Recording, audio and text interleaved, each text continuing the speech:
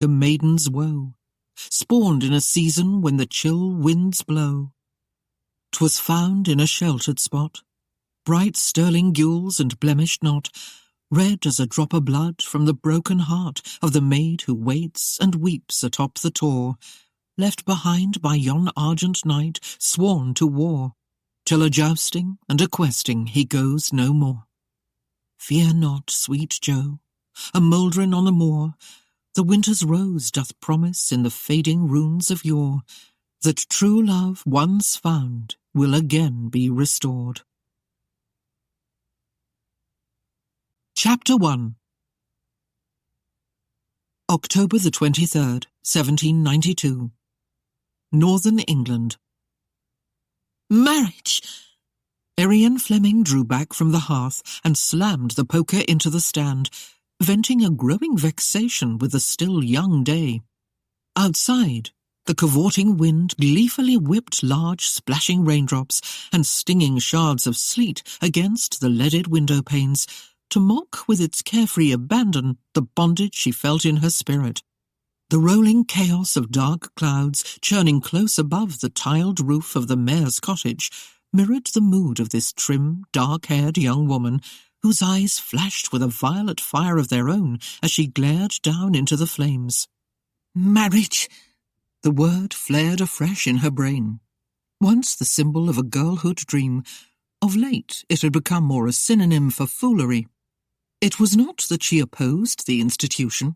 Oh, no. Under the careful guidance of her mother, she had prepared herself to be a fitting spouse for any man.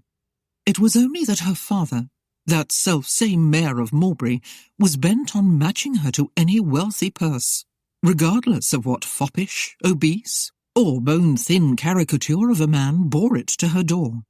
All other desirable traits, including manners, seemed unimportant to him. Indeed, not even to be considered. If the man be rich and willing to wed, then he was a likely candidate for her hand. A sorry lot they had proven to be. And yet, Erienne's finely arched brows drew together in sudden doubt. Perhaps they were the best her father could do, without the enticement of even a reasonable dowry. Marriage! Pah! Erienne spat the words out in renewed disgust. She was quickly losing the blissful fantasies of youth, and beginning to look upon the state of wedlock as something less than pleasant. Of course, it was not altogether rare that a young lady should detest an arranged suitor, but after the sampling she had been subjected to, she held little hope that her father's usual dogmatic nature would greatly improve his selections in the future. Restlessly, Erienne strode to the window and stared pensively through a diamond-shaped pane toward the cobbled road that meandered through the village. The trees that bordered the hamlet were little more than dark, skeletal shapes in the slashing rain. Her gaze drifted down the empty lane, and a dull ache, not unlike a mild dyspepsia, was born in her at the thought that barely an hour separated her from a meeting with an unwelcome suitor. She had not the smallest desire to put on a gracious smile for another simpering buffoon, and she dearly hoped, yea, even prayed, that the road would remain devoid of travellers. Indeed, should a rain-weakened bridge collapse beneath the conveyance bearing the man, and the whole lot fall into the foaming water never to be seen again, she would not grieve overmuch. The man was a stranger to her, a faceless entity, identifiable only by a name she had very recently been given. Silas Chambers. What kind of man would he prove to be? Erienne glanced about the modest parlour, and wondered how he would view her home, and if his disdain would be apparent. Though the cottage was as fine as any in the town, the Spartan furnishings readily conveyed a lack of wealth. Had it not been for the fact that the dwelling was offered with the position, her father would have been hard-pressed to provide such lodging. Self-consciously, she smoothed the worn velvet of her plum-hued gown, hoping its outdated style would not be noticed. Her pride had been stung too often beneath the haughty arrogance of mincing fops who saw themselves well above her and felt no compulsion to keep the fact a secret. Her lack of dowry weighed poorly against their heavy purses. She longed to demonstrate to those opinionated oafs that she was as well-schooled and certainly better mannered than they. But such an attempt would have brought harsh disapproval from her father. Avery Fleming thought it unnecessary and imprudent for any member of the fairer sex to be tutored beyond the basics of womanly duties, and certainly not in ciphering and the written word. If not for her mother's inheritance and stubborn insistence, such a luxury of schooling would not have been bestowed upon the daughter. Angela Fleming had carefully held back a part of her own wealth to see the matter done, and Avery could say naught, considering he had himself, during the course of their marriage, appropriated the major part of it to support his own widely varied indulgences. Although the same opportunity had been lavishly expended upon Farrell, after less than a year at an advanced seminary, the lad had declared an intense dislike for the pompous preaching and unjust disciplines of a bunch of stodgy old men, and resigned as a man of letters to return home and learn the trade of his father, whatever that might be. Erienne's mind prowled like a foraging hind through the long months since her mother's death, recalling the many hours she had spent alone while her father and brother played at cards or drank with some of the local townsmen, or, when they travelled to Workington, with the sailors and tars who came to the port. In the absence of Angela's careful rationing, the family's meagre wealth dwindled rapidly away, and with its loss came the ever-constant tightening of purse strings, which in turn brought an increasing pressure from her father to wed. The critical juncture in this process came after the wounding of her brother in a viciously one-sided duel that left his right arm hanging at his side with the elbow fused at an odd angle and the hand beneath it weak and nearly useless. From then on, Avery appeared beset by a fever to find her a rich husband. A sudden anger nipped at the heels of Erienne's memory, and her thoughts quickened with its challenge. "Now there is one I'd like to meet," she hissed hotly to the room at large. "Christopher Seaton. Yankee, blackguard, gambler, roue, liar." Whatever name she seized upon seemed to fit. Indeed, a few titles that dwelt upon his lineage flitted through her mind, and she savoured the taste of them. Aye, to meet that one face to face. She imagined close-set eyes and a thin, crooked nose, stiff, straight hair sticking out from beneath the brim of a tricorn, narrow, pinched lips twisted in a cruel leer that revealed small, yellowed teeth. A wart at the point of a receding chin completed her creation. The vision was sweet as she finished and set it atop a thin and bony frame. Oh, if she could just meet that one! Though she might not best him in a brawl, she could certainly flay his composure to her satisfaction. He would smart for a fortnight from the tongue-lashing she would lay upon him. Then perhaps he would think twice before wreaking his vengeance on a less than wise and unwary lad, or causing havoc to reign upon an elder. Were I a man, she struck a fencing pose and swept her hand before her as if it held a razor-sharp rapier, I'd fix him thus. She stabbed once, twice, thrice, then whipped the imaginary tip across her victim's throat. Delicately, she wiped the phantom blade and restored it to an equally airy scabbard.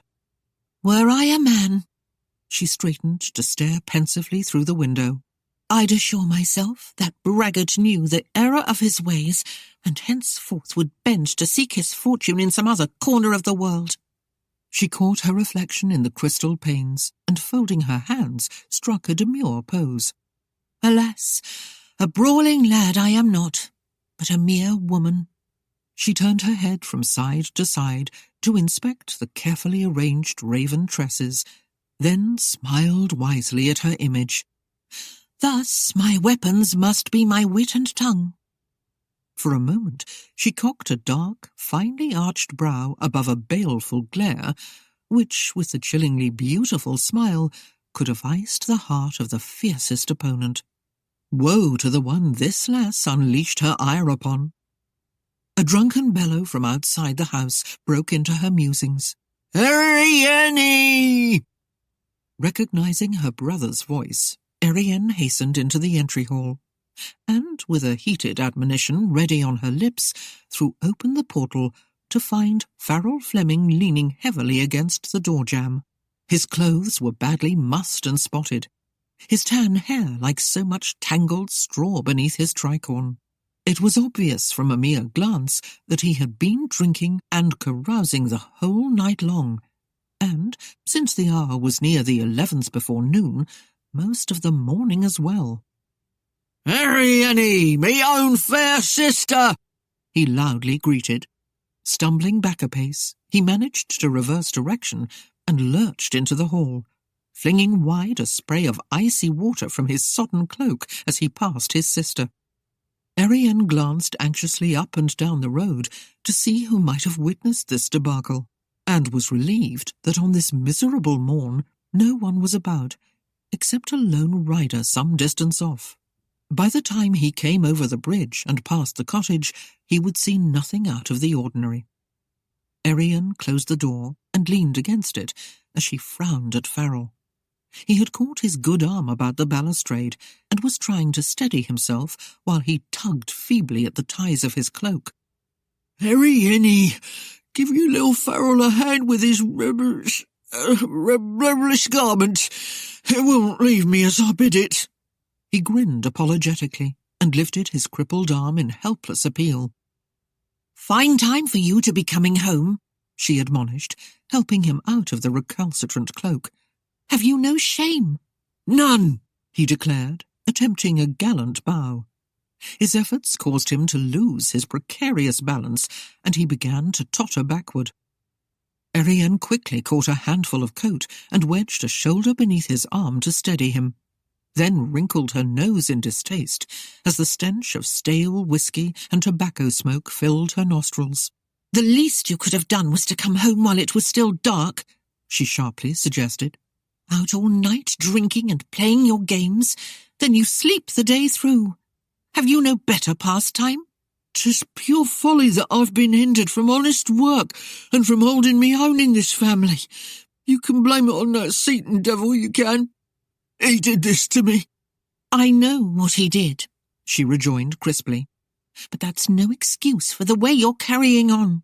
"Cease your harping, wench." His words were more than slightly slurred. "You're getting to sound more like an old maid every day.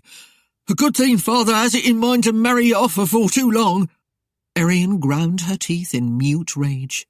Catching a firmer grip on his arm, she tried to direct him into the parlour, but staggered as he leaned heavily against her. "A pox on the both of you," she snapped. "One as bad as the other. Marry me off to any rich man who comes along so you can carouse your lives away. A fine pair you are." "So?" Farrell jerked his arm free of her and accomplished an adroit quick step for several paces into the parlour. When he regained his footing on the treacherously heaving floor, he faced his sister and timed his sway like any seasoned salt to the slowing motion of the room. "You resent my sacrifice for your honour," he charged, trying to fasten an accusing eye on her. The task proved beyond his present capability, and he yielded to let his unruly gaze roam where it would. "Me and father only wants to see you fairly wed and safe from wayward rogues." "My honour," Erienne scoffed. Setting arms akimbo, she regarded her brother with something between tolerance and pity. "If you'd care to remember, Farrell Fleming, 'twas father's honour you were defending, not mine." "Oh." He was at once apologetic and humble, like a small boy caught in a prank. "That's right, 'twas father." He stared down at his lame arm, swinging it forward to draw her attention to it so he might elicit as much sympathy as possible. "I suppose in a small way it was also for me, because I bear the Fleming name," Erienne mused aloud. "And after Christopher Seaton's slander of it, 'tis hard to ignore the gossip." Thoughtfully, she gazed once more at the rain-swept landscape beyond the spattered panes. Paying little heed to her brother, who was carefully weaving his way toward a whisky decanter he had spied on a side table. Much to her disappointment, she saw the bridge was still intact, evidenced by the passing of the lone rider over its cobbled surface. The man appeared in no special hurry, but came steadily on, as if undaunted by the drizzle and assured of all the time in the world. Erienne wished it could be so with her. Heaving a sigh, she faced Farrell and immediately stamped a slender foot in vexation. He had set out a glass and was trying to work the stopper from the decanter with his good left hand. "Farrell, haven't you had enough?" "Aye, 'twas father's good name I was trying to defend," he mumbled, never pausing in his labour. His hand was shaking as he slopped the glass full. Memory of the duel haunted him. Over and over he heard the deafening roar of his own pistol firing and saw the astonishment and horror on the judge's face as the man stood with the kerchief still in his raised hand. The sight was permanently impressed on his mind, yet at the time he had felt a strange mixture of horror and a blossoming glee when his opponent stumbled back, clutching his shoulder. The blood had quickly seeped through Seaton's fingers, and Farrell had waited in frozen expectancy for him to crumple. Instead, the man steadied himself, and the surge of relief Farrell had briefly known was abruptly washed away in a tide of cold sweat. The full folly of firing before the signal was given struck him when Seaton's weapon slowly raised, for the bore of the pistol halted dead center on his chest. "You challenged a man well beyond your experience, all because of a game of cards," Erienne chided. The buzzing in Farrell's head forbade the penetration of his sister's words. Paralyzed by the scene that slowly unfolded in his mind, he saw only the gaping bore that had threatened him that early morn, heard only the thunderous beating of his own heart, felt only the gut-wrenching terror that now tormented his waking hours. On that chilly morn, the sting of sweat had been in his eyes, but he had been too frightened even to blink, afraid that the slightest movement would bring a death-bound ball to slay him. The splintering panic had saturated him, and torn at his nerve ends until, with a bellow of helpless rage and frustration, he had raised his arm and hurled the empty weapon at his foe, never realizing that the sights of the other's pistol were already lifting to a point above his head. Another explosion of sound had shattered the silence of that early dawn and buried it beneath an avalanche of echoes, turning Farrell's bellow of rage into a shriek of agony. The tearing shock that had seared through his arm had left a burst of white-hot pain throbbing in his brain. Before the smoke had cleared, he had fallen to the chilled, dew-laden greensward, and there had writhed and moaned in utter torment and defeat. A tall, silhouetted shape had approached to stand just behind the kneeling form of the surgeon attending his arm. Through the haze of pain, he had recognized his tormentor framed against the misty light of the rising sun. Christopher Seaton's composure had done much to shame him, for the man calmly attempted to stem the flow of his own blood with a cloth tucked inside the shoulder of the coat. Farrell had realized, in the midst of his pain, that by taking an unfair shot, he had lost far more than the duel. It was a devastating blow to have one's reputation ruined so completely. No one would accept a coward's challenge, and he found no safe haven from the condemnation of his own mind. "'Twas the lad's own foolishness that caused the wound." Seaton's words came back to plague him, drawing a whimper of despair from his lips. The man had stated it out boldly. "If he hadn't thrown his pistol, mine would not have discharged." The judge had replied in a similarly distant and hollow tone. "He fired before I gave the signal. You could have killed him, Mr. Seaton, and no one would have questioned it." Seaton had growled his answer. "I'm not a slayer of children, man. I assure you, sir, you are blameless in this matter. I can only suggest that you hie yourself from here before the boy's father arrives and causes more trouble." To Farrell's way of thinking, the judge had been too forgiving.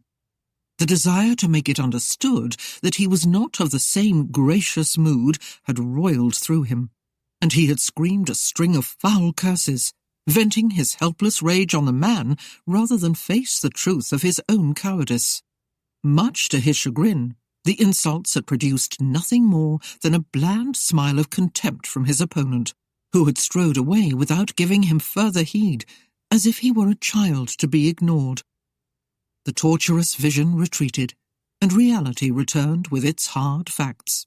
Farrell faced the full glass before him, but his trembling knees could scarcely bear his weight, and he could not afford to give up the support of his good arm long enough to lift the whiskey to his lips. "You mourn your terrible loss," Erienne's words finally claimed his attention. "and you're ready to count your life done at 2 years short a score. You'd be far better off had you left the Yankee alone instead of playing the outraged rooster." "The man's a liar, and I called him out for it, I did." Farrell cast about for a haven, and saw a welcome chair nearby. "'Twas father's honour and good name I sought to defend." "Defend? Bah! You're crippled for your effort, and Mr. Seaton has not retracted one word of his accusation." "He will," Farrell blustered. "He will, or I'll—" "You'll what?" Erienne questioned angrily. "Lose the use of your other arm? You'll get yourself killed believing you can go against a man with Christopher Seaton's experience." She threw up a hand in disgust. "Why, the man is nearly twice your age, and sometimes I think twice your wit. You were foolish to go after him, Farrell." "The devil take you, wench! You must think the sun rises and sets for you, lordly Mr. Seaton." "What do you say?" Erienne cried, aghast at his accusation. "I've never even met the man. The most I know about him is some gossip I've heard, and I can't very well rely on that for accuracy." "Oh, I've heard it too," Farrell sneered. "Every little gathering of twittering females is abuzz about the Yankee and his money. You can see the gleam of it in their eyes, but without it, he's no better than anybody else. And experience? Ha! I've probably had as much." "Don't you dare brag about those two you nicked," she snapped back in irritation. "No doubt they were more scared than hurt, and in the long run just as foolish as you are." "Foolish, am I?" Farrell tried to straighten himself to display his outrage at such an insult, but a loud belch seemed to deflate his purpose, and he slumped toward the table again, mumbling in self-pity. "Leave me be, wench. You've attacked me in an hour of weakness and exhaustion." "Ha! Drunkenness, you mean," she corrected acidly. Farrell stumbled to the chair and fell into it. He closed his eyes and rolled his head on the padded back. "You take a rogue side agin your own brother," he moaned. "Your father could only hear you." Erienne's eyes flared with bright sparks of indignation. In 2 steps she was before his chair, catching the lapels of his coat. Braving the rank fumes that issued from his sagging mouth, she bent toward him. "You dare accuse me?" She shook him until his eyes rolled in confusion. "I will tell you simply, brother." Her words were spat out in a half-hissed, half-snarled torrent of verbiage. "A stranger sailed into these northern climes, setting everyone's eyes agog with the size of his merchant ship, and the 3rd day after his arrival in port—" She jerked the coat, and Farrell in it to underscore her facts. "He accused our father of cheating at cards. Whether true or false, he had no need to bleat it aloud for all to hear, causing such a panic among the merchants of Mowbray and Workington that even now father fears they'll throw him into debtor's prison for the notes he cannot pay. Aye, and as for the ease of this predicament that he seeks to marry me off. The wealthy Mr. Seaton can hardly care about the havoc he has brought upon this family. I will indeed hold the man responsible for all he's done. But you, my dear brother, are an equal fool, for a heated denial and a failure to enforce it only strengthen the other's cause. Such men are better dealt with in calm deliberation, not youthful bravado." Farrell stared at his sister in stunned amazement for this attack on his person, and Erienne realized he had heard nothing of what she had said. "Oh, what's the use?" She pushed him back in disgust and turned away. There seemed to be no effective argument that would point out the folly of his ways. Farrell eyed the brimming glass of whiskey and licked his lips, wishing she would bring him the drink. "You may be a couple years older than me, Erienne." He was extremely weary. His mouth was cotton thick, and it took an effort to speak. "But there's no cause to rant at me as if I were a child." Tucking in his chin, he mumbled glumly to himself. "That's what he called me, a child."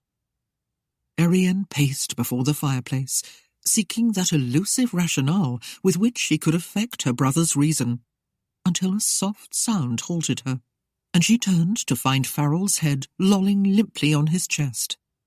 The first low snore quickly deepened into a rich, sonorous example of the art, making her crushingly aware of her blunder in not seeing him directly to his room. Silas Chambers could arrive momentarily, and her pride would pay a heavy toll beneath his scornful smirk.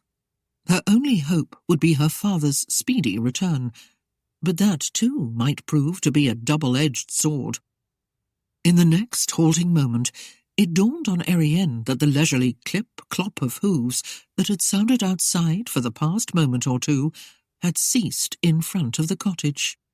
Erienne waited tensely for some indication of the rider's whereabouts, and doom descended when a heel grated on the step, closely followed by a loud rap on the door. "Silas Chambers!" Her mind leaped apace with her nerves. Glancing wildly about, she wrung her hands in distress. How could his arrival be so ill-timed? In frantic haste, she ran to Farrell and tried to rouse him, but her best effort failed even to interrupt his measured snores. She caught him under the arms and attempted to haul him up, but alas, it was like trying to hoist a loose bag of heavy stones. He slumped forward and slid to the floor, sprawling in a limp, disorganized heap as the room echoed again with the caller's insistent knock. Erienne had no choice but to accept the obvious. Perhaps Silas Chambers was not worth her concern, and she'd even be grateful for the blighting presence of her brother. Still, there was a reluctance to lend herself and her family to the ridicule that would surely follow his visit. Hoping at least to hide her brother from the casual eye, she pulled a chair around in front of him and spread a shawl over his face to soften the snores. Then, with calm deliberation, she smoothed her hair and gown, trying to squelch the anxieties that remained. Somehow, it would all work out for the best. It just had to.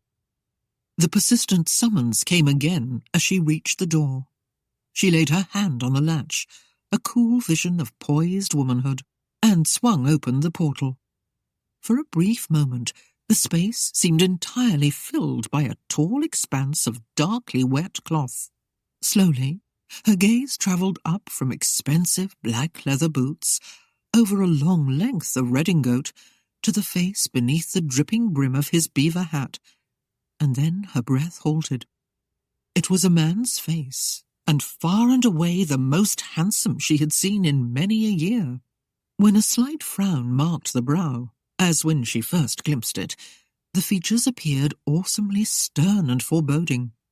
There was a tense, almost angry look to the crisp, chiselled line of his jaw, the taut cheeks, and the slightly aquiline profile that would have been well at home at sea.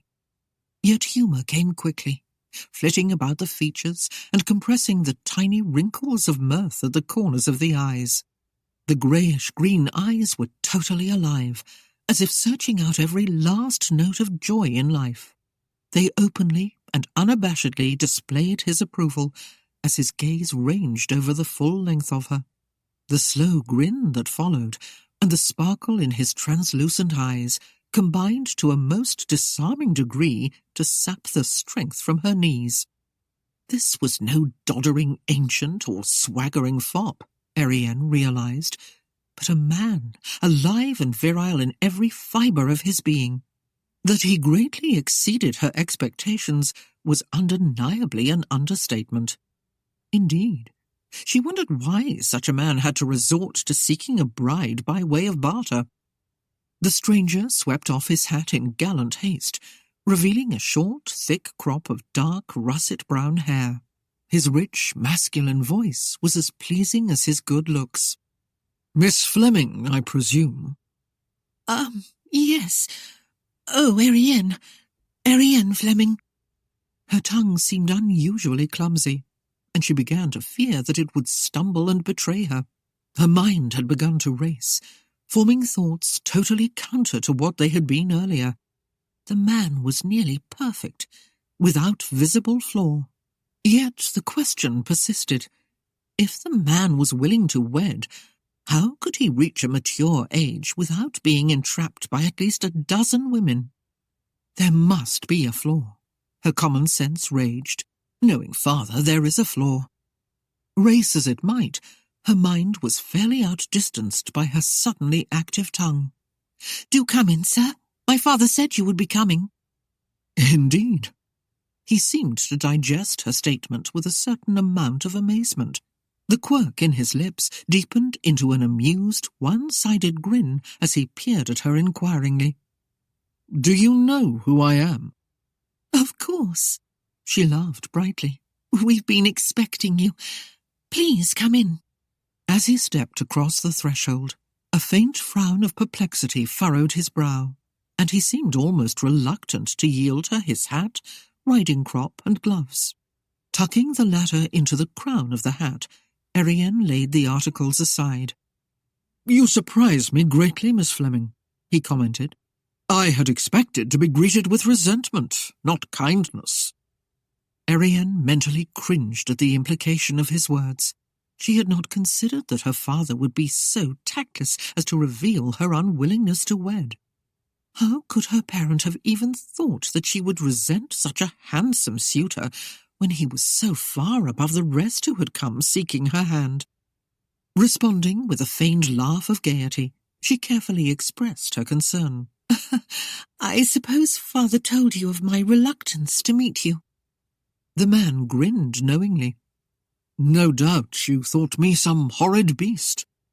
"I am much relieved to see that you are not," she replied, then worried that she had spoken with too much enthusiasm.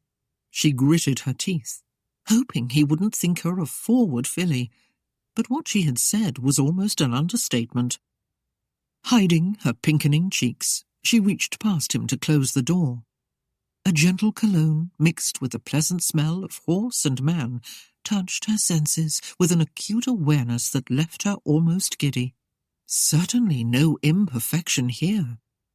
His long fingers were deft and quick as he unfastened the buttons of his redingote. He swept the garment off, and, try as she might, Erienne could find no flaw in those wide shoulders, lean waist, and long limbs. The ample swell of manhood beneath the snugly fitting breeches gave bold evidence of his masculinity, and remembering the cause of his visit, she was suddenly aflutter, as if already a bride. "Let me take your coat," she offered, trying to steady her trembling voice. The impeccably tailored clothes were to be admired nearly as much as the man who wore them. Yet on someone of less impressive stature, they might have lost much of their flair. The waistcoat, worn beneath a dark green coat, was fashionably short and of a light buff hue that matched the breeches. The leather boots were made to mould the lean, muscular shape of his calves and were turned down at the tops to reveal cuffs of tan. Though the garments were stylish and costly, he wore them with a manly ease that held no hint of a foppish demeanour. Erienne turned aside to hang the redingote on a peg beside the door. Stirred by the contrast of chilly wetness on the outside and the warmth on the inside, she paused to smooth the raindrops from the rich fabric, then faced him with a comment. "It must have been a miserable ride on a day like this." The green eyes lightly swept her, and catching her own, held them with a smiling warmth. "Miserable, perhaps, but with such beauty to greet me. Easily borne." Perhaps she should have warned him about standing so close. It was most difficult to subdue the deepening blush of pleasure while appearing nonchalant. She berated her mind for its spring-halt inadequacy, but her thoughts had become mired in the fact that she was actually entertaining a man who, for once, seemed to fulfill every letter of her desire. Surely there was a flaw. There had to be. "My father should be back any moment now," she informed him demurely. "Would you care to wait in the parlour?" "If it would not inconvenience you," he replied. "There is a matter of importance I wish to discuss with him." Erienne swept around to lead the way, but almost froze when she entered the adjoining room. Farrell's shoe jutted obtrusively from behind the chair where she had left him. She was appalled at her own foolishness, but realized it was too late to redirect their guest. In an attempt to distract the man, she gave him her prettiest smile as she crossed to the settee. "I saw you coming over the river from the north." She sank to the cushion and silently gestured for him to take a chair. "Do you live somewhere nearby?" "Actually, I have a town house in London," he responded. He swept back the tails of his dark green coat, revealing its buff lining, and took a seat in the very chair that partially hid Farrell. Erienne's composure faltered slightly when she considered how ridiculous she would feel if he chanced to spy the undignified heap behind him. "I was about to brew some tea," she stated in a nervous rush. "Would you care for some?" "After such a wet and chilly ride, I would enjoy that immensely." His voice was smooth as velvet. "But please, don't trouble yourself on my account." "Oh, 'tis no trouble, sir," she hastened to assure him. "We have precious few guests here." "But what of this one?" To her overwhelming chagrin, he swept a hand toward Farrell. "A rejected suitor, perhaps?" "Oh, no, sir. He's my brother." She shrugged helplessly. Her mind was too numb to allow a quick riposte. Besides, now that her secret was out, it was probably best to be completely honest, since there was no other logical explanation. "He, imbibed a trifle heavily last night, and I was trying to get him up to his room when you knocked." Subdued amusement played on his face as he rose from his chair. Dropping to a knee beside her brother, he tossed aside the shawl and lifted a limp eyelid. The snores continued undisturbed, and when the man glanced up at her, his humour had grown more obvious. Strong white teeth sparkled behind a broadening grin. "Would you have need of assistance toward that end?" "Oh, certainly, sir." Her own smile would have charmed a sprite out of its lair. "I would be most grateful." He came to his feet with a movement so easy and quick that it almost made her gasp with surprise.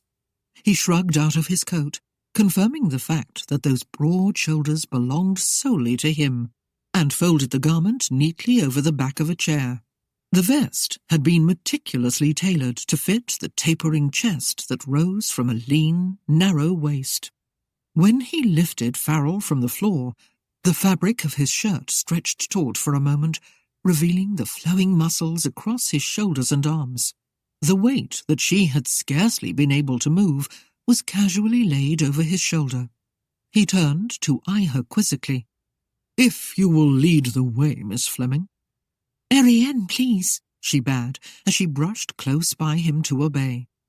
Again, the nearness and the fresh manly scent of him filled her head, and she hurried into the hall, hoping he would not see the blush that infused her cheeks and neck. Ascending the stairs, Erienne felt almost smothered by a perusal she knew by instinct never left her. Yet she dared not glance around, afraid she might prove her intuition correct. Indeed, if she had been able to note the admiring attention he paid her gently swinging hips and trim waist, she might have had even more reason to blush. She ran ahead to Farrell's room to throw back the covers on his bed, and the man followed to dump his burden into the downy softness. She bent over her brother to loosen his stock and shirt. and when she straightened, her heart began to race, for the man was standing much too close again. "I believe your brother would be more comfortable without his shirt and boots." Glancing down at her, he showed strong white teeth in a sudden grin as he offered, "Shall I remove them for you?" "Oh, by all means," she responded, warmed by his smile and solicitude. "But he's lame. Be careful of his arm." The man paused and looked at her in surprise. "I'm sorry. I didn't know." "No need for you to be concerned, sir. 'Twas much of his own doing, I fear." His brow raised in wonder. "You're very understanding, Miss Fleming." Erienne laughed to hide her confusion. "My brother is of a different opinion." "Brothers generally are." The grin came back as she lifted her gaze, and his eyes moved leisurely over the fragile features, pausing at length on her soft red lips. Erienne's senses felt dazed, snared on the brink of time. Distantly, her mind observed that the irises behind those dark lashes were a clear green, with a hint of light grey around the inner edge. They glowed with a warmth that brought the colour rising to her cheeks and made her heart thump unevenly in her chest. Mentally chiding herself for lacking the poise and aplomb of a high-born lady, she stepped away and began to putter about the room, allowing him to attend her brother. Since he appeared to have the matter well in hand, she did not offer any assistance, preferring to keep a secure distance. The silence grew long and stilted, and feeling a need to speak again, she tried a bit of clever repartee. "The day has been quite miserable so far." "Aye," he agreed, with equal originality. "A most miserable day." The deep timbre of his voice reverberated in her breast, and Erienne gave up trying to discern what his faults might be. In comparison to the ragtag collection of suitors who had come before him, he was about as close to perfect as she and her senses could bear. When Farrell had been stripped to his breeches, the man came away from the bed with the shirt and boots in his hands. She reached to take the articles, and was almost startled when his fingers deliberately lingered beneath hers. A warm shock went through her, slowly shredding her nerves. The thought formed in her mind that with all the fumbling, fondling caresses of her various suitors, she had never been affected as deeply as by this casual contact.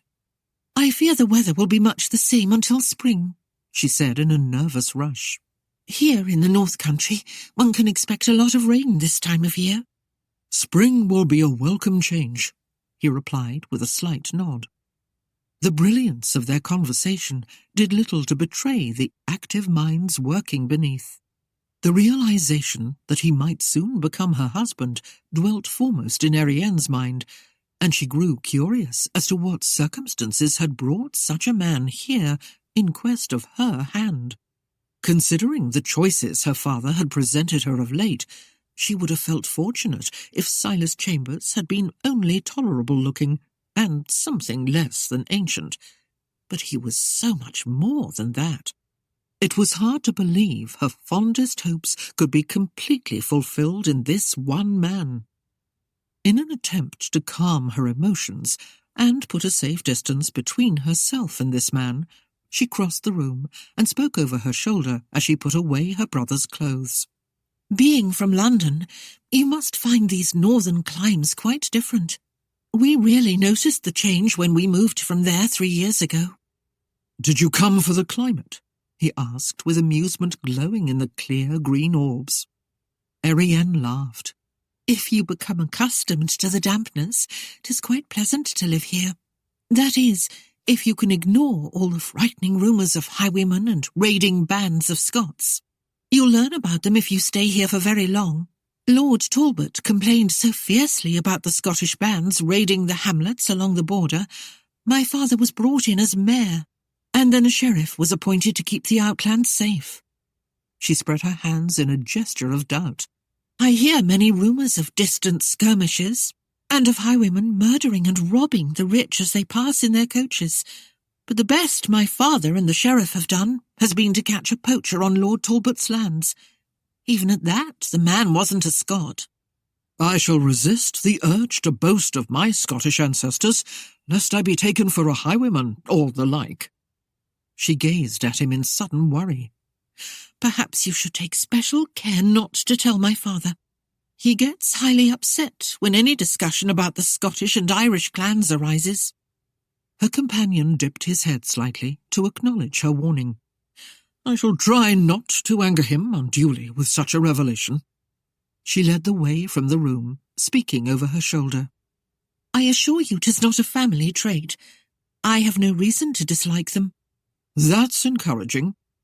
Erienne was somewhat dazzled by the warmth in his voice, and failed to devote due attention to the stairs. Her slippered foot partially missed the first step, causing her to stumble and teeter precariously on the brink of a precipitous descent. Her breath froze in her throat, but before she could react, a long arm encircled her waist and yanked her back to safety. Caught against his broad, hard chest, she gasped in breathless relief. Finally, tremblingly, she raised her gaze to the face above her own. Filled with concern, his eyes searched hers until gradually the worry left them, to be replaced by a deeper, smouldering light. Miss Fleming. Erienne, please. Her whisper was subdued and distant. Neither of them heard the front door being opened, or the mingled masculine voices drifting up from below. They were caught in their own private universe, and might have remained there undisturbed for several more moments, had not an enraged bellow roused them to abrupt awareness. Here now! What's the meaning of this? Still much in a daze, Erienne pulled away and glanced down to the hall below, where her father and another man stared back in equal amazement. The rapidly darkening, wide-eyed face of Avery Fleming was enough to unsettle her composure. But the thing that really roused doubt about the rightness of her world was the coarse-featured visage of the thin, bony stranger who stood beside her parent. He matched her vision of Christopher Seaton exactly. All he needed was a large wart on his chin to be her foe incarnate. Avery Fleming's righteous display of anger fairly shook the house. I asked you what's the meaning of this? He gave her no moment to answer before he ranted on. I'll leave you for no more than a moment or two, and come back to find you flaunting a man in my own... You! Avery threw his hat to the floor, and his sparse hair stood on end. Be damned! Betrayed in me own house, by me own kin! Red-faced with embarrassment, Erienne quickly descended the stairs as she tried to shush her kin. Please, father, let me explain. Oh, you needn't, he snarled in derision. I can see it all with me own eyes. Betrayed it is, and by me own daughter. He flung up a hand contemptuously toward the man who came down the stairs behind her and sneered, With this bloody bastard! Father! Erienne was shocked at his choice of titles. This... She also indicated the one descending down the steps. This is the man you sent. Silas Chambers, I believe. The raw-faced stranger stepped forward, bobbing his head in a confused, bird-like manner. He jabbed his hat out in front of him to gain their notice, and began to stutter. I mean, he's not...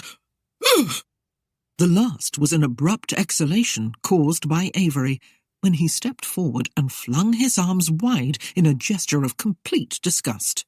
The gaunt man was brushed aside as the father's discomfiture burst in broad display. You mindless little twit! Have you lost your wits? He's not Silas Chambers. He thrust a thumb over his shoulder at the bony one. This one's your man, right here. Then he struck a portly, bow-legged pose and stabbed a stubby finger at the man on the stairs. That one? That fatherless swine? Erienne leaned against the wall and shut her eyes tightly. She already knew what her father would say. "He's the one what blasted poor Farrell's arm. He's your Mr. Seaton. Christopher Seaton it is." Christopher Seaton? Erienne's lips formed the words, but no sound issued forth. She opened her eyes and searched her father's face as if fervently seeking a denial of what she had heard. Her gaze went to the gawky stranger, and the truth was only too clear. He was no different from the rest of the suitors her father had brought for her consideration. "You foolish ninny," Avery continued to berate her. "This is Silas Chambers, not that conceited scoundrel you was wrapped up with." An expression of stunned horror on her face, Erienne stared up into the green eyes. Christopher smiled sympathetically. "My apologies, Erienne, but I thought you knew. If you'll remember, I questioned you about it." The dismay on her face yielded beneath the onslaught of pure rage. She had been duped, and her pride ached for revenge.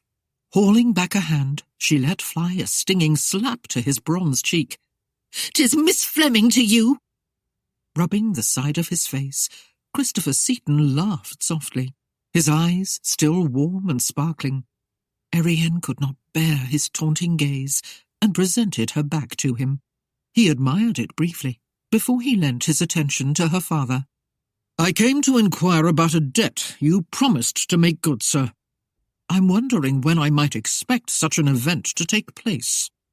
Avery's head lowered sheepishly between his shoulders, while his face glowed a bright red. Avoiding Silas's inquisitive stare, he mumbled something about paying the debt as soon as he could. Christopher stepped into the parlour to retrieve his coat and came back shrugging it into place. "I was hoping you could be a bit more specific than that, Mayor. I don't like to intrude on your hospitality too often, and you did promise to pay me within a month's time. As you must be aware, the month has come and gone." Avery clenched his hands into tight fists, but dared not bring them up from his sides, lest the movement be taken as a challenge. "You'd best keep your mouldy presence away from here, Mr. Seaton. I won't have the likes of your service in my daughter. She'll be getting married, and I'll not see you hindering the nuptials." "Ah, yes. I did hear some rumours about that," Christopher replied with a sarcastic smile. "After meeting her, I'm somewhat amazed that you haven't been more successful, though it seems rather unjust that she must pay the rest of her life for a debt you made." "My daughter is none of your concern." Though Silas Chambers had jumped as each word was being shouted, Christopher had held a bland smile on his face. He appeared undaunted as he replied, "I hate to think that she'll be forced into a marriage because of a debt owed to me." Avery gaped at him in surprise. "Aye? You wouldn't be thinking of forgetting about the debt now, would you?" Christopher's laughter dispelled the notion. "Hardly. But I'm not without eyes in my head, and I realize your daughter would be a most charming companion. I'd be willing to wait a bit longer for what is due me, if you would allow me to court her." He shrugged casually. Who knows what might come of it? Avery nearly strangled over the suggestion. "Blackmail and debauchery! I'd sooner see her dead than taken up with the likes of ye." Christopher considered Silas, who nervously crushed his tricorn against his chest. When he returned his gaze to the mayor, his mockery was subtle yet direct. I imagine you would." Avery blustered under the jibe. He was aware that Silas was not much to look at, but the man had a modest fortune. Besides, his daughter was better off avoiding marriage to a handsome rake who would get her with a brood of brats. Silas would be suitable enough for her needs. But then, after seeing her with this Seaton devil, Silas might be hesitant about offering marriage for fear he might be getting tainted goods. "There be plenty of suitors willing to pay the bride price," Avery insisted, just in case Silas had any doubts. "Men what are wise enough to see what treasure she'll bring 'em, and not one of 'em abused her kin." Facing Erienne, Christopher favoured her with a lopsided grin. "I suppose this means I won't be welcomed here again." "Get out, and don't ever darken this door again," she cried, fighting tears of anger and humiliation. Her lips curling with contempt, she gave him a scathing perusal. "Were a twisted, scar-faced, hunchbacked cripple the only other man on earth, I would surely choose him over you." Christopher let his gaze glide down her. "As for me, Erienne, were you cast down before me, I would not be wont to cross over you to get to some broad bovine." He smiled in wry humour as his eyes met hers again. "'Twould be pure foolishness to spite myself for the sake of pride." "Out!" The word was spat from her lips with vengeance as her arm thrust out in the direction of the door. Christopher gave a curt, mocking bow of compliance and approached the peg which bore his redingote, while Avery seized his daughter's arm and jerked her into the parlour. "What's this now?" the mayor hissed in an angry demand. "Here I goes out and risks me fine health in a high-blowing nor'easter to bring your beau to you, and returns to find you throwing yourself at the likes of him." "Silas Chambers is not my beau," Erienne corrected in an urgent whisper. "He's just another man whom you've brought to look me over, as if I was some horse to be traded. And I wasn't throwing myself at anyone. I just stumbled and Silas, Mr. Seaton, caught me." "I saw what the beggar was trying. Had his hands all over you, he did." "Please, father, lower your voice," she begged. "'Twas not the way you think." As the argument continued, and Avery's voice grew louder, Silas Chambers twisted his tricorn in painful indecision. On the verge of panic, the lank, pale-haired, coarse-faced man cast repeated glances toward the parlour. "I expect they'll be engaged for some time," Christopher stated, slipping into his redingote. As Silas glanced at him, he tipped his head to indicate the two in the parlour. "A strong rum might help settle your stomach. Or perhaps you would care to join me for a bite to eat at the inn. You can return here later if you wish." "Why, I believe I—" Silas's eyes widened as a jumbled bellow came from the parlour, and he made a hasty decision. "I believe I shall, sir. Thank you." He jerked on his tricorn, suddenly grateful for any excuse to be gone from this place. Hiding an amused smile, Christopher opened the door and allowed the man to precede him. As the chill wind and pelting rain struck them, Silas shivered and hurriedly pulled up the collar of his coat. His nose reddened abruptly and seemed to stand out like a large glowing beacon. He drew on a pair of tattered gloves and stuffed a frayed scarf into his collar, causing Christopher to raise a sceptical brow. If the man had wealth, there was not a great lot of visible evidence to substantiate the fact. His appearance was that of some hard-working accountant whose employer miserly doled out his wages. It would be interesting indeed to see just how deep the man would dig in his purse should a contest evolve for the fair hand of Erienne Fleming. Chapter 2. The front door closed gently, but with the same effect as a sudden crack of thunder. The unexpected sound startled Avery from his tirade, and he faced the hallway with sagging jaw, realizing that not only had Christopher Seaton left, but also that Silas Chambers had gone with him. With a groan of despair, Avery turned to his daughter again and threw up his hands. "You see what you've done? We've lost another one because of your blamed foolishness. Damn it, girl! You'd best tell me why you let that rascal in me house, or I'll set me whip to your back." Erienne rubbed the still stinging spot above her elbow where her father had held her arm. She could see the empty pegs beside the door, and experienced a sense of elation that she had at least ordered that overbearing knave from the cottage. She was also abundantly relieved that Silas had seen fit to leave with him. Yet she felt a strange sense of loss, too, as if something briefly seen and delightfully pleasant was forever gone from her life. She spoke with careful emphasis as she again tried to explain. I had never met Christopher Seaton before, Father, and whenever either you or Farrell described him, it was in less than accurate terms. You told me a Silas Chambers was on his way here, and when a man arrived, I assumed it was he. Turning away, she fumed silently to herself. And a vile beast he was, too, leading me on like that and letting me believe he was another man. Avery spoke in a half-weeping tone. Me daughter escorts me blood enemy to the bedchambers of me own house, and only the good saints know what went on. And she tells me 'twas a mistake, a mere mistake. Erienne stamped her foot in frustration. 'Twas Farrell, Father. He stumbled in here drunk and passed out on the floor, right there where you stand, and Mr. Seaton was kind enough to carry him upstairs to his bed. Avery fairly roared, and his eyes flared. You let a blighter lay hands on poor, helpless Farrell again? He didn't hurt him. Erienne scuffed her foot against the threadbare carpet in embarrassment, mumbling to herself. 'Twas me he abused. Her reply did not soften Avery's rage. Me lord, you make him sound like a bloody saint.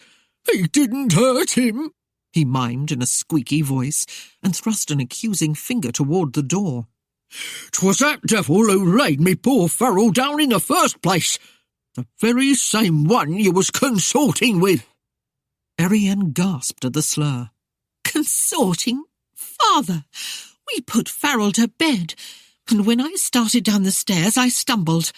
He caught me, he saved me from a fall, and that, Father, was all that happened. 'Twas enough! Avery threw up his hands again, then, folding them behind his back, began to pace in front of the hearth. 'Twas enough, he repeated over his shoulder, to give that fine Mr. Chambers a clear view of his own intended a-twisting in the arms of another man. Why, he's probably halfway back to York by now. Erienne sighed in frustration. Father, Silas Chambers was never my intended. He was only another one of your precious prospects. Avery shook his head sadly and groaned. Only another one, and they're getting fewer by the day. Without a dowry, 'tis nigh impossible to convince 'em you'll be a fitting bride. His anger found new fuel. What with your highfalutin ideas on marriage and all, got to respect and like the bloke you marry, you say. Bah, 'tis only an excuse to reject 'em all. I've brought you the best, and still you turn 'em away. The best? Erienne scoffed. You brought the best, you say?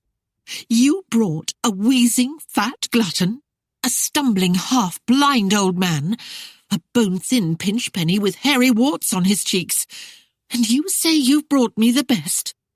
Avery halted and stared at her in hurt reproof. They were all single men. A good report, a good lineage, and each and every one was the bearer of a wealthy purse. Father, Erienne took on a pleading tone. Bring me a young and handsome gentleman, one with a good purse, and I will love you and tend your needs and wants till your dying day. He fixed her with a jaundiced eye and drew himself up, assuming his best lecturing posture.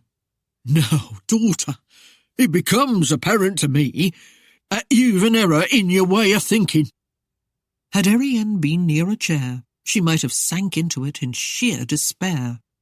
As it was, she could only favour her father with a blank stare. Now mind you, girl, I'm giving you a bit of pure wisdom. He waggled a finger at her to emphasise his point. There be more to a man than a handsome face or a pair of broad, square shoulders. Look at your precious Mr. Seaton, for instance. Erienne flinched at the sound of the name and ground her teeth to keep back a flood of heated verbiage. The cad! He had deliberately tricked her. Now, here's a cagey one for you. Always scheming to get the upper hand. Erienne almost nodded before she caught herself. The man had played upon her confusion for his own amusement, and her pride stung beneath the suspicion that he had been a step ahead of her all the time. Him being such a rich dandy, I suppose those doxies on the waterfront would be proud to be on his arm. But no decent lady better take up with his sort. He'd fill their bellies with babes without so much as a promise of marriage. And even if you did get him to say the vows with you, which I doubt, he'd leave you for one reason or another when he grew tired of you. 'Tis the way of those handsome cocks. They seem just as proud of what's in their breeches as their own fine, fair looks. Blushing to the roots of her hair, Erienne recalled where her own gaze had briefly dwelt, with just as much curiosity, perhaps, as any other smitten virgin. 'Tis true enough that Satan's a handsome one if you go for 'em hard, bony jowls. Avery rubbed his knuckles against his own sagging dewlaps. But to those who know, he's a cold one, he is. A man can see it in his eyes. Erienne remembered the warmth of those crystal-clear orbs, and doubted the truth of her father's observation.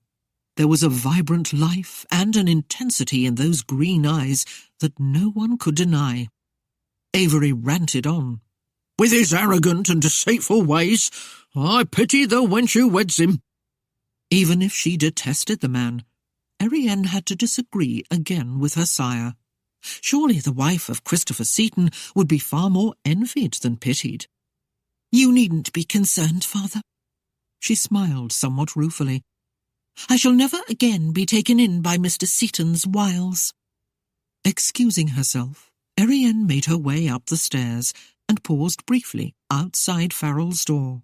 The snores continued undisturbed. No doubt he would sleep the day away. Then come the night, rouse himself for another drinking bout. She frowned slightly and glanced around. There was a faint scent in the hall, of a mild, manly cologne, and for an elusive moment, the green eyes, highlighted with light grey, flicked through her mind and hinted at what the strong, straight lips had not been wont to speak. She shook her head to banish the vision, and the top step caught her eye. The memory of the way he had lifted her back and held her to him sent a dizzying thrill through her. She could almost feel the rock-hard arms clasped about her, and the smooth, sleek firmness of his well-muscled chest pressed against her bosom. Erienne's face flamed at the meanderings of her mind, and she ran to her room, where she fell across the bed and lay staring out a rain-spattered window. His silken jibes echoed through her mind. Cast down, cross over, bovine. Suddenly, her eyes flew wide as she realized the full import of what he had said. She could not find the slightest pleasure in being informed that he would not step over her to get to a cow. She cursed his glib tongue and herself for not seeing his meaning immediately. With an agonized groan, she rolled onto her back to stare at the cracked plaster of the ceiling, which gave her mind no gentler balm than the water-streaked glass had. Downstairs in the parlour, Avery continued to pace in distraught agitation. Trying to find a wealthy husband for his daughter was proving to be the most difficult task he had ever set himself upon. It was true irony that just when Silas Chambers was getting into a heated froth at the idea of having a young and beauteous maid for a wife, that rapscallion Seton appeared to disrupt the whole affair, as if he had not done enough harm to the Fleming family. Damn! Avery struck his fist into his palm, then sought a strong draught to assuage the pain of both hand and spirit. Restlessly, he began to roam the room again, cursing his luck. Hell and damnation! He had been well on his way in His Majesty's service when he had inadvertently saved one Baron Rothsman from certain capture during a confrontation with Irish rebels.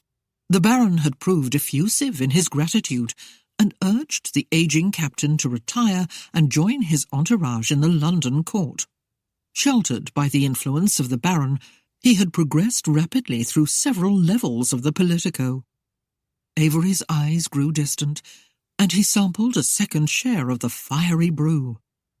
It was a blissful time in his memory, an endless whirl of high-minded conferences and meetings, and, in the evenings, the balls and social affairs. There had come into it all a pale-haired, newly widowed beauty of exceptional breeding, and though her eyes were always sad, she had not rejected the attention of the slightly greying Fleming.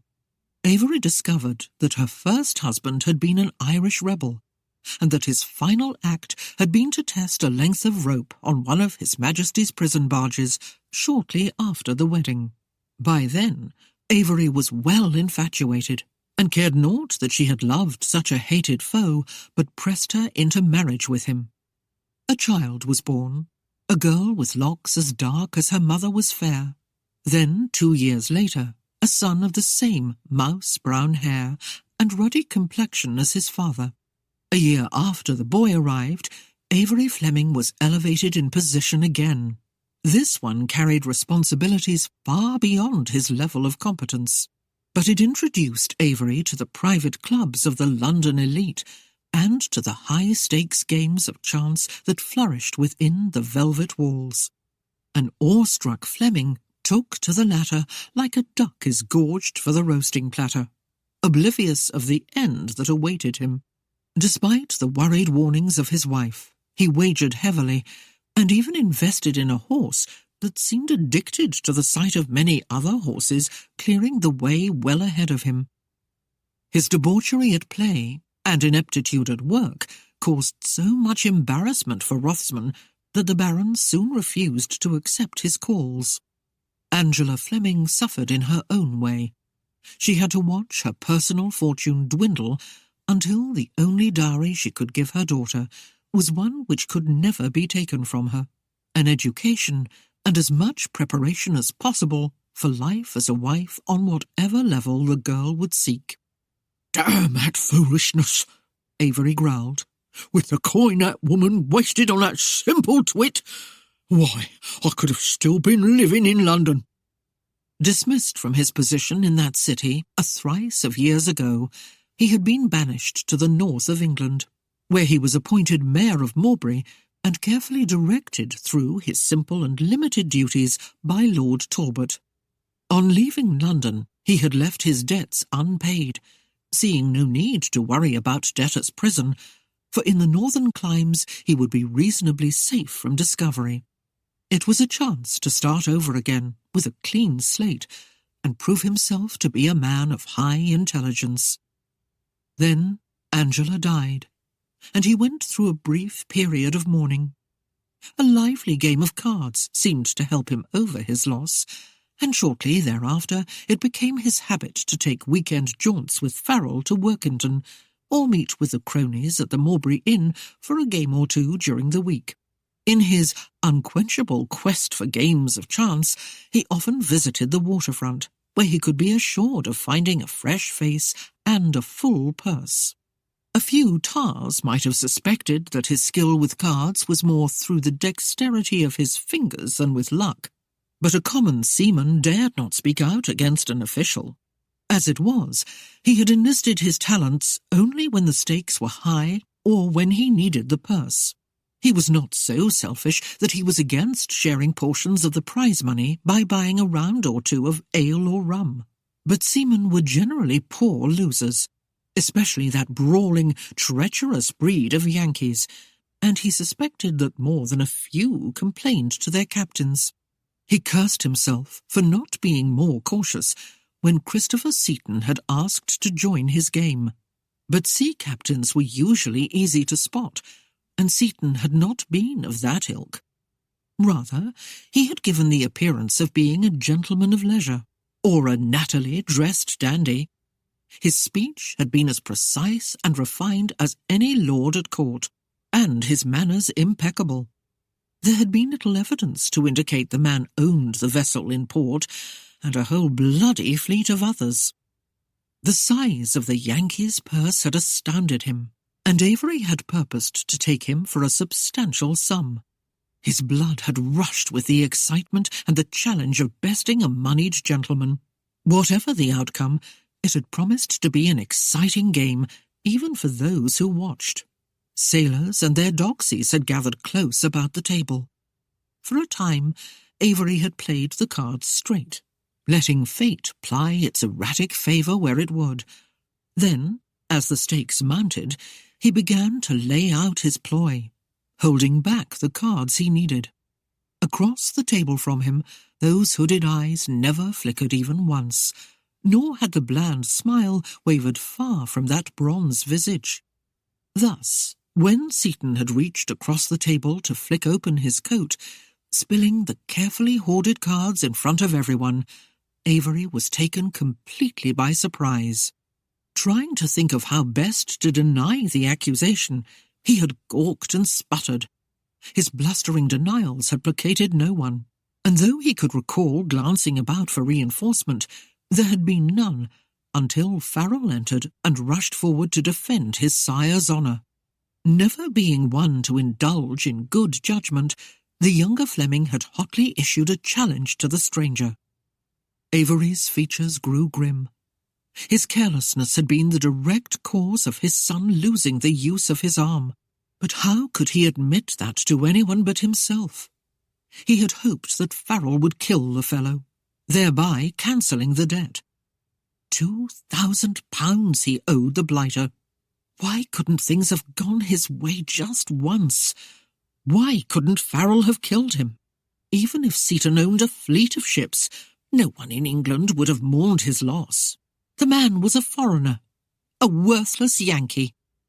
A snarl transformed Avery's face as he remembered the sailors from the Yankee ship, Christina, chortling after the game and patting the man on the back while they respectfully called him Mr. Seaton.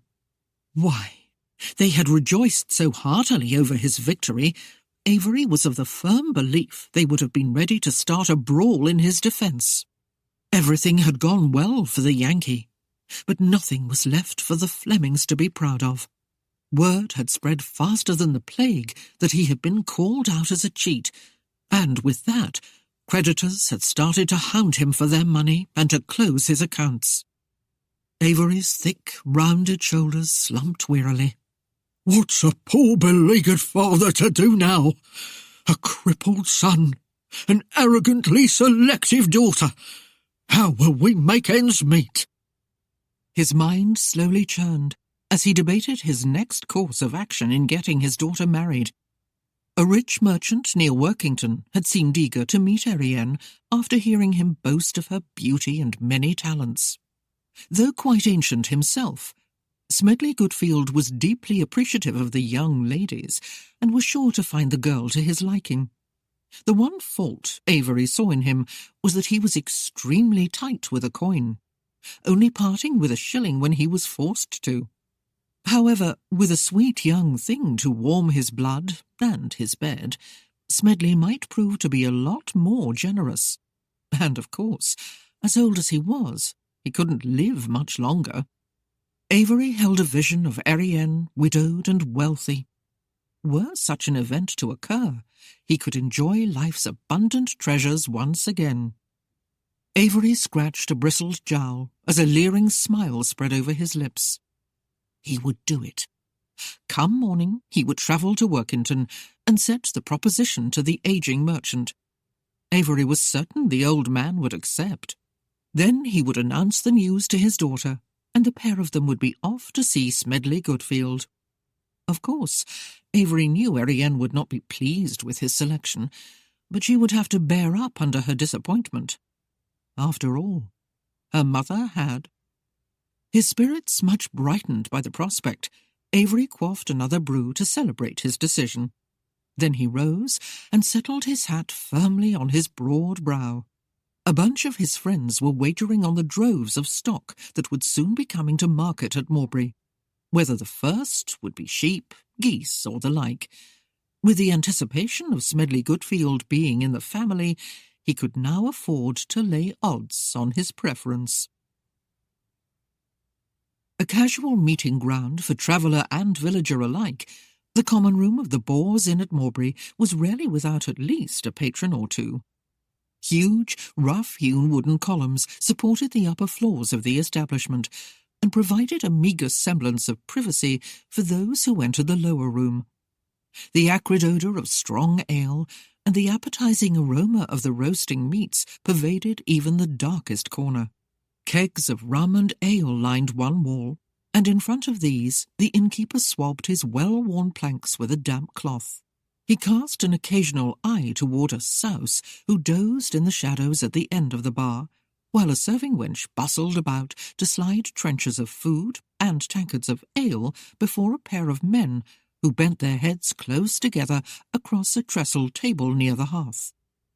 Seated at a table in front of the window, Christopher Seaton tossed several coins onto the pitted surface to pay for the fare he and Silas Chambers had shared, then leaned back in the chair to sip the remainder of his ale leisurely. The barking of dogs on the street outside announced the hasty departure of Mr. Chambers and his rather nondescript carriage. Christopher smiled in amusement as he watched through the glass panes. The man had obviously been disturbed by the argument that had ensued between the Flemings, and with another to buy him a libation, he had readily confessed that he was somewhat hesitant about taking the maid to wife. It seemed the mayor had boasted of his daughter being as meek as she was comely, and though her beauty had certainly been proven, Mr. Chambers confided that the quality of meekness was most heartily strained. The girl had displayed a bit more fire than he thought he could handle. He was a most peaceable man, painstakingly cautious, and rather set in his ways. To be able to feast on such loveliness, and to think of her as his own, would no doubt be joy without peer, but her display of temper sorely worried him. Christopher was not dissatisfied with Silas Chambers' decision to leave. Indeed, he was most comfortable with it. It had not been necessary to issue dire warnings or morose insinuations in order to dissuade Silas from returning to the Fleming cottage.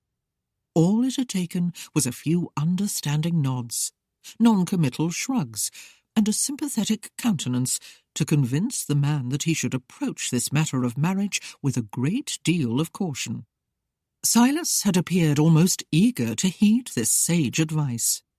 After all, he had rationalized aloud, he had his small fortune to protect, and one could not be too careful about choosing a wife.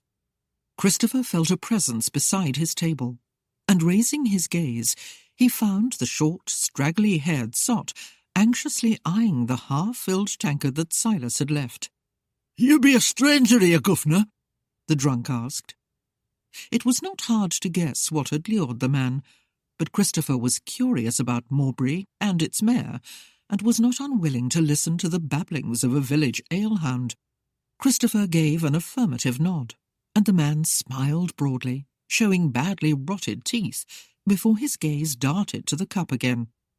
"May old Ben join you, Governor?" As an invitation, Christopher indicated the chair Silas had vacated. As soon as the man flumped down into the seat, he caught up the tankard and greedily drained off the contents. Christopher caught the eye of the serving wench and beckoned to her. "Bring my friend here another ale," he directed, "and perhaps some meat to fill his belly." "You're a bleeding saint, Governor," the man chortled, setting his heavy dewlaps to trembling and his fleshy red nose to jiggling ponderously. Purplish veins lined his face, and the left one of those dull blue eyes was slightly coated with a whitish film. He glanced nervously about, awaiting the fare. The woman slid the ale and a wooden trencher of meats before him, and leaning forward to take up the coins on the table, she smiled at Christopher, inviting him to view her voluptuous endowments as the blouse sagged away from her bosom. In an unexpected movement, Ben slapped a gnarled hand over hers, startling both his patron and the serving-maid. "Mind you take no more'n your rightful due, Molly," he snarled. "'Tis tenpence for each of them stouts, and away tuppence more for the meats, so count it out carefully. I'm not to a mind to see you gets a tuppence or two extra. You've been short of charity for old Ben, and I won't see you thieving from a gentleman friend here." While Christopher coughed to hide his humour, Molly bent a menacing glare on the salt. Still, She carefully counted out the necessary coin and departed. Satisfied, Ben lent his attention to his meal and his ale. "'Tis good of you to look after old Ben, governor," he finally mumbled, dragging his ragged sleeve across his greasy mouth. He took a long pull from the tankard, then sighed deeply. "Ain't enough kind folk hereabout that'll give me the time of day, much less a feast of this sort. Old Ben's beholden to you." "Have you need of employment?" Christopher queried. The man shrugged his shabby shoulders. "Ain't a body what'll trust old Ben with a pinch of salt, much less with chores to be done. It ain't always been that way. Old Ben, he served in His Majesty's tubs for better'n 20 years. Thoughtfully rubbing his bristly chin, he peered at the well-garbed gentleman. "I seen by your walk you've been on a deck yourself a time or two." "A time or two, perhaps," Christopher replied. "But I'm bound to the land now, at least for a while." "You be staying here at the inn?" At the other's nod, Ben was quick with another inquiry. "You be looking for a place to make a home?" "Would you have any suggestions if I were?" Christopher countered. Ben fixed a bleary eye on Christopher, and leaning back, folded his hands over his paunch. "I expect a gent like yourself would be wanting a fancy house and yards. More's the pity. Lord Talbot claims most of what's here and about. 'Tain't likely he'll give you a chance at any of it, lest you take a fancy to his daughter and marry up with her. Course, it ain't quite that simple. His lordship gots to see a man worth being his kin first, and from what I hears, 'tis a wee mite hard to please him. Not her, mind you." He chortled. "She'll like you, all right. She's got an eye for the men." Christopher declined with a chuckle. "I'm not really considering marriage at this time." "Well, if you were, seeing as you're my friend and all, I'd tell you to hie yourself o'er to the mayor's and look over his girl. She be the only one in Mowbray what'll have a pity on old Ben and slip me a bite to eat out the back door when I comes around." He snickered behind the hand that he rubbed his nose with. "Of course, the mayor would come a cropper if he knowed about it." "Should I decide to become seriously interested in acquiring a wife, I'll keep your suggestion in mind." The green eyes twinkled above the rim of his mug as Christopher sipped the brew. "Now, mind you, you'd not be getting a dowry," Ben warned. "The mayor can't afford it, and there ain't no chance of getting yourself lands, like maybe you would if you set your sights on old Talbot's snippet." His red-rimmed eyes took in the costly attire of the other. "Course, maybe you'd not have a need for another's wealth, but even if you could afford it, ain't no lands what's to be had around here." He paused and raised a crooked finger to correct himself. "Septin maybe at old place what burned a few years back. Saxton Hall it be, governor, but it be partly rubble now. Not a fitting boat in any storm." "Why is that?" "All them Saxtons were murdered or run off. Some blame the Scots, some say not. More'n a score years back, the old lord was dragged out in the middle of night and run through with a claymore. His wife and boys managed to escape, and nothing was ever heard from any of them till, long about 3-4 years back, one of the sons come back to claim it all. Oh, he were a proud-looking one, he were. Tall, like yourself, with eyes what'd fix a body through when he blew hot and mad. Then, when he barely had his feet firm on the sod of the place, the manor caught fire, and he burned to death. Some say it was the Scots again." Ben slowly shook his shabby head.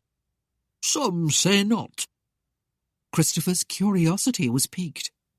"Are you saying you think it wasn't the Scots?" Ben's head wagged from side to side. "There be ems what know, governor, and ems what don't. Ain't safe to be ones what do." "But you do," Christopher pressed. "Anyone with your quick mind has got to know." Ben leered at his companion. "Aye, You're a sharp one there, governor. I got me wits about me, 'tis true, and in better times old Ben has ridden with the wildest of 'em. Most folk think old Ben is a witless, half-blind old rummy. But I tells you, governor, old Ben, he has a fine eye and ear for seeing and hearing what goes on. He bent closer and lowered his voice to barely above a whisper. I can tell you tales about some folks what'll stiffen the hairs on your head. Why, they'd laugh to see a man burn, they would. He shook his head as if suddenly troubled. I'd best not to talk of it. 'Tain't healthy.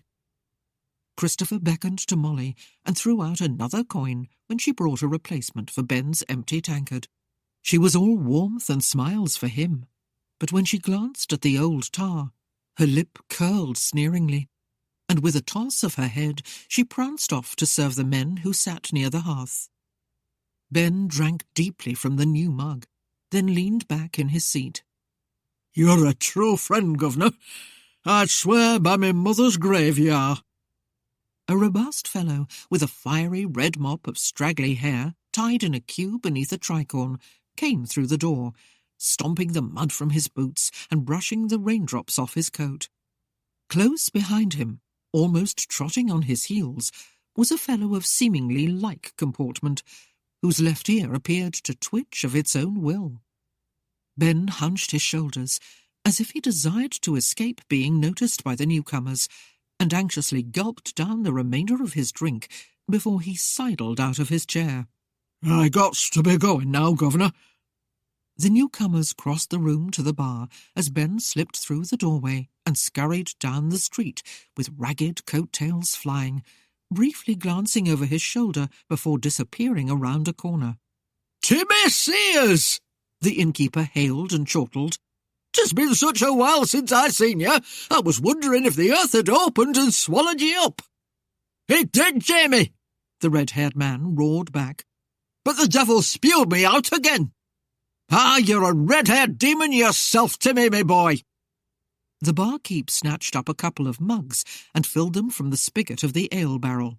He set the mugs upon the slick surface of the bar and with a practised hand sent one sliding down toward the pair.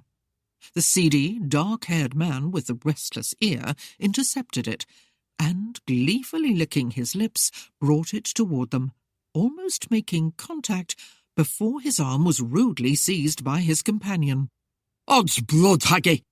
Ever since you fell from your horse and banged your head, you ain't got the manners you was born with. You never go taking what was meant for me. Now that you'll be working round here, you remember that, you hear? The man nodded readily, and with rich enjoyment, Timmy Sears sank his own lips into the head of foam. Haggy watched with puckered mouth until the second mug passed, then eagerly caught it up and joined in a like refreshment. What are the two of you doing here on a day like this? The innkeeper inquired. Sears laughed as he lowered his mug and slapped the flat of his hand down on the planks. 'Tis the only place I can escape from me harping wife. Sauntering close, Molly caressed his chest and smiled into his eyes. I thought maybe you'd come to see me, Timmy. The man took the maid into a great bear hug and swung her about until she fairly squealed with delight. When he set her to her feet again, he searched inside his coat pocket for a moment, then, leering, slowly withdrew a coin, which he flipped before her gleaming eyes. She laughed with excited glee, and quickly grabbing the piece, she dropped it into her blouse. She danced away from him, and looking over her shoulder, smiled seductively. The promise was in her eyes, and she had no need to speak, for when she fled up the stairs, he came after her in eager haste. Haggard Bentworth slammed down his own mug and stumbled after them, but he came up smartly against his companion's heels as the red-haired man paused on the bottom step. Sears was nearly knocked face downward against the stairs by the force of the other's impact, but managed to regain his balance. He came around with fire in his eye. "Not up here, Haggy," he barked. "You can't follow me here. Go have yourself another ale." He shoved the man back and hastened after the swinging hips that by now had proceeded well up the stairway. Christopher chuckled in his ale, then once again noted a shadow beside his table. His brow raised in mute question as he glanced up. The dark-haired man from the trestle table stood with a hand poised on the back of the chair Ben had vacated. He had the bearing of a military man, although his garb did not support that supposition. Over a stocky, muscular build, he wore a sleeveless leather jerkin, a thick, soft shirt, and snug breeches tucked into tall, black boots. "May I join you for a moment, sir?" He did not wait on an answer, but spun the chair about and straddled the seat, facing Christopher. The man opened his jerkin and twitched a pair of pistols to a more comfortable position in his belt, then leaned forward, his forearms braced on the back of the chair. "Old Ben waggled a drink or two from you, eh?" Christopher eyed the other without comment, wondering why the man had approached him. His lack of a reply should have angered the intruder. Instead, the other gave a quick, disarming smile. "Forgive me, sir." He reached out a friendly hand. "I am Alan Parker, the Sheriff of Mowbray, appointed by Lord Talbot to protect the peace of these lands." Christopher took the other's proffered hand and, introducing himself, watched the man for a reaction. There was no outward show that he had heard the name before, yet Christopher found it hard to believe that the story of his duel with Farrell had not reached the sheriff's ears. "I believe 'tis part of my duty to warn strangers about Ben. Depending on the quality of whatever he drinks, he usually has a head full of ghosts, demons, and other hellish creatures. He should not be taken too seriously." Christopher smiled. "Of course not." The sheriff pondered him. "I don't remember ever seeing you here before. Are you from around these parts?" "I have a townhouse in London, but one of my ships is in port at Workington, and that is how I came to be here." Christopher supplied the information with no hesitation. "I'll be staying in Mowbray until I have concluded my business here." "What business is that, if you don't mind me asking?"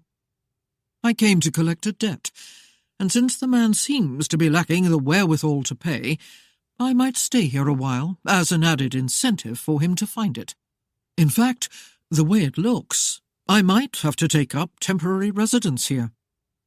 The sheriff leaned his head back and laughed. "Ha ha ha! You'd probably do better taking something else in lieu of coin." A lopsided grin twisted Christopher's lips. "My aspirations exactly. But I fear the man is stubbornly opposed to giving me what I want." "Well, if you're seriously planning on taking up residence here, I should warn you there's no place but the inn for you to stay. Ben mentioned a manor house that was burned a few years back. He said the lord of the house was killed, and that he knows of no kin who've come to claim the lands." The man rubbed a hand nervously through his thick black hair.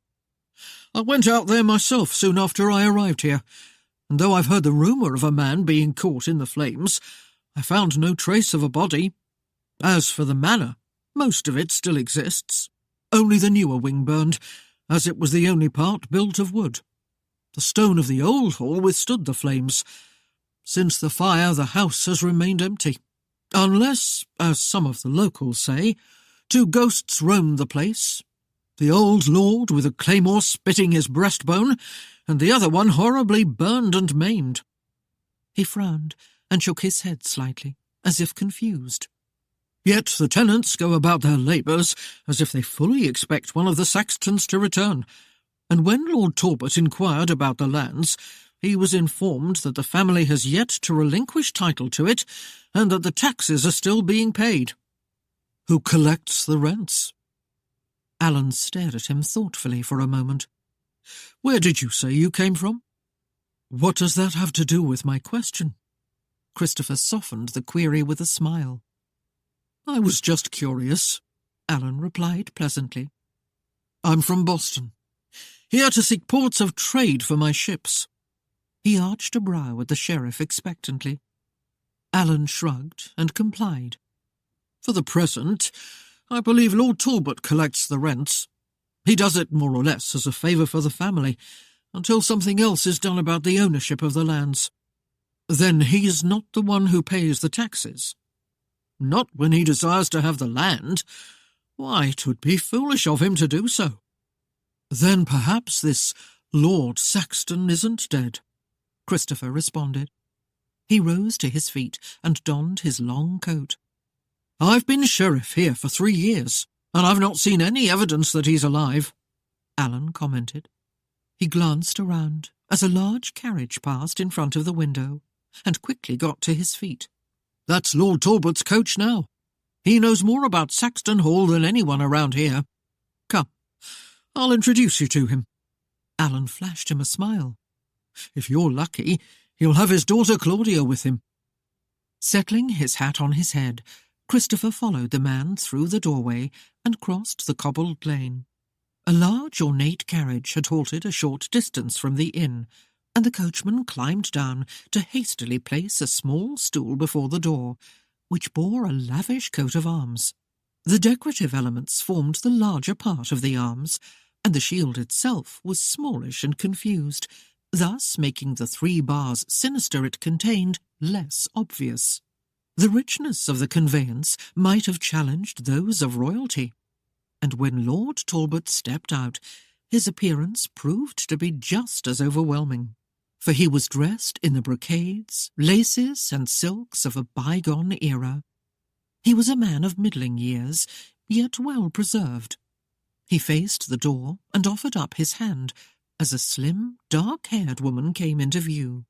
Her attire was more subdued, and from a distance she bore a striking resemblance to Erienne Fleming. Yet on closer inspection, Christopher discovered that she fell far short of the other's beauty. Her dark eyes narrowed too quickly in the outer corners, and lacked the heaviness of lashes that fringed the pools of amethyst. Though her features could not be termed coarse, they were not as fine and delicate as those of the mayor's daughter, nor was her skin as fair.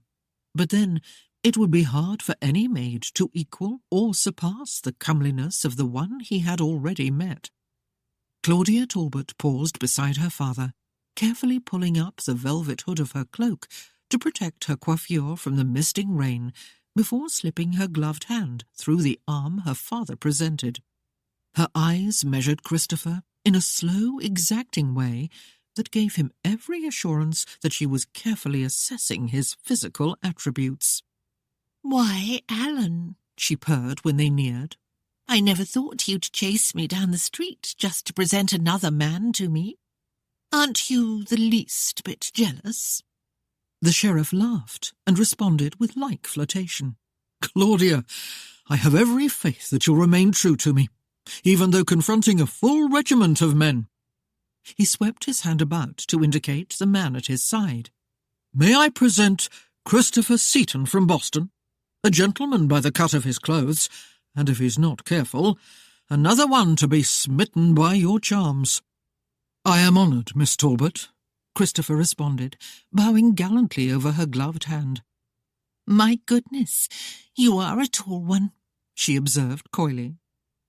Christopher was well acquainted with the antics of forward women and recognised the bold gleam in the dark eyes. If he wanted feminine companionship, then here was an open invitation. "And this worthy gentleman is Lord Nigel Talbot," Alan said, concluding the introductions. "Seaton, Lord Talbot repeated thoughtfully. "I've heard that name before. Perhaps you remember it from the misunderstanding I had with your mare a few weeks ago," Christopher suggested. Lord Talbot looked at him curiously. "So you're the one who duelled with Farrell, eh? Well, I can't hold that against you. That young whelp brews trouble wherever he goes." "Mr. Seaton is here in Mowbray on business," Alan stated. "He might be interested in acquiring a country estate close by." Lord Talbot chuckled. "Then I wish you good fortune, sir. 'Tis a great undertaking to establish lands and tenants, but in the long run it does have its rewards if you manage to accumulate the desired power. One must have wealth, however, to proceed." Christopher met the man's deliberate stare. "I was wondering about Saxton Hall." "Oh, you don't want that place," Claudia advised sweetly. "'Tis half-burned and full of ghosts. Why, anyone around here can tell you the place has been plagued by disasters." "I really can't imagine the possibility of a foreigner acquiring either the lands or the hall." Lord Talbot perused the Yankee speculatively. "Are you a man of occupation or a gentleman of leisure?" "Actually, I'm a little of both." Christopher flashed white teeth in a quick grin. "I own several vessels that trade in ports around the world, but I'm also very much a man of leisure." Claudia's dark eyes took on a new gleam. "You must be very rich." Christopher shrugged casually. "I manage a few creature comforts." "Saxton Hall would be a worthy estate with its holdings of lands, but I'm afraid it's not available." Lord Talbot gave him a brief smile. "If it were, I would have had it myself some time ago." "Papa, you'd own all of England if the king would let you," Claudia teased, patting his arm. His lordship turned a rueful smile on her. "I need it to keep you in the finery you demand." Claudia giggled. "Which reminds me, Papa, I promised the dressmaker that I would come by to select material for a new gown. Since you have business with the mayor, I shall have to find my own escort." The corners of her lips lifted impishly as she met Christopher's gaze. "Can I be so bold as to ask you to accompany me, Mr. Seaton?" "Claudia!" Her father spoke in shocked reproof. "You just met the man." "Papa, all the eligible young men around here are frightened to death of you," Claudia protested, as if it were an old argument. "If I don't take the initiative, I'll die an old spinster." Christopher's lips twitched in amusement as he glanced at her father. The man seemed appalled by his daughter's gall. "With your permission, sir." Lord Talbot reluctantly nodded his head, and a chuckle came from Alan as Christopher decorously presented his arm. With a self-satisfied nod, Claudia took it and strolled along beside him, holding her head high in triumph. With this man as her escort, she would once again enjoy the envy of every woman in Mowbray. When she noticed a lone, feminine figure standing at an upper window of the mayor's cottage, she experienced a special thrill at being spied upon by that one. Claudia loathed the comparisons that were constantly made between the two of them, and that left her the one wanting in regard to beauty. Indeed, she felt a delicious glee whenever anyone spoke of the sorry suitors the mayor had enticed to his daughter. Claudia's fondest wish was to see the other woman bound in wedlock to a horrible beast of a man. "'Twould seem that Claudia has found another one to occupy her for a spell," Alan observed with humour. Lord Talbot groaned in mock pain. "I almost find myself wishing her mother might have survived a few years longer. Considering that nagging carp, you know my desperation." The sheriff laughed and jerked his head toward the mayor's cottage. "Claudia said you have business with Avery. Shall I accompany you?" Lord Talbot declined. "Nay, this matter is of a personal nature." He gestured toward the departing couple. "What you may do for me is to keep an eye on that brazen twit.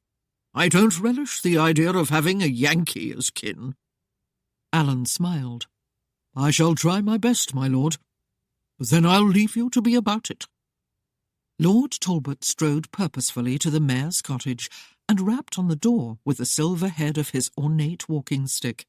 His knock was not answered immediately, and he was beginning to wonder if it would be, when the portal was opened a crack. Erienne peered through the opening, and might have been relieved to find it was not Silas Chambers, if his lordship had been more to her liking. He was not. Lord Talbot pushed the door wider with his cane, forcing Erienne to retreat a step. "Don't peek at me through cracks, Erienne." He smiled appreciatively as his eyes roamed freely over her. "I like to see people when I talk to them. Is your father home?" Confused and suddenly nervous, Erienne bobbed a quick curtsy and hastily replied, "Oh, no, sir. He's abroad in the village somewhere. Though I can't be sure. I do expect him home any moment."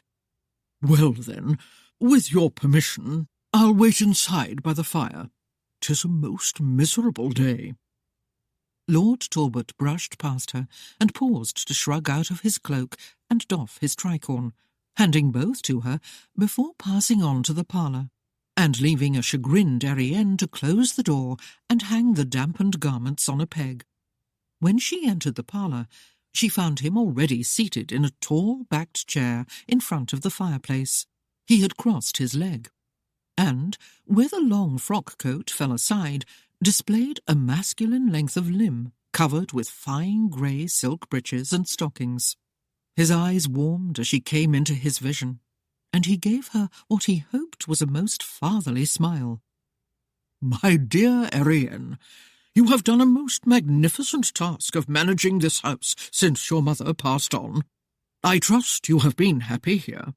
Your father certainly seems to have taken well to his duties. Why, just the other day," he continued with a stream of chatter, eyeing the girl as she moved about. He rambled on without interruption, not that he was the least bit ill at ease, but seeking rather to allay her tension, for she appeared quite unsettled with his presence. She was, after all, a most desirable wench, and he found it amazing that a man like Avery Fleming could sire such a one. Erienne listened with half an ear as his voice droned on. She was well aware of the reputation of Nigel Talbot. His exploits had been bantered among the gossips several times since the Flemings had moved to Mowbray.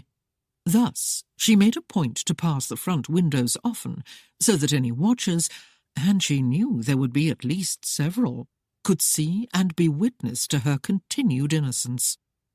"I'll make some tea while we wait," she said hesitantly.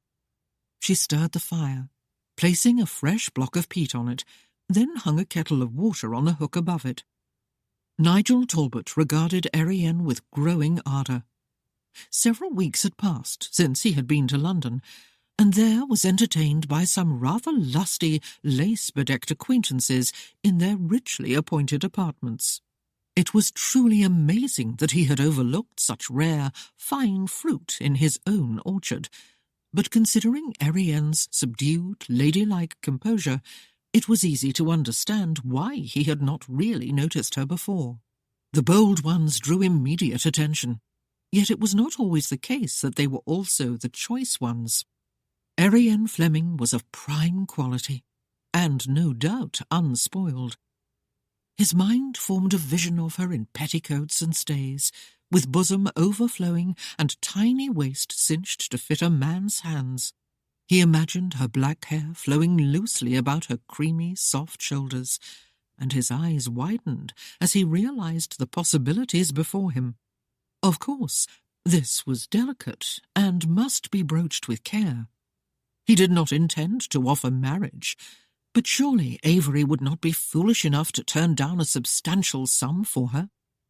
Lord Talbot rose to his feet and assumed his best heroic pose, his left hand on the casually braced cane, his right clasping the lapel of his brocaded coat, so she might admire his manly form.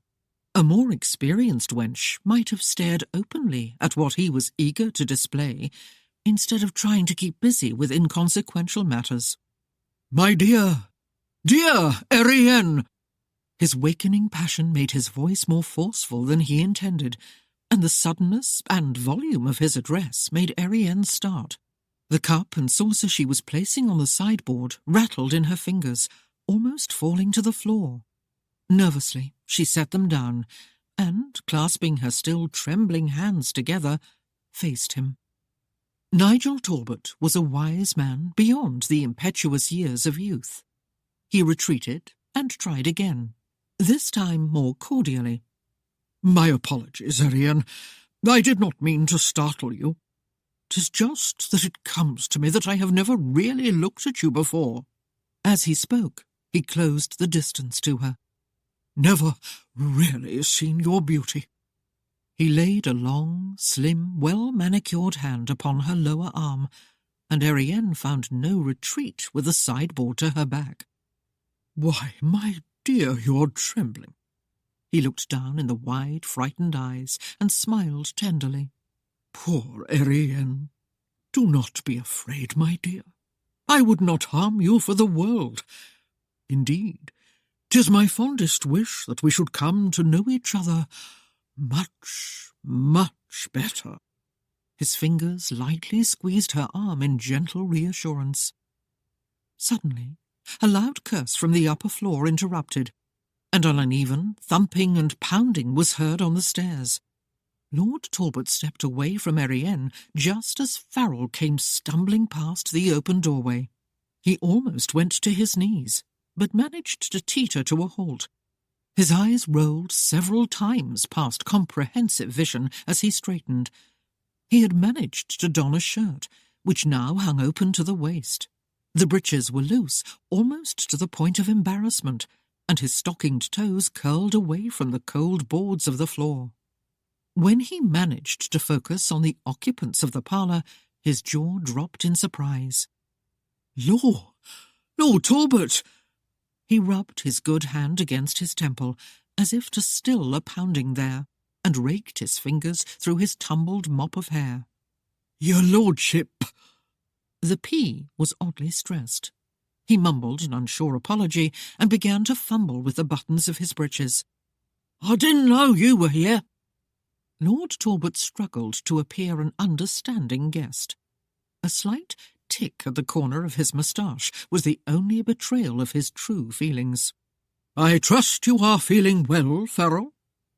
The young man licked his lips, as if an abiding dryness burned his mouth, and he grasped his shirt together over his sagging breeches when he caught Erienne's glare. "I just came down for a drink." He cleared his throat as her eyes narrowed warningly, and added, "Of water." He saw the steaming pot in the fireplace. "Or maybe some tea." He was gaining some degree of control, and knew full well the duties of a host. "Erienne," he assumed an instructive tone, "would you be so kind as to pour us some tea? I'm sure Lord Talbot has been dying of thirst." His own thick swallow added his unspoken endorsement to the statement. He started to clear his throat, but ended in a hacking cough. "A man needs a good warm brew to clear his gullet on a cold morning." For once, the sister was grateful for her brother's presence. "Farrell," Erienne said, smiling sweetly as she obeyed. "'Tis well past the noon hour." Lord Talbot's irritation with Farrell was supreme, but he could hardly order the young man from the room so he could feast his eyes on the sister. It was obvious the brother intended to stay and impress his guest with his manners, but knowing the limits of his temper, Lord Talbot decided a tactful retreat at the present moment would be wise. After all, he had a great deal of thinking to do about the mayor's daughter before he launched into any positive action.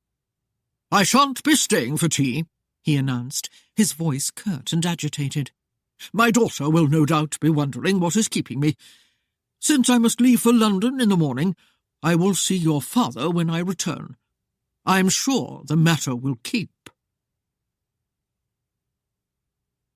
Chapter 3.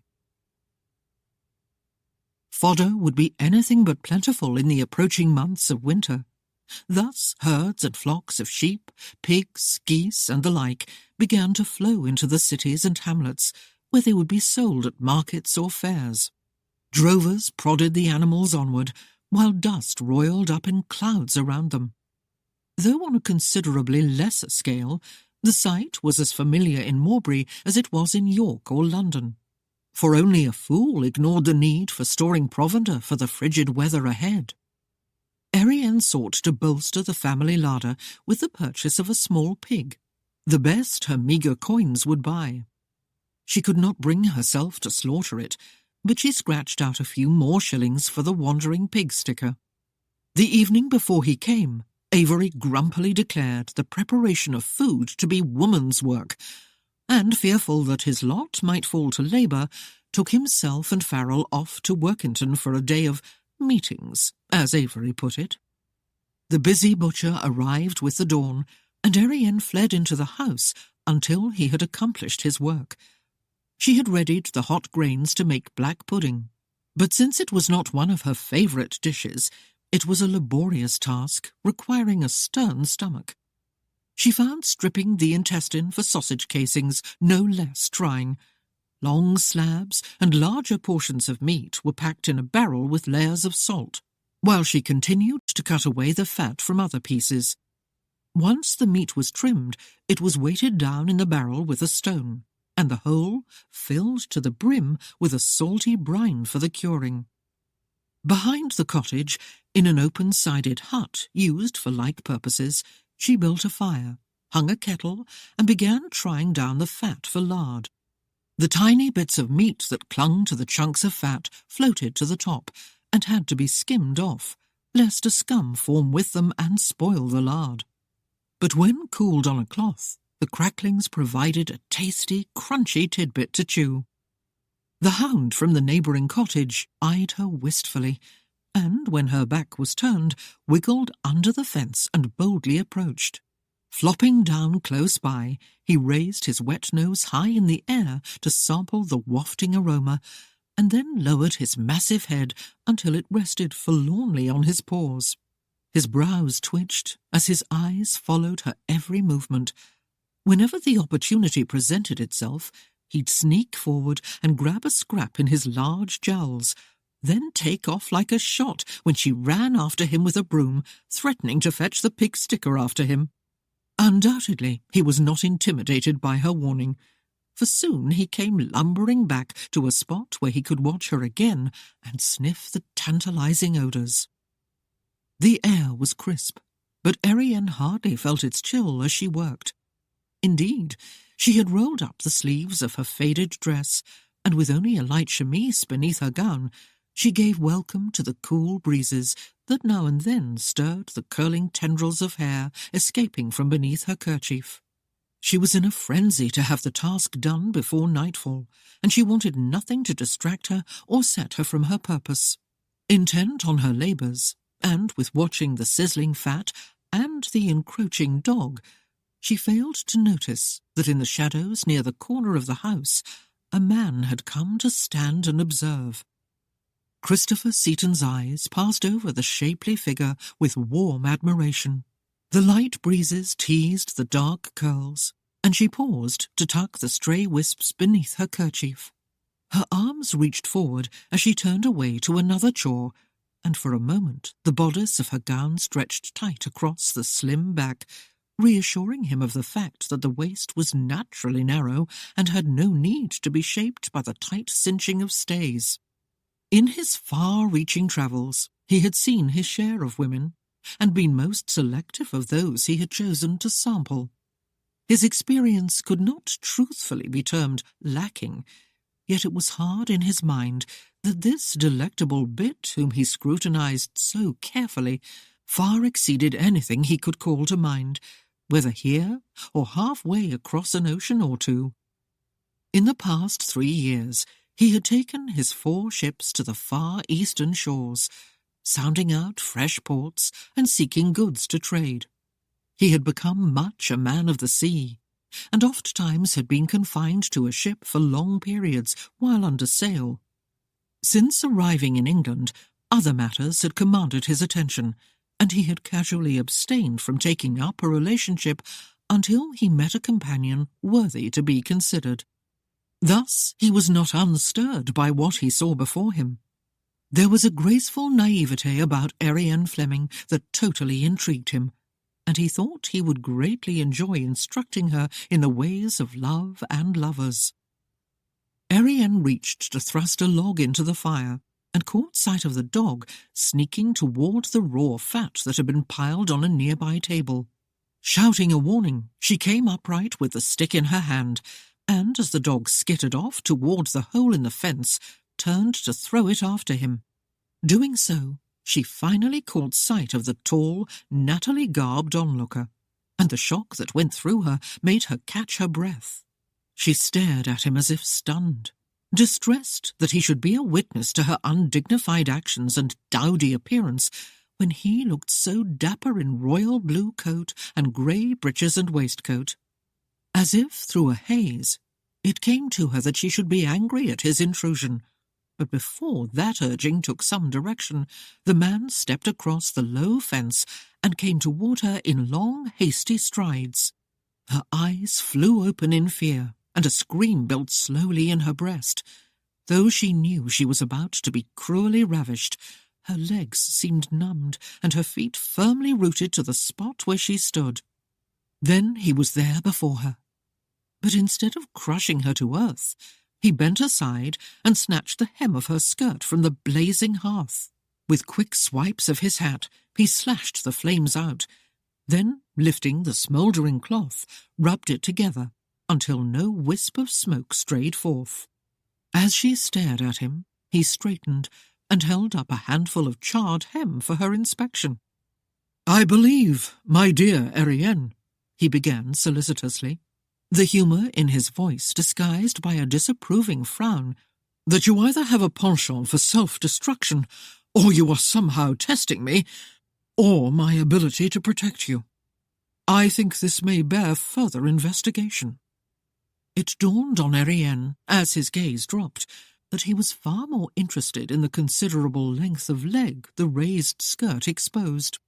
Catching the garment free of his grasp, she cast a sidelong glare at the man and moved a step away from him, then eyed him quizzically as he set aside his hat and removed his coat to lay it across a plank.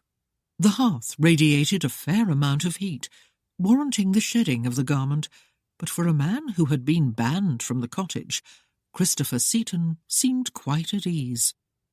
"I suppose I must thank you for what you did," Erienne reluctantly conceded. "But if you hadn't been standing there, this would never have happened." His brows gathered in a lopsided query, while a smile touched his lips. "My apologies. I didn't mean to startle you." "What were you doing spying on me?" she asked bluntly, as she flounced down on a bench to inspect her charred skirts. The lean, hard muscles of his thighs flexed beneath the tight-fitting breeches as he half sat, half leaned on a high stool nearby. "I grew bored with viewing the ladies who meander about the markets, and I came to see if the sights were better here at the mayor's cottage." The corners of his lips twitched with amusement, and his eyes gleamed into hers as he added, "I am happy to report they are." Erienne got to her feet in a huff. "Have you nothing better to do than go about ogling the women?" "I suppose I could find something else to occupy me," he replied easily. "But I can't think of anything that's nearly as enjoyable, except, of course, being in a lady's company." "Besides the fact that you're a scoundrel at the gaming tables," she responded tartly, "I'm beginning to suspect that you're a womanizing rake." Christopher grinned leisurely as his perusal swept her. "I've been a long time at sea. However, I doubt that in your case my reaction would vary had I just left the London court." Erienne's eyes flared with poorly suppressed ire. The insufferable egotist! Did he dare think he could find a willing wench at the back door of the mayor's cottage? "I'm sure that Claudia Talbot would welcome your company, sir. Why don't you ride on over to see her? I hear his lordship travelled off to London this morning." He laughed softly at her sneering tones. "I'd rather be courting you." "Why?" she scoffed. "Because you want to thwart my father?" His smiling eyes captured hers and held them prisoner until she felt a warmth suffuse her cheeks. He answered with slow deliberation, "Because you are the prettiest maid I've ever seen, and I'd like to get to know you better. And, of course, we should delve into this matter of your accidents more thoroughly, too." Twin spots of colour grew in her cheeks, but the deepening dusk did much to hide her blush. Lifting her nose primly in the air, Erienne turned aside, tossing him a cool glance askance. "How many women have you told that to, Mr. Seaton?" A crooked smile accompanied his reply. "Several, I suppose." but I've never lied. Each had their place in time, and to this date, you are the best I've seen." He reached out, and taking a handful of the cracklings, he chewed the crisp morsels as he awaited her reaction. A flush of anger spread to the delicate tips of her ears, and icy fire smouldered in the deep blue-violet pools. "You conceited, unmitigated boor!" Her voice was as cold and as flat as the Russian steppes. "Do you think to add me to your long string of conquests?" Her chilled contempt met him face to face until he rose and towered above her. His eyes grew distant, and he reached out a finger to flip a curl that had strayed from beneath the kerchief. "Conquest?" His voice was soft and deeply resonant. "You mistake me, Erienne. In the rush of a moment's lust, there are purchased favours, and these are, for the greater part, forgotten. The times that are cherished and remembered are not taken, are not given, but shared, and are thus treasured as a most blissful event." He lifted his coat on his fingertips and slung it over his shoulder. "I do not ask that you yield to me, nor do I desire to conquer you. All I plead is that you grant me moments, now and then, that I might present my case, to the end that we could share a tender moment at some distant time." Her face gave no sign of softening. Even so, its beauty fed his gaze, and created in his being a sweet, hungering ache that could neither be easily put aside, nor sated with anything less than what he desired. "The harm you have done us all stands between us." Her tone was bitter. "And I must honour those who have honoured me." He considered her for a space, then slid his hat onto his head. "I could promise ease and comfort for all of you." He paused and tipped his head without releasing her gaze. "Would that be a kindness or a curse?" "Kindness or curse?" Erienne scoffed sneeringly. "Your wisdom escapes me, sir. I only know my father frets anxiously because of your accusation, and my brother whimpers painfully through his dreams because of your deed. With each passing day, my own lot grows more wearisome, and that too because of you." Christopher slipped an arm into the coat and shrugged it across those broad shoulders. "You have set your verdict against me before I can voice a plea. There is no argument for a closed mind." "Begone with you," she snapped. "Take your saws and bend them on some willing ear. I will not listen to your excuses, nor will I tolerate your mincing inanities. I want no part of you, ever." He contemplated her with a half-smile. "Be wary, Erienne. 'Tis a fact I've learned all too well, that words cast out in the light of day, like doves, oft come home to roost in the darkest hours." Incensed, Erienne searched about for a club, and, finding none, snatched up the hearth broom, drawing it back over her shoulder as she advanced on him. "You lop-headed, caterwauling cock! Are you so boorish that I must drive you away like the hound? Begone from here!" The green eyes sparkled with humour, until she swung the improvised weapon. He sidestepped gracefully, then grinned in the face of her rage. Before she could come around again with another stroke, he retreated rapidly and stepped spryly over the fence. She glared at him across the barrier as he turned about, well out of her reach. "Good evening, Miss Fleming." Christopher swept his hat to his breast, gave her a debonair bow, and set the hat jauntily onto his head again. His eyes briefly caressed her heaving bosom before raising to smile into her glare. "Please try to stay out of trouble, my sweet. I may not be around the next time." The broom sailed through the air, but he dodged it easily, and, giving her a last leer, sauntered off. It was a long moment later that Erienne calmed enough to realize that the sense of loss she had experienced before was even stronger now. Disgruntled, she flounced back to the hearth and stared angrily into the flames, until a small leather object on the brick floor caught her eye. Bending down, she realized it was a man's purse, and a weighty one at that. She turned it over in her hands and stared at the initials CS scored in the surface of it. Ire prickled along her spine, and the desire to throw it far away from her was paramount. Yet caution prevailed. If it was a rich purse, as she suspected, he'd be back to fetch it, and if she could not produce it, he might charge her for its loss, or even accuse her of thieving. Perhaps it had not dropped out of his coat by accident, and his intent was to cause her some form of embarrassment. She was, after all, the only member of her family who was as yet unsullied by him. Erienne glanced around, wondering where she might hide it until he came back. She had no wish for her father to find it, not when the initials clearly marked its owner. She could hear the accusations now. Her father would never believe she had not won the purse with the ultimate betrayal.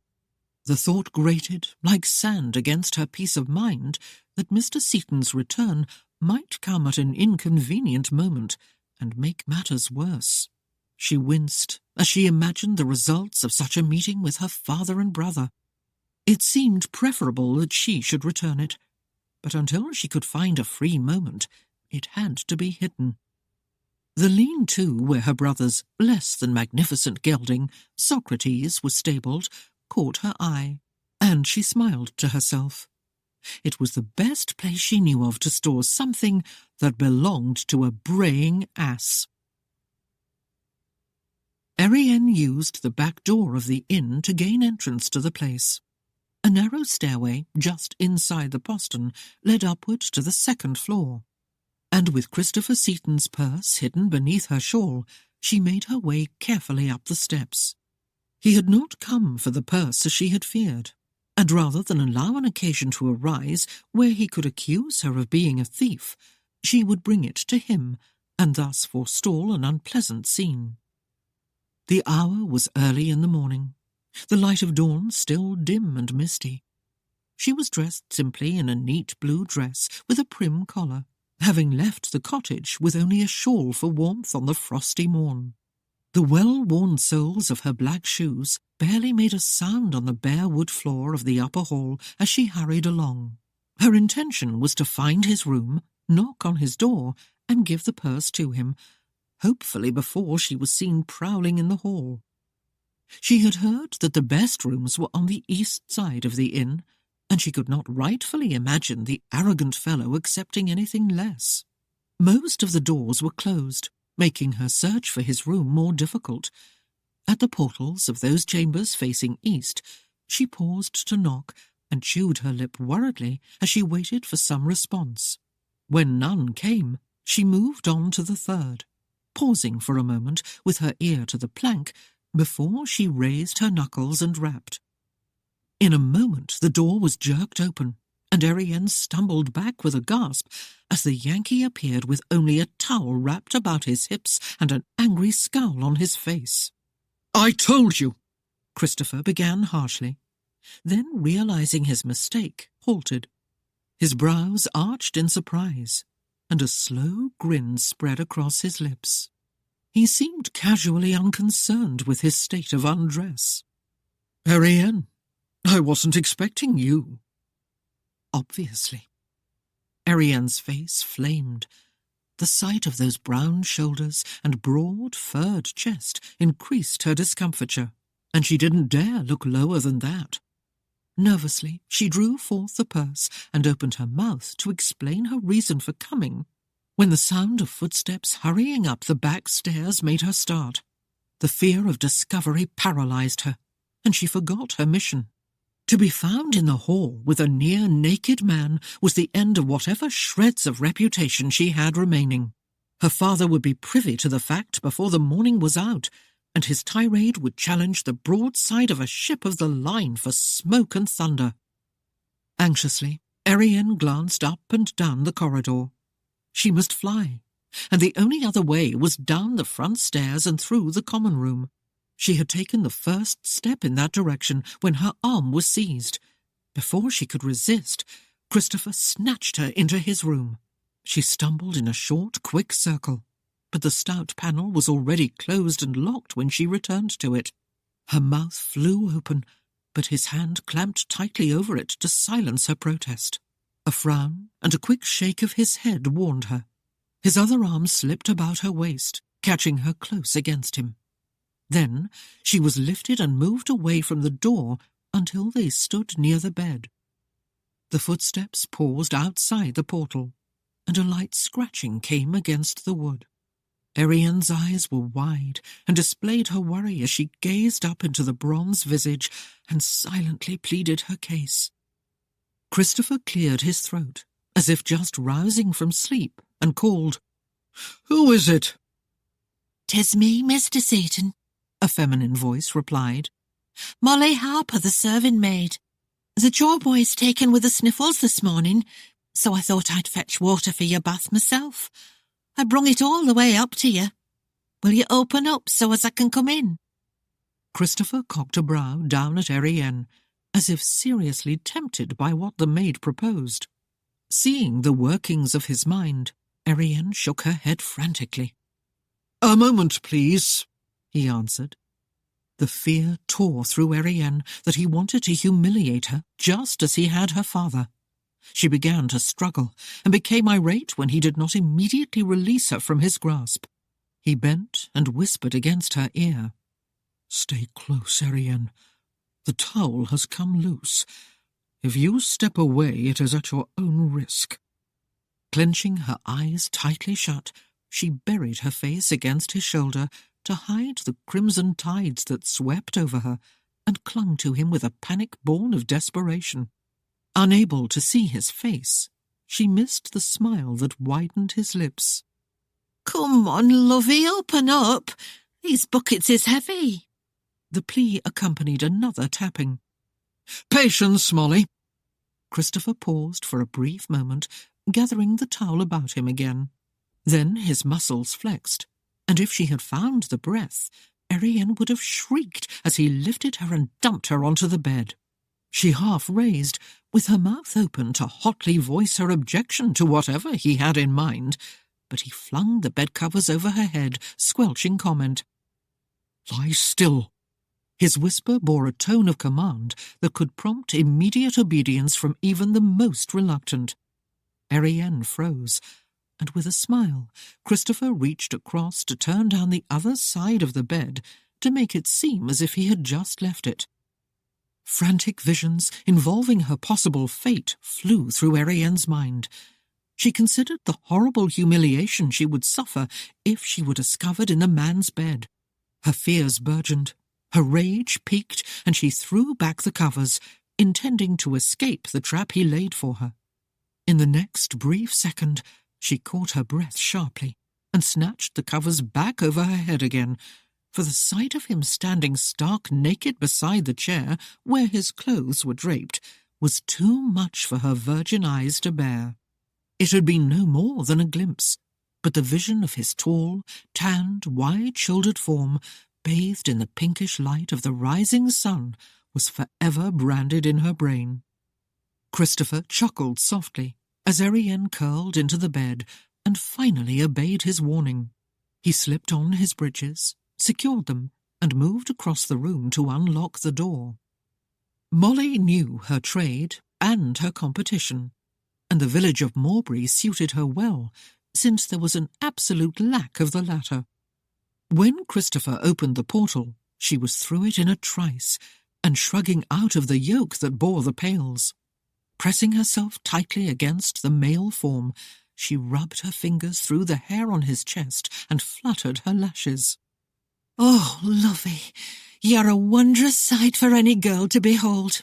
"I've already told you, Molly, I have no need of your services," Christopher stated bluntly. "I only want the water." "Ah, come now, lovey," she crooned.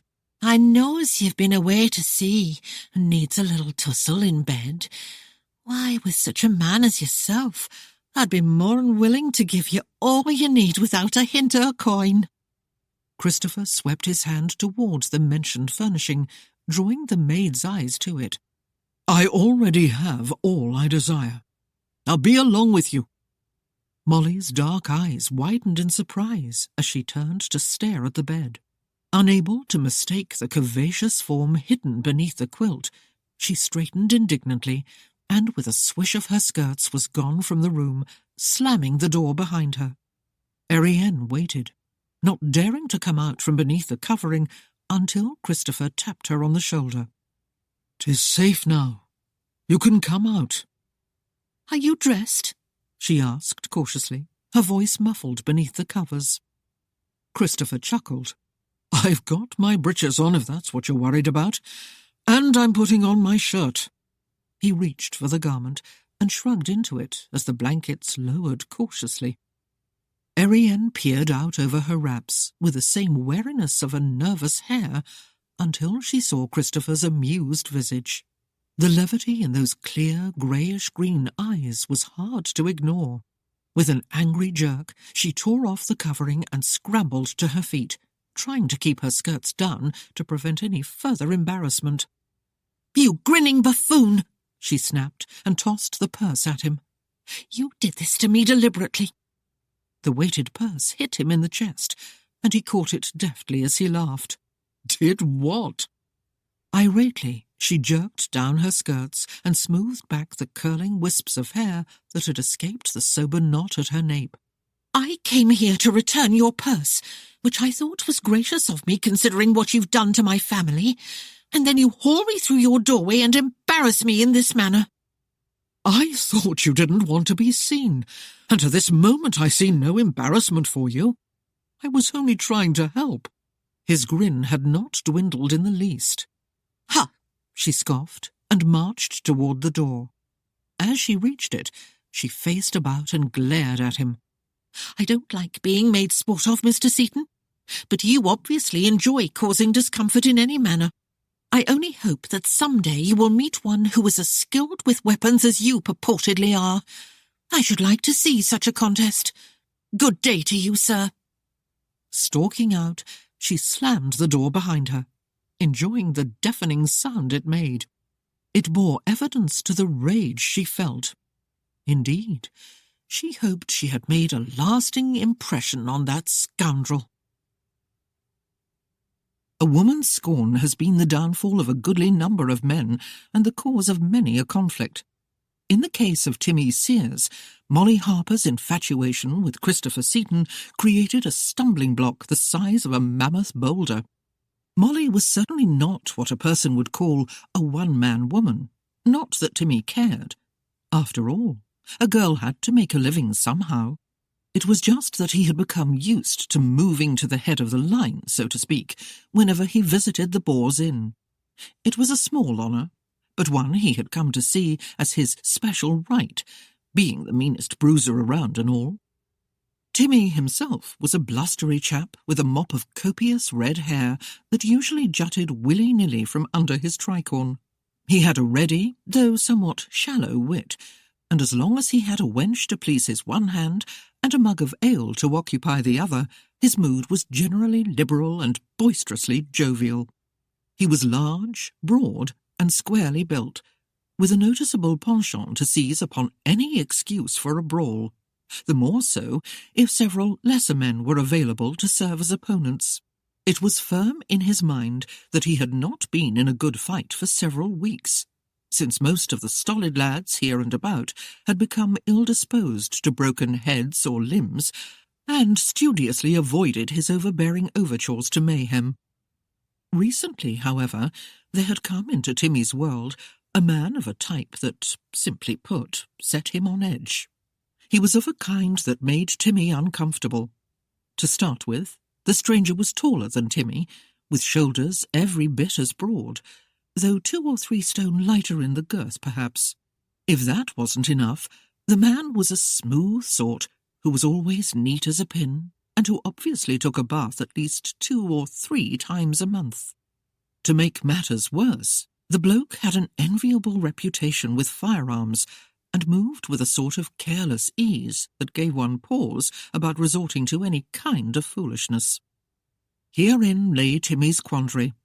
Molly had started acting as if he didn't exist, while she doted and fawned over this Seaton fellow, the very one who made Timmy's knuckles itch and who had moved into his favourite drinking place, it being, of course, the only one in all of Mowbray. The same wench, when bidden to serve the one who supplied her with trinkets, hurriedly slid trencher and tankard before him in her haste to be at the other's beck and call. A bauble did much to lighten her eyes, but payment for it was usually rushed, and though temporarily satisfying, it left him with a gnawing suspicion that the wench made him pay dearly for what she would have freely given to the Yankee. The worst of it was that this Mr. Seaton clearly ignored her fawning attentions, denying Timmy a cause to call him out. Even though Timmy watched with the eyes of a sea-eagle, the man did not so much as pinch those fine plump buttocks that oscillated ever so near to him, or reach out to fondle that full, ripe bosom which was lowered for his gaze whenever she served him. She wore blouses so low that Timmy groaned in agony, and still the Yankee gave her no heed. It made the insult twofold in Timmy's mind. To reject that maid who stirred the jealousy was to carry the killing thrust home. Timmy's spirit was sorely vexed, and his rage built, fed by the stranger's total lack of regard for his reputation as the village brute. When nearly every stout and worthy fellow in the North Country scurried to get out of the way of Timmy Sears, the man calmly waited for the red-haired man to get out of his. It was enough to draw Timmy's insides in a knot, and in his mind he began to imagine ways he could shatter the Yankee's arrogance. Timmy would not be content until there was a fine knock-down-and-drag-out brawl to soothe his self-esteem. Much gaiety was intertwined with the serious business of buying and selling while the seasonal markets of Mowbray were open. Musicians played their lutes and pipes for the high-stepping dancers, while hands clapped in time to the music, tempting those who hung back to try their skills. Erienne watched them with eager attention, wanting to join, but unable to convince Farrell to be her partner. He had agreed to tour the markets with her, and had not argued against pausing to admire the dancing, since Molly Harper was prancing through the steps and swinging her skirts with carefree abandon. However, he refused to leave himself open to the ridicule of those who might poke fun at him if he were to partake. After all, he was not a whole man. Erienne understood and did not press, yet she hardly approved of the wall he was building around himself. Still, it was a day for merrymaking, and the smiles and laughter were infectious. Her toes tapped and her eyes sparkled. Her hands met in a rhythmic clapping, until she saw the tall figure of a man leaning indolently against a nearby tree. She recognized him at once, and realized he was regarding her with an amused smile. In the greyish-green eyes there was a glowing intensity, and the slow, thoroughly brazen scrutiny that followed brought the colour mounting to her cheeks and ire burning through her being. He was deliberately trying to antagonize her, she was sure of it. No gentleman would look at a lady in such a manner. Raising her nose to a lofty elevation, she turned a cool shoulder to the man. To her surprise, she found that Farrell had left her to her own ends, and was wandering off with Molly in the direction of the inn. The serving wench had spent a triplet of hours trying to catch the Yankee's eye, and now sought to stir a bit of jealousy. Never had she tried so hard to lure a man into her bed, and never had she failed so miserably. It was enough to shatter a poor maid's confidence, the way the man ignored her. As Erienne ground her teeth in irritation, a hand came upon her arm, bringing her about with a start, wondering how Christopher Seaton had crossed the distance between them so swiftly. She was much relieved to find that it was Alan Parker, and not the Yankee. Alan pressed a hand to his vested breast in a brief but gallant bow, and stated the obvious with a pleased smile. "Your brother has left you in need of escort, Miss Fleming. One can never be sure when that dastardly band of Scots might choose to raid our village and sweep away our beauteous maidens. Thus, I have come to offer my protection." Erienne laughed brightly. hoping that obnoxious wretch of a Yankee was a witness to the man's manners.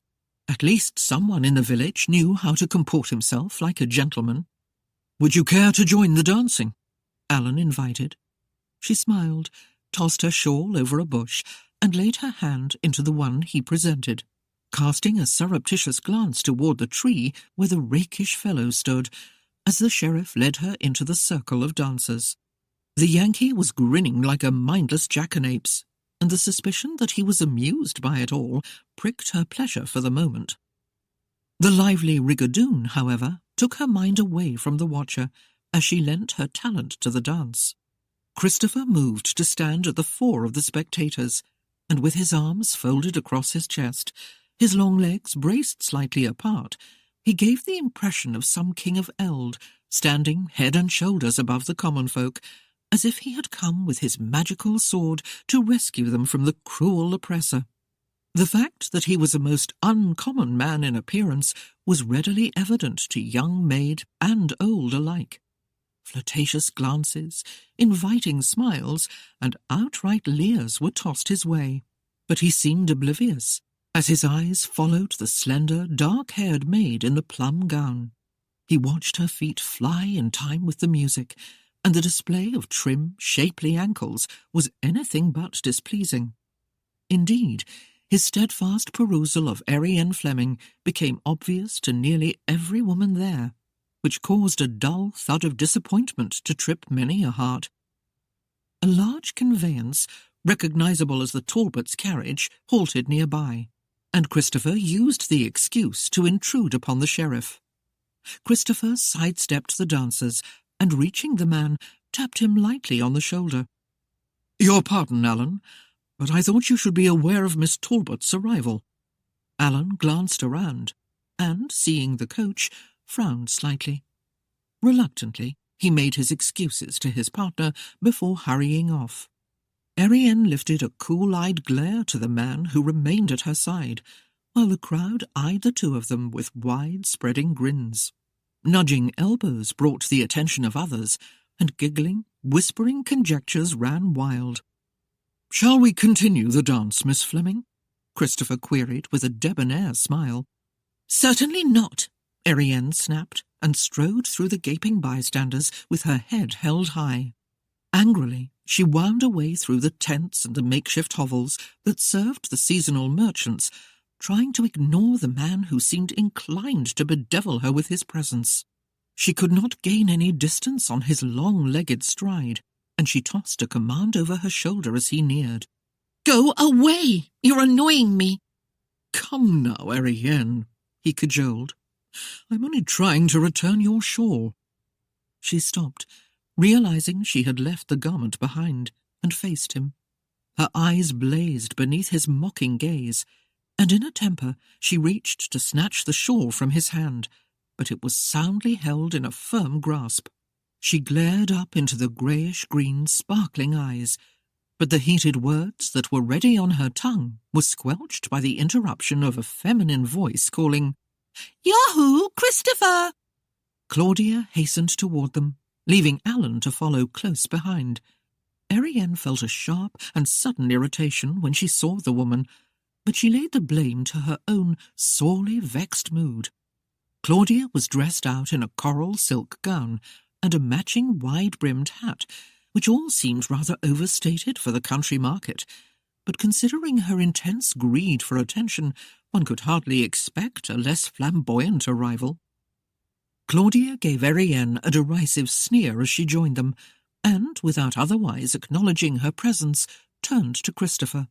"I'm so delighted to see you still in Mowbray, Christopher," she warbled. "I was afraid I would miss meeting you again." "My business in Mowbray is not finished yet, and the way it looks, I might be here for some time yet." He drew a quick, challenging glare from Erienne, and grinned lazily in the face of it. Claudia saw the exchange, and seethed to think that the other woman shared some secret with the Yankee. Thinking of a way to lead the man away, Claudia swept a hand about to indicate the inn. "During the fair, the innkeeper usually lays out a feast worthy of a king. I was wondering if you would care to sup with me." She didn't wait for a denial, but gave the sheriff a coy smile. "And of course you will accompany us, Alan." "I shall be delighted." The sheriff gallantly turned to Erienne with an invitation. "Would you care to join us?" The urge to kick Alan's shins had to be suppressed, and it was all Claudia could do to keep her glare off him and on Erienne. Beneath the shelter of her wide-brimmed hat, Claudia's eyes narrowed menacingly until the other could not miss the bold threat. "I can't." Erienne watched a smug smile grow on the woman's lips and wished she could wipe it away with a different reply, but she had not the coin to spare. Letting the woman believe she was being successful in frightening her off, however, was a bitter rue for her pride to swallow. "I really must be getting back. My family will be waiting for me." "But your brother is at the inn now," Alan pointed out. "You must join us." No, really I can't." As the men waited expectantly for some plausible excuse, Erienne admitted with an embarrassed shrug, "I fear I am without coin." Christopher quickly dismissed the problem. "I shall be more than happy to bear the expense, Miss Fleming." As she shot him an angry look, his eyes gleamed their challenge, daring her to accept. "Please allow me." Claudia was wise enough to know that she would be painted in a less than generous light if she protested aloud. She tried the glare again, silently demanding Erienne take the hint, and did not fathom that it was her glower that really settled the matter for the other woman. "Thank you," Erienne murmured, coming to a firm decision. "I should like to join you very much." Both men stepped forward to offer their arms, turning Claudia's surprise into outrage. The woman straightened indignantly, but was totally reconciled when Erienne pointedly ignored Christopher's arm and slipped her hand through Alan's. Erienne was not at all certain she wanted Farrell to see her in Christopher's company, and was almost relieved to find him absent from the common room, until she remembered Molly coming to the Yankee's room to serve him pleasure. Chewing her lip, she looked wonderingly toward the stairs, afraid that the woman was doing a like service for Farrell. Erienne became aware that Christopher was watching her, and when her eyes came around to meet his, the depths of the North Sea could not have been colder than those eyes of blue-violet. She expected a mocking leer. Instead, his smile bore a trace of compassion. Yet the idea that he could be pitying her, or any of her family, infuriated her. Mutely fuming, she slid into the chair Alan held for her. Christopher assisted Claudia into the seat on the other side of him, and Erienne grew extremely vexed when he took for himself the one next to her own. To be within close proximity of the man was agonizingly distasteful to her past, present, and no doubt future state of mind. In the manner of one accustomed to taking authority, Christopher ordered food to be set before them, and a light wine poured for the ladies. He tossed down payment, and Alan seemed content to let him have the honours. When the feast was presented, Claudia condescended to doff her hat, but carefully patted her hair in place before delicately sampling the fare. The door opened, and Erienne blanched as her father strolled in. She had her back to him, and didn't dare glance around as he swaggered to the bar. He slapped down coin for ale, then, having received a tankard, leaned against the planks to glance about the room as he sipped. He spewed out the contents of his mouth in a rush when his eyes came upon Erienne and Christopher, sitting at the same table. With stumbling gait, he half ran across the room, drawing all eyes to him. Erienne heard him coming, and her heart leapt for fear. Avery was past the point of caution, and failed to see anything beyond the fact that his daughter was willingly accepting the attentions of his fiercest foe. He rudely clasped her arm and hauled her out of the chair, while Claudia smirked behind a glass of wine. "You evil little wench! Going behind my back again with this Yankee bastard!" Avery loudly berated. "I swear to you, 'twill be the last time you do." The mayor brought his fist around with enough force to break his daughter's jaw, and Erienne tried to brace herself, certain the blow would fall with brutal force. But once again, her faithful protector was there close at hand. With a flare of rage, Christopher shot out of his chair and caught Avery's wrist in a painfully tight grip, jerking him away from his daughter. "Take your filthy hands off me!" the portly man bellowed, attempting to gain his freedom, but the strong, broad hand held him fast. Christopher's tone was deadly calm. "I beg you to consider your actions, Mayor. Your daughter came here with the sheriff and Miss Talbot. Would you insult them by such a display?" As if coming from a fog, Avery became aware of the other two who also sat at the table. Red-faced, he hurriedly stuttered an apology, and Christopher released his hold, curbing the urge to give a short backward thrust as he did so. He would have enjoyed seeing the man sprawl on his backside. Avery caught hold of his daughter's arm again and hastened her toward the door. "Ye go on home now and cook me some victuals. I'll be home after I've had me one or two." The door slammed behind her. Turning, Avery hitched up his breeches, glared about at those who still stared, and returned to the bar. With tears of humiliation stinging her eyes and streaming down her cheeks, Erienne ran home. She wished now that she would not have allowed herself to be goaded by Claudia's glowering threat. The disgrace she had suffered in the inn would make it extremely difficult to hold her head up in front of the haughty woman. Then there was the other matter.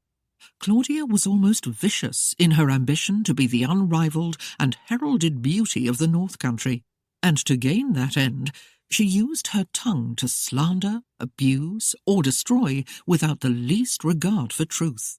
Like a whip, her tongue had the ability to make one writhe in agony.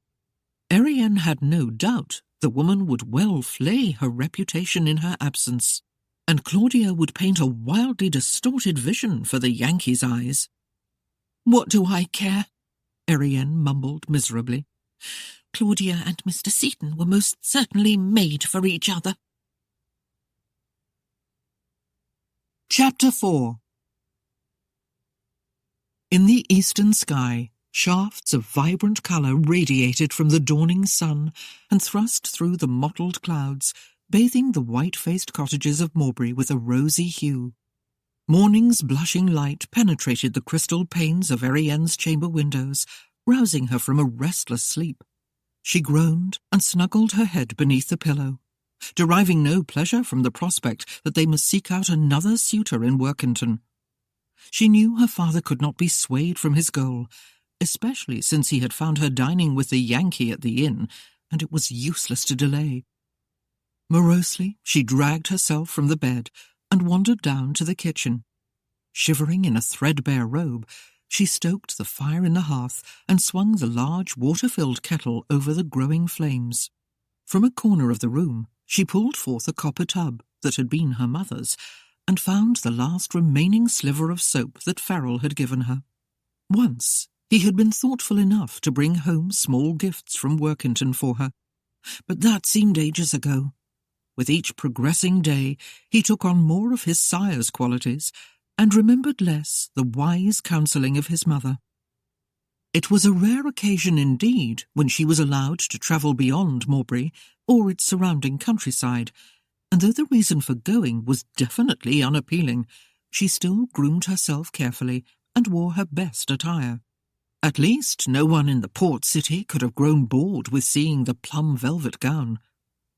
Like any man of gentility, Avery left his daughter outside in front of the inn, there to await the coach, while he himself entered the common room.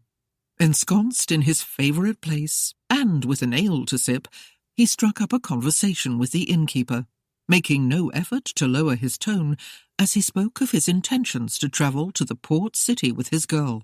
Aside from gambling and drinking, exercising his vocal cords seemed Avery's greatest delight.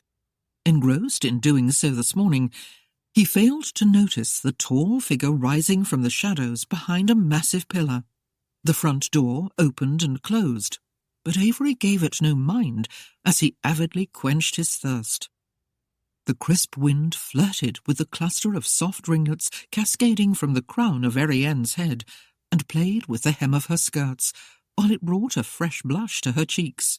Ramrod prim and bandbox polished, she was a most fetching sight for any man, many of whom paused after passing and openly glanced back for a second taste of her beauty. The one who was denied her company halted a moment outside the door of the inn and admired the trim, unbustled form. The fact that she had become a forbidden fruit for him only spiced his interest. Christopher moved forward to stand close behind the young lady's right elbow. Erienne sensed his presence, but thinking it was her father, was slow to respond. As she glanced around, her gaze caught sight of the tall, expensive black boots, and her wonder became questioning surprise. Her head snapped up, and she found herself staring into the handsome and pleasantly smiling face of that one who haunted her. Christopher tipped his hat and grinned down at her. Then, clasping his hands behind his back, he gazed up at the sky, where fitful flocks of fleecy clouds gambolled restlessly along on a nor'westerly breeze. "A fairly pleasant day for a ride," he commented, "though I suspect we might be in for a bit of rain later on." Erienne ground her teeth, holding a tight rein on her temper. "Out to ogle more women, Mr. Seaton?" "Actually, that isn't my prime purpose this morning," he answered smoothly, "although I'd be a fool to ignore the sights, such as they are." She did not miss the meaningful sparkle in his eyes, and asked crisply, "Then what is your prime purpose?" "Why, I am waiting for the coach to Workington." Erienne clenched her lips against a heated reply. She was appalled that such a coincidence should occur, but since he was well within his rights, she could say nothing. Glancing past his arm, she caught sight of his bay stallion tethered at the hitching post, which suggested that his mode of travel was undergoing a most recent change. Knowing that he had just left the common room where her father had gone, she could assume that Christopher had heard some exchange that had prompted his decision to travel by coach. She flung out a hand to indicate the animal. "You have a mount. Why don't you ride him?" Christopher's grin was mockingly congenial. "I much prefer the comfort of a coach when I journey afar." She scoffed. "No doubt you overheard my father say we're on our way to Workington, and intend to pester us all the way there." "My dear Miss Fleming, I assure you that I have a matter of great importance to attend to in Workington." He did not explain that anything to do with her was of primary importance to him. "Of course, your solution is simple," he offered pleasantly. "If you cannot abide my company, you can always stay home. I have no way of forcing you to go." "We also have business in Workington," she stated, lifting her chin primly. "Another suitor?" he questioned amiably. Oh! Her deep blush, having naught to do with the wind, gave him quick answer. "Why can't you leave us alone?" "I have an investment in your family. I seek only what is mine, or at least some recompense should the debt remain unpaid." "Ah, yes, the debt," she said, sneering. "The money you rooked from my father." "My dear, I have no need to cheat anyone." Erienne stamped her foot in protest. "Mr. Seaton, whatever else I am not your dear." A soft chuckle conveyed his delight. "You're the dearest thing I've seen for some time." His gaze swept downward, gliding effortlessly over her rounded bosom and slim waist until it reached the narrow black shoes peeking out from beneath her hem. Erienne immediately wished she had borne the prickly discomfort of her coarse woolen cloak instead of leaving it lay across her satchel, for his careful scrutiny left no curve untouched. Indeed, his close attention seemed to peel the very cloth away. When his eyes returned to meet hers, her cheeks were hot with indignation. "Aye," he smiled into her glare. "You are a sweet, dear thing indeed." "Do you always undress a woman with your eyes?" she inquired sharply. Only those I have a yearning for." In an irritated huff, Erienne flounced around and tried to ignore him, but found the task beyond her means. He was about as easily dismissed from mind as a black panther at heel. There was, however, a way to protect herself from his relentless regard. Taking up the cloak, she spread it about her shoulders and warned him off by a wordless glower when he reached a hand toward her to lend assistance. Giving a lazy shrug of his wide shoulders, Christopher smiled and withdrew his hand. Erienne concentrated on tying the cords at her throat and was not aware that he had drawn much nearer until his whisper brushed close against her ear, sending a warm, tingling shiver through her. "You smell as sweet as jasmine on a summer's night." Erienne snatched the hood up over her head, afraid he would notice the goose-flesh he had raised. Totally aware of his presence, she remained cautiously silent until the coach halted before the inn. The driver climbed down, and wiping his dry lips, he announced to the occupants of the coach that there would be a short delay. Then, turning, strode purposefully toward the common room. A portly fellow and his tall, thin companion ploughed their way between the waiting couple, forcing them to step quickly aside or be trodden down underfoot. When Erienne could reach her satchel again, it was already clasped in her adversary's hand.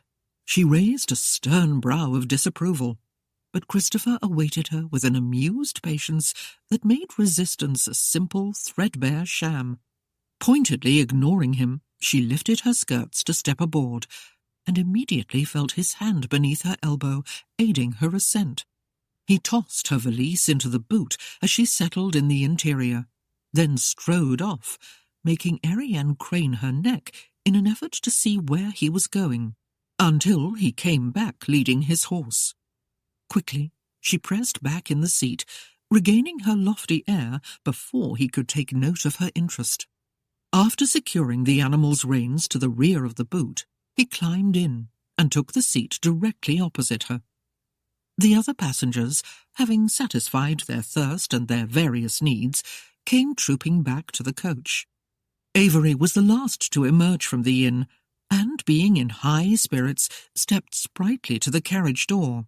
However, when he caught sight of their travelling companion, his jaw plummeted. Blustering in indecision, he stamped and fumed until finally, having no other choice, he joined them. Taking a place beside his daughter, he gave her a withering glare, making it obvious that he suspected her of inviting the man. The wheels splashed through a large puddle as the coach swung onto the road, and Erienne leaned back, bracing herself against the jolting ride. The countryside along the way failed to hold her interest, for the presence of Christopher Seaton wiped everything else from her mind. His gaze was persistent and touched her warmly. A smile was in his eyes and on his lips. Even in her father's company, he was completely at ease, not caring that the older man's scowl darkened progressively at the close attention he gave to the daughter. The other travellers were openly delighted with Christopher's company, for he talked and laughed with them freely. He related stories and experiences gleaned from his many voyages, and showed animal white teeth against the warm bronze of his skin as he recounted more humorous tales. He had the portly man holding his sides with mirth, but Avery's rage grew with each passing mile. Forced to observe, Erienne reluctantly admitted, but only to herself, that the Yankee had the charm, wit, and manners to handle himself well in any company. His manners were those of one born to wealth and position. Indeed, he acted the part of gentleman so well he could have authored the rule-book. Yet Erienne sensed he could be equally at home with a crew of bawdy, fun-loving tars. He appeared to enjoy every facet of life. Beneath the shadow of long lashes, Erienne's eyes passed carefully over the man. His broad shoulders filled a finely tailored coat of dark blue, and the breeches, of a light taupe hue that matched the vest, were close-fitting to display a superb length of firmly muscled limbs. It was obvious at a mere glance that he was boldly a man, even with all his clothes on. Much to her aggravation, Erienne realized he would be the standard by which she measured every suitor who vied for her hand. The ride progressed southward, and Erienne could feel herself relaxing, almost enjoying the easy ways and casual banter of Mr. Seaton. What she had feared would be a tense, stilted journey was becoming a pleasant outing, and she even experienced a mild disappointment when they reached their destination. A small sign, identifying the inn as the Lion's Paw, swung on its hinges above the doorway, squeaking and flapping like a distraught bird in the stiff breezes. Avery kept his daughter to her place, while Christopher and the other passengers alighted. Then, after hastily climbing down, he beckoned impatiently to her. "Don't dally, girl," he snapped. Yanking his tricorn down against the wind, he cast a wary eye about to find Christopher untethering his stallion from the back of the coach. Remembering the incident in the inn at Mowbray, he lowered his voice a cautious degree to continue. "Mr. Goodfield's carriage is here awaiting us, but I'll be having to find rooms here at the inn before we leave. So hurry with you." Erienne's lack of enthusiasm greatly annoyed him, and as soon as her feet touched ground, he caught her arm in a fierce, painful grip and hustled her off to a waiting landau. He ignored her pleas to be allowed time to freshen herself, fearful of what that Yankee rascal might do if they delayed. Perhaps Avery had cause to worry. Christopher observed the happenings closely as he idly gathered the reins over the stallion's neck. He particularly noted the girl's reluctance to be prodded aboard the conveyance. The coachman stepped to the boot and hauled back the canvas cover that protected the baggage. With a gesture and a question, Christopher directed the man's attention to the landau. "Why, that rig belongs to Mr. Goodfield, oldest and richest merchant round these parts," the coachman replied. "You follow this here road a bit, then turn north at the crossroads. You can't miss the place. Biggest house you ever seen." Christopher flipped a coin into the driver's hand to display his gratitude, bidding the man to take a draught of ale on him. Chortling, the coachman thanked him profusely and hurried off toward the inn. Erienne hesitated on the carriage step and looked back, finding the greyish-green eyes fastened on her. Christopher gave her a slow grin and cordially tipped his hat. Avery followed his daughter's gaze and glared when he found the object of her attention. Gripping her arm, he pushed her in, then hurried back to the coach to claim their baggage. "Keep your eyes to yourself," he warned Christopher direly. "I have me friends here, and a word from me and they'll see you done in good. You won't be any use to any woman when they finishes with you." The younger man returned a tolerant smile to the threat. "You don't learn very quickly, do you, Mayor? First you sent your son, and now you think to frighten me with your friends. Perhaps you've forgotten that I have a ship in port with a crew who've honed their teeth fighting pirates and privateers. Would you care to meet them again?" "Leave me girl alone!" Avery spat the words out through his teeth. "Why?" Christopher chuckled derisively. "So you can marry her off for a purse. I've got a purse. How much will you take for her?" "I've told you," Avery thundered. "She ain't for ye, no matter how weighty your purse." "Then you'd best pay up your debt, Mayor, because I won't be satisfied until it is done." Christopher swung into the saddle, and with a nudge of his heel set his mount into an easy canter, leaving the mare glaring after him. An overwhelming feeling of depression came over Erienne at her first glimpse of Smedley Goodfield. He was old and wrinkled, with much the size and looks of a wizened elf. His hunched back and distorted shoulders were painful reminders of the taunt she had hurled at Christopher. Whatever she had said then, she was positive now that Smedley Goodfield would be her very last choice as a husband. Shortly after their arrival, her father was bluntly invited to look over the gardens, without being given much choice in the matter. She, on the other hand, was beckoned to sit on the settee beside Smedley. Erienne declined, taking a bench before the hearth. But she soon found this was only an invitation for the merchant to join her. From the first moment he sat beside her, she had to fight to keep his hands from invading the privacy of her clothes. In his fumbling eagerness, he ripped her bodice, and considering her modest collar, his actions had no pretense of the accidental. With an outraged gasp, Erienne threw off his bony hands and came to her feet, clutching the torn bodice together and snatching up her cloak. "I am leaving, Mr. Goodfield." She strained not to shout. "Good day to you." Her father was pacing nervously about the entry hall when she stormed out, and a brief argument ensued when he tried to urge her back to the drawing-room. "I'll have none of your damned impertinence. I'll decide when we'll be leaving," he snarled as he jabbed his thumb against his chest. "And it won't be till we've settled on this matter of marriage." Erienne's face was a stiff mask as she fought the anger that churned within her. Slowly, but emphatically, she answered her parent. "The matter is already settled." She took several deep breaths in an attempt to calm the raging tides that swept through her being. "The only way you can keep me here is to bind me hand and foot. Then you'd best find a way to silence me, for I'll scream enough insults at that filthy old man that he'll throw us both out.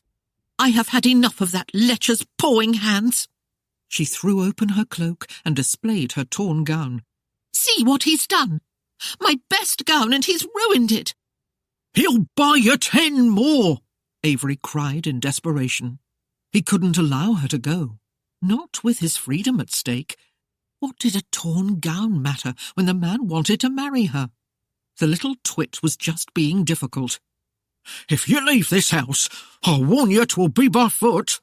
Mr. Goodfield was kind enough to see us here in his carriage, and we've no other way to return."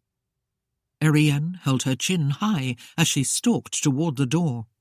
"Perhaps you are not yet ready to leave, Father, but I am." "Where are you going?" Avery demanded. "As I said," she flung over her shoulder. "I'm leaving." Avery was in a quandary. He hadn't thought she would go off without him, not in a strange place. The suspicion grew in his mind that she was only testing him, and really had no intention of leaving on her own. He gave a derisive snort. He would show her that he was a man of his word. "You'll see yourself back to the inn without me, girl. I'll be staying with Mr. Goodfield." The door slammed in his face, leaving him sputtering in astonishment. He started to charge after her, intending to drag her back, but Smedley's cane thumped imperiously in the drawing-room, demanding attention. Worriedly, Avery hurried toward the sound as he sought to find some excuse that would explain his daughter's actions and soothe the merchant's outraged vanity. Never had Avery's thoughts churned so frantically in so short a time. Erienne stalked down the path that led away from the merchant's mansion. Her mind was in a turmoil, and her whole body was rigid with the anger she felt.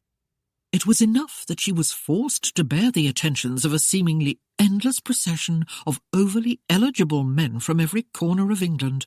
It was enough that the only qualifications her father recognized in the suitors was the size of their purses and their readiness to defray his debts. It was enough that her own father had to use her as a tool to placate the creditors who had become anxious about their money. But now, being commanded to please a doddering ancient, lest he become offended, it was just too much. Her skin crawled as she remembered the pawing hands of the many eager candidates, and their oh-so-endless ploys, the accidental brush of her bosom, the stealthy caress of her thigh beneath a table, the bold press of heated loins against her derriere, and the simpering leers that knowingly answered her questioning glares of anger. Halting, she stood with clenched fists and grinding teeth. She knew all too well what the evening would bring if she returned to the Lion's Paw. Her father would come mewling in with Smedley Goodfield at his side, and he would press her to reach some compatible arrangement with the merchant. Of course, Smedley would sit fidgeting at her side, seizing every opportunity to lean against her, to caress her hip, or to bend close with his crooked, gap-toothed grin and whisper some lewd or vulgar comment or story in her ear, then cackle in glee when she reacted in horror, or, if she didn't, to take her calmness as encouragement for more. A spasm of pure disgust wrenched through her and caught her stomach into a tight knot. She was aware that her father feared debtor's prison, and it was the last place she wanted him to go. But she also had come to the realization that she could not bear to debase herself in the manner he proposed. Erienne's panic was born small, but rapidly grew as she thought of the aged merchant waiting at the inn with his nervous, ingratiating smile. She saw again the narrow face, the red-rimmed eyes that moved quickly like a rat's, the bone-thin, claw-like hand that had ripped her gown in his fevered haste. A stone obelisk carved with an arrow pointing north to Mowbray caught her eye, and an idea began to flit through her mind. Workington and the Lion's Paw lay to the south, only a few miles away. The path to Mowbray presented a longer walk, a journey that would take the rest of the day and some of the night to complete. The wind was brisk, and the air was growing increasingly chilly, but she wore her warmest cloak, and there was naught at the inn that she needed. Indeed, anything there would only be a burden, and if she returned, she'd only be tender bait for the likes of Smedley Goodfield. Erienne made her decision, and her desire to reach Mowbray before midnight gave impetus to her haste.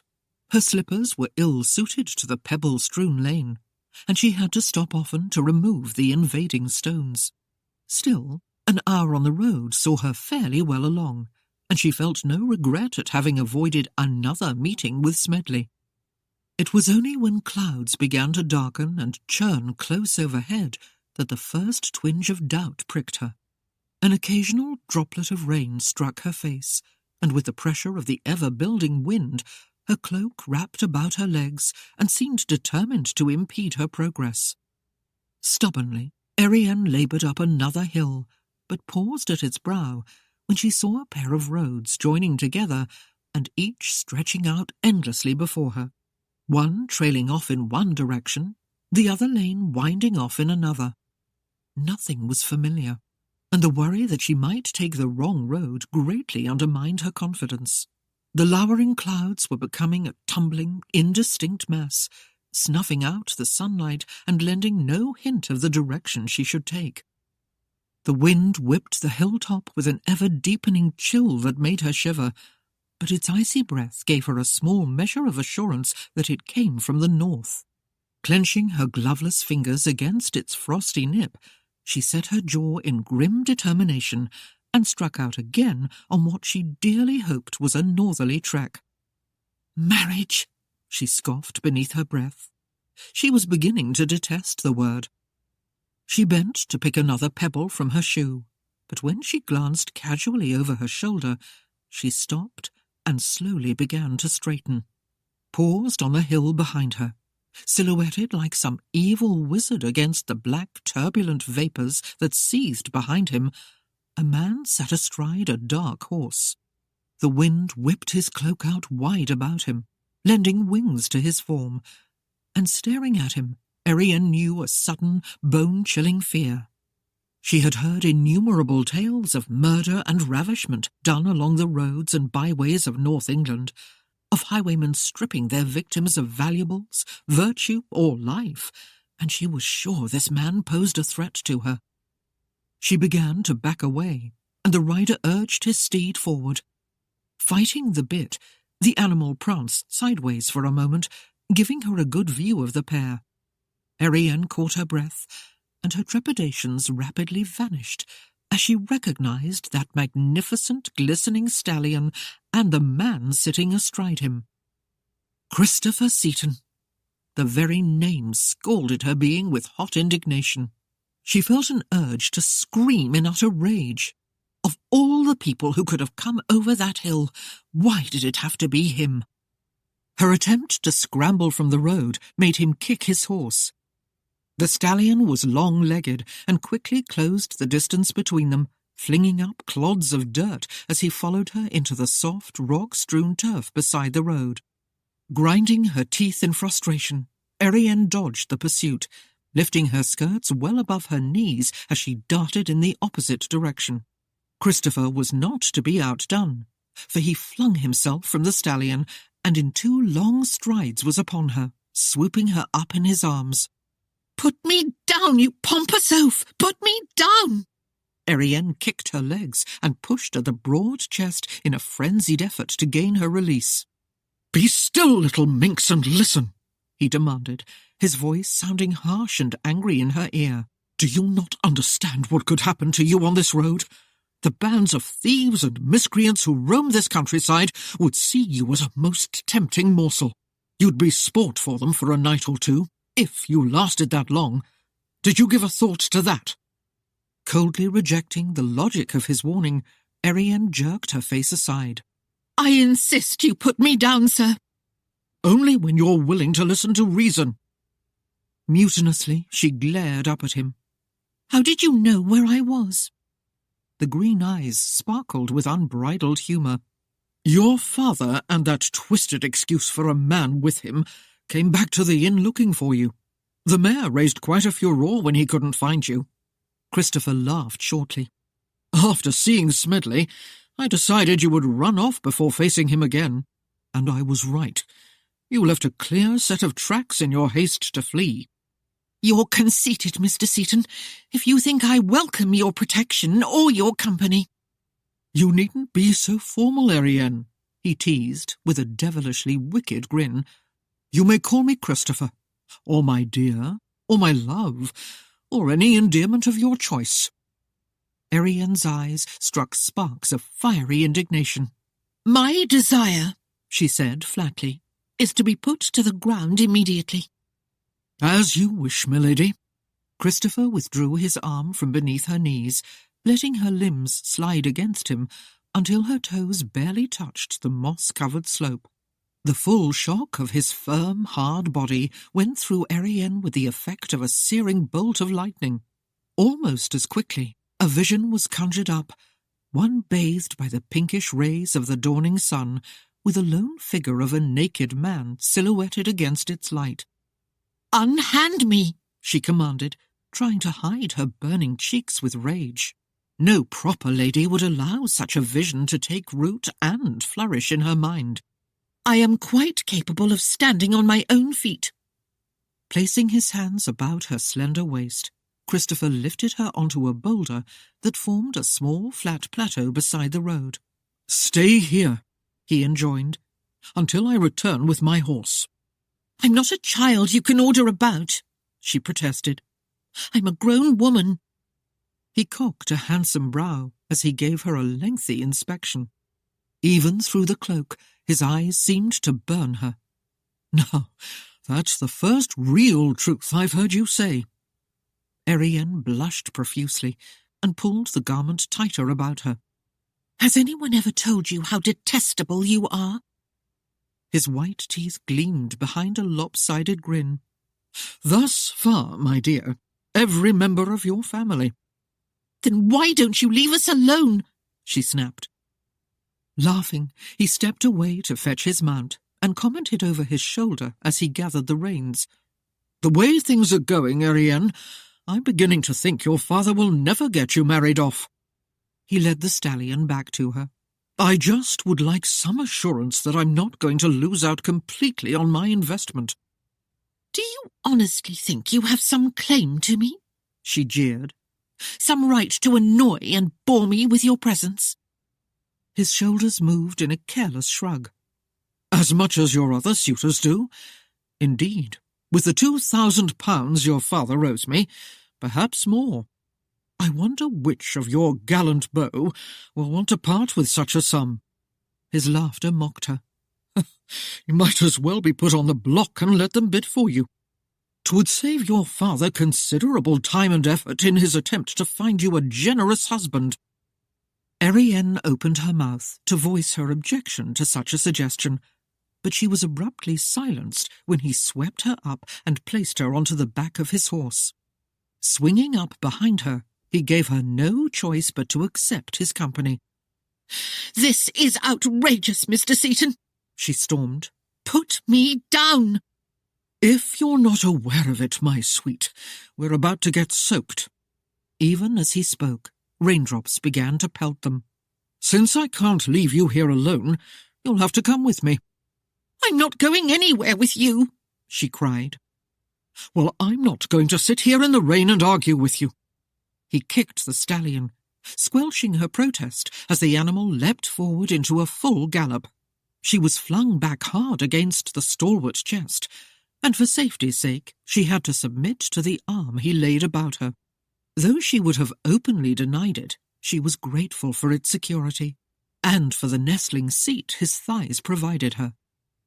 Whipped by the wind, the rain rapidly soaked through her cloak and ran in cold runnels down the front of her torn bodice.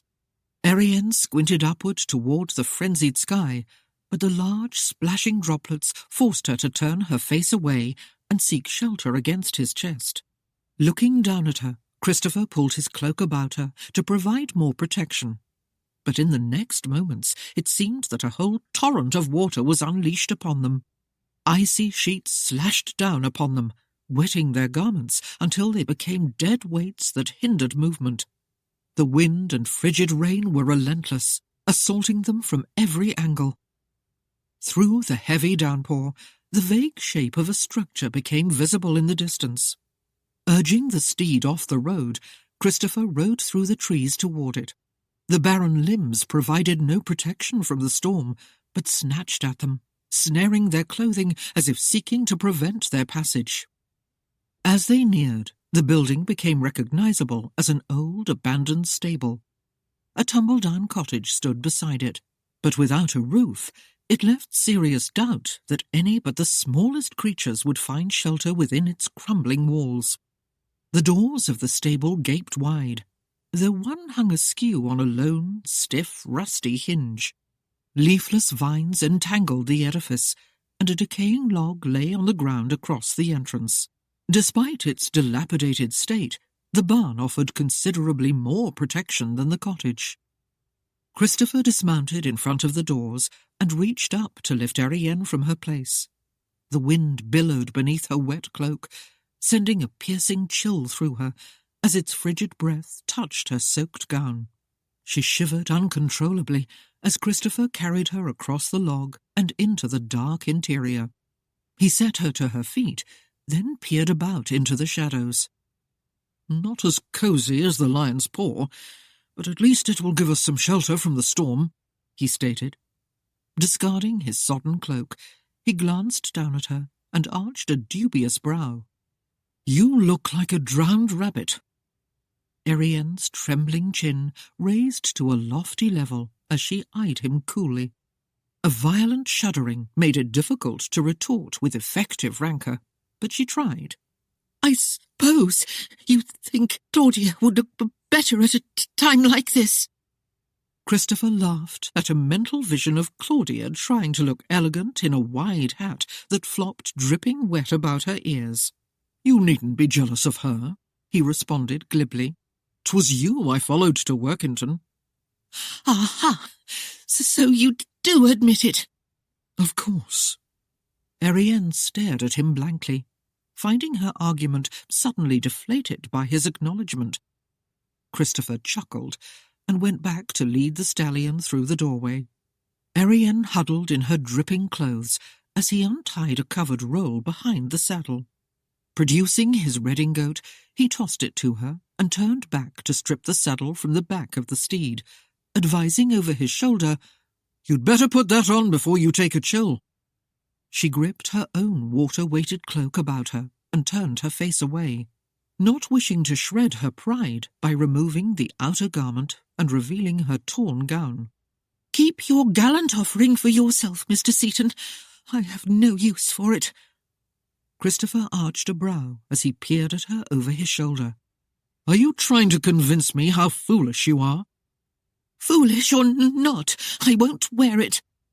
"You'll wear it," he stated flatly. giving her cause to wonder if he threatened her. Doffing his own sodden coat and vest, he flung the garments over the boards of a stall. "I'll try to make a fire so we can get dried out a bit." He prowled about the stable, contemplating the several large holes in the roof. Without a doubt, he had his choice of chimneys and a good supply of kindling. It would just be a matter of getting the fire started. Toward that end, the tinderbox he carried with him would suffice. Erienne's shaking limbs gave way beneath her, and she slowly crumpled to her knees. She was aware of Christopher moving about the stables, gathering and breaking wood from the stalls, but the idea of a warming fire seemed so distant. She sat in abject misery, with her hair hanging in wet strands down her back. Her cheeks and hands were numb and icy, her nose red and cold. Even her shoes were soaked. When she saw the first small flickering flames begin to glow in the deepening darkness, she found herself too cold and stiff to move to its warmth. She shivered in her wet garb until Christopher came to stand above her. She kept her eyes downcast, too tired to fight with him any longer, and perhaps more pertinently, not willing to raise her gaze along the wetly clinging bridges that flaunted his manhood. "Will you come by the fire?" he questioned softly. Drawing herself into a tight, miserable knot, Erienne shook her head. So tense with the cold she could not answer him. She had her pride, and it was better to be thought stubborn than weak. She failed to consider that Christopher Seaton was a man who took matters into his own hands.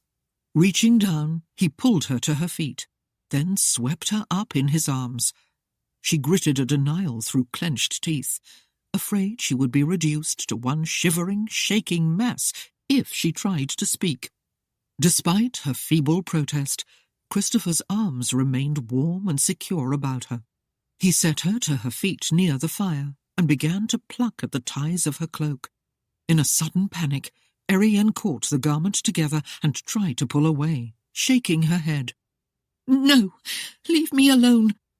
"If you won't help yourself, Erienne, then someone else must do it." Prying her hands free, he slipped the cloak from her shoulders and let it fall to a sodden heap at her feet. Surprise swept his visage as he glimpsed the tattered shreds of her gown and soft, creamy breasts barely covered by a soaked chemise. Anxiously, Erienne gathered the torn pieces of her bodice together and refused to meet his inquiring frown. "I can understand Smedley becoming eager." His tone was sharp and derisive. "But did he hurt you?" Would it be any of your business if he had?" she questioned, puzzled by his anger. "It might," he answered brusquely. "It all depends on whether your father can pay off his debts or not. Besides, I've gotten in the habit of coming to your rescue, and since you seem in great need of my services, I am reluctant to stop at this early date." Without pardon or preamble, he turned her about and, much to her horror, began to unfasten her gown. Shivering violently, Erienne fought to hold the soaked bodice in place over her bosom while trying to pull away from him. The corset pushed her breasts upward until she nearly overflowed the thin chemise, and she knew without the gown she would have no protection against those probing greyish-green eyes. Christopher was more determined and stronger. The gown, the corset, and the layers of petticoats soon lay at her feet. Only then did Erienne gain her freedom. "Leave me alone," she gasped, stumbling away from the fire. She tried to cover herself with her arms, for the dampened shift had moulded itself in a transparent film to her body. Christopher came after her and enfolded her quaking form in the redingote. "If you could see past that pretty little nose of yours, you'd realize I'm only trying to help you." He swept her up into his arms. "For a very fiery vixen, you're about as cold and pale as an icicle." His eyes gleamed into hers. "And as I've told you before, I have to protect my investments." "You brute! Knave!" she railed. His laughing breath touched her brow. Your endearments intrigue me, my sweet. He sat her beside the fire, then knelt to pull off her slippers. Erienne gasped in shock when his hands went up her shift to unfasten the garters at her knees. Against her struggling efforts, he slipped the stockings down and placed them on a stone beside the fire. "My pleasure would be to take the shift from you as well," he stated with a wicked grin, "so be thankful I've let you retain some of your modesty." "Don't get any high-minded ideas that you're any better than Mr. Goodfield," she stated hotly. Although she was already beginning to feel warmer and could speak with more clarity, her outrage at being forcefully disrobed prevented her from experiencing the smallest grain of gratitude. "You accost me here in this deserted place and force your will on me. Believe me, sir, my father will hear of this." "That will be as you desire, Erienne. But take a warning. I don't run from your family's threats. And what I'm doing now is for your own good. If you want someone hurt because of your own stubborn pride, then the consequences will be on your head, not mine." "I suppose when you wounded my brother, 'twas for his good too." Christopher laughed shortly. "Your brother knows what happened. Let him tell you, or you can ask some of the witnesses who were at the duel. I don't need to defend myself to you or your family." "And, of course, you're the poor innocent." She chuckled derisively. "For the sake of me, Mr. Seaton, I just can't believe that." His eyes glowed in the warm light of the fire as he gave her a lazy smile. "I never claimed to be an innocent, my sweet, but neither am I your black-hearted villain." "I would hardly expect you to admit it if you were," she retorted crisply. "I'm a fairly honest person." The tantalizing grin returned and grew wider when she gave him a doubtful stare. "Then there are times when it becomes expedient to hold back the truth." "What you're trying to say is that you're a liar when it meets your mood." "That's not what I'm saying at all." "Then explain what you mean," she urged, eyeing him coolly. "Why should I?" he mocked, with a smile twitching at the corner of his mouth. "You wouldn't believe me anyway." "You're right, of course. I wouldn't believe a word you said." "Then you might as well sleep if you can. We'll be staying the night here, and I see no reason to bore you further with any more lies." "I won't stay here. Not with you." She shook her head passionately. "Never." Half frowning, half smiling, he peered at her. "Do you want to go back out into the storm?" Turning aside, Erienne refused to answer him. She was not yet ready to leave the comfort of their haven, but she couldn't trust him either. The sight of him was enough to make any maid wary. All he needed was a ring in his ear to be a swashbuckling pirate. The white shirt, open to the waist, revealed the firm, muscular chest with its crisp matting of hair. Broad-shouldered and narrow-waisted, he even had the torso of a pirate, or at least those of fanciful dreams, and with his wicked smile and his wet hair curling darkly about his face, he would have made a most handsome buccaneer. "If you refuse to answer me, then I must presume you see the logic in staying here." "Good." His amusement deepened as she tossed him a glare. "If the rain stops during the night, I'll see that you're home before sunup. Since your father is still in Workington, and your brother is probably sleeping off another drunk," he refrained from making any mention of Molly, "no one need know that you spent the night here with me." "How dare you cast aspersions on Farrell?" Sparks of indignation flashed in her eyes. "How dare you?" "You needn't feel insulted, my sweet," he said, and grinned.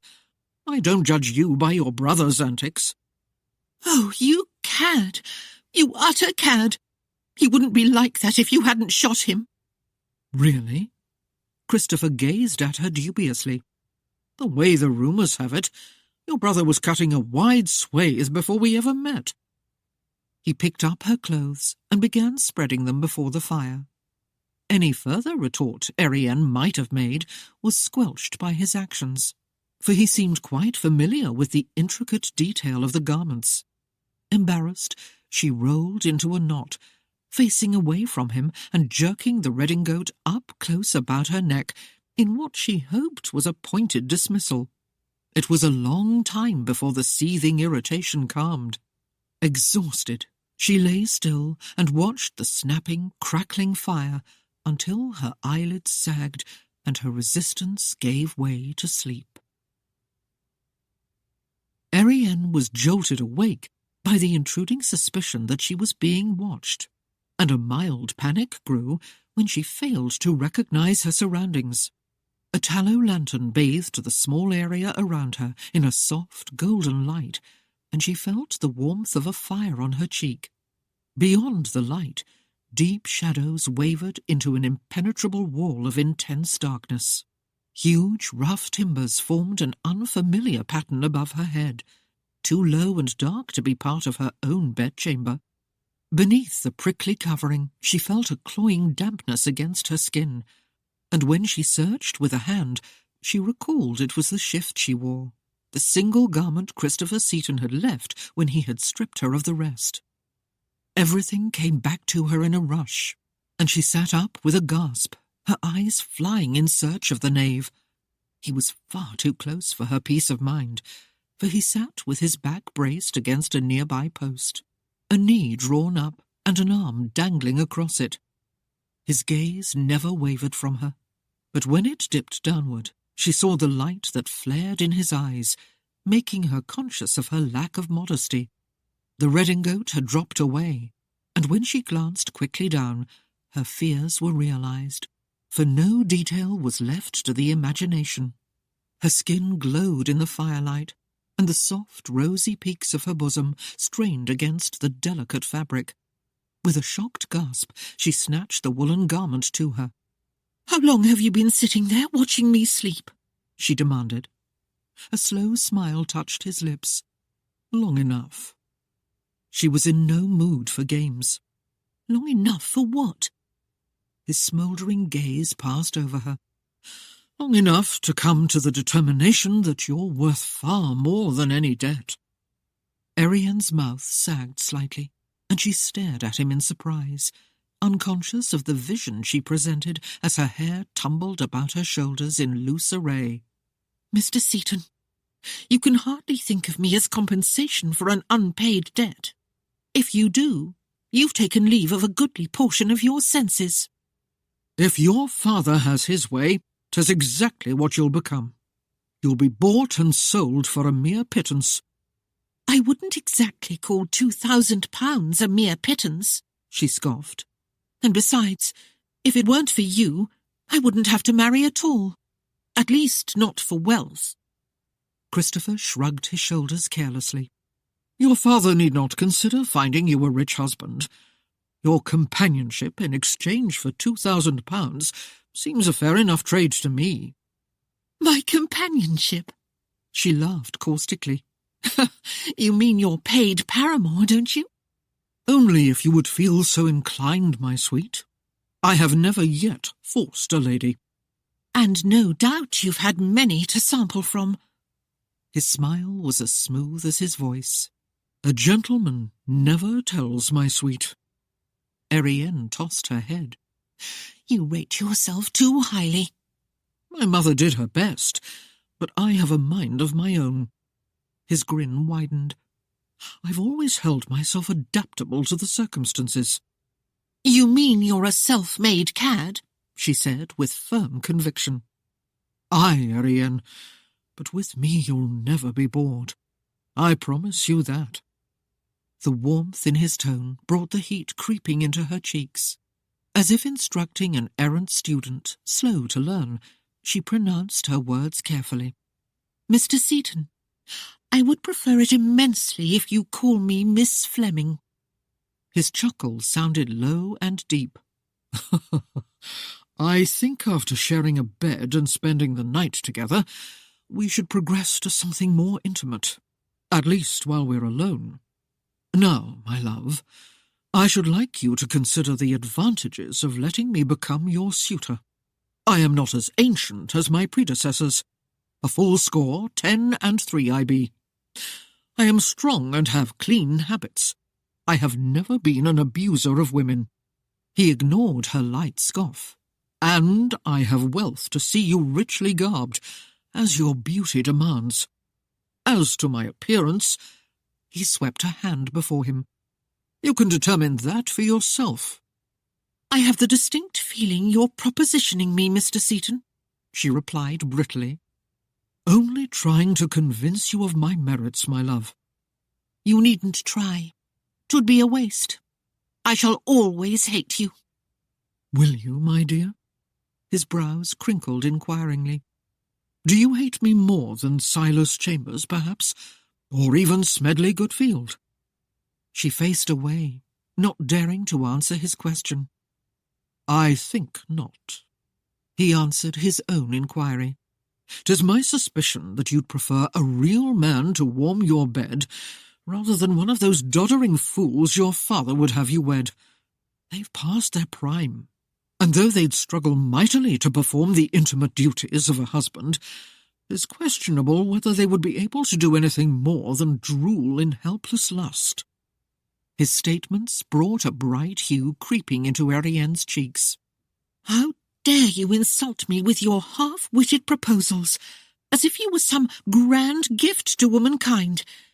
As I've already stated, Mr. Seaton, I'd sooner wed an ogre than bed down with the likes of you." His answer, though spoken in a hushed voice, tore through her with more force than her father's bellowing threats could ever do. "Shall I show you how thinly guarded your insults are?" Erienne scrambled up, desperately clutching the redingote about her. She was suddenly leery of being alone with him, and of what he could do if he set his mind to having her. Still, she made up her mind that she would not give him the pleasure of seeing her daunted by his threat. "You're arrogant, sir, if you believe I'd ever fall swooning at your feet." Christopher came to his feet in one quick, effortless motion, drawing a gasp from her.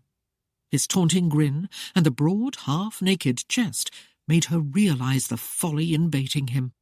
He had all but stated he was no gentleman, and did exactly what he chose to do.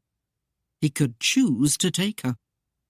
Gripping the coat around her shoulders, she stumbled back as he advanced on her with slow, deliberate strides and a devilishly wayward smile. As he neared, his booted foot trod on the end of the redingote, abruptly halting her retreat. Erienne fought to snatch it free, but he continued forward until she dropped it and fled with a strangled cry to the far side of the stable. The crumbling wall offered no haven from his approach, and she searched for a weapon, finding none close at hand. "Stay away from me!" She glanced wildly about, but quickly dismissed the idea of bolting past him. As evidenced on prior occasions, he was as quick as he was strong. He halted before her, his wide shoulders narrowing her world to a dark, limited space. Angrily, she shoved at his chest, but her attempt to thrust him away only succeeded in pulling his shirt apart. His long fingers closed around her wrist. "Pride and foolishness," he mocked, while his eyes burned into hers. Erienne tried to wrench her hand away, but his free arm slipped about her waist and brought her full against his hardened frame. In the next instant, his lips were on hers, and his fiery kiss warmed her to the core of her being, twisting, bruising, demanding. His mouth moved hungrily over hers, forcing hers to open beneath his mounting ardour. His tongue played upon her lips, then slipped within to taste leisurely the full sweetness of her mouth, shocking Erienne's sense of propriety.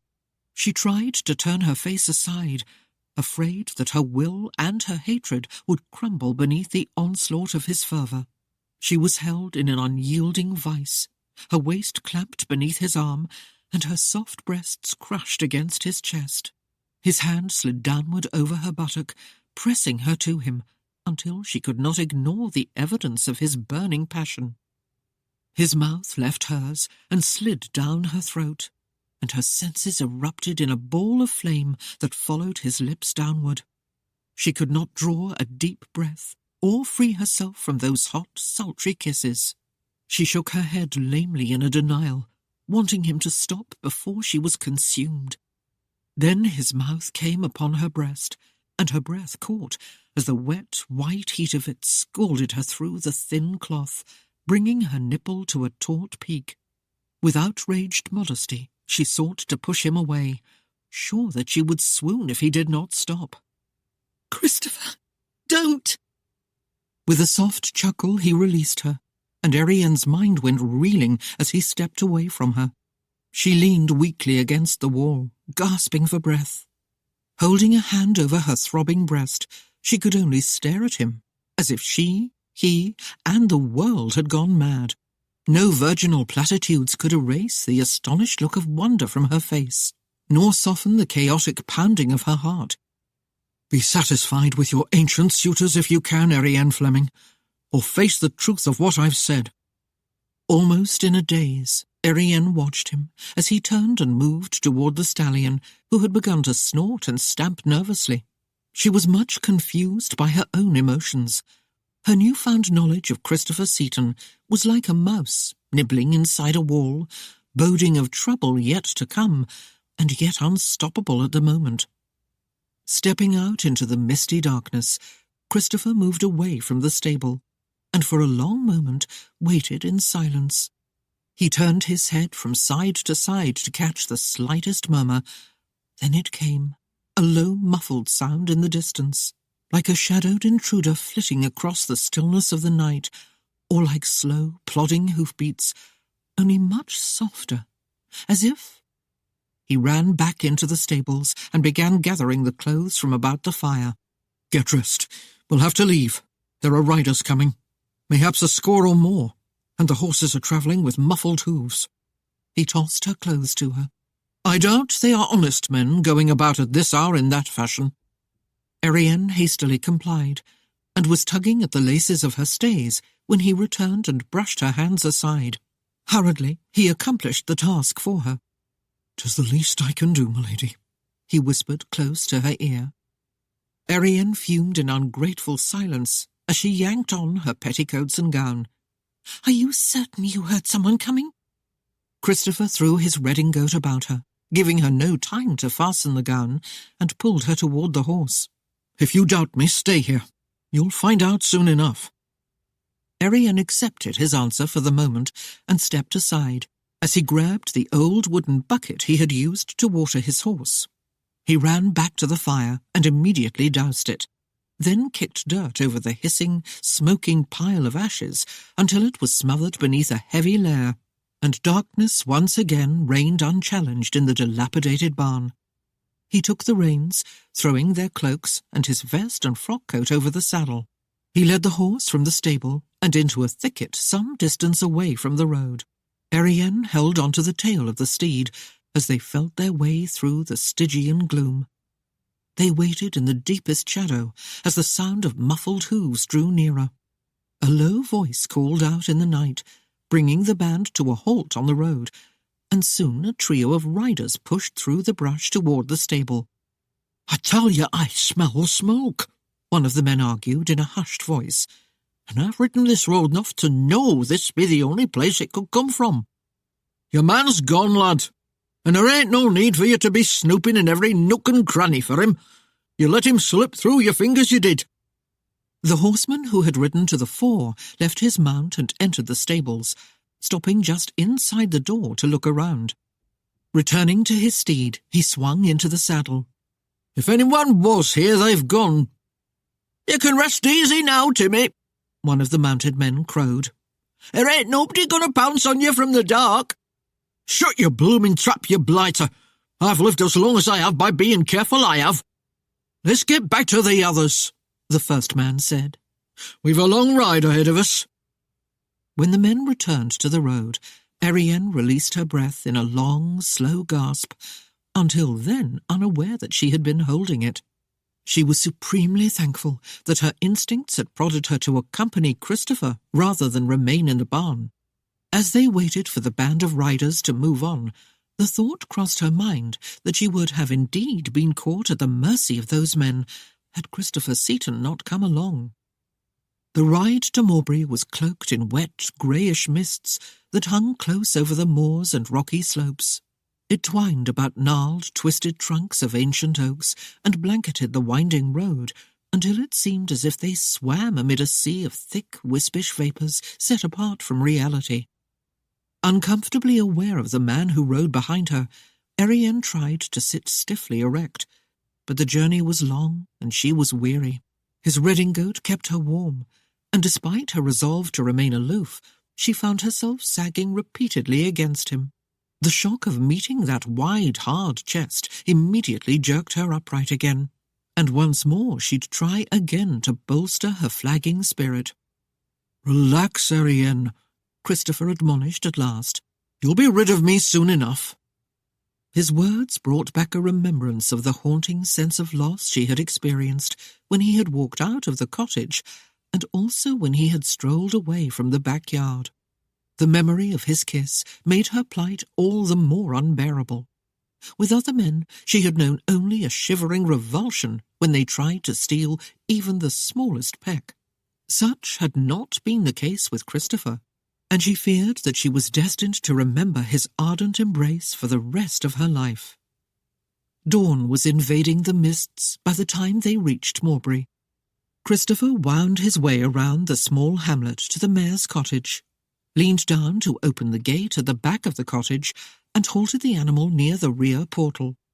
No loud snores emitted from the open window of Farrell's room, reassuring her that he had not yet come home.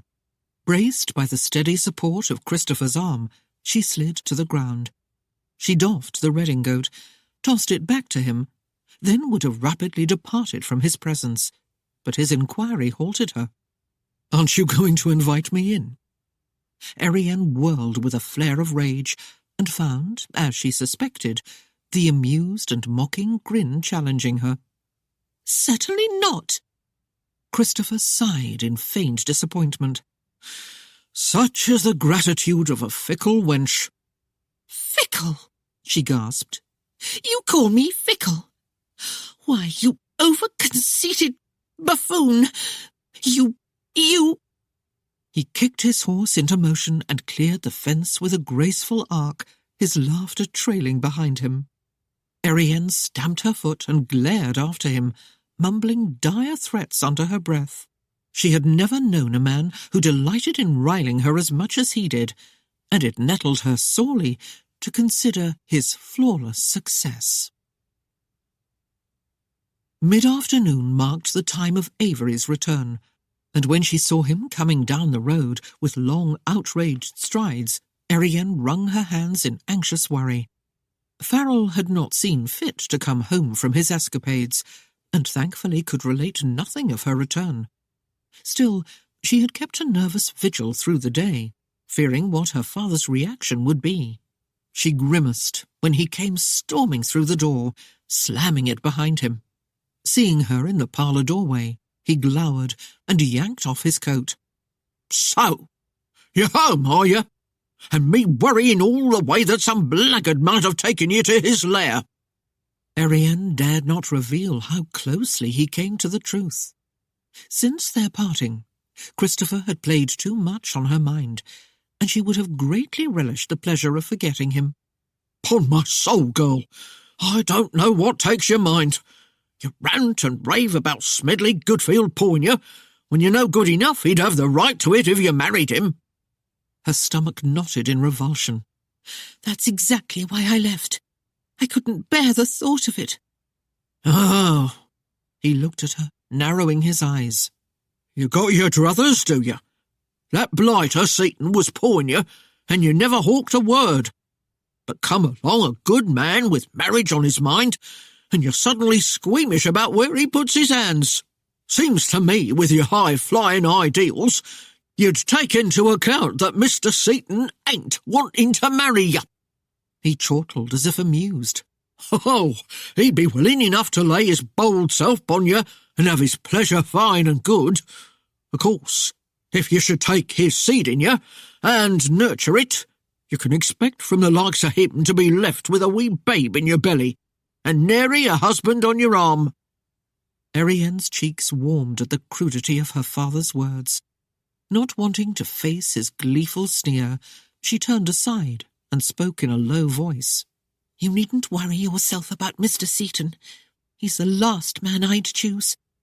The repetition with which she issued that statement was beginning to ring a note of insincerity in her own mind. Ha! Avery scoffed in disbelief. First, maybe, but not last. I'd wager old Smedley would rank at least a choice or two below your fancy, Mr. Seaton. Chapter 5. If there could be such a thing as a grey albino, then surely the next suitor to ply for Erienne's hand was just that, with mouse-grey hair, a greyish hue to his face, watery grey eyes, and a bluish tinge around his lips. Harford Newton could hardly be described as anything else. His pudgy grey hands were sweaty, and he carried a kerchief which he constantly plied to his thick lips, or to his ever-drizzling nose. Despite his bulk, he seemed to suffer unduly from the chills of winter, for though the day was mild and not overly crisp, his collar was pulled up snugly about his indistinct neck, and a scarf laid about it. His shape and posture were generally reminiscent of an overripe melon which had gone soft, not quite fat, but rather loose and flabby. His manner resembled that of a pampered house-cat, demanding and arrogant. Yet, unlike the cat, his eyes, when they were met by a direct gaze, seemed to retreat into the roundness of his face.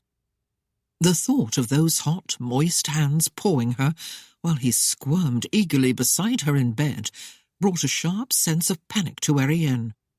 She recalled a time when, as a child, she had raced too hard across the moors and suffered a threatening sickness in her stomach. Something not too different from what she felt when she looked at Harford Newton. The realization that she could not stand this one, whatever the cause, congealed on the surface of her mind like ice on a small pond. And in the midst of it all, Christopher's words came back to haunt her. He had been arrogant in his belief that she could abide him better than any of her suitors, and it vexed her to think that he might be perfectly correct in his assumption. By dint of will, Erienne managed to maintain a guise of cool politeness with the man. She turned aside his eager advances, hoping beyond hope that he would soon grasp the meaning of her refusals, for her stomach tightened progressively with each passing moment. His arm brushed her bosom, and his hand eagerly sought her thigh, as if he had already founded his claim upon her. She was afraid to test her father's patience again, and it was nearly in desperation that she excused herself. Flying in hasty retreat to her bedchamber, she refused to heed his threats, and returned to the parlour until she was assured that Harford Newton was clear of the house and unlikely to come back. When she saw her erstwhile suitor's carriage move away from the house, she heaved a long sigh of relief. Yet knowledge that she would have to contend with her father's rage quickly diminished any feelings of contentment. Venturing back to the parlour, she found him pouring a hearty libation, and she braced herself as he turned an ominous eye toward her. "I nearly had to put a ring in this one's nose to get him here, girl, and I swear his eyes lit up when he saw you. I was sure we had found the one. But ye—" He flung up a hand contemptuously. "Ye and your high-minded ways, you won't have any of them." Erienne tossed her head with an uneasy laugh. "Well, there is always Mr. Seaton's offer." Avery slammed his fist down on the table and glowered at her. "I'd sooner the both of you burned in hell than see him get his hands on you." Erienne laughed again to hide the hurt in her voice. "Really, Father, your concern is touching, and your value of me, at least in the Crown's sterling, is almost surprising." He glared at her for a moment, his eyes piercing her through. "And what do you think I'll do for the preservation of your damned purity, girl? Spend the last of my days in debtor's prison?" He sneered. "Oh, I've taken me share of coin for a little fun in cards now and then, but I've spent as much on ye and your brother. I'd not think it unkind if you paid me back a bit and found yourself a man with a bit of gold in his purse who could overlook the lack of same in yours. 'Tain't asking too much. You're over age as 'tis. But nay, you'd see me sent to Newgate for the sake of your bloody virginity." Erienne faced away to hide a quickening tear. "'Tis mine to give or mine to hold, and dear enough to keep from those you would bring here. But what do you care? You chortle like a lusty hound, and leave your own daughter to fight off the beasts." "Beasts, is it, eh?" He drained the last of his drink with a quick toss of his head, and frowned into his glass, as if he wished there were more. "'Tis a fine fare thee well, when a man's only daughter gets so highfalutin she can no longer abide his will." He caught her arm and jerked her around, demanding her attention. "Do you think there's any other way?" His eyes grew wide and harried. He clasped his gnarled fist in front of his gut. "I have a gnawing fear down here, when I think of a cold, wet cell for me final resting place. I'm forced upon the rock skull, and I have no other way to turn. I tell you, I will seek out another and another, till I find one who meets even your high-flown taste." "You know I would not see you put in a cell," Erienne argued. "But I have a bit of pride too. When it comes to the truth of the matter, I'd be selling myself to one of those simpering Toms for £2,000. Isn't a wife worth more than that, father?" "2?" Avery threw his head back and guffawed. "Ha, ha, ha! Try doubling that, girl. Why, 'tis 2 I owe to that strutting cock himself, and as much to those praying merchants in Workington." 4,000? Erienne stared at her father, appalled. "You mean you wagered £2,000 against Christopher Seaton when you already owed that much?" Avery would not meet her eyes, but examined the back of his short, stumpy fingers. "Well, it seemed a worthy bet. 'Twould have paid me debts had not that scoundrel been so quick with his eye." A sudden coldness crept up Erienne's spine. "You mean you cheated?" "'Twas too much money to lose. D'ye ken, I had to do something." She was numb with shock. Christopher Seaton was right. Her father had cheated. And Farrell? He had defended their father's honour when all the time there was none. Her stomach heaved, and she faced away, unable to look at her parent. He had let Farrell challenge Christopher, when all the while he must have known that one of them could be killed. Of course, he had hoped it would be Christopher Seaton. He would have done murder to save himself from the shame he was guilty of.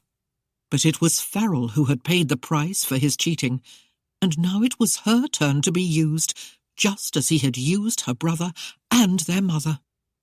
Her voice was frayed and cracked as she spoke with undisguised sarcasm. "Why don't you just put me on the block and have done with it? Sell me into bondage for perhaps 10 or so years. Why, I'd only be a little past 10 when the debt is paid. As long as your notes are taken care of, what does it matter whether I'm married or just a slave?" Erienne paused, expecting a hasty denial. Then, in the ensuing silence, she turned slowly to stare in burgeoning horror at her father. He leaned an elbow on the back of a chair and returned her gaze with a half-wild light in his eyes. "On the block, you say?" he mused aloud, and rubbed his hands together in glee. "On the block? You may have hit upon an idea, girl." "Father!" The full realization of what she had done hit her. Unconsciously, she had repeated Christopher's sarcasm, and it had come tumbling back on her like an avalanche. She tried to explain. "I spoke in jest, father.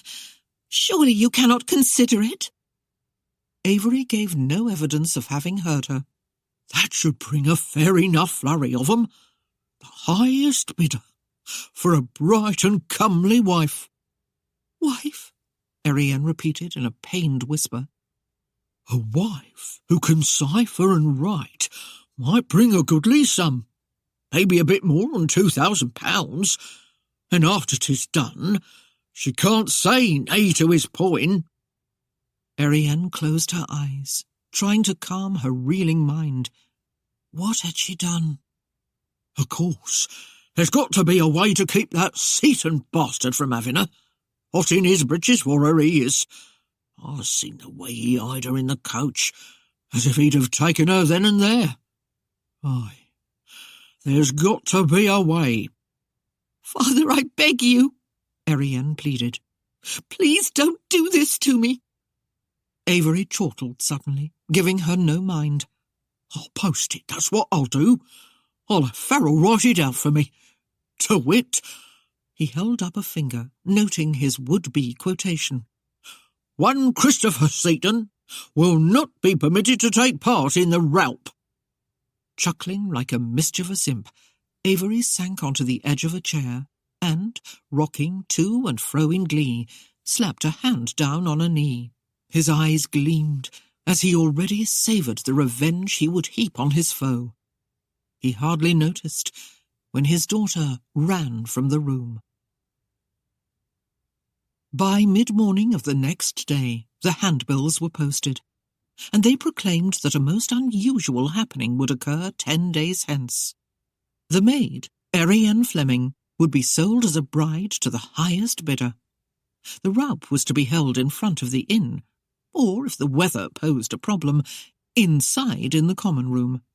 The bill beckoned all eligible men to count the number of coins in their purse, for a minimum bid would be set for the likes of such a talented and fair maid. At the bottom of the script, in bolder lettering, a clear note was written to one Christopher Seaton, warning that he would not be allowed to take part. Ben stumbled from the inn when he saw the tall Yankee sitting astride the dark stallion in front of the posting board. With his black-toothed grin, he peered up at Christopher and thumped the parchment. "Here's your banned from the roup, governor. The word's spreading faster than I can spit about this here sport. Seeing as how you said you weren't in no marrying mood, old Ben's been wondering what you be up to. Maybe the mayor got another reason, sides his boy, for holding you away from his girl." "Not yet." The answer was blunt. The Ancient One cackled in glee. "That sounds like a threat to me, governor." Christopher gave a crisp affirmative nod, and reining his horse away, rode off at a leisurely trot. Ben watched for a moment. Then, hearing a clatter of hooves rapidly approaching from behind, he hastily dove aside, narrowly avoiding the threshing hooves as Timmy Sears rode past on his steed. The red-haired man gave the souse no heed as Ben jumped up to shake a threatening fist at his back. It was only after Timmy had passed a stride or two beyond earshot that Ben gave voice to several insults. In an outraged dither, the old man failed to notice that another rider was quickly closing in from the rear. Haggard saw the rumpled form in his path and hauled back frantically on the reins, attempting to stop his shaggy, long-haired mount before he trod upon the man. The steed had a mind of his own, having been gelded far too late in life, and was still inclined to be of a stallion's stubborn temperament. The horse ignored his rider's command, failing to see the reason until the last possible moment. Then he halted with a single stiff-legged bound. Haggy bounced twice in the saddle, coming down slowly after the last with a low, teeth-grinding moan, and with his face tightly balled up in a grimace. Ben looked around and hurriedly stumbled aside, allowing the man a clear path to continue on his way. Haggard's style of horsemanship from that point on was a rather stilted one, with his body rigidly erect in the saddle and his legs clamped firmly about the barrel of his mount. It was the only way he could pursue his companion down the winding roads with any degree of comfort. Christopher Seaton bade farewell to the mate and stepped from the pilot's boat to climb the ladder onto the dock. He dusted his hands, settled his hat against the shifting afternoon breezes, and made his way with leisured stride to the Crimson Hind, a waterfront tavern known for its frosty ale. which was cooled in an ice cellar deep between its pilings. His mind was busy as he strolled along through the narrow streets that crowded close upon the waterfront. Captain Daniels had returned from London with the ship, bringing back several purchases Christopher had made there. At morning's first light, he would set sail again and proceed to a spot Christopher had noted on the charts. There, the captain would deposit the lot ashore, then return to Workington for a space before sailing on to London and then plying the waters along the coasts.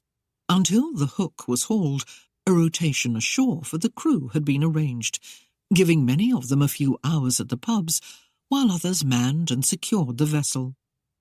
The Hind was empty this late afternoon, and a bored barkeep seemed to welcome Christopher's presence. The barkeep sent a boy for a fresh jug from the cellar and chatted endlessly until the customer was served with a frothy mug of the cool brew. Christopher took the tankard and chose a comfortable seat near the huge hearth that warmed the common room. There, propping his feet on a low stool, he stared into the shifting flames while the fire danced and snapped in a mesmerizing ballet. But his mind was wandering far afield as a tumbling mass of black hair swirled through his thoughts. Beneath its fullness, dark-fringed violet-blue eyes glowed with their own light, the colour in their depths shifting like a richly hued gemstone.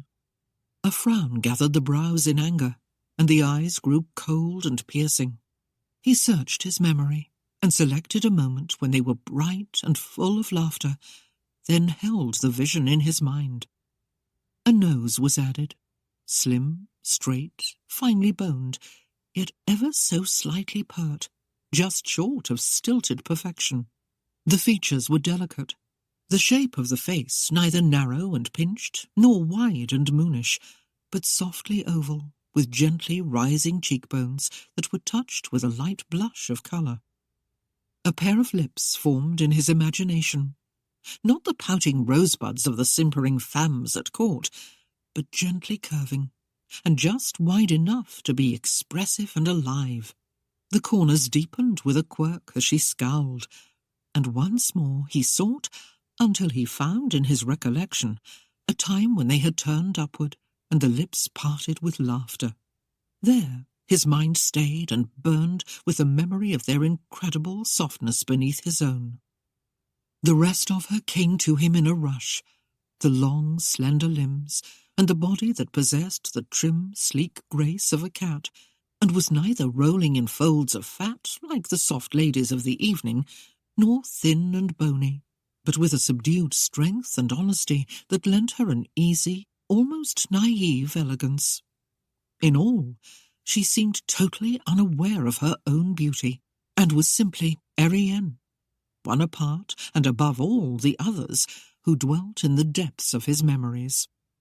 She promised, in fact, to be that one who would neither lag behind nor charge ahead, but would rather stand beside or walk along with the man of her choice. It chastened him sorely that he was prevented from enjoying her company. It was also firm in his mind that she would be far better off removed from the tender care of her father and the good influence of her brother. It touched his mind that the Raup would accomplish that. However, the odds of her leaping from the pan only to land in the fire were oppressive. He had seen enough of her suitors to rank them all in the category of fire, and was sure at least several would be present and actively bidding. Her taunt came back to haunt him. Hunchback, scarred, cripple. Her chances of winning a man with at least one of those qualifications were great. In fact, it began to appear as if she could hardly avoid it. Christopher's reverie was shattered as a group of men came boisterously through the front door of the inn. There were some dozen of the chaps, and it soon became apparent that this was not the first pub they had visited. A loud, raucous voice rose above the rest, and Christopher turned his head to find Timmy Sears in the centre of the mob, and acting very much as if he were their leader. "Here, lads!" he bellowed, in rare good humour. "Belly up and have a stout on Timmy." A chorus of rowdy cheers indicated the readiness of the others to accept the largesse, as Mr. Sears plunked down a hefty purse on the planks. A highly relieved barkeep hastened to set out his largest mugs, and filled them with a like portion of ale. The crude jests and brutish repartee was silenced for a while, as the eager fellows noisily worked their gullets to down the brew. Even the ever-present Haggard buried his nose in the foam, and greedily slurped the stout, while the overflow ran past the brim and down his cheeks and neck. Once the aching thirsts were satisfied, the conversations returned. Timmy cleared his throat loudly. Even good bitters lose the flavour when they're cooled too much. Should be warm as the day is, so the man can enjoy the taste. His wisdom was not lost on his companions, as the round of nodding heads and murmured assents gave witness. "Hey, Timmy!" a coarse voice crowed. A set of scarred knuckles rapped the plank near his purse. "You got yourself a good boodle here. You going to get into old Avery's ralp?" "Aye." Sears braced his hands on the bar and swelled his chest. "And I has set myself to go as high as, maybe £100 or so." "Oi!" Another shook a limp hand in feigned amazement. £100 for just a wench?" Timmy scowled at the scoffer. "Ain't just a wench, it's for a wife." "But you got a wife," the other protested. Timmy drew himself up and squinted at the ceiling reflectively. "And just maybe, if I gets this un, I'll have me a ralp of me own for the old un." "Ha!" Haggard barked out. "That un ain't worth 10 bob, let alone £100. Timmy's eyes narrowed as he glared at his hanger-on. "'Tis too," he declared, trying to bolster the prospective value. "Why, she's got a lot of good nights left in her." "If that's so," another chimed in, "why you want this one?" "'Cause I got myself all up for her," Timmy gritted out with a broad grin. "That's why." "I'll say you have," an unidentified member guffawed. "Ever since old Molly tossed you Oh!" An elbow in the ribs warned the man, but too much had gotten out. "What's this?" Timmy glared around, his brows beetling menacingly. "What's this I hear? Do you say Molly tossed me over?" The man tried to soften Timmy with pity. "We all know she's got herself all soft-headed over at Yankee fella." Timmy's lowered head swung in the manner of a bull setting for a charge, as he tried to identify the bold one who taunted him so harshly. "Yankee?" he ground between clenched teeth. "Molly? Tossed me over, you says? Oh, Timmy." The foolish one gave himself away. "Ain't your fault." His word was interrupted by a meaty thunk as a broad fist slammed into his chin. The man staggered backward, flailing wildly as his numbed brain fought for balance, until he sprawled across the low table beside that very one whom they had been discussing. Christopher had seen him coming, and, seizing his mug, rose and quickly stepped out of the way. The abused one tumbled to the floor and rolled about, moaning. Christopher surveyed the damage, and then calmly stepped over the man, moving out of the shadows where he had sat unnoticed. Sears nearly choked as he recognized the Yankee, seeing him through a red haze. "Here now, lads." He swaggered about in front of his comrades while trying to find a clear path between the tables to his enemy, the one he blamed for most of his woes. "Here's the very Yankee we was speaking of. You can see the cut of him clear now. Sort of foppy and dandy, as if he can't dress himself like the rest of us." Haggard leaned forward to see better, until he caught Timmy's smartly sweeping arm alongside his head. He shook the offended member, then dug a finger in his ear to clear a persistent ringing. "Mr. Sears," Christopher softly but firmly addressed the red-haired man in the sudden hush that filled the room. "I have heard enough of your foolish drivel in the past few moments to last me a lifetime." He had not been in the best of moods when the group entered. His temper had been well tested in the past days, and he trod very near to the edge of losing it entirely. He was not inclined to tolerate more inanity. Timmy was not a complete fool. Considering the way the Yankee moved, he decided it was best to employ a bit of aid on his own behalf. He could get his own licks in after the others had softened the man up a mite. "You see, lads," he challenged them, "this here is that same rebel who come to our Mowbray town, and has all the women folk going around in a froth. Why, the way they's been batting his name about, you can just bet he's been sneaking from bed to bed. Even Molly is all upset with him, and you can see he ain't up to paying her price, with all that free stuff hanging on his arm." Timmy gave no notice to the fact that while he spoke, other men had entered the place and spread out behind his group to listen. Haggard was the only one who worried over the fact that the sun had sunk, that the tars from the ships were coming ashore, and that the newcomers were strangely garbed for English seamen. Nervously, he tugged at Timmy's sleeve to get his attention. "Not now, Haggy!" Timmy brushed him away without a glance, and continued, trying to rouse his rabble. "We got sus Mr. Yankee Seaton here, who's fondled the mayor's daughter once too often and got hisself banned from the Raup. He's too fancy for good old Molly, and she a right proper doxy too.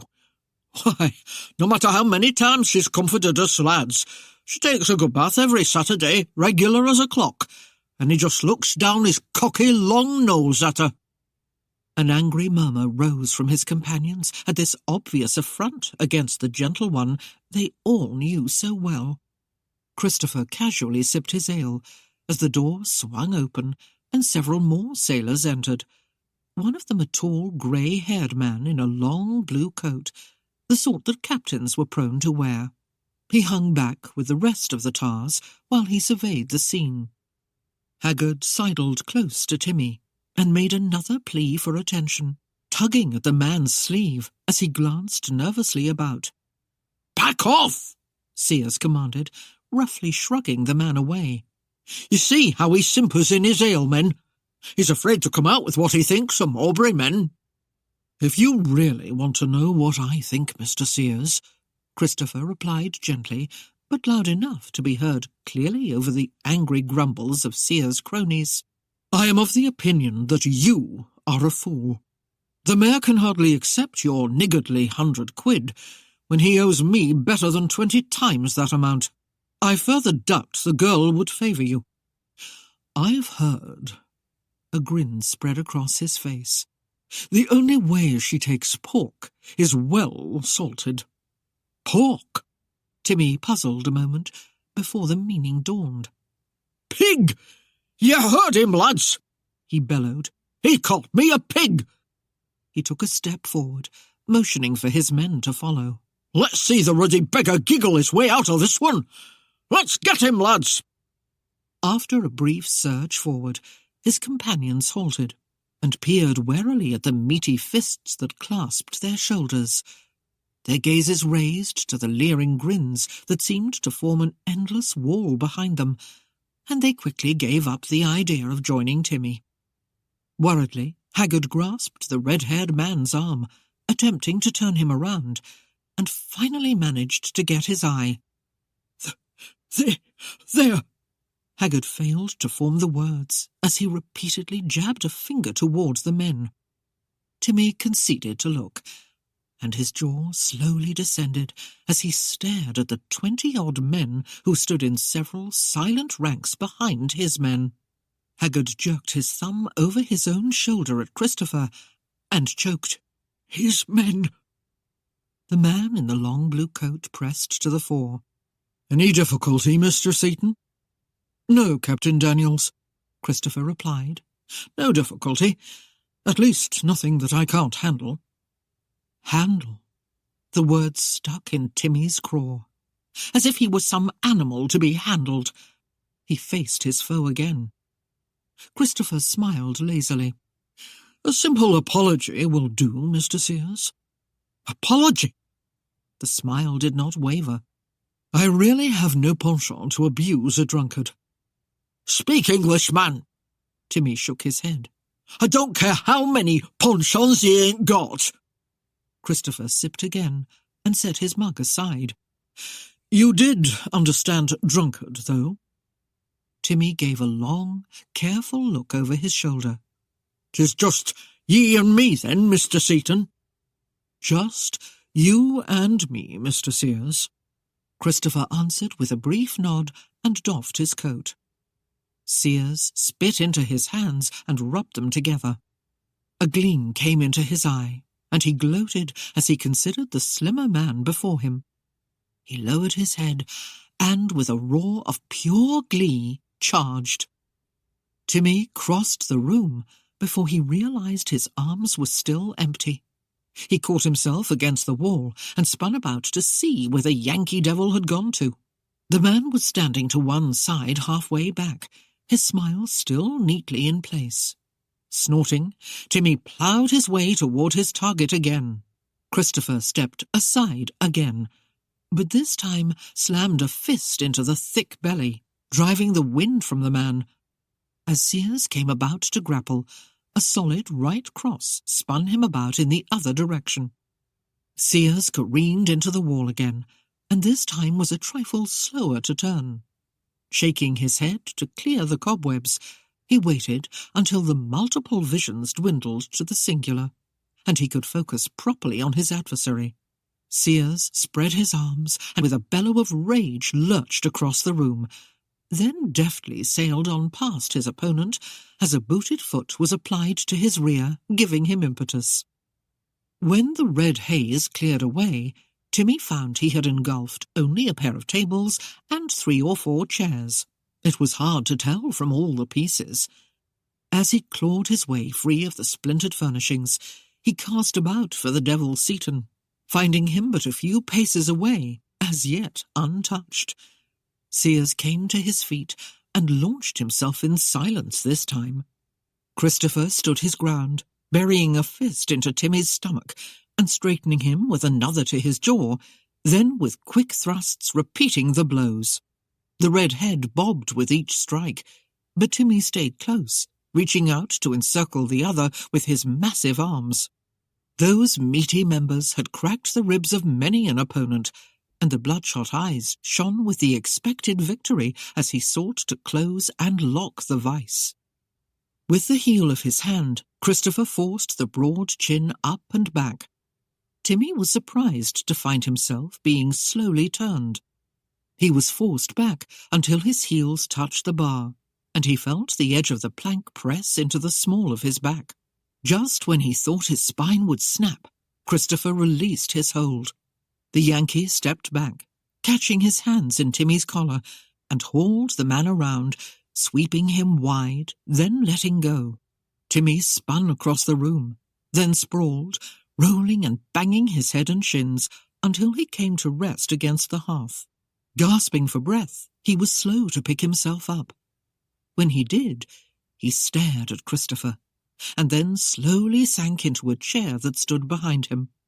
That damned Seaton had a way of taking the fun out of brawling, and Timmy had lost his appetite for mayhem. The barkeep had spread Timmy's purse open on the bar, and at each splintering crash had lifted an appropriate coin. He grinned at Timmy as he dropped a handful in his strongbox.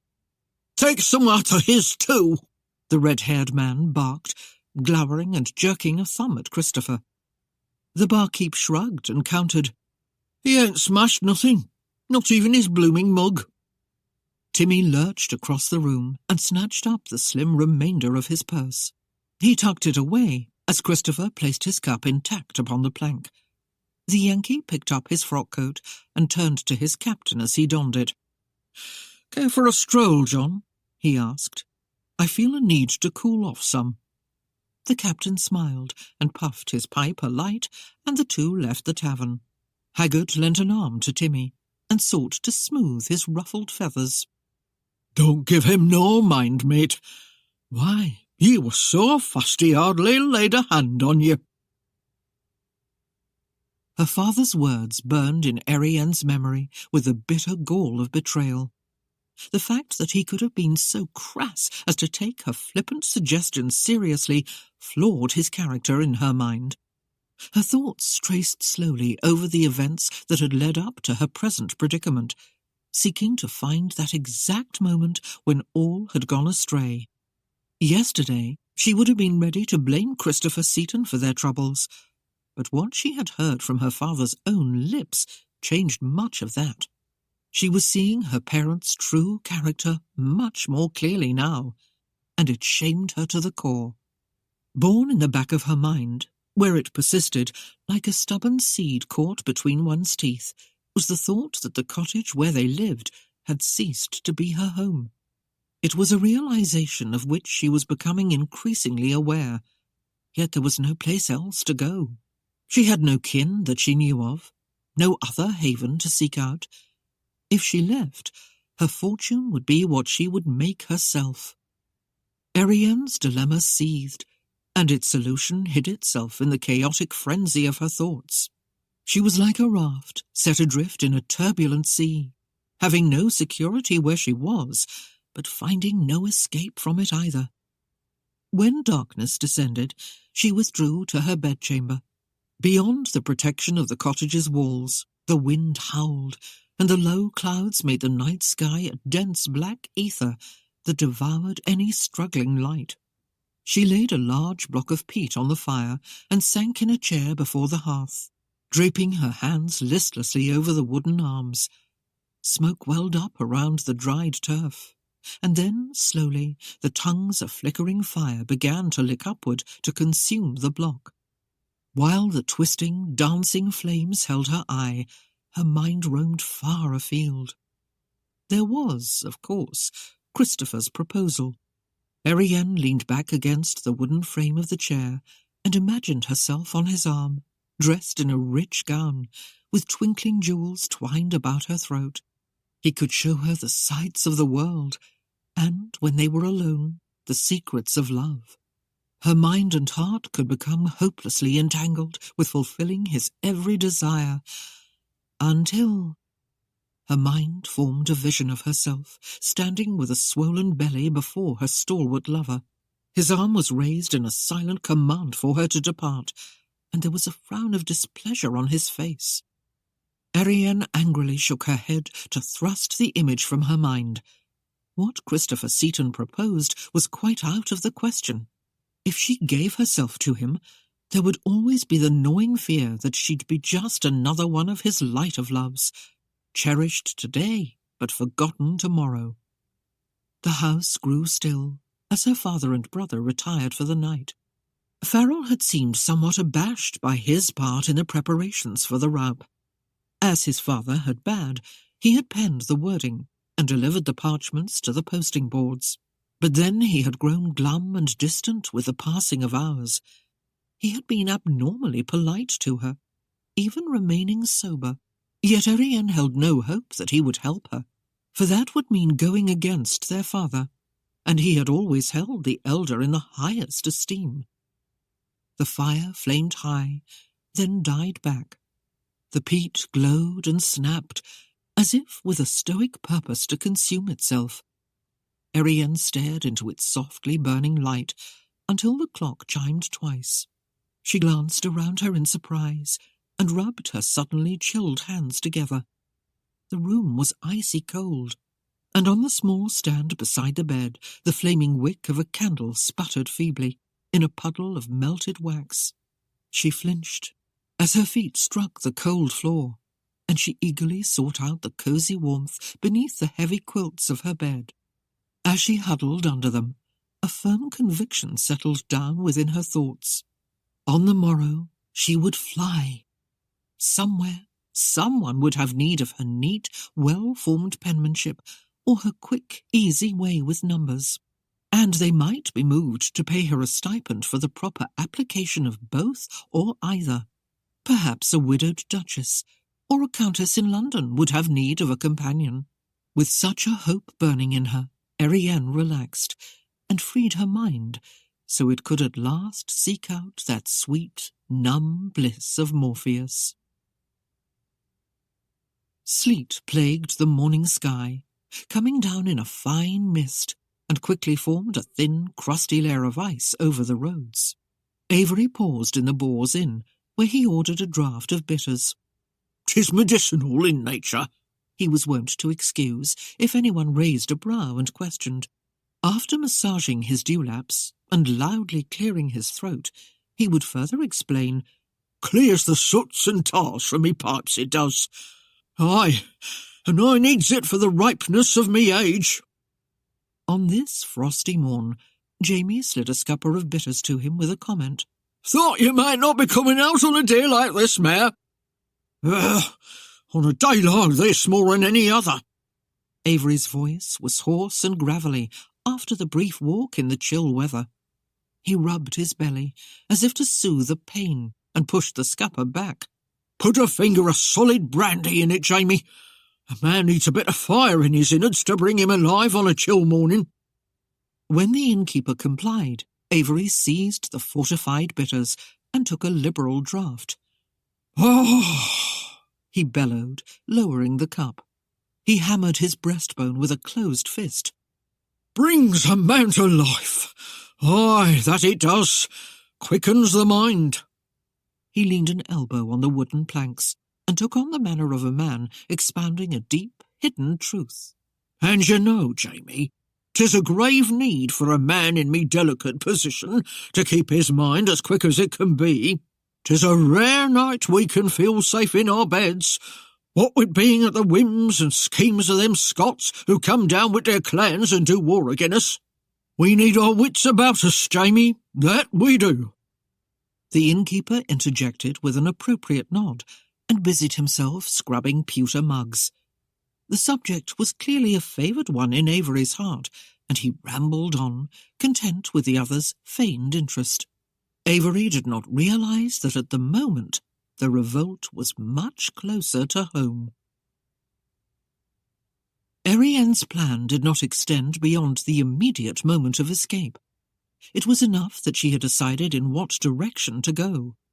London was not unfamiliar to her, and it was a likely place to start her search for employment.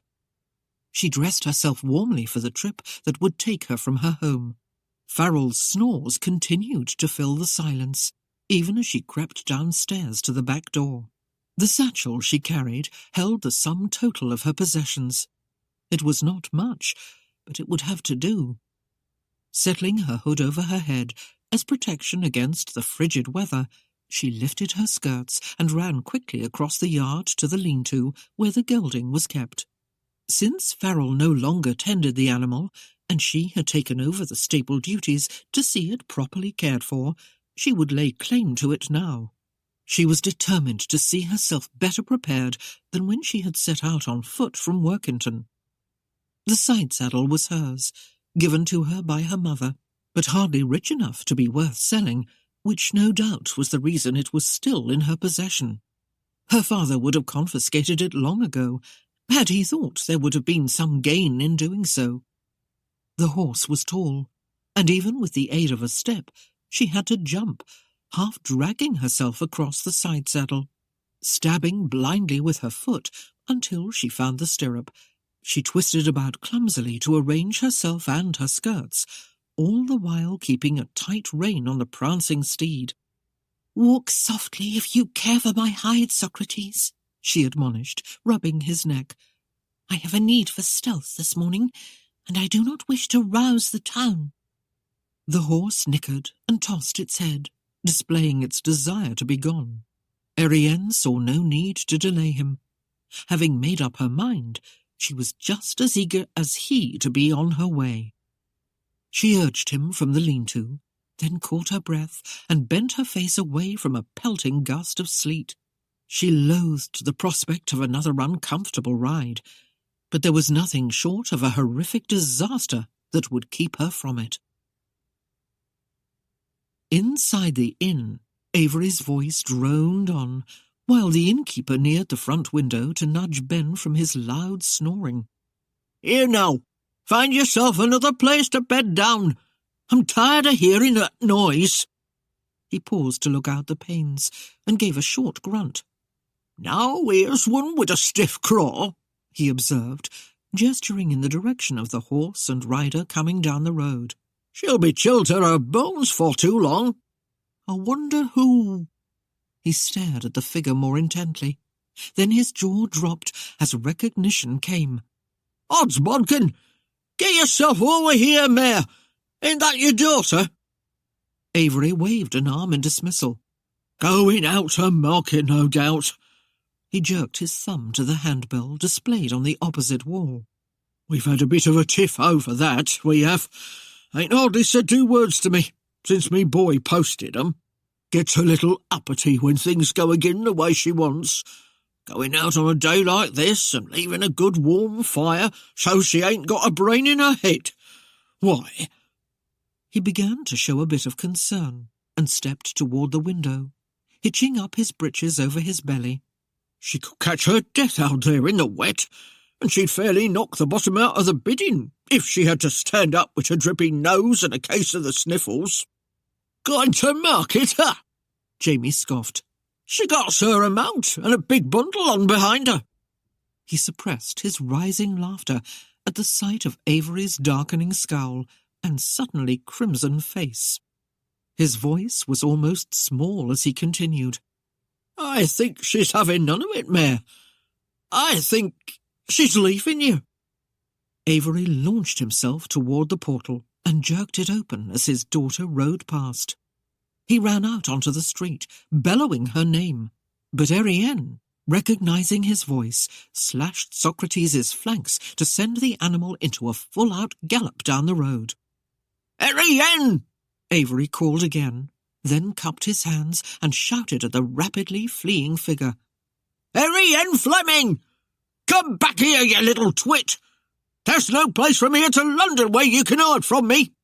Come back! Come back, I say!" A sense of panic seized Erienne. Perhaps it had only been a wild guess her father made, but his threat set her plans awry. He would follow. He would rouse Farrell, and they would soon be after her, on whatever conveyance they could find. If she kept to the road south, they might overtake her. Or if she reached London, he would give the word to his friends to keep an eye out for her, no doubt promising a healthy reward if they brought her back. A sudden thought dawned. If she rode on until she was out of sight of the hamlet, then cut westward for a space, and picked up the old coast road going north, she might yet escape them all. She smiled at her own wisdom, and the accompanying vision of her father riding south at breakneck speed. He would be furious when he could not find her. A short distance past Mowbray, Erienne slowed the horse to a walk, and began to watch for a rocky place where her departure from the road could not be later noted. Leaving the lane, she wove a serpentine path through a wooded copse for a time, and, farther on, prodded Socrates over a rocky slope and through a small, shallow stream. By the time she was headed north, she was fairly confident that her trail could not be followed. Once she had made the wide sweep around Mowbray, she let Socrates go at his own speed. The gelding was not in condition for extended runs, and tired easily when she prodded him into the faster gaits. At the slower pace, she felt the chill more, and clutched the heavy woolen cloak about her in an attempt to find as much warmth as possible. The ground grew considerably more broken and hilly as she progressed northward. Undulating moors, spotted with grey tarns, swept out before her, fading into obscurity as the leaden sky came down to touch the horizon. Around noon, she paused to take food and rest, finding shelter beneath a tree. Huddling in her cloak, she chewed on a piece of cold meat and tore off a small chunk of bread, then shared water with the gelding, who grazed nearby. She tried to rest, but the persistent presence of greyish-green eyes staring at her from the back of her mind thwarted her effort. It irritated her that even in his absence he could annoy her. In the saddle again, she was forced to concentrate on the terrain. The going was becoming steadily more difficult, with gullies and washouts cutting her path now and again. The knolls and hills were barren and windswept, with a few gnarled trees. In the deeper, sheltered valleys, the oaks were tall and ancient, spreading their limbs far over her head, having left a twisted jumble of fallen, moss-bedecked branches and brushwood for her to guide her mount through. By late afternoon, a great weariness took hold of her, and she began to entertain the idea of finding shelter. Coming upon a narrow path in a wooded copse, she paused a moment to survey the land. Somewhere ahead of her, the baying of hounds blended with the soft sounds of the falling mists. It was a welcoming sound, for it promised of civilization nearby. Suddenly, in the silence, a rock tumbled behind her, startling her. With her heart thumping in her bosom, she gazed over her shoulder and peered through the oncoming gloom, searching for the source. Nothing stirred, yet she could not shake the feeling that something was out there. Uneasy now, she urged Socrates forward into his loose-jointed canter and crossed a rise in the path where she pulled the horse up in the shelter of a large tree, turning him about so she could view the trail behind her without being seen. She waited tensely, remembering Christopher's dire warnings about travelling alone. At the moment, she thought she might welcome the sight of him. At least he was no friend of her father. The clatter of horses' hooves and tumbling stones again startled her from her thoughts. Whirling Socrates about, she kicked him into a full run, keeping him to the side of the path where the ground was soft and the hoofbeats echoed less. She raced headlong down the narrow, winding lane. Beyond the gnarled roots of a twisted tree, the path dipped down, then turned hard, almost back upon itself. Socrates slipped, but managed to keep his feet beneath him, and with wild abandon flung himself around the bend, charging full bore into a large pack of yelping, scattering hounds that were hot on the trail of a fleeing hind. Their blood was up, and they snapped at the flashing hooves as the frightened horse jumped and reared. The reins were jerked from Erienne's hands, and in desperation she gripped the flying mane with both hands, fighting to keep her slippery seat. One hound drew blood, and the warm, wet taste in his mouth was all it took. As the horse dashed on past in a wild-eyed frenzy, the dog threw back his head and gave vent to a hunting call. It sent the pack in quick pursuit of this new quarry that raced on down the trail. The path angled across a swift-flowing brook. Only the open way of the stream could be seen, and without guidance the horse swerved to follow it. He sped along the rock-strewn bed against the current, sending a spray of water wide on either side. She cried out for him to stop, and tried to turn his head, as she saw ahead of them a rising hill, over which the stream tumbled in burbling abandon. As he struck the first upslope, the gelding went to his knees, and Erienne fought to stay in the saddle. Then he lunged upward, trying to climb the rocky stream-bed. He slid and stumbled backward, then slowly clawed the air with his forefeet, before he began to topple over. Erienne's cry of alarm was silenced abruptly when she hit the rock-littered bank. Her head slammed against a moss-covered stone, and a white flash of pain burst in her brain. Slowly the brightness ebbed, and a deepening dusk descended. She saw the dark shapes of the trees above her, wavering and indistinct, as if through a sheet of water. Fighting the darkening shrouds of oblivion, she rolled and tried to rise to her feet. The glade swam and dipped with a sudden lurch. She caught herself against the icy bank, struggling against the current that would drag her in deeper, while her legs grew numb in the cold, rippling stream. The baying had changed to a snarling, yelping melange, and she could see a confusion of roiling white and brown at the vale's edge, and realized the pack was nearly upon her. One charged closer, snarling and snapping, and in desperation, Erienne lashed out weakly with the riding crop that was still clutched in her fist. The dog yelped and leapt away as it struck. Another tried, and for his effort got the same treatment. But Erienne's arms were growing weary, her vision blurred. The pain in the back of her head was spreading down her neck and across her shoulders. It tore at every nerve in her being, sapping her strength and her will. The hounds sensed her weakness, and gathered eagerly closer. Erienne fought to clear her vision and waved the crop feebly in front of her.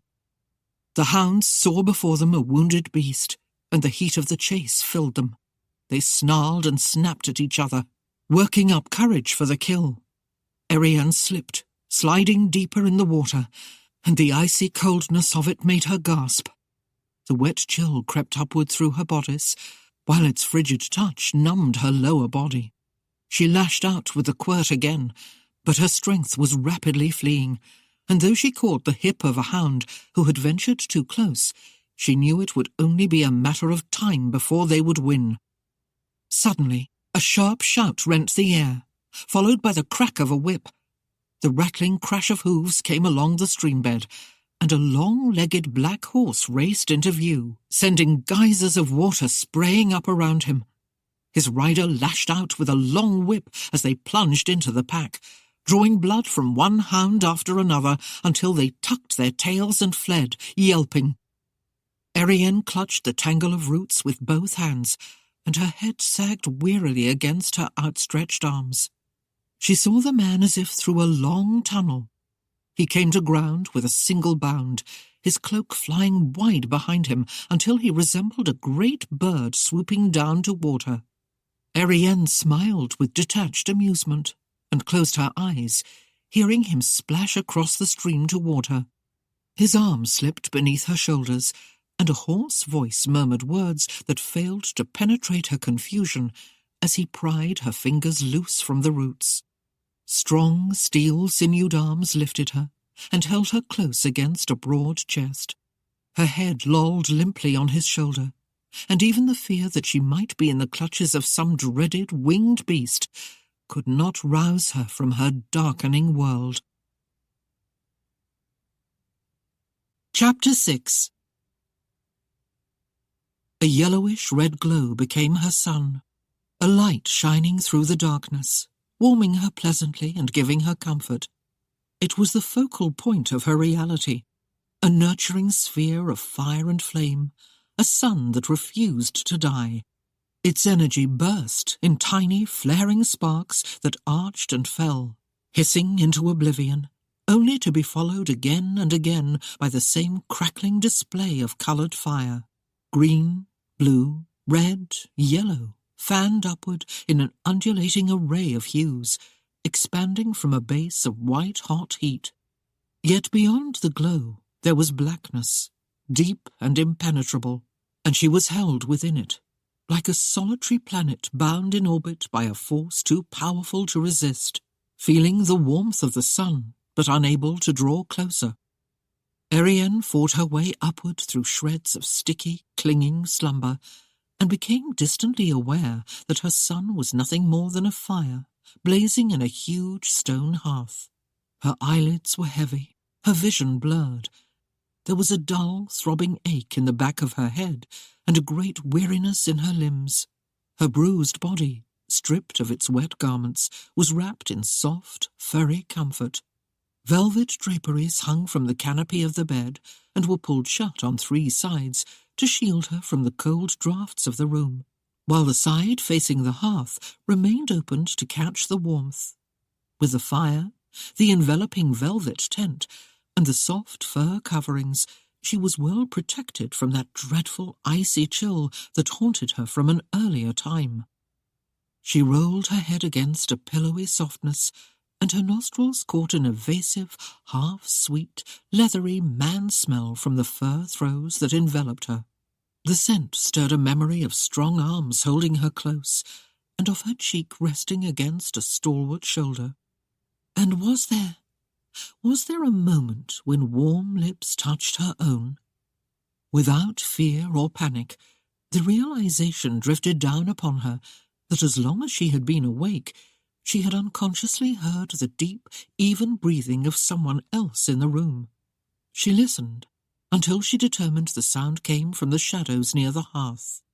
A tall armchair stood facing the bed, partially silhouetted against the warm glow of the firelight, and within it a man sat, oddly hunched, his face and torso lost in darkness.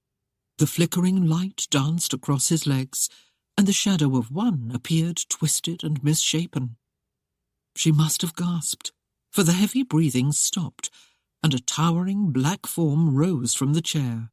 He came toward the bed, and against the firelight his huge cloaked form seemed to shift and grow and broaden in a cold, disjointed way. Hidden in the shadows, the face was devoid of features. Fingers that seemed more like the taloned claws of an eagle reached out, and weakly Erienne tried to move away. The effort proved too much, and she did not struggle as reality, such as it was, slipped from her tenuous grasp. Erienne's mind wandered restlessly through a mirage of flame and shadow, fleeing from one and finding no comfort in the other. The fire was intense, holding her mind and body in a sweltering heat that made her toss and turn. Broken words spilled from her lips as she fought the torment. Then darkness blew its chilly breath upon her, sending a shiver through her. Out of the night emerged a winged creature that perched at the end of the bed. Tilting its grotesque head from side to side, it carefully watched her with eyes that glowed red in the meagre light. She whimpered as it drew nearer, and her muffled cries echoed her fear. Feverish and witless, she slipped through the greyish fog of days and the deeper shroud of nights, pliant beneath the hands that swabbed wet cloths along her burning skin as she raged in delirium, or when she grew chilled and shivery, tugged the fur robe close about her. A sturdy arm braced her shoulders as a cup was forced between her parched lips, and a rasping whisper touched her ear, commanding her to drink. Then the dark creature retreated from the bed, to sit crouched in the shadows beside the glowing ball of flame. The eyes seemed to feed on her movements, awaiting that moment when she would cease her ravings and face him, and she dared not consider what price the strange beast would ask for its care. Erienne's eyelids fluttered slowly open as the warm morning light intruded upon her sleep and roused her to awareness. The bed hangings had been tied back to the heavy posts, allowing the sun to penetrate into her world. Reality had come to stay. Yet her mind was in a tangle of confusion, and she could make no sense of where she was. It seemed ages ago since she had left her father's cottage, but from the moment of her rescue to the present, her memory could recall little beyond bits and parts of nightmarish dreams. The dark green velvet of the canopy above her head drew her attention, and she stared at the subtle-hued crest embroidered in the fabric there, wondering how she had come to be in these chambers and in such a grand bed. A pair of stags, worked with crimson, brown, and gold threads, rose on hind legs to form an arch above the crest that bore a broken antler clasped in a mailed fist. The thought dawned that this was no commoner's bed, but a massive piece fit for a noble lord and his lady. The chambers were huge and old, and smelled of musty disuse. Some effort had been made to sweep and clean away the dust that had accumulated with time, but the attempt had been taken only to the degree that the room was now bearable. Cobwebs still clung to the dark, heavy beams that supported the ceiling. A few faded tapestries hung from the walls, ancient relics of a bygone era. They, too, bore a coating of dirt and cobwebs that had remained undisturbed for some time. Sunlight filtered through the dingy glass of tall, narrow, castle-like windows, and fell in a similar pattern on the stone floor, which had been swept but remained in dire need of a scrubbing. The hearth was stained and blackened from much use, and in its depths a cheerful fire crackled and danced. Beside it, a large, ornately carved chair sat askew across from a slightly smaller replica. To the right of the bed, more velvet hangings partially hid a small bathing closet and privy, a luxury well beyond that of a simple cottage. Erienne rose slowly to an elbow and waited for the room to settle down before carefully tucking the pillows behind her back. Her eyes strayed about the room and returned to trace along the fur robe that was wrapped snugly about her.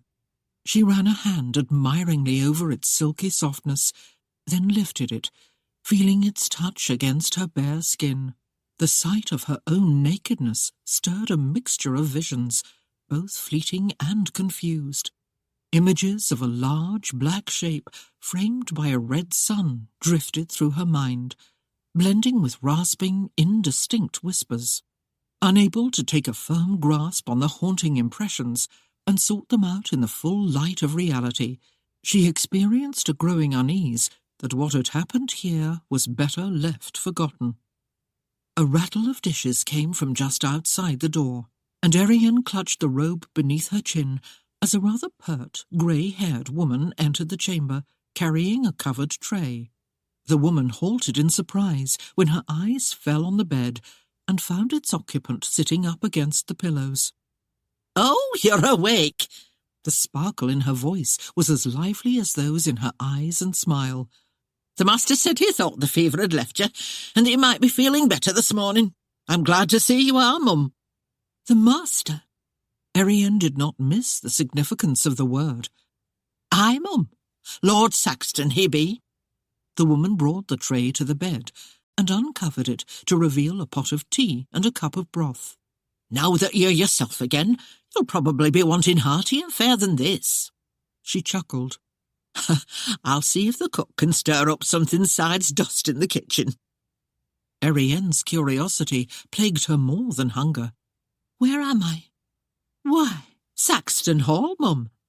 The elder tilted her head and looked at the younger woman wonderingly, finding the question rather strange, since Lord Saxton had volunteered only a minimum of information. "Don't you be knowing where you are?" "I hit my head, and I didn't know where I had been taken." "Taken? You mean the master brought you here, Mum?" Erienne managed a puzzled nod. "At least I think he did. I fell from my horse, and that's as much as I can remember. Weren't you here?" "Oh, no, Mum. After the East Wing burned a few years ago, we all, the servants I mean, went to work for the Marquis Leicester, him being a friend of the old lord and all. 'Twas only this week that the master arranged for our return. We had to travel all the way from London, and so we just arrived this morning. 'Twas only himself here with you when we came." Erienne could feel the heat creeping up her neck and into her cheeks. Whoever this Lord Saxton was, he had not left even a shred of clothing that she could assuage her modesty with. "This is the master's chambers?" she questioned carefully. "Lord Saxton's bed?" "Aye, Mum." The woman poured a cup of tea and set it on the tray. "He's been living here no more'n a week or two himself." "Was he out hunting yesterday?" Erienne queried. The elder frowned slightly. "Nay, Mum. He said he was here with ye." Erienne's mind tumbled in an eddy of confusion. It seemed that only a night had passed since she had fallen from Socrates, but having no awareness of what really happened, she could not be sure. Trembling fingers took up the cup of tea, and she almost held her breath as she asked, "Did he say how long I had been here?" "This be the 4th day, Mum." 4 days. 4 days she had been here alone with Lord Saxton, with no one to care for her but him. She wanted to writhe beneath the agony of embarrassment. "The master said you were real sick, Mum." "I must have been," Erienne whispered miserably. "I can't remember anything." "You've had a fever, and with hitting your head, I can understand that you might be somewhat confused." She laid a spoon beside the bowl of broth. "Why did you ask if the master was out hunting? Did you meet him then?" "I was attacked by a pack of hounds. I thought perhaps they were his." The memory of those sharp-fanged beasts sent a shiver through her. "Oh, them beasts most likely belonged to someone else, scrubbing round his lordship's lands. There's usually a lot of poachers hereabouts. We was having trouble with them even before the manor burned, especially with that rascal Timmy Sears. Seems I recall he had a pack of hounds even then, and they were just as likely to sink their fangs into a man as any other game they were chasing." "I fear they mistook me for something wild," Erienne murmured. She sipped from the porcelain cup and managed a smile. Thank you for the tea. Madam, Mrs. Kendall it be, mum. Aggie Kendall. I be the housekeeper. Most of me kin is hired on as help here, and I'll be telling you the truth when I say there's a fine lot of us. My sisters and her daughters, along with me own girls, and my husband and his brother. The other ones here are the stablemaster and his sons. They be the outside help. They come from the master's lands. Erienne tried to summon some vision of the master from her confused dreams, but failed to put a face to the black shape in her mind. Where is Lord Saxton now? Oh, he's gone for a while, mum. He left right after we got here. He said for us to look after you until you were feeling better, then to have the carriage take you back to your father. Erienne set the cup down as a sudden feeling of dread washed over her. I'd rather not go back to Mowbray. If it wouldn't be too much trouble, I would prefer being taken elsewhere. It doesn't matter where. Oh, no, mum. The master was most firm about getting you back to your father. When you're ready, you're to be put in the coach and delivered directly to him. Erienne stared at the woman, wondering if she or this Lord Saxton knew what they were sending her back to. Are you sure your master wanted me returned to my father? Could there not be some mistake? I'm sorry, mum. His lordship was quite clear about instructing us. You're to be returned to your father. Biting despair seized Erienne, and she slumped against the pillows. It was a dismal thought indeed, that after having successfully escaped her sire, she would be taken back at the mere whim of a man whom she had never met. Surely it was cruel fate that had brought her here. Indeed, if Socrates had not charged full bore into the midst of the hounds and stirred up their baying voices, Lord Saxton might not have been drawn to her at all. It was not likely that she would have survived, but then, at the present moment, she thought death would be preferable over marriage to either Harford Newton or Smedley Goodfield. Aggie Kendall found no words to reconcile the lass to her master's orders, and quietly took herself from the room. Erienne was deeply concerned about her state of circumstances, and hardly noticed the woman's departure. Exhausted from her ordeal, and suffering from an overwhelming depression, Erienne spent the rest of the morning weeping and sleeping. A tray was brought to her at noon, and though her appetite was seriously lacking, she forced herself to eat. The food helped to revive some of her lagging spirit, and she approached Aggie on the possibility of having the water pitcher filled so she might bathe herself. "I'll be happy to fetch it myself, mum," the housekeeper replied cheerily.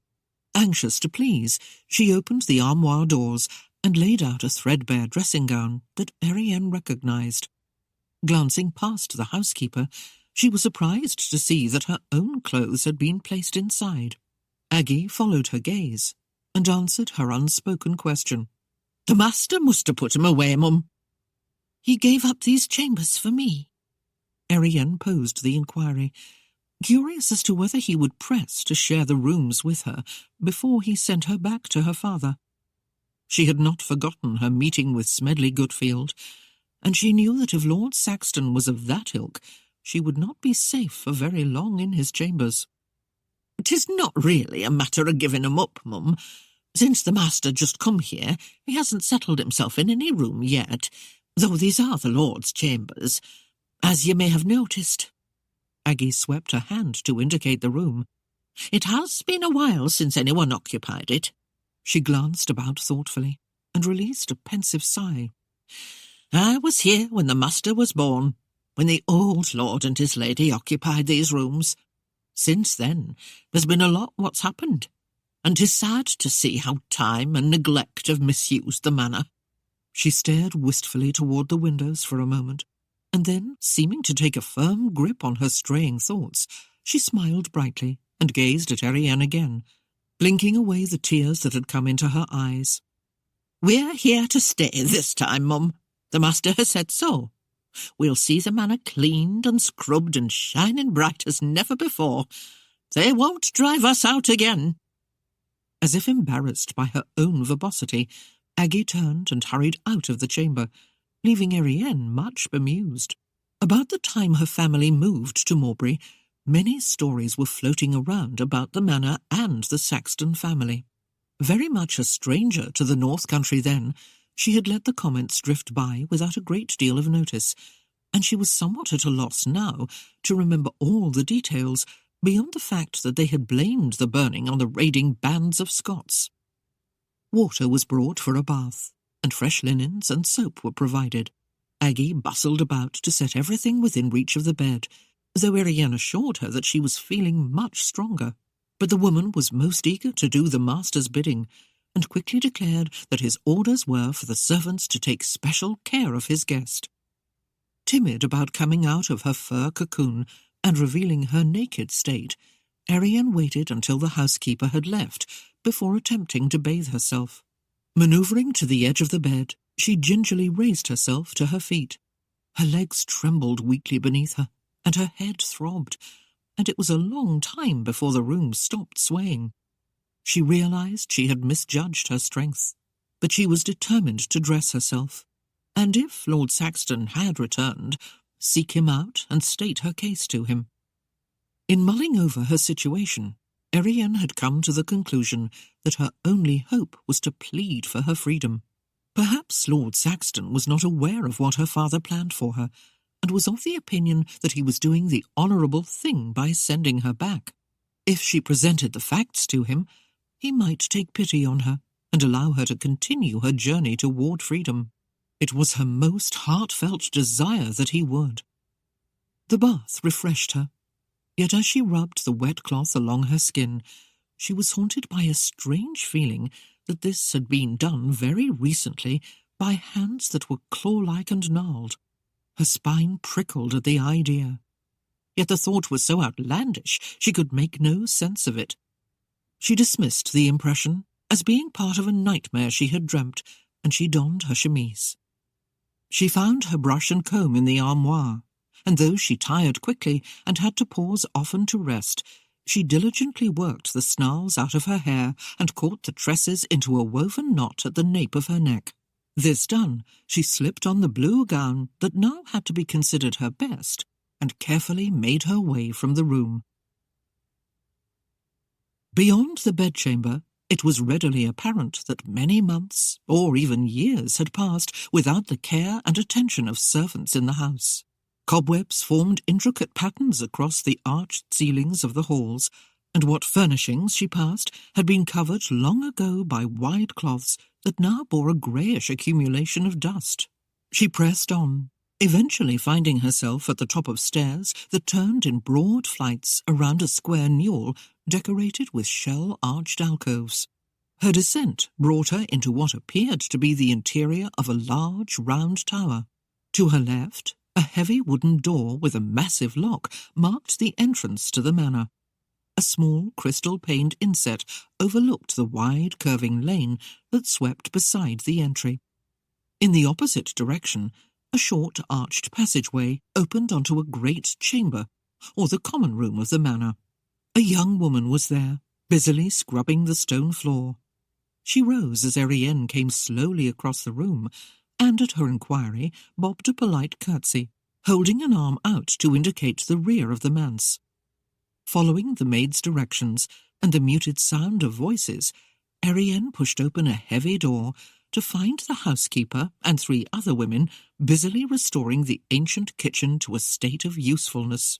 A young lad was kneeling inside the fireplace, scraping away long dead ashes and cakes of soot, while an older man applied his cleaning efforts to a large copper kettle. The cook had already cleared a table, and was preparing venison and vegetables for the evening meal. "Good afternoon, Mum," the effervescent housekeeper greeted, wiping her hands on a long white apron. "'Tis a pleasure to see you up and about. Be you feeling a bit more chipper?" Better now, thank you.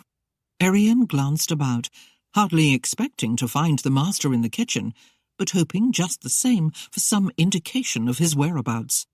Has Lord Saxton returned yet? "Oh, no, Mum." The woman came slowly across the stone floor. The master said he'd be gone for several days. "Oh." Erienne frowned in crushing disappointment. There would be no chance to argue her case before his servants returned her to her father. "Mum?" Erienne looked up. What is it? Be you needing anything? She released a wavering sigh. No, nothing at the moment. If you don't mind, I'll wander around the manor a bit and look around. Oh, certainly, Mum, Aggie replied. Should you need anything, you let me know. I'll be busy here for a while. Erienne nodded in distraction and returned to the great chamber. The maid and the wooden bucket were gone, but the scrub brush had been left on the floor in a pool of water, indicating that the girl would soon return. From the state of the manor, it was easy to assess that the servants would be occupied for some time with their labours. In fact, the sudden thought struck Erienne, they were so busy they might not even notice if she slipped away.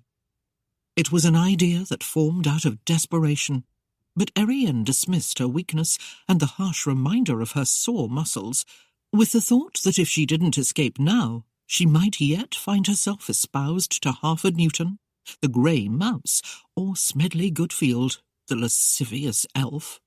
She eased open the portal, and a low betraying squeak of hinges made her grimace. She waited with thumping heart until she was assured that no one was coming to investigate. Peering out, she saw that the stables were just in sight beyond the west end of the house. The rear of a large black carriage jutted out through the widespread doors. From where she stood, it seemed a simple enough matter to enter the stables to see if Socrates was inside. She was about to slip through the portal when a youth emerged from the stables, carrying a wooden bucket and a long-handled brush. While she waited, he began to scrub mud and grime from the back parts of the coach. Erienne glanced around, but realized there was no time to think of another course of action, for the cleaning maid was coming around the end of the manor with her wooden pail, slopping water over its brim. As the girl hurried toward the front door, Erienne stood back and quickly pushed the portal closed. Weaker than she had been a moment before, she climbed the stairs and reached the second level before the door swung open again. Seeking another way of escape, she roamed the halls of the upper story, opening doors and following passageways, but her search proved futile, for they only led to more chambers or halls. Her strength was ebbing, but the thought of Harford Newton urged her on until she found herself in a wide gallery. Here, as in the other rooms, the cleaning had yet to be done, and her attention was drawn to a trail of manly footprints left in the dust. A set led to the far end of the hall, where a stout door had been boarded up with planks. Other footprints returned, giving her little hope that she would find a way of escape from this passage. Still, her curiosity was piqued. She could not fathom why an inside door should be bolted in such a fashion, and could determine only that something was hidden beyond it. Erienne seriously debated the wisdom of testing the door. If there was something behind it that needed to be kept under lock and key, then she might be foolish to open it. She had heard passing comments about Saxton Hall being haunted, and though she had never put much store in ghostly tales, she did not wish to press her luck when she was too weak to flee. Smedley and Harford came to mind, spurring her forward until she stood at the portal. Shaking fingers tested the planks that barred the door, and, to her surprise, she found them loose enough to allow easy removal. Yet she was cautious, not knowing what lay beyond the portal. She rapped lightly on the smooth surface of the door and leaned her ear against it, calling out in a low voice, "Is anyone there?" No mournful wail or hideous shriek answered her, but she felt only mildly reassured. She knocked louder, and again no answer came. Holding visions of the elf and the mouse in mind, she gathered what courage she could muster and pulled away the planks. The door itself seemed fairly new, as if it were a recent replacement for what had been there before. A large key jutted from the lock, and when she tried it, there was a slow, rusty grinding and laborious click. She twisted the latch and pulled. To her amazement, sunlight spilled into the gallery, and she saw that she was standing at the opening of a balcony. It was black and charred-looking, as if it had been scorched. Moving toward the edge, Erienne gasped in shock, for there below her lay the tumbled, burned ruins of what had been a fairly sizable wing. Suddenly, Erienne felt the stones beneath her feet start to give way, and with a grating noise begin to pull away from their mooring.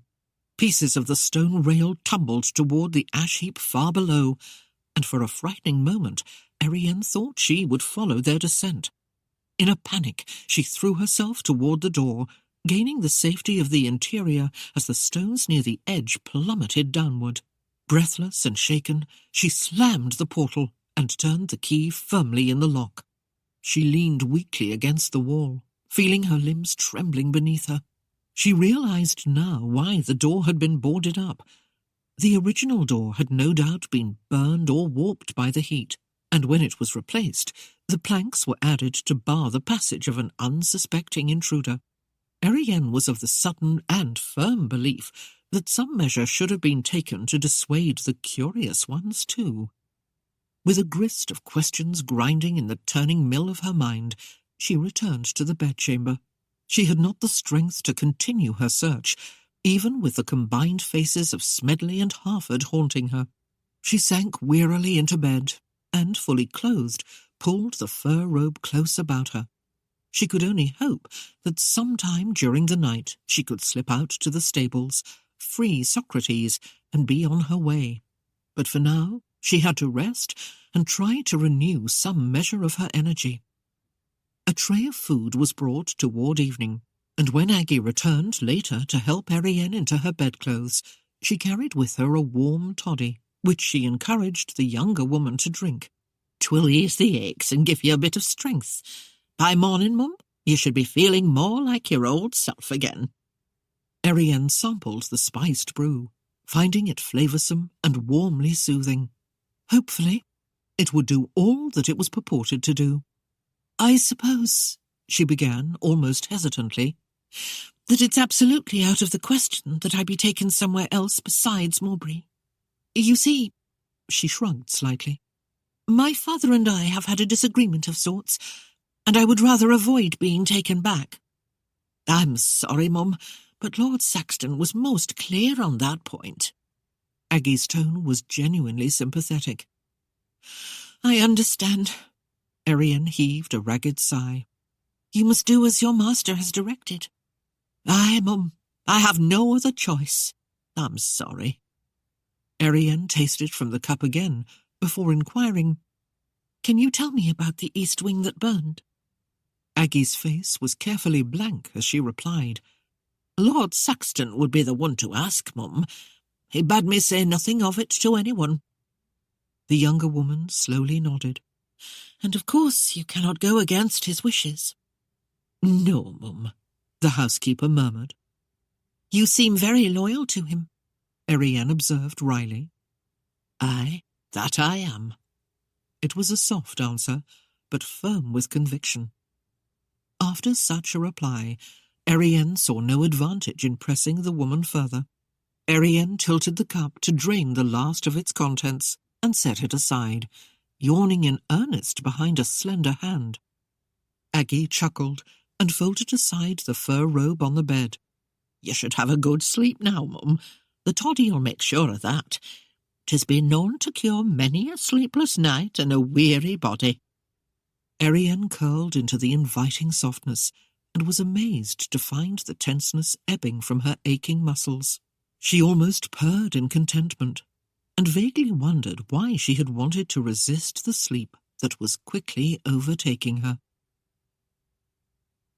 Cold, blustery winds swept fluffy clouds across the morning sky as Erienne glumly waited for the coachman to climb to his seat. No one could deny that she was travelling back to Mowbray in grand style. The large black coach was rather ancient in vintage, but lacked neither comfort nor luxury. Dark green velvet lined the interior in subdued richness, and on the exterior of the doors was the same crest she had seen above the master's bed. It all bespoke a family's ancient heritage.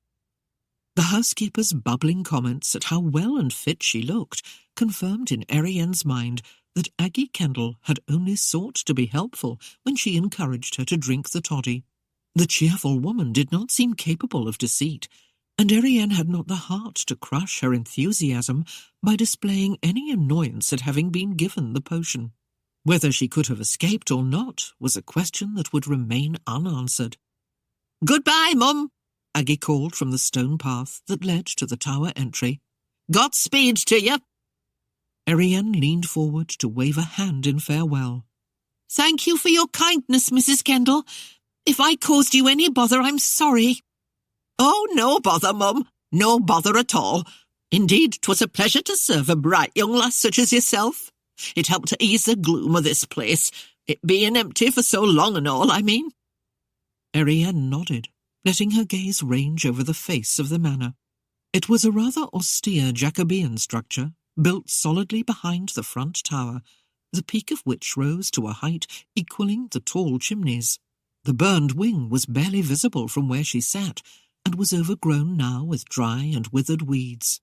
Thick groves of trees covered the hillside to the side and back of the manor, and were clustered close around a portion of the lane which ended at the manse.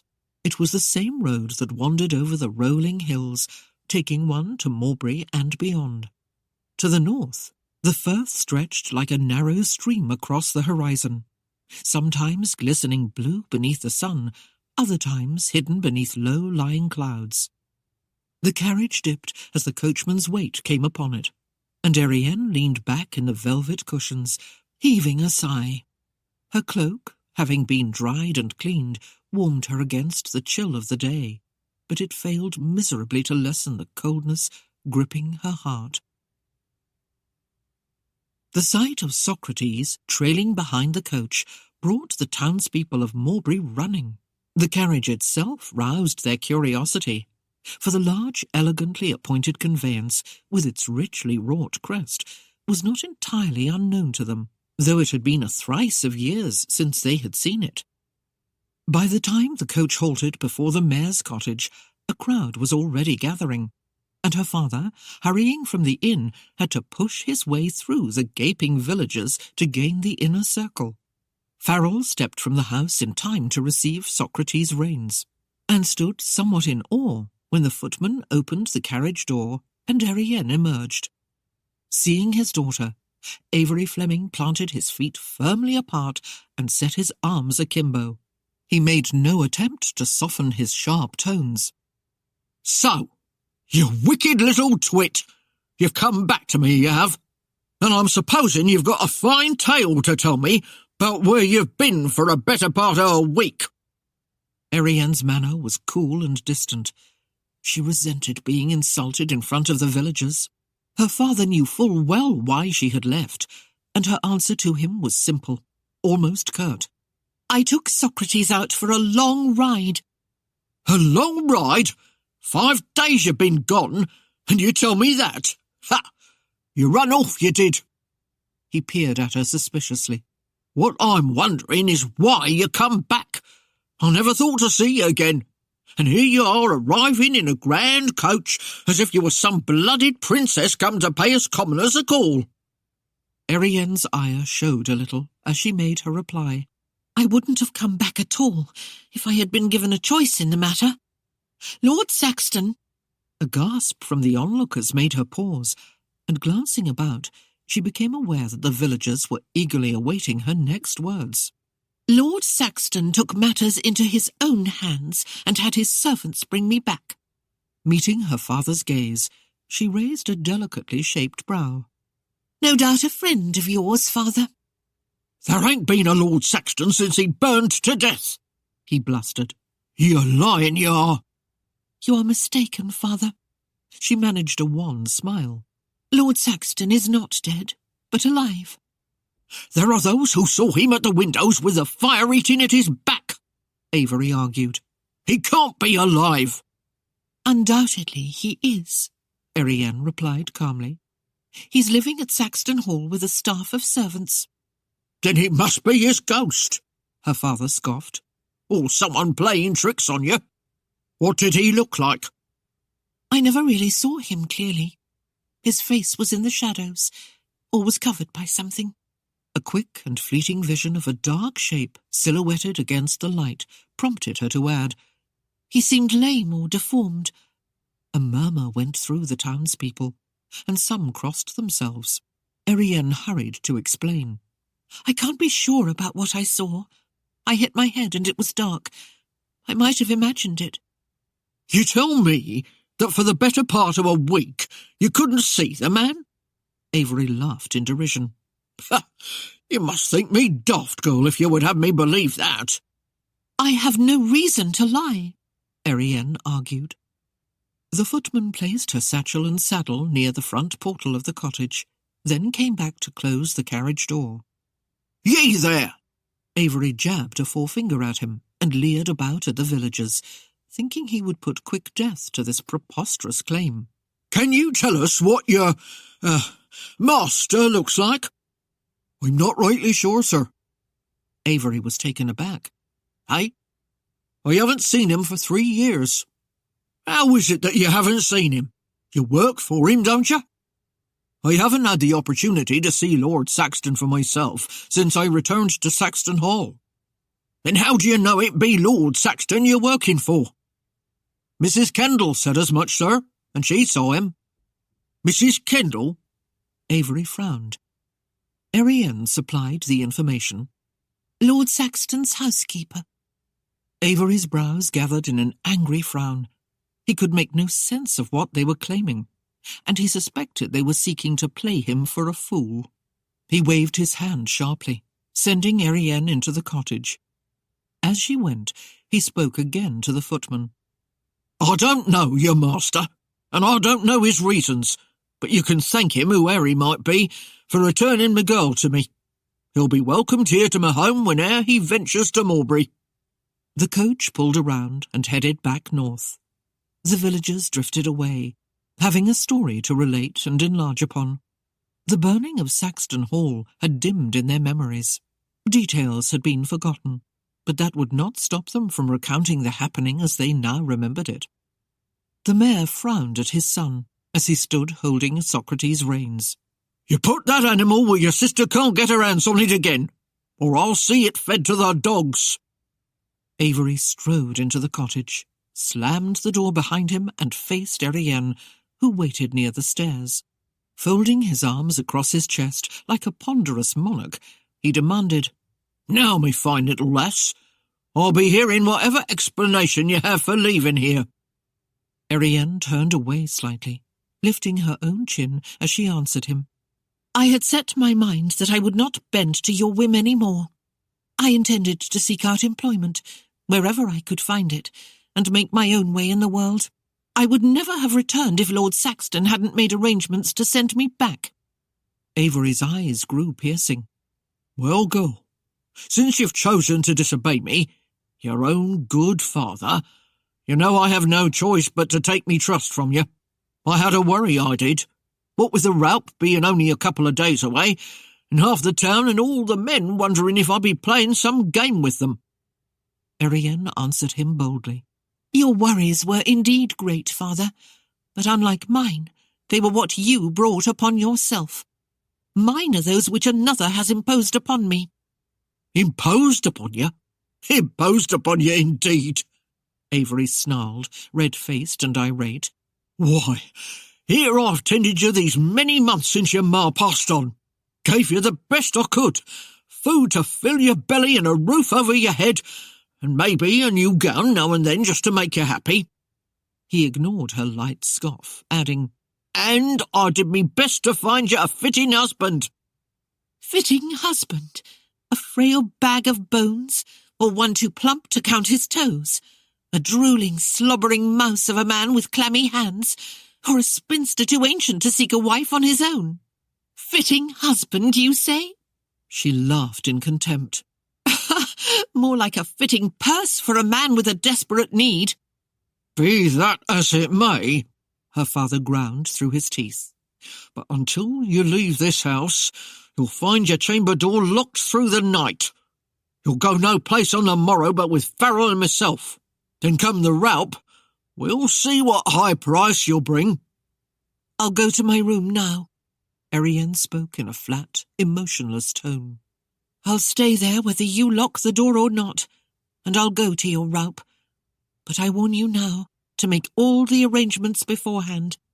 The marriage must take place the day following the rout, for I will stay in this house only one night after you've sold me, and when I leave, I will no longer recognize that you have any authority over me.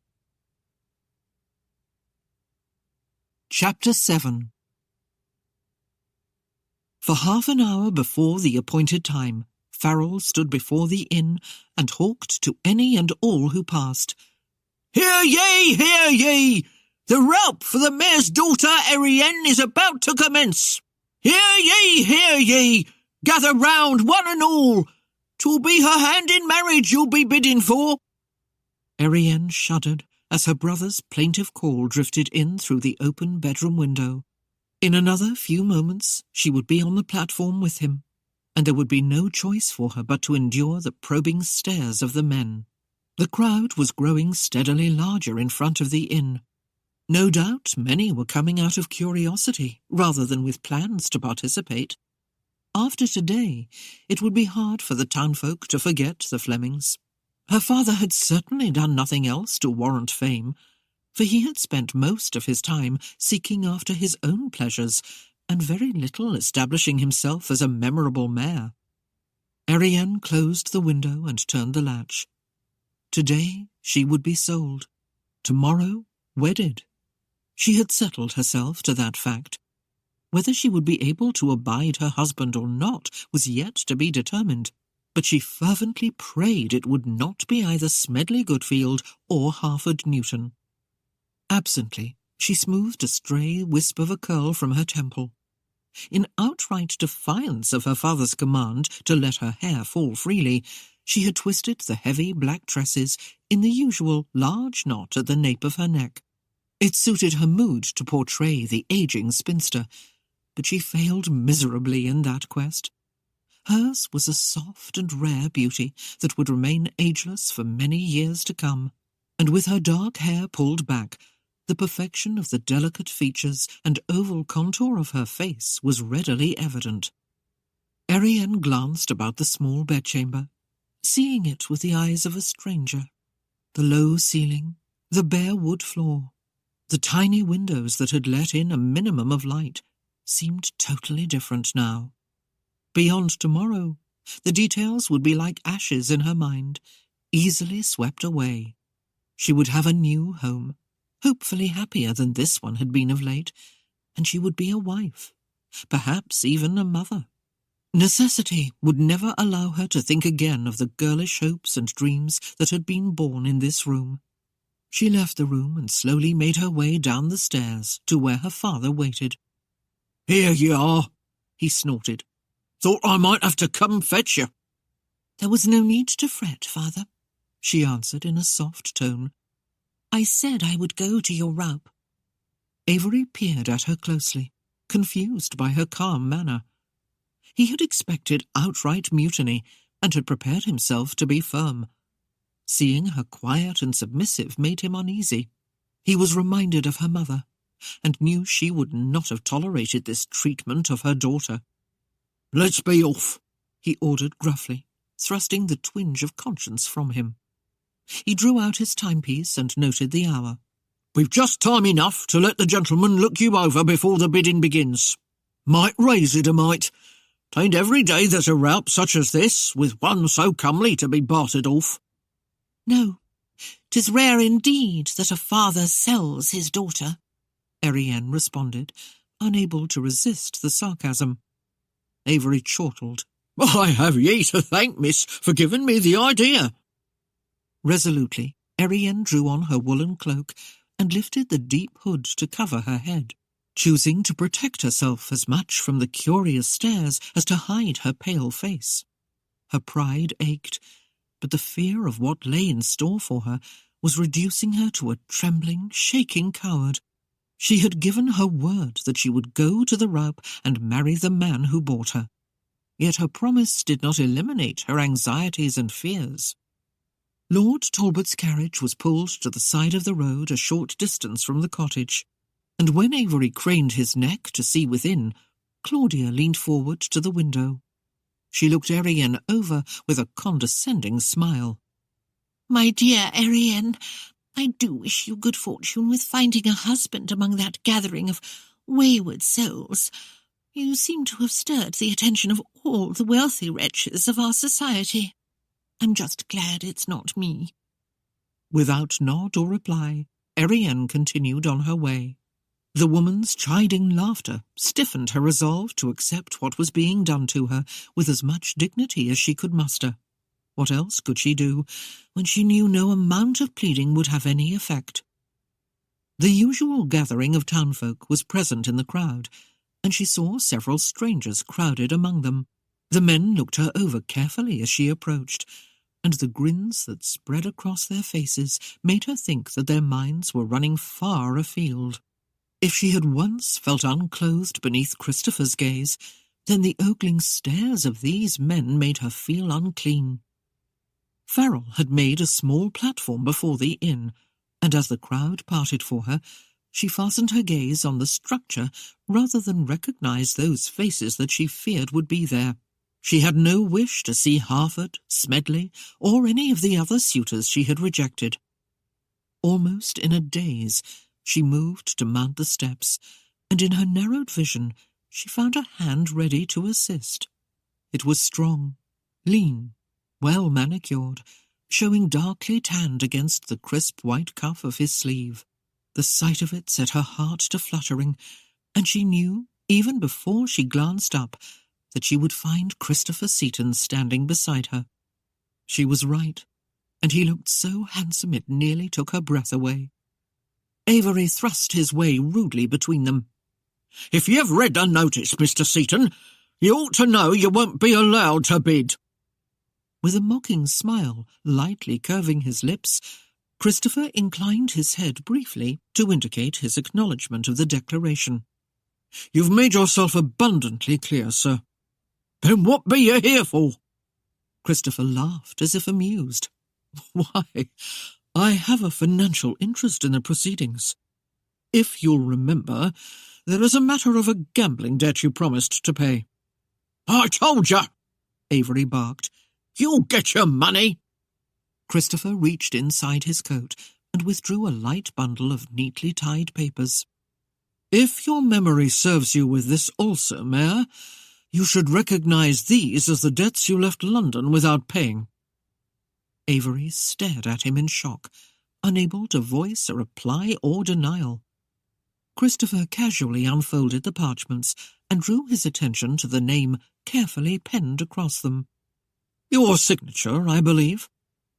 After a quick, hesitant glance, Avery grew red and outraged. "And what if 'tis? What concern be it of yours?"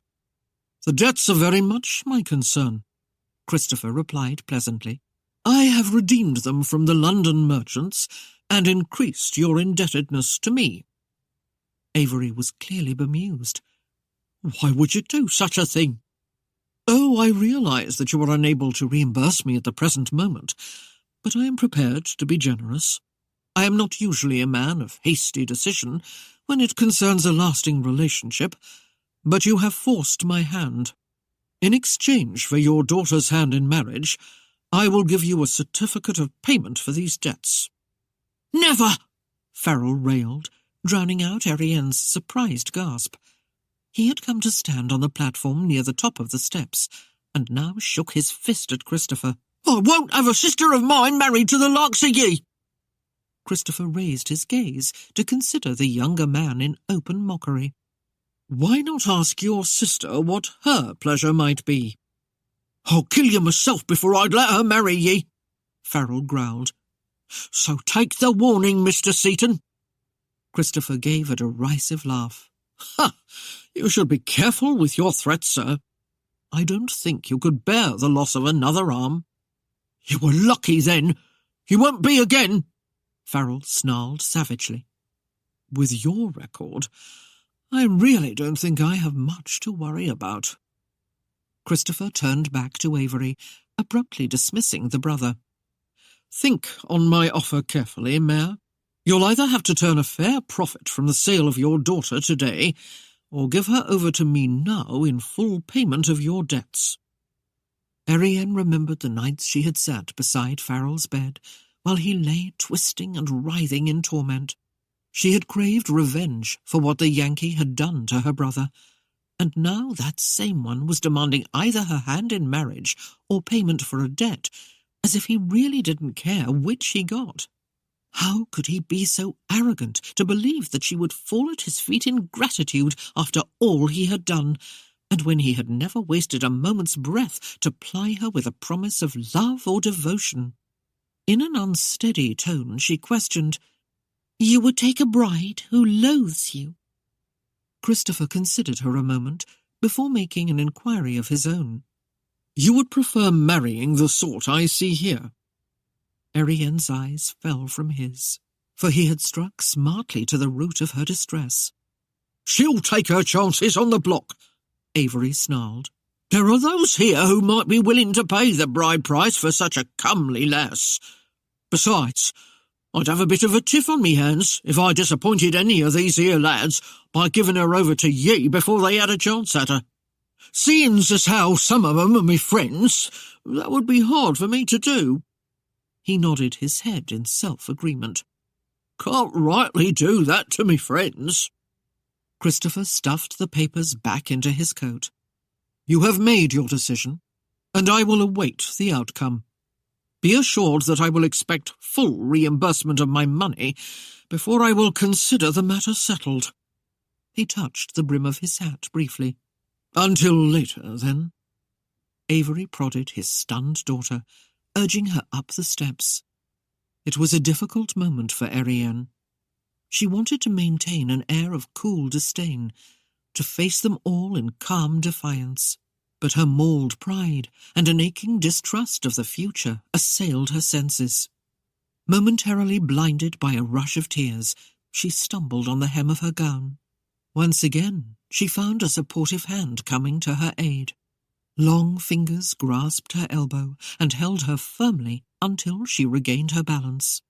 Furious with herself that she should display such weakness, Erienne lifted her chin and found the greyish-green eyes resting on her with something akin to compassion or pity. It was too much for her to bear. "Please, don't touch me," she whispered.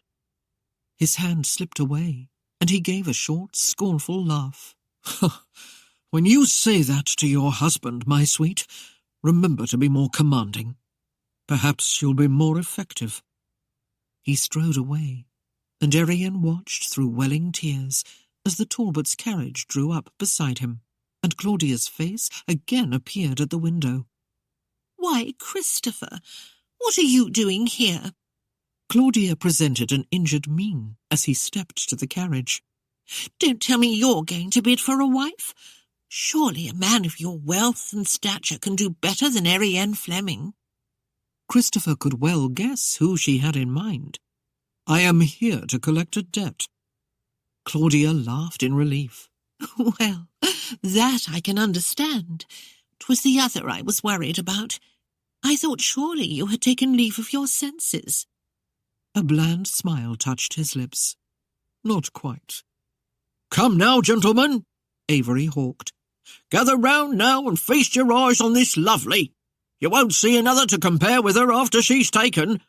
Come and look. The rap will be starting a mere moment from now." Avery took hold of Erienne's cloak, and when she tried to resist its removal, chortled, and with a mocking bow swept it from her. A loud roar of approval came from the audience as the men feasted their eyes on the prize. Spurred on, Avery caught his fingers in the thick knot of hair and spilled it from its mooring, draping it over Erienne's shoulder and breast. "See for yourselves, gentlemen. Is she not worth a fortune?" Erienne's jaw was clamped tight as she stared down into a sea of gaping leers. She felt her skin crawl and had to steady herself against a moment of panic. She raised her head, and her breath halted as she found Christopher's attention fully upon her. Of a sudden, she wished she would not have been so proud and foolish to dismiss his offer, for she had seen none in the crowd who did not cause a cold feeling of dread to knot in the pit of her stomach. Claudia's eyes narrowed, as she also noticed where Christopher's gaze was directed. She cleared her throat and smiled prettily as he turned back. "I'd like to invite you for a ride about the countryside, Christopher, but you seem unduly interested in the proceedings. Perhaps you would rather stay here." Her eyes were bright as she awaited a denial. "Forgive me, Miss Talbot." A brief smile touched his lips.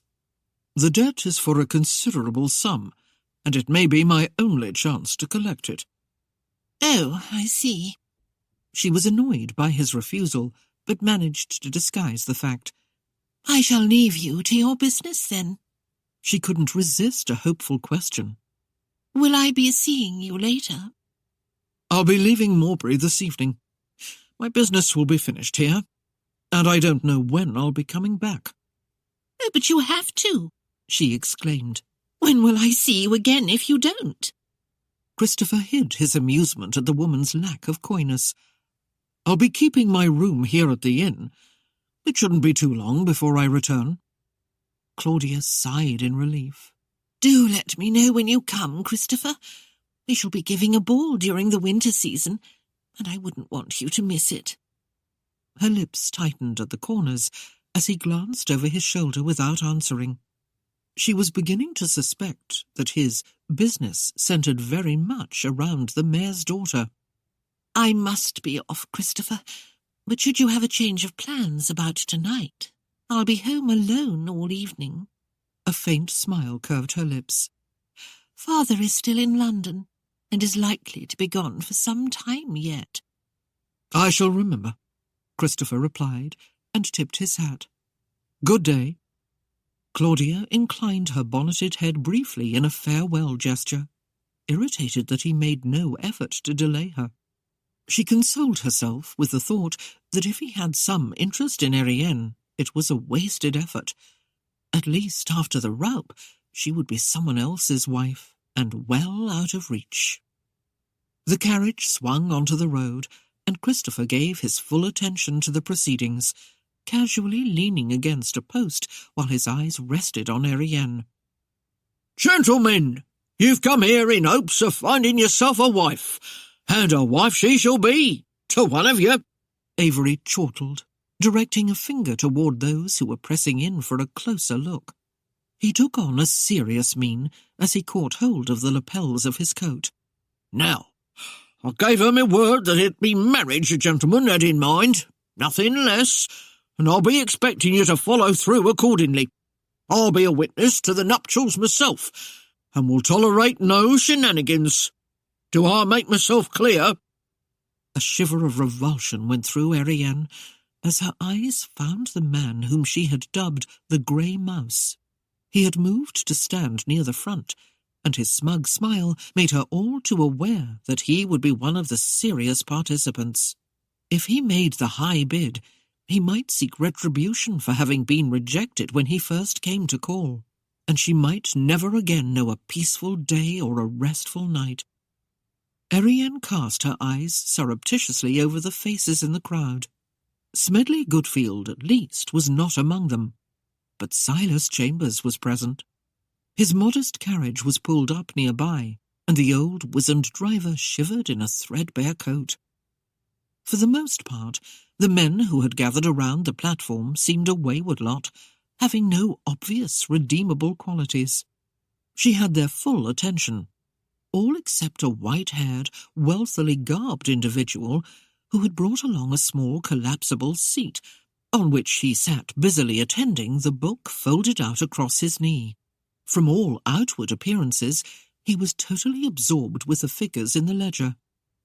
Avery held up his arms widespread for silence and attention from the crowd. "Now, gentlemen, as you've no doubt heard, I am sorely set upon by my creditors, or I'd have never considered this action, but they press upon me at every turn, and even this one," he gestured briefly in the direction of Christopher Seaton, "came to me very home to demand payment. Have pity on a man, and on this young wench who has never known a man. She's been a fair good blessing to Farrell and myself these past years, since her poor mother died. but she's reached a time when she should take herself a husband and get away from this worrisome labour of caring for her kin. So I urge you, gentlemen, to loosen your purse strings. Come forward, those of you who've come to this affair in a serious manner. Come forward. Here, let 'em gather close." He consulted the huge turnip-sized watch he carried in his waistcoat and held the timepiece high before his audience. "The time is nigh, and now it'll begin. What do I hear from you, gentlemen? What do I hear now? Is it £1,000 I hear? £1,000? It was Silas Chambers who first responded to the prompting by tentatively raising a hand. In a rather hesitant tone, he replied, Aye, £1,000. Standing in the background, Christopher unfolded the packet of papers and took out a pair of bills. He waved them to gain Avery's attention and silently mouthed the words, "A mere pittance." Avery reddened and redoubled his efforts.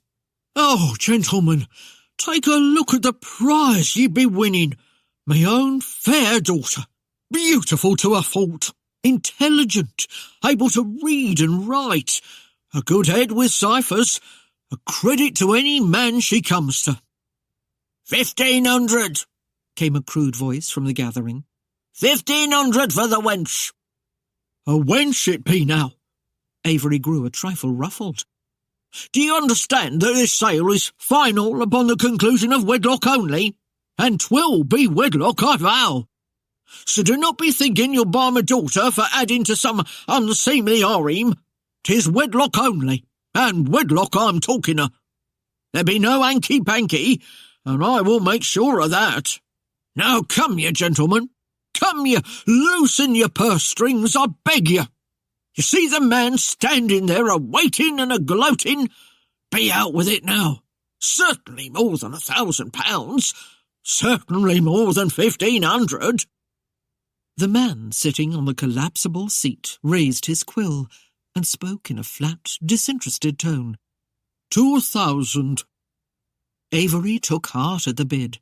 2,000! 2,000 to this gentleman. Do I hear 25? Do I hear 25? £2,100, Silas Chambers lightly bade. 21. Aye, 21 I'll go. 21 it is then. 21. Do I hear anything else? 23. Harford Newton joined in, dabbing his thick lips with a handkerchief. 23. 23 it is then. 2,300. Come, gentlemen, you're not even close to me debts. And I would see a bit for myself now, and me good fair son with his crippled arm. Dig deep into your purses. Dig out the last bit of coin. 23 it is now. 24. The same crude voice in the back shouted. £2,400. There was a slight blurring of syllables, as if the man had imbibed a trifle too much before attending the auction. In a worried frenzy, Silas hastened to reaffirm his own position. 2,500! £2,500! He was becoming almost breathless with the risk that was involved in this bidding, and with the hope that the others would stop once and for all. He was, after all, of goodly means, but not overly wealthy. 2,500 'tis! Avery chimed out. 25! Oh, gentlemen, I implore you, be kind to an old man and his crippled son. Here you see before you a fine example of womanhood. Indeed, I've said it before and say again, a credit to any man. A helpmate, as it were, to ease your burdens and see you kindly through life and bear your many children. Erienne turned slightly away from her father at his last comment. She was aware of Christopher's unrelenting stare, and when she lifted her gaze, she saw he had now removed perhaps half the bills from the bulk and stood casually dangling them from his fingers, as if he too were imploring the others to bid more to make his time worthwhile. An ache grew in her chest and tightened until it restricted her breathing. He had amazed her with his offer of marriage, but now he appeared to have totally dismissed the idea, as if his first consideration had only been compensation for the debts he held. 2,500! Do I hear 26? Avery urged. 27? Oh, come, gentlemen. Why, we've hardly warmed up to the bidding, and the man is still standing there with his debts. I implore you to reach into those purses. She'll not go for a pittance such as this when the man is waiting to collect his due. 2,800! 2,800! Do I hear 2,800? 3,000! The grey mouse chimed in. A murmur went through the crowd, and Erienne's knees began to tremble beneath her. Silas Chambers quickly sought out his purse and began to count its contents. There was a jumble of voices from the back as the tipsy contender consulted his friends. Avery's smile broadened slightly until Christopher shook out another bill and added it to the rest. 3,000! Avery called and lifted a hand. Who'll make it more? 35? 35? Who'll say 35? Silence answered his plea, as Silas continued to count, and the others conversed among themselves. The gleam in the eyes of the grey mouse grew brighter. 31! Before it's too late, gentlemen, I beg you consider the prize. The man on the folding stool slammed his book closed, placed the quill firmly into his case, and rose from the rather questionable comfort of his seat. £5,000, he said bluntly and coldly. 5,000, I say. A sudden silence fell over the crowd. Silas Chambers stopped counting. He could not muster another bid. The grey mouse's face fell in disappointed defeat. Even the tippler from the back knew that the bid was well past his means. £5,000 was a sum that could not be readily challenged.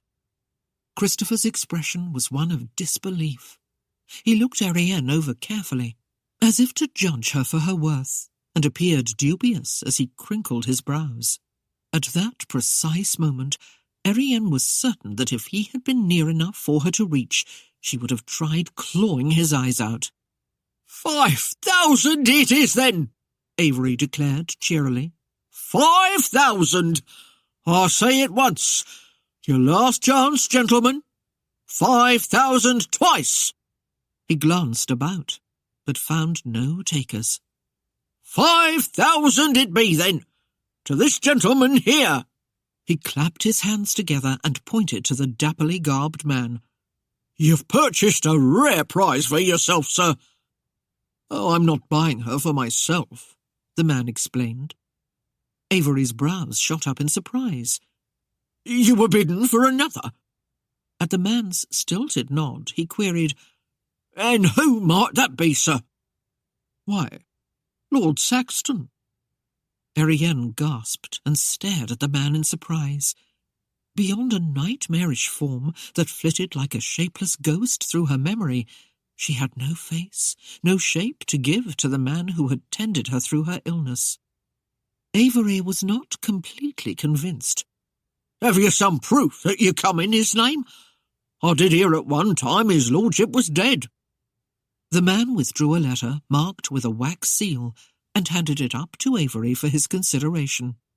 I am Thornton Jagger, he explained. As the letter will attest, I have been a barrister for the Saxton family a number of years.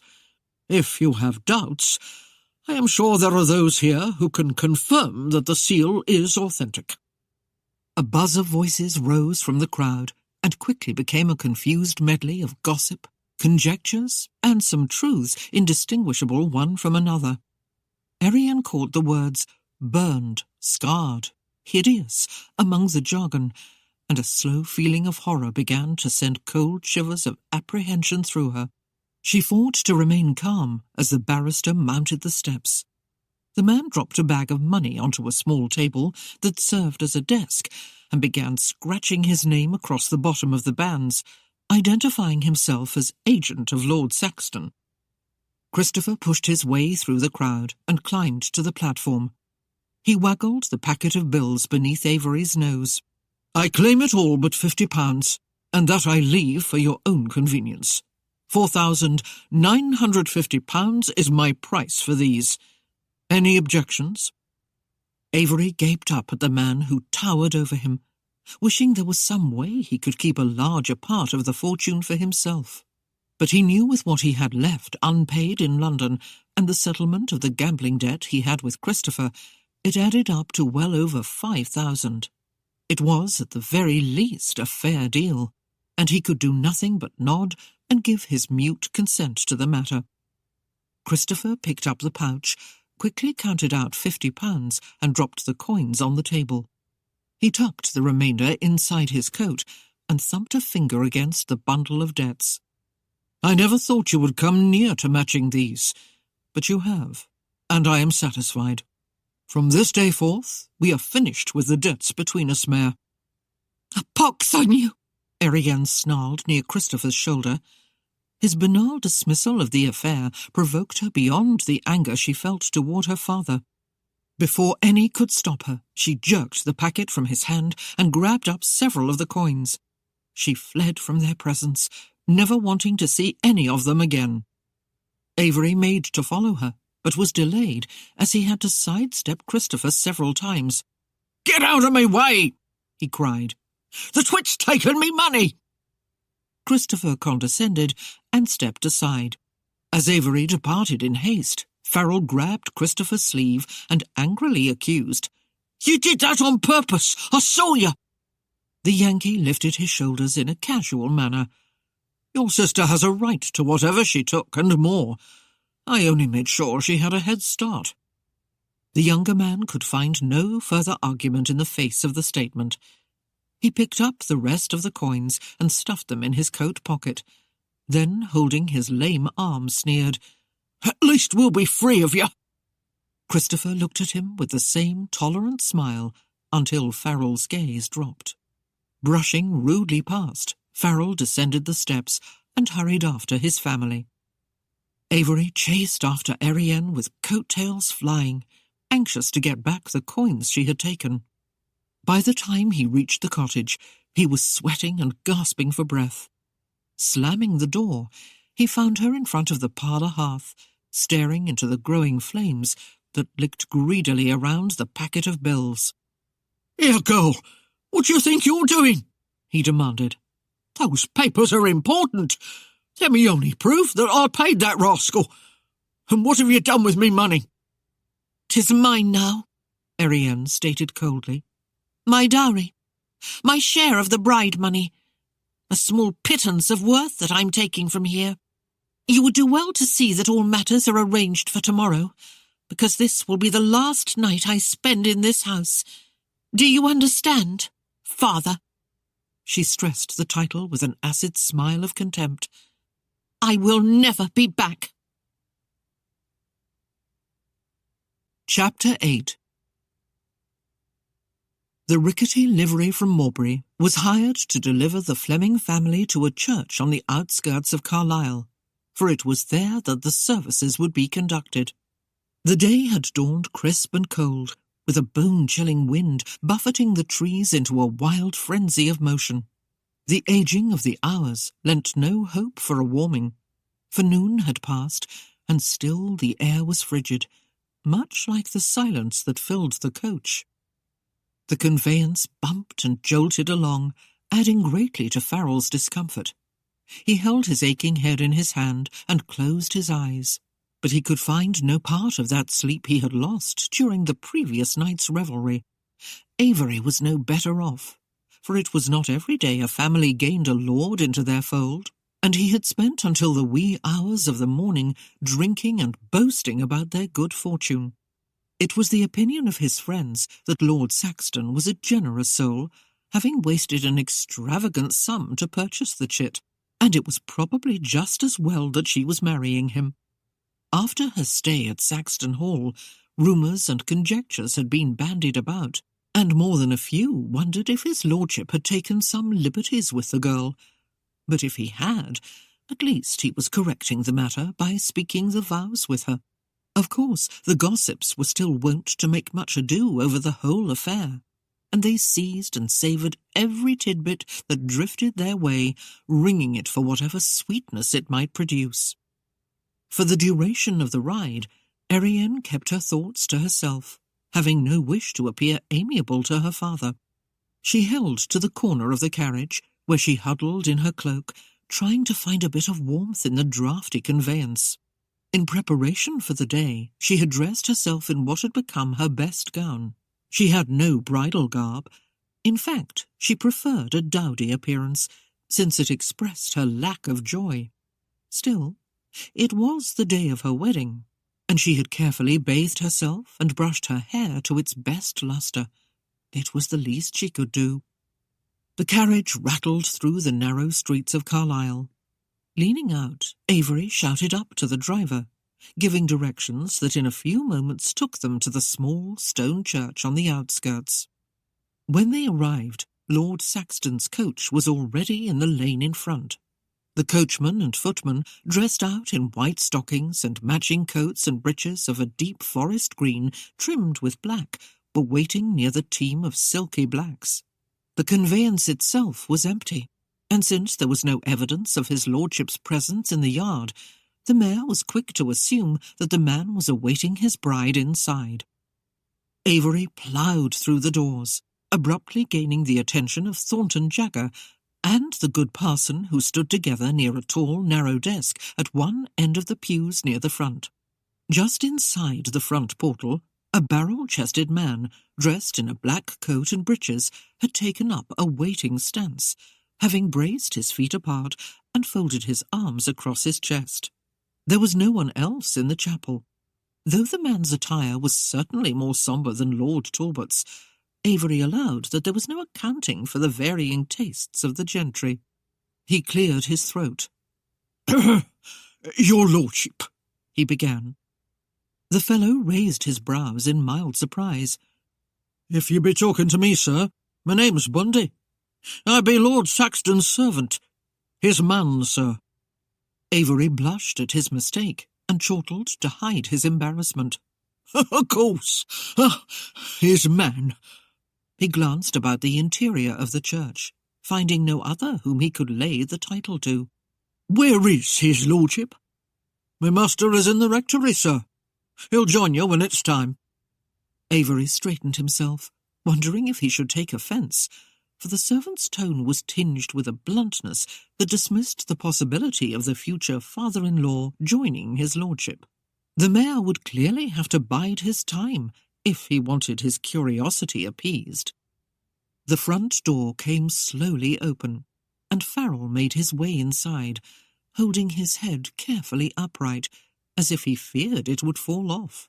He eased himself into one of the back pews and closed his eyes. There he would remain, hopefully undisturbed, until the service was over. Erienne moved on to the front bench, her own back ramrod stiff. Her life, as she knew it, was about to come to an end, and she felt very much like a felon who was readying himself for the final event at Triple Tree, and wondering if the noose would be the end of his sufferings, or if there were truly a hell beyond. With trembling limbs, she sank to the seat, and sat quietly alone in her misery, having no doubt that her father would inform her when the affair was to begin. The Reverend Miller seemed unconcerned with the groom's absence as he prepared the documents, inspected the wording, and placed his seal and signature on the banns. Thornton Jagger scrawled his name with a flare, identifying himself as a witness. Then her father bent low over the parchment and carefully penned his own beneath the barrister's. Beckoned to the fore and handed the quill, Erienne endured the moment and masked her trepidations by an extreme effort of will. Though the documents blurred before her eyes, the only hint of her agitation was a rapidly pulsing vein that throbbed in her neck just below a finely shaped ear. The proceedings dragged to a halt when the prospective bridegroom failed to join them. Avery grew vexed with the waiting and questioned sharply, "Well, is his lordship coming out of his hole?" or did he intend for his barrister to conduct the affair again?" Reverend Miller hastened to allay his fears. "I am sure Lord Saxton will want to speak the vows for himself, sir. I'll send his man for him now." The clergyman gestured to Bundy, and the servant hurried along a dark hall through an alcove at its end.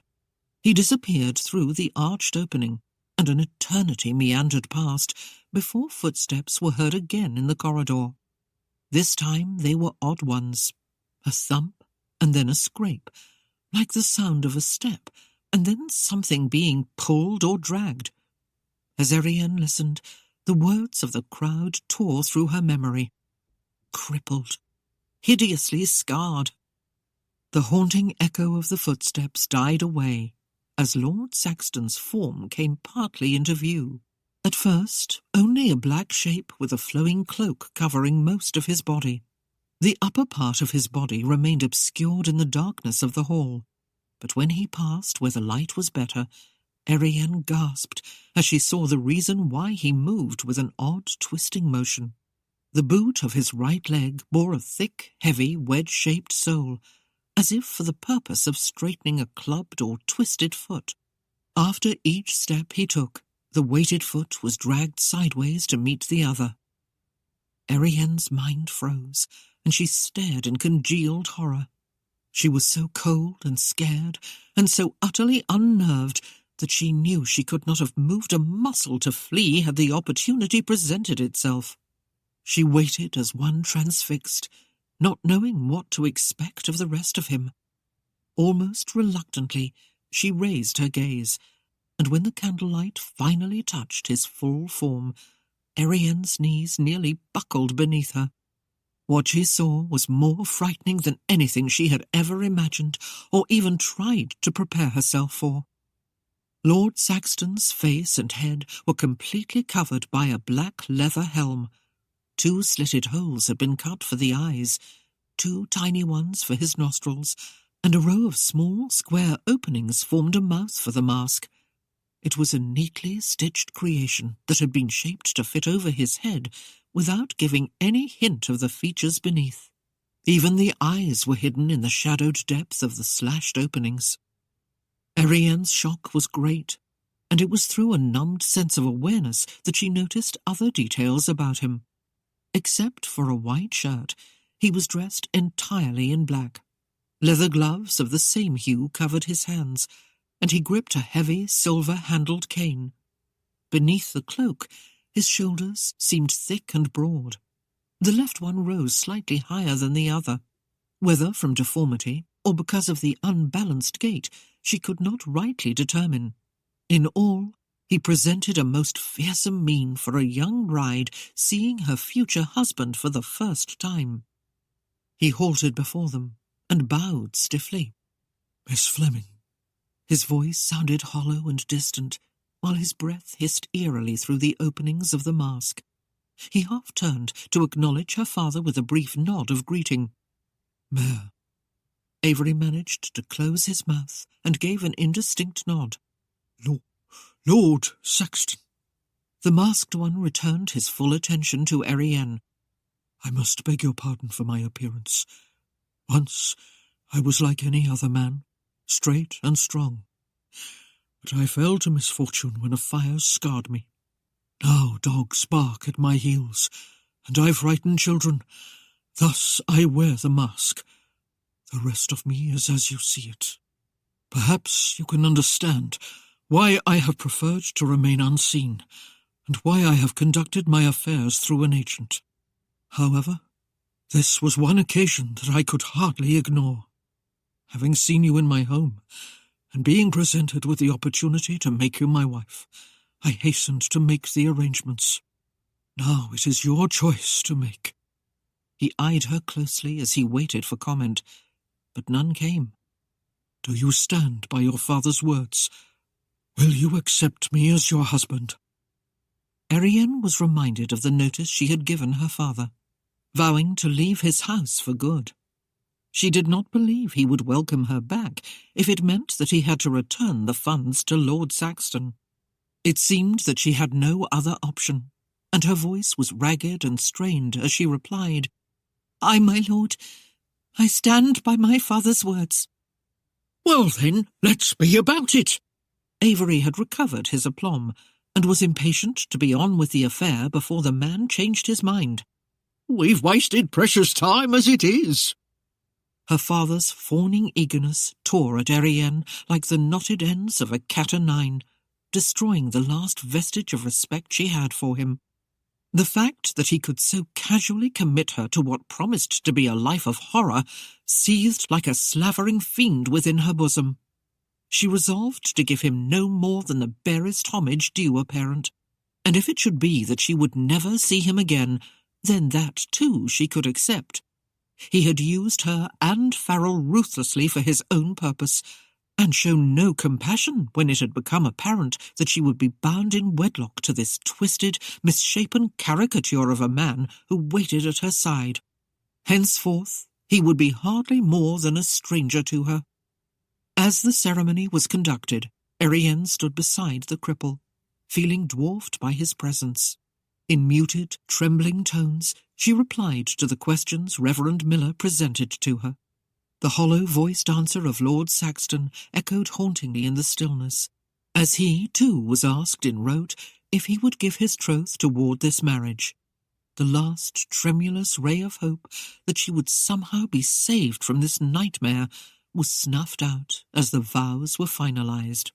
A heavy, black gloom closed tightly about her, stifling her very breath. She stared at the well-worn stone of the chapel floor until gloved fingers brushed her arm, breaking her trance and drawing a small, startled gasp from her. She lifted her head to look with widened eyes into the mask. "The ring, Erienne! Take the ring!"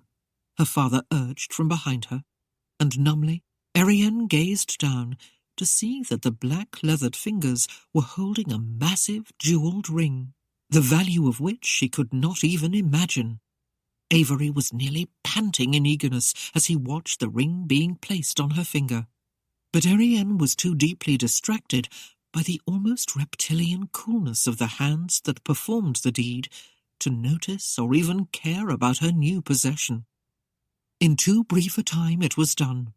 She had become the wife of the dreadful Lord Saxton, yet she wondered how she could bear to live when every moment of her life would be a nightmare. How could it not be, when she would be bound to a being who looked like he had crawled from the pits of hell?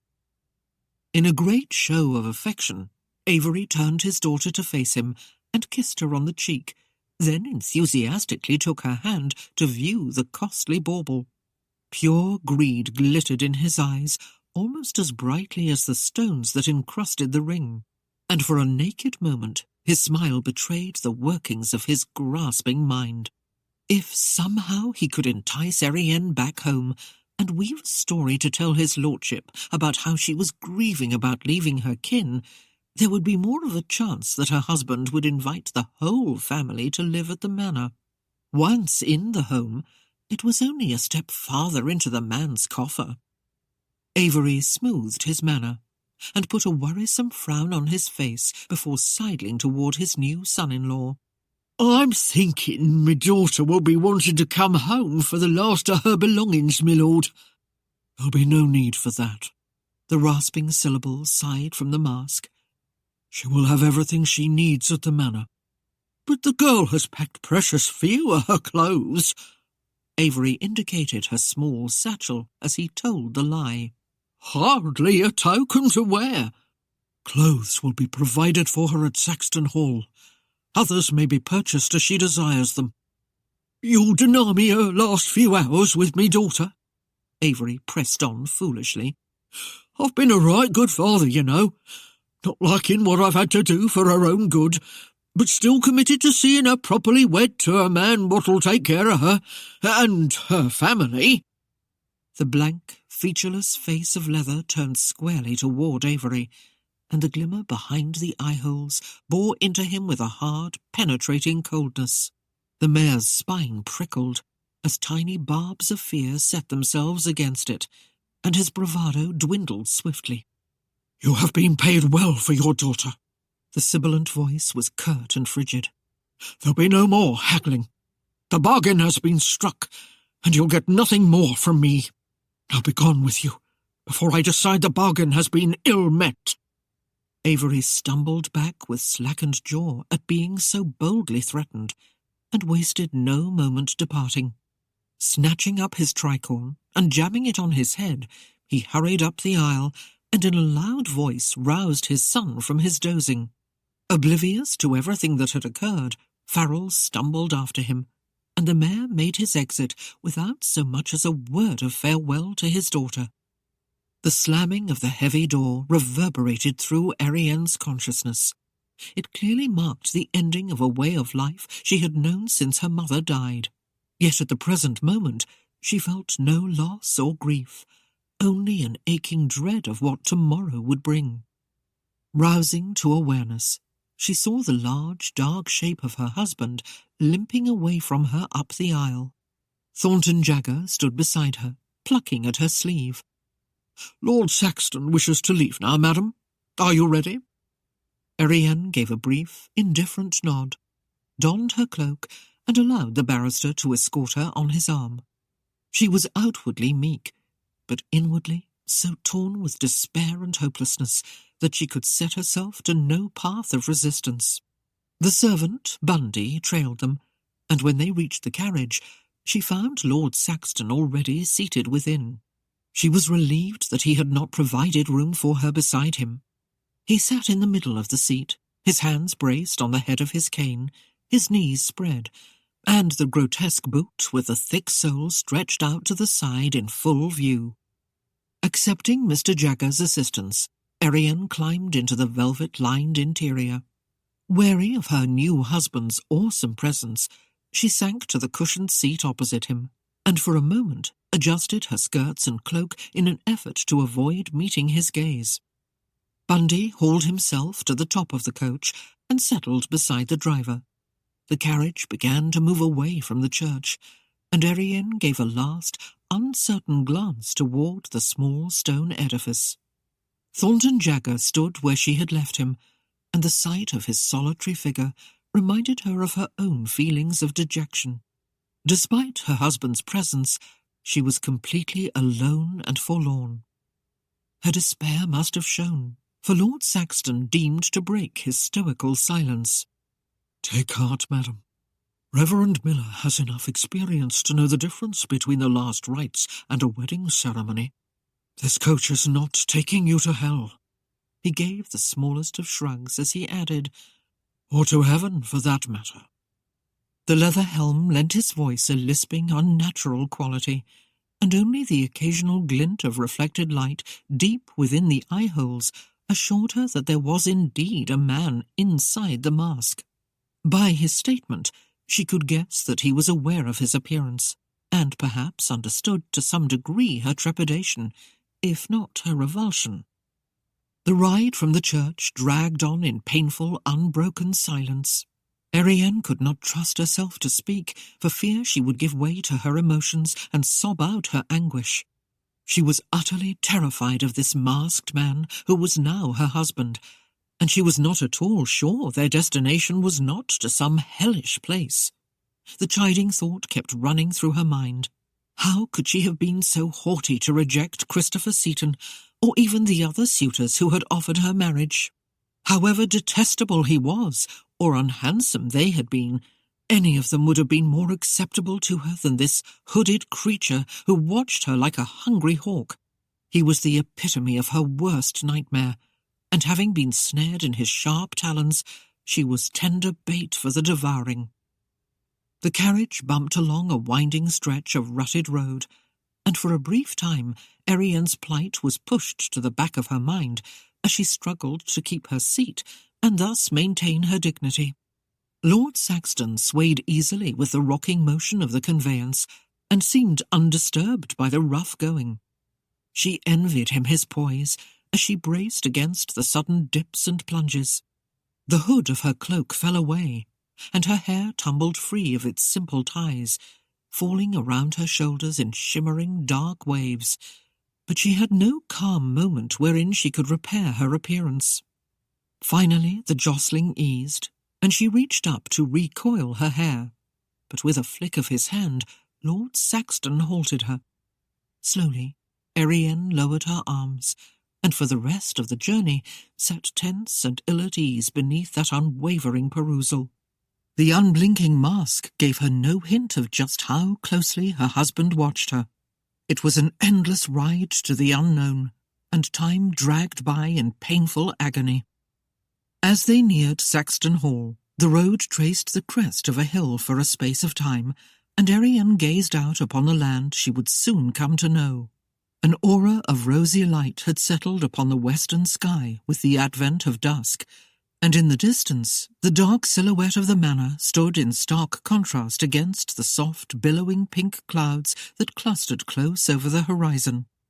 Well beyond it, a narrow strip of the sea gleamed like a sapphire jewel wedged between the hills. The conveyance dipped down into the valley, carrying them closer to that crypt which was certain to become her prison. Her dread formed into an icy lump in the pit of her stomach, and no amount of prayerful entreaties could ease her trepidations. She was locked in the grip of total horror, and there was no escape. All too quickly for her peace of mind, the carriage was pulling to a halt before the tower entry. Erienne waited in apprehension as Lord Saxton climbed down.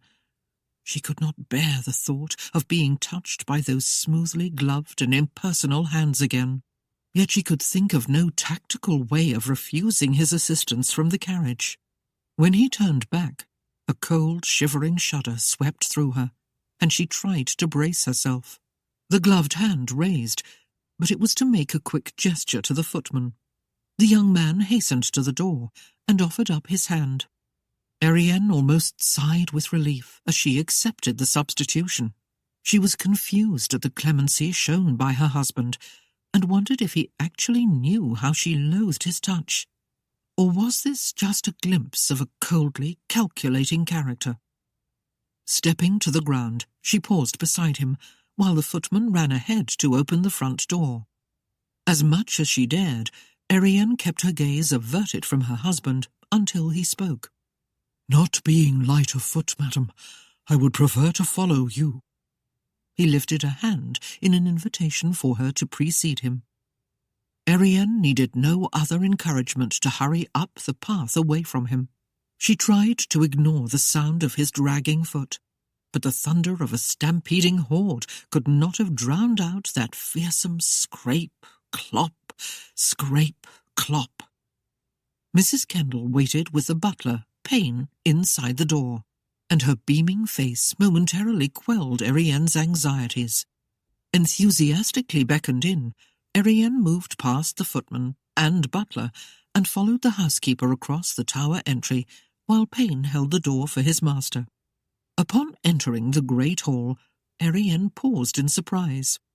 Absent were the dust-laden greyish shrouds that had covered the furnishings. The hall had undergone a thorough cleaning from the stone floor to the higher arches of the oaken beams that bridged the ceiling.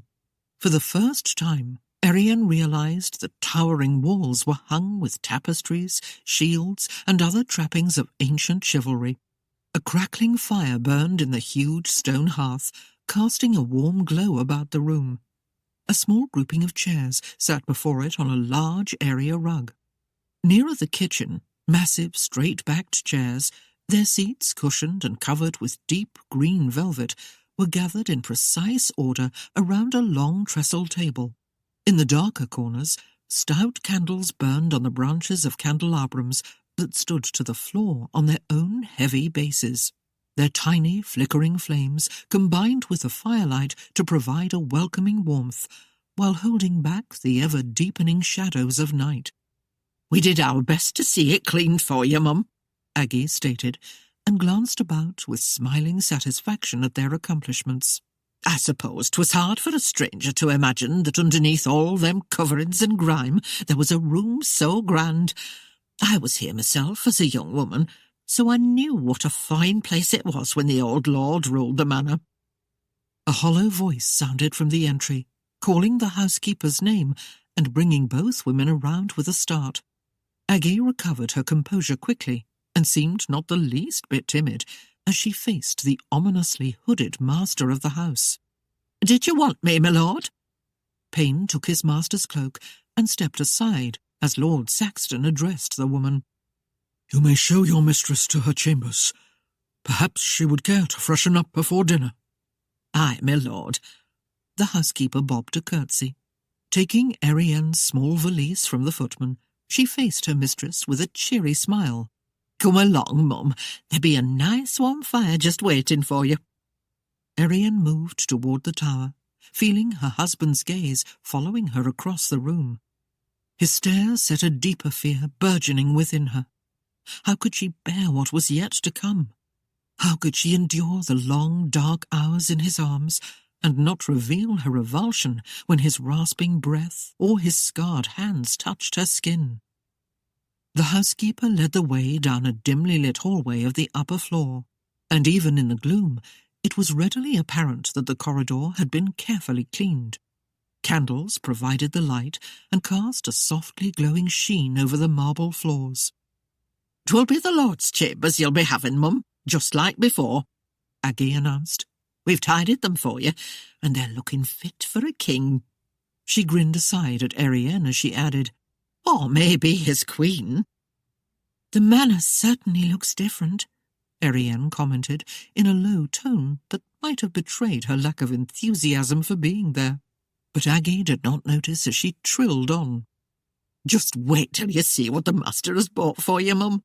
The loveliest gowns you'll ever be wanting to see. Why, they must cost him a fair penny to see them done in such a short time." Her eyes twinkled as she looked at Erienne. "He seems to be mightily taken with you, Mum." Aye, Erienne's mind laconically agreed, and with enough wealth to beat the other hagglers. They paused before the large panelled door that Erienne remembered from her first visit, and after a brief curtsy, Aggie pushed the portal wide. Erienne moved through the entry and was immediately assailed with the memories of the nights spent here. The scrubbing and tidying had progressed near a point of perfection, making the room appear totally different. Yet the image of a dark shape, slumped in a chair and surrounded by shadows, was as clear as the window panes now were. Her mind completed the indistinct figure of her fevered dreams, with the hooded head, the heavily booted foot, and the broad-shouldered bulk of her husband. Erienne shuddered in nightmarish horror, and panic threatened to send her fleeing from the room. It took tremendous restraint to await its fading. She did so as one who rides out a tumultuous storm on the sea, knowing it would end, but gritting her teeth and hanging on for dear life until it did. Aggie hurried across the room to the armoire and pulled open its doors to reveal the variety of clothing it contained. She brought out several rich gowns for Erienne's inspection and displayed the sheer, fragile lace of the delicately worked chemises and nightgowns. Slippers with tall, curving heels and small, fancy embellishments were eagerly shown, and there were bonnets with feathers or laces, any of which would have made Claudia Talbot suffer a twinge or two of envy. Erienne roused from her daze, realizing the kindly woman was awaiting her reaction. There was expectant hope in the wrinkled, rosy-cheeked face, and Erienne could not deny the gentle-hearted woman. "Everything is lovely, Aggie," she murmured with a smile. Indeed, few brides were gifted with such finery on the day marking their wedding. Usually it was the husband who received what his bride brought as a dowry. Erienne knew only too well that it was her lack of one that had brought her to this fate. "The master thought of everything he did," the housekeeper said as she pulled back the draperies to reveal the small bathing chamber. "He was anxious to see you made comfortable." In the now immaculate dressing-room, there were lace-edged linens ready for her toilette, a tall mirror in the corner, and crystal bottles of scented oils and vials of perfume that had been added to the dressing-table since her last visit. Everything was ready for her merest whim or comfort. Yet even in the face of all the gifts, Erienne could not resist turning the discussion to the man himself. "You seem to know Lord Saxton better than anyone, Aggie. What sort of man is he?" The housekeeper considered the younger woman for a moment, and, reading the agony in her face, understood something of the battle that raged in her mind. Even though she felt pity for the girl, she was also bound by loyalty to Lord Saxton. Hoping to make her new mistress understand a small measure of the misfortunes that had befallen the members of the Saxton family, Aggie spoke quite out of her usual ebullient character. "I know the master well enough to understand why he feels pressed to do the things he does, Mum. His family suffered much from the hands of murderers and from those who'd placed themselves in high authority. The old lord was called out in the dead of night by a band of cutthroats and was slain before the eyes of his kin. Mary Saxton feared the rest of them would be killed, so she fled with her children. About 3 years back, her eldest son come to claim the title and the lands." Aggie inclined her head in an easterly direction. "You've seen the charred ruins of the newer wing. Some say it was deliberately torched by those same ones who killed the old lord, and knowingly at a time when the son occupied it." "The burns he mentioned," Erienne pressed. "Was he caught in the fire?" Aggie turned to stare pensively into the hearth, watching the shifting colours of the flames. "My master has suffered much in his own way, but he bade me say nothing at all to you about him. I only sought to ease your fear of him, I did." Erienne's shoulders slumped as disappointment and an overwhelming feeling of fatigue drained away her strength. The day's events had exacted a heavy toll on her brain and her body, and the housekeeper's revelation only increased her apprehensions. "If you don't mind, Aggie," she murmured listlessly, "I feel greatly in need of a moment to myself." Sympathetic to her plight, the woman offered, "Would you be wanting me to turn down the bed so you can rest, Mum? Or perhaps lay out some clothes for you?" Erienne shook her head. "Not now. Later." Aggie nodded and went to the door, then paused there with her hand on the knob until Erienne looked up to see if something were needed. "Mum, I know 'tis none of my business," she began hesitantly, "but if you will just have a bit of faith. Lord Saxton is, well, like I said, he bade me say nothing about him, but I will give you this much. When you come to know him, you will be amazed at the man you find beneath the robes, and if you can trust me at all, Mum, I do not think you'll be the least bit disappointed. Thank you, Mum." Before Erienne had a chance to question her, the woman slipped out and closed the door behind her. Alone for the first time since she had left her father's cottage, Erienne stood in the middle of the room and stared dully about. Bride of Saxton Hall, she thought morosely, mistress of a manor which, like a chameleon, was changing before her very eyes. She smiled wryly to herself. If only such a feat could be accomplished in her husband, that beneath that austere garb he might prove to be an acceptable husband. Erienne thrust the thought from her mind and reprimanded herself for such foolish dreaming. She had to deal with the reality of being married to Lord Saxton just as he was. It was too late to turn back now. More than an hour had passed before Erienne roused herself from her doldrums enough to sort through the gowns in the armoire. Yet the soft velvets and fine linens could not sway her from her conviction that she was doomed. She stared dismally at the clothes Lord Saxton had purchased for her, finding no fault with them, but knowing no joy in possessing them either.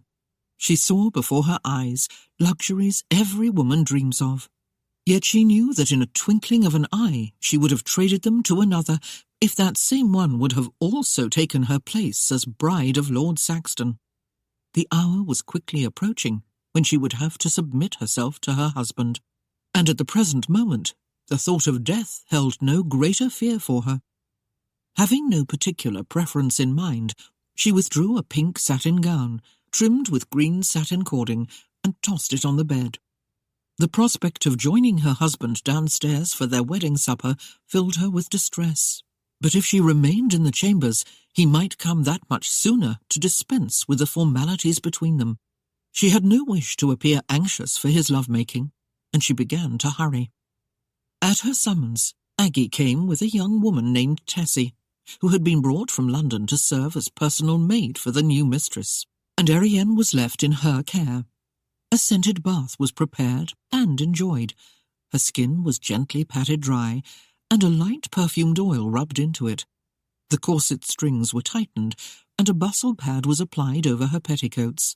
Then she sat, while Tessie dressed her dark hair in an elegant, upswept coiffure, weaving narrow pink and green satin ribbons through the raven tresses, and coiling them about a long, curling strand that was left to fall against her throat and the beginning swell of her bosom. Then the gown was donned, and Erienne had second thoughts about her selection. The bodice of the gown fit closely to her cinched waist. The sleeves were long and narrow, ending in a design of scrolled green cording sewn to the fabric at the wrists. The same decorative application was added to the décolletage, and this was where Erienne had most of her difficulty. The deep neckline bared her bosom in what seemed to her a most shocking display, barely rising above the blushing peaks of her breasts. Considering her aversion to her husband, the gown was a poor choice. He had, of course, during her illness, seen far more than what the gown revealed, and judging by the fine fit of the garments, he had not been the least bit bashful about her nudity. Still, she was not of a mind to tease him now with an extravagant showing of her bosom. With Tessie in attendance, however, she could not put it aside for another, not when the girl had taken such care to coil the same coloured ribbons through her hair. She fretted, wondering how to approach the matter tactfully, and her dilemma was complicated by Aggie's return. "Oh, Mum, you look as radiant as the morning sun," the woman exclaimed. "The gown is very lovely," Erienne responded, after winning a battle to steady her voice. "Yet it seemed a trifle chilly downstairs. I think perhaps I will be more comfortable wearing something else." "No need for you to worry, Mum. I'll fetch you a shawl." The housekeeper went eagerly to search the armoire until she found one of black lace. She brought it to Erienne with a shrug. "I fear there's no other, Mum, and this one is so thin 'twill hardly keep you warm." "It will do, I suppose," Erienne replied, none too eagerly, and slipped it about her shoulders, purposefully pulling it high over her bosom. Even a kerchief would have been an improvement. "Lord Saxton—" Erienne paused to reform her question. "My husband, where is he?" "Down below in the common room, Mum," Aggie informed her kindly. "He's waiting for you." The woman's answer was enough to start Erienne's insides churning with cold dread again. She drew in a long, slow breath, and, gathering what courage she could, left the room. The high heels of her slippers echoed through the silent hall and marked her descent down the winding stairs. The rhythmic tap of her heels was much like a death roll, drumming out a warning of impending disaster. Yet as she came around the last turn of the newel and caught the slow scrape-clop of her husband's footsteps coming into the tower, she was sure that doom was there and waiting. When she stepped past the bend, he was there at the bottom of the stairs. Her eyes could not penetrate the mask, but she felt his gaze glide leisurely over her, taking in every detail of her appearance. Her heart refused to stop its wild thudding, and the last few descending steps became a test of nerve.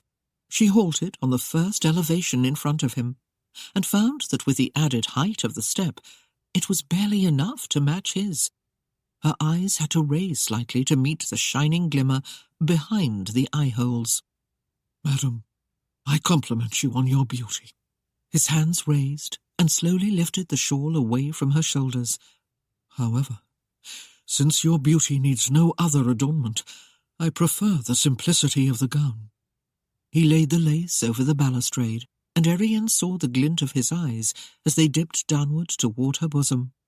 It took an extreme effort not to react and shield the bare curves from his perusal. Her heart beat so heavily, she wondered if he would notice how her breasts quivered. In the next moment, she was sure he did. "Come near the fire, Erienne," he bade gently. "You're trembling." He stood aside, not making any attempt to touch her.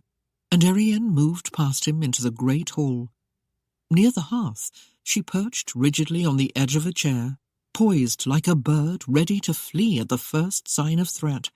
Considering her, Lord Saxton poured wine into a silver goblet and handed it to her. "This will help." Erienne felt in dire need of something that would stiffen her quaking knees and quell her trembling. She sipped the wine, carefully keeping her attention on the fire, until the silence between them began to grow stilted and tense. Whenever her gaze moved to where he stood, she found the blank, featureless mask regarding her in mute appraisal. It was too much for her to bear. Nervously, she took the glass and rose to meander about the room, pretending to admire or inspect a painting or a carving here and a tapestry there, yet deliberately seeking an area safe from his regard. There was none.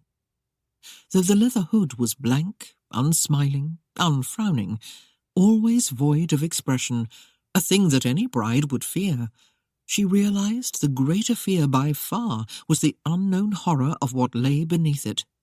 Once, long ago, she had glimpsed an old tar whose face was half destroyed by shot. Now her imagination ran rampant when she thought of the scars a fire could leave, and she wondered if she would find a smooth, featureless mask of seared flesh, or a twisted, ravaged snarl frozen forever on his face. The awareness of his presence in the room was enough to unravel Erienne's composure. Even his smallest movement made her start. Her legs continued to shake beneath her, threatening to give way under the strain of her fear. Having found no place where she could be safe from his scrutiny, she returned to the hearth and sank into her chair. "Do you find your rooms suitable?" the hoarse voice inquired as he refilled her glass. Erienne released a halting breath, trying to relieve her tension, but knew she had failed when her voice quavered. "They are very nice, thank you." The sound of his breathing was magnified as it came through the tiny openings, and when he spoke, the words sounded strange and eerie. "Aggie has done a most remarkable feat in setting the manor aright. 'Twill be some time before it is finished, but at least we can enjoy a few of its comforts now. I must apologize for its earlier state. I was staying here alone at the time of your mishap." She dared not raise her gaze as she answered in a low, murmuring tone, I must thank you for taking care of me." "My pleasure, madam." The rasping voice was unmistakably warm. Erienne's eyes met briefly the unseen ones behind the mask, then fled again as her cheeks blazed with colour. She had no need to be told what was on his mind, for the memory of her own nakedness and vulnerability caused her such excruciating shame, she wondered if she would ever forget it. A long moment passed before she could subdue her embarrassment and make a reply. "I don't remember too much about what happened, how you found me, or my illness." He lowered himself stiffly into his chair. "I heard the hounds and realized someone was hunting on my lands. I followed the sound of their barking and found you. I brought you back here, stayed with you until Aggie arrived. By then the fever had gone, and I knew you were better." "And so you proposed to buy me as a wife?" "I assure you, madam, it was a temptation that I could not resist." Payne came across the room and paused at the edge of the rug to announce with stilted dignity that dinner was about to be served. Lord Saxton rose and stood beside her chair, again not touching but comporting himself with the manners of a gentleman.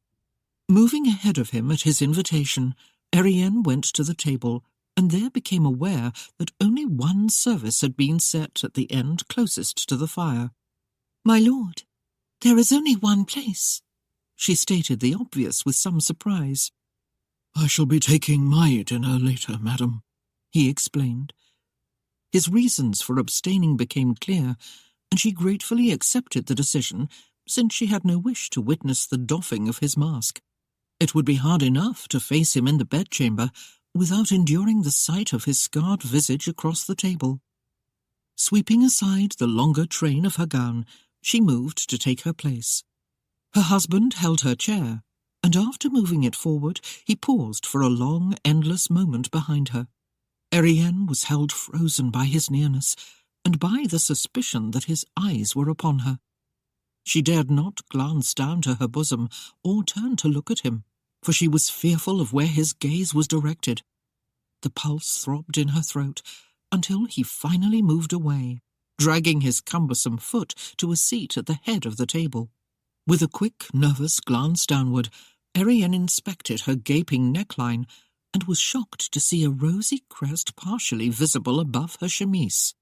In heated embarrassment, she pressed the gown against her bosom and could not resist a comment. "Is it your intention for me to display myself with equal impartiality to everyone who may care to look, or should I place the fault with the gown?" His laughter hissed through the openings of the mask. "I would rather you select your gowns with more care when we have guests, and reserve such sights for my pleasure, madam. I am not an overly generous man in that regard. In fact, I could not abide the thought of another man having what I had claimed for myself, and since you appeared to have no preference in mind as to your suitors, I sought to bring my desires into fruition." He paused a moment as he looked at her. "You had no one you preferred, did you?"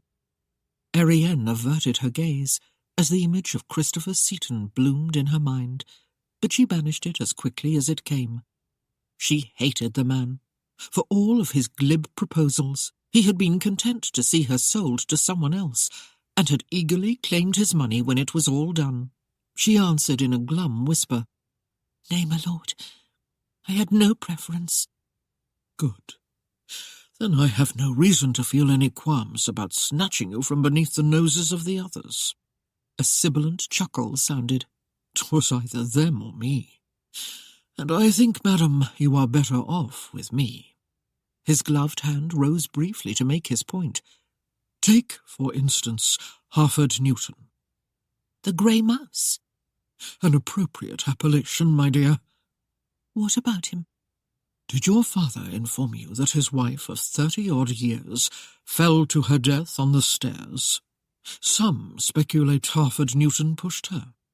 If I had not given Mr. Jagger instructions to top all bids, you would have been dining with him tonight as his bride." Erienne stared at him as his words penetrated her consciousness. Life with Harford Newton might have been more despicable than she had first realized, but it was no guarantee that marriage to Lord Saxton would be all that much better. "You have obviously taken some time to learn what you could about my suitors. Why?"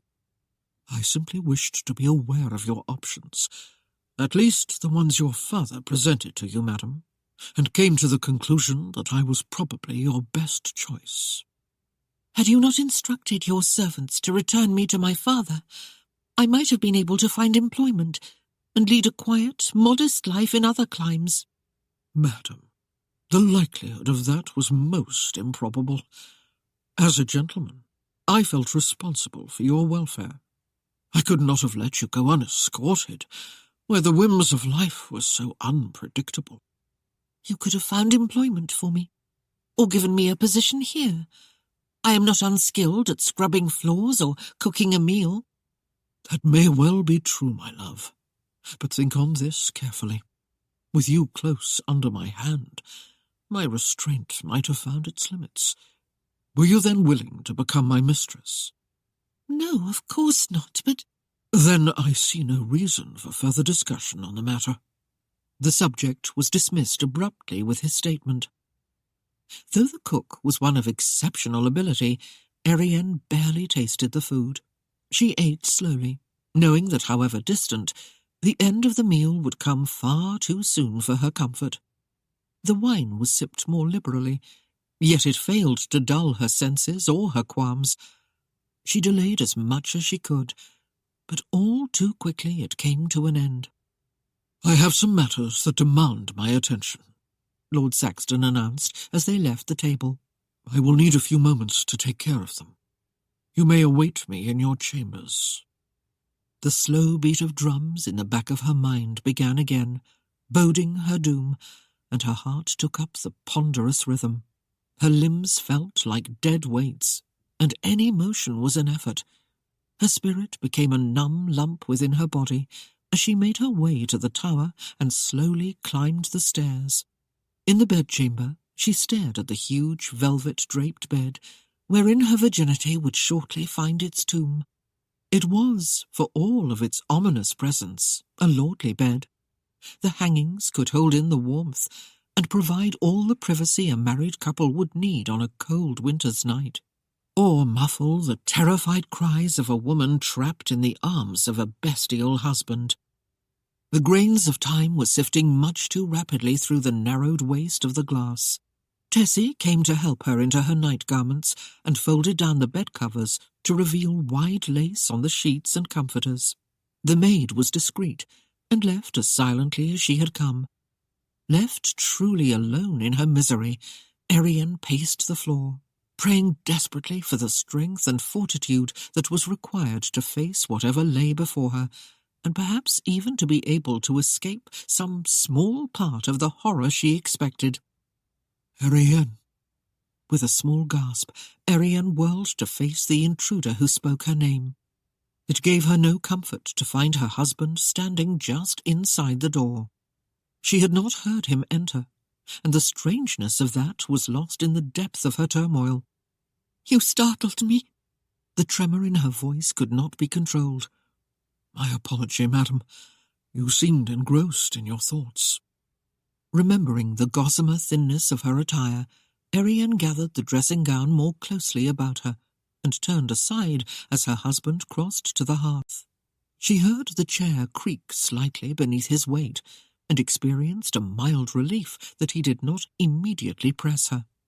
Still, she was very near the precipice of hysteria, and realized that she must get a firm grip on herself before she collapsed completely. "I thought you would be later, my lord," she murmured with candour. "I need more time to prepare myself." "You are beautiful just as you are, my love." She moved to stand beside the chair across from his.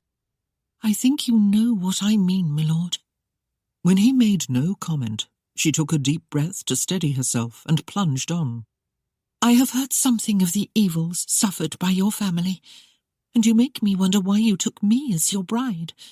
You dress me in rich gowns and talk glibly of beauty, when there has been so much bitterness in your own life." He leaned forward, resting an arm across his thigh as he peered up at her. "Do you think it odd, madam, that I take pleasure in your beauty? Do you think me some perverted soul who would garb you in finery to torment myself, or you? Believe me, I have no such intention in mind. Just as one bereft of talents can enjoy the masterpiece of a genius, the perfection of your appearance pleases me. I may be scarred, madam, but I am not blind." He sat back in his chair and examined the head of his cane, adding, "There is also a certain pride in the possession of a worthy piece." She was fearful of rousing whatever dark angers there might be lying dormant in the man. With such a fierce-looking appearance, his temper could prove to be more violent than anything she could handle. Yet she couldn't resist a twist of sarcasm. "You seem well able to afford whatever you wish, my lord." "I have enough to meet my needs," he replied. "With all that has happened to your family, would not revenge be the sweeter nectar? Have you wealth to gain that too?" "Be not misled, madam." His voice was quiet, subdued. "There is revenge, then there is justice. Sometimes the two are met as one." The cold logic of his statement made her shudder. Almost fearfully, she inquired, "And your revenge, or justice, is it directed toward me, or my kin?" He countered her question with one of his own. "Have you done ill against me?" "How could I? I never knew you before today." He again considered the twisted head of his cane. "The innocent have nothing to fear from me." Erienne moved to the hearth to warm her icy fingers, replying in a taut, desperate whisper, "I feel like a fox snared in a trap. If you have naught against me, then why have you committed this act? Why did you purchase me?" The masked head tilted upward, until she was sure the eyes behind the small openings rested on her. "Because I wanted you." Her quaking knees threatened to give way, and she sought the safety of the chair. It was a long moment before she conquered her violent trembling and regained her composure. Her dressing robe afforded her little protection from the hearth's heat, or the twin black holes that watched her. She vividly remembered the morning she had awakened in this same chamber to find herself void of clothing and in the master's bed. However unplanned and innocent that event had been, this marriage was the result of her accident, and despite what he said, Erienne was sure that the union had been the quirk of an evil mind intent on her complete debasement. She spoke in a barely audible voice. "I believe you sent me back to my father because you intended to purchase me. It was your plan all along." His gloved hand moved in a casual gesture as he admitted the fact. "It seemed the simplest thing to do. My man was given his instructions. He was to give the highest bid, whatever the cost. You see, my love, your value to me is unlimited." Her knuckles whitened as she clutched the ornately carved arm of the chair. She felt the heat of the fire on her cheek, but it failed to halt the coldness spreading within her. "Were you so certain, then, that you wanted me?" She made a feeble attempt to laugh. "After all, you know nothing of me. I may prove to be a purchase you will regret." "Whatever your failings, I doubt they will change the fact that I want you." His hollow chuckle held a note of mockery. "You see, I have become hopelessly entangled in my desire. You have captured my dreams, my thoughts, my fancy." "But why?" she wailed in confusion. "Why me?" His answer was spoken in wonder. "Are you so casual of your beauty that you are not aware of its effect?" She shook her head in frantic denial. "I would hardly term the bidding at the rout eager or frenzied. Consider Silas Chambers. Was not his money dearer to him than the possession of my hand?" Lord Saxton's echoing chuckle filled the chambers of her mind. "Men have been known to hoard wealth and make of themselves paupers. Tell me, my dear, what good is gold if it cannot buy what a man desires?" She was beset by his blunt honesty. "As your wealth has purchased a bride for you?" "Not just a bride, my dearest Erienne, but one of my choosing. You." He nodded his black hooded head slowly. "I could never have won you any other way. You would have refused my proposals, as certainly as you rejected those who answered your father's call. Will you berate me for using my wits and wealth to obtain that which I desire?" In a mild display of bravado, she raised her chin a notch. "And what do you expect of a purchased bride?" He gave the slightest of shrugs. "What does any man expect of his wife? To give him ease and comfort, to hear him out and give him counsel when she can, to bear his children in due season." Her eyes widened, and she stared at him, unable to hide her amazement. "Do you doubt my ability to sire offspring, my dear?" he asked chidingly. Blushing furiously, Erienne glanced away. I didn't think you would want children, that is all." "On the contrary, Erienne, my self-esteem has need of a balm of sorts, and I can think of no greater succour than for you to bear the fruit of my seed." As quickly as it rose, the colour drained from her face, leaving it ashen. "You ask much of me, my lord," she replied unsteadily. "Before I was put on the block, I wondered whether I could yield to a man who, at best, was a stranger to me." She clenched her hands tightly to control their shaking. "I know I am bound by my word, but 'twill be hard for me, for you are much more than a stranger to me." She raised her eyes to the blank, staring holes in his mask, and her voice was a husky whisper as she stated, "You are everything I fear." He came to his feet. and in the shifting firelight loomed large and menacing over his surroundings. His awesome presence filled the room, and Erienne watched him with the same rapt attention a trapped mouse gives a stalking cat. Feeling his unswerving gaze, she clutched the dressing-gown close about her throat and shrank back in the chair until finally he turned away from her. He moved to a table beneath the windows, and taking up one of the decanters that sat on the tray there, splashed an ample draught of wine into a goblet. The halting gait brought him back to her. "Drink this," his eerie voice bade with a tired note when he held the goblet out to her. "'Twill take the edge from your fear." Though the wine at dinner had failed to ease her distress, Erienne obediently took the glass and raised it to her lips, glancing up at him as he waited. It blazed in her mind that the time to consummate their marriage was near at hand, and she was being made ready for the event. Seeking to delay that deadly moment, she sipped the wine slowly, stretching its life in the glass. Lord Saxton was patient to the last, and finally no drop of liquid remained to mark her stay of execution. He took the glass from her trembling hand, set it aside, and reached out to draw her from the chair.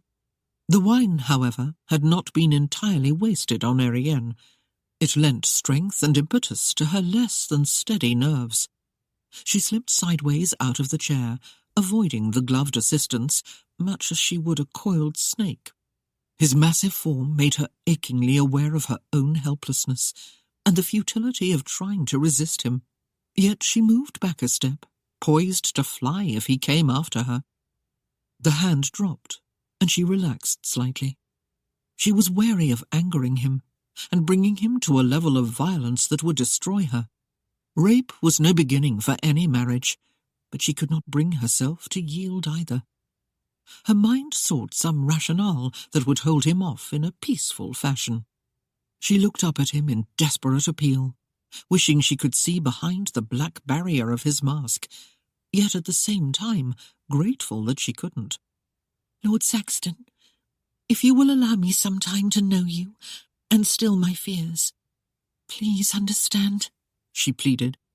"I have every intention of fulfilling my part of the vows, only I need time." "I know mine is not the most desirable of appearances, madam." His tone was openly sardonic. "But despite what you may think, I am not the brute beast to trap you in a corner and force myself upon you."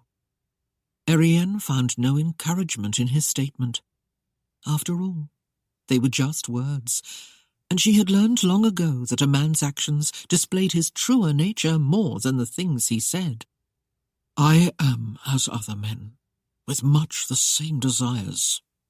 The very sight of you here in these chambers, and the knowledge that you are my wife, wrenches my vitals in a painful knot. My body aches to release the passion you have aroused in me. Yet I must accept the fact that your shock has been great, and that you are bemused by the detail of your much-altered circumstances." He released a long, halting sigh, as if reluctant to continue, and there was no humour in his voice when he spoke. "As long as I have strength to control what you stir in me, you need only make known to me your desires, and I shall seek to honour them. There is but one warning I would give you. Though the mare I have purchased cannot be ridden, I would view her grace and beauty, and thus salve my needs until she is ready to receive my hand and yield me the full rights of her mate. Madam," his darkly gloved hand indicated the heavy oaken portal of her chamber, where a brass key brightly shone in the latch, "I bid you never turn that lock, or otherwise bar the door against me. As you will have the freedom of this house and grounds, I too will come and go as I please. Do you understand?" "Yes, my lord," she murmured, willing to yield anything if it would hasten his departure. He limped closer, and Erienne felt the soft caress of his gaze. Fearing what might follow, she held her breath. His gloved hands reached out, and she steeled herself as his fingers plucked at the ties of her robe. He slipped it from her shoulders and it fell in billowing waves to the floor, leaving the gossamer mist of her gown to provide modesty. It failed miserably in the firelight. The thin lawn clung like a translucent vapour, revealing the sleek curves of her hips and thighs, and moulding itself with greedy delight to the tantalizing fullness of her bosom. "You needn't fear," his voice hoarsely rasped, "but I would see you as my bride before I leave. Loosen the gown and let me look at you." Time ceased to exist as Erienne hesitated. She wanted to deny the request, but knew that she would be foolish to test him after he had committed himself to such restrictions. Her fingers shook as she unfastened the opening, and she stood in quaking silence as the gown slid to her feet. She could not meet the blank, inhuman gaze of the mask as it ranged with deliberate slowness over the full detail of her, pausing at length on the pale-hued breasts and the slender curve of her hips. She fastened her gaze on a distant point and struggled to quell the shriek of utter panic that was building deep within her. If he touched her again, she knew she would break and crumble until she grovelled and begged for mercy at his feet. When it came, his hollow whisper was enough to make her flinch and stare in wide-eyed fear at the stark, emotionless mask. "Get into bed before you catch a chill." His command penetrated her paralysed thoughts.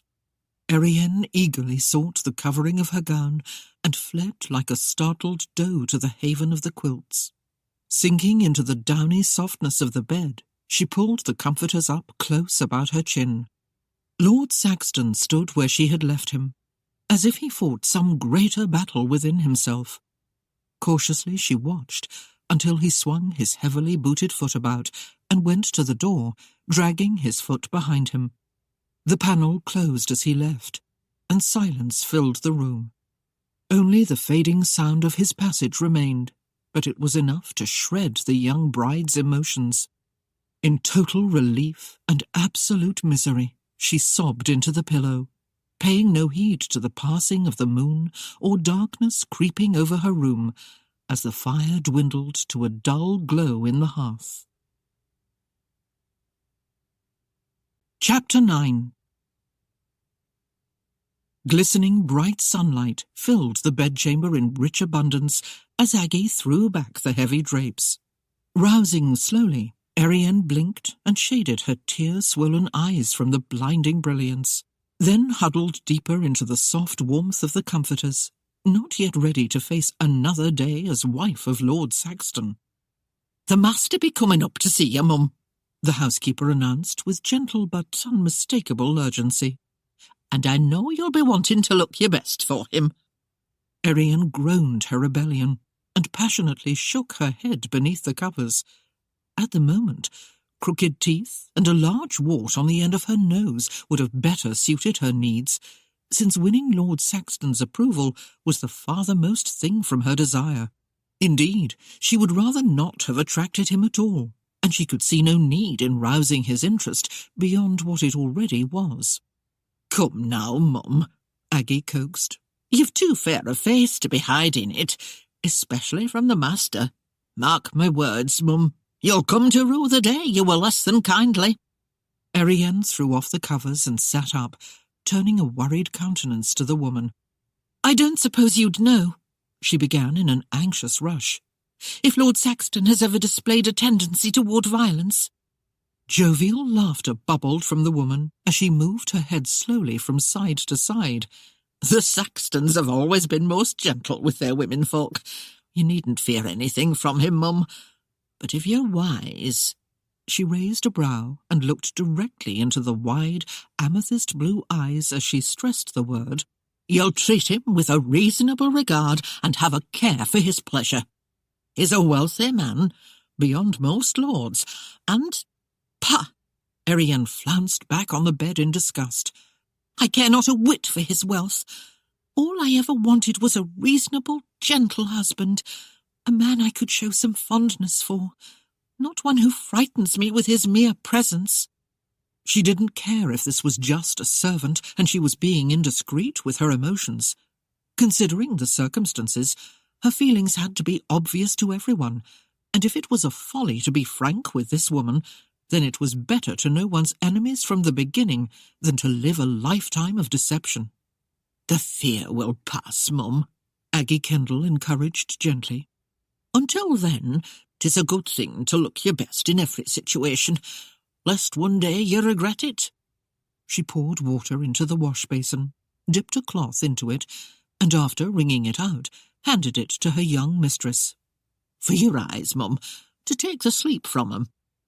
A few moments later, when the master of Saxton Hall entered the chamber with his ponderous gait, no evidence of Erienne's restless night remained.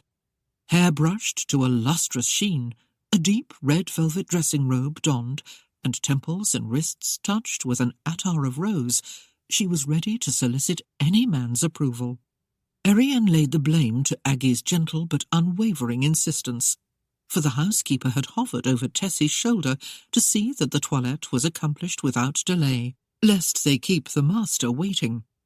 Pleased with the results, Aggie gave a last glance toward the couple before hurriedly making her departure, pushing Tessie ahead of her and leaving Lord Saxton alone with his young bride.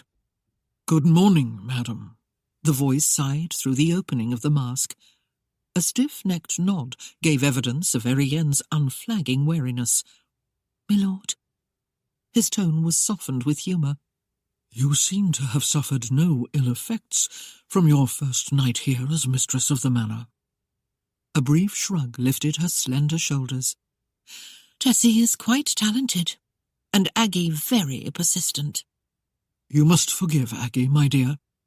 She is absolutely loyal to the family, and she sees in you a hope for its continuation. Indeed, she's anxious for us to produce an heir." Erienne had the feeling he was laughing at her, but she could find no cause for his amusement. The subject was one she wished most dearly to avoid. Her silence spoke for itself as she maintained a cool disinterest. Lord Saxton was undismayed. "I have no preference myself. A girl with her mother's eyes would suit me just as well." Moving to stand near the dressing-table, Erienne cast a cautious glance back at him as she rearranged the crystal vials. "And what of a son, my lord? If he were to resemble his father, what would he look like?" "You need have no fear, my dear. A man's scars do not carry to his offspring." She released her breath haltingly and looked about, feeling the cage of despair closing in about her. "Is that why you bought me? To carry on the line?" "As I've told you before, madam, I purchased you because I wanted you. Everything else is of secondary importance. The children you bear will undoubtedly be treasured because you will be their mother. Offspring by another woman might not be so dear. You are my lovely Erienne, the one who has haunted my thoughts and dreams." "Am I, then, to be your prisoner here?"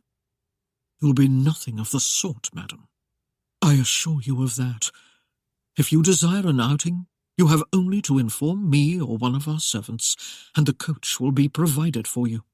If you enjoy riding, there is a fine mare with white stockings and a good temperament in the stables. Keats will be happy to saddle her for you. There is, however, a thing I would caution you about. Without proper escort, 'twould not be advisable to wander any distance. I plead caution in travelling beyond the immediate area of the manor. For your own safety, madam, I urge this." "I have heard tales of miscreants roaming this north country, but I have yet to face any more villainous than those who attempt to warn me of them." Erienne dismissed the occurrence that had driven her and Christopher from the tumble-down stable. After all, it was not certain whether those men had been highwaymen. "'Tis my wish, madam, that you never meet the ones who prey upon the countryside." Erienne looked pointedly at him. "Have you met them, my lord?" "'Twas not the Scots who torched Saxton Hall, I assure you. Since my life may depend upon my caution, I have learned to be wary of many." Beneath the blank stare of the mask, she lowered her gaze and spoke in a low voice. "I am curious to know why the manor was burned. If it was deliberate, Can you tell me the reason? Madam, there is not much I know about the ones responsible, but I do know that their instinct for survival is great. Like a pack of wolves, they strike out at anything that threatens them. Did you threaten their existence? My very presence is a threat to them. Her brow puckered slightly. Then surely they'll try again. He nodded in cold agreement. Aye, but they'll not catch me unaware. You seem quite certain of that. Madam, of all people, you should be the one to realize that I leave as little as possible to chance. The next several days dragged by as if they were weighted with heavy chains, and Erienne found no ease for her fear of Lord Saxton. When he walked the dark halls of the manor with that halting gait, her attention froze as she waited and listened. Yet as threatening as that sound was to her serenity, she had learnt to be leery of the silence even more. For one so obviously hampered, Lord Saxton seemed able to move about at times without the slightest whisper of movement, like a ghost or a shadow in the night. And it was indeed at night when her trembling disquiet burgeoned, for she would suddenly find him in the room, that blank, expressionless mask turned toward her with not even a slight glimmer visible behind its gruesome half-smile. Though the door to her bedchamber had a stout and sturdy lock, she had not found the courage to test it or his command, lest her blatant refusal of his entry arouse his wrath and bring some terrible, dark vengeance down upon her. Thus, in whatever state of dishabille she happened to be, whether bereft of clothes, meagerly garbed, or thankfully robed, she had no choice but to accept his company. She quickly learned that having Tessie in attendance was no deterrent either, for with a slight gesture of his gloved hand he would dismiss the girl, and in quick obedience the maid would abandon her mistress to whatever fate the master intended. While he was in the room, Erienne was tormented by uncertainty. He had given his word only to the limit of his restraint. If he were pressed beyond that, she could find herself reluctantly easing his desires. In her mind was formed a haunting vision of herself, cowering and quivering, with hysterical pleas tumbling from her trembling lips.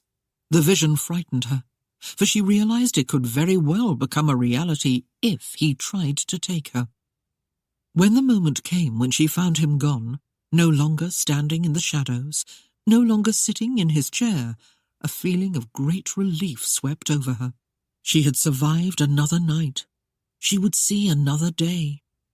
Yet, like a thief in the back of her mind, there was a thought that robbed her of peace.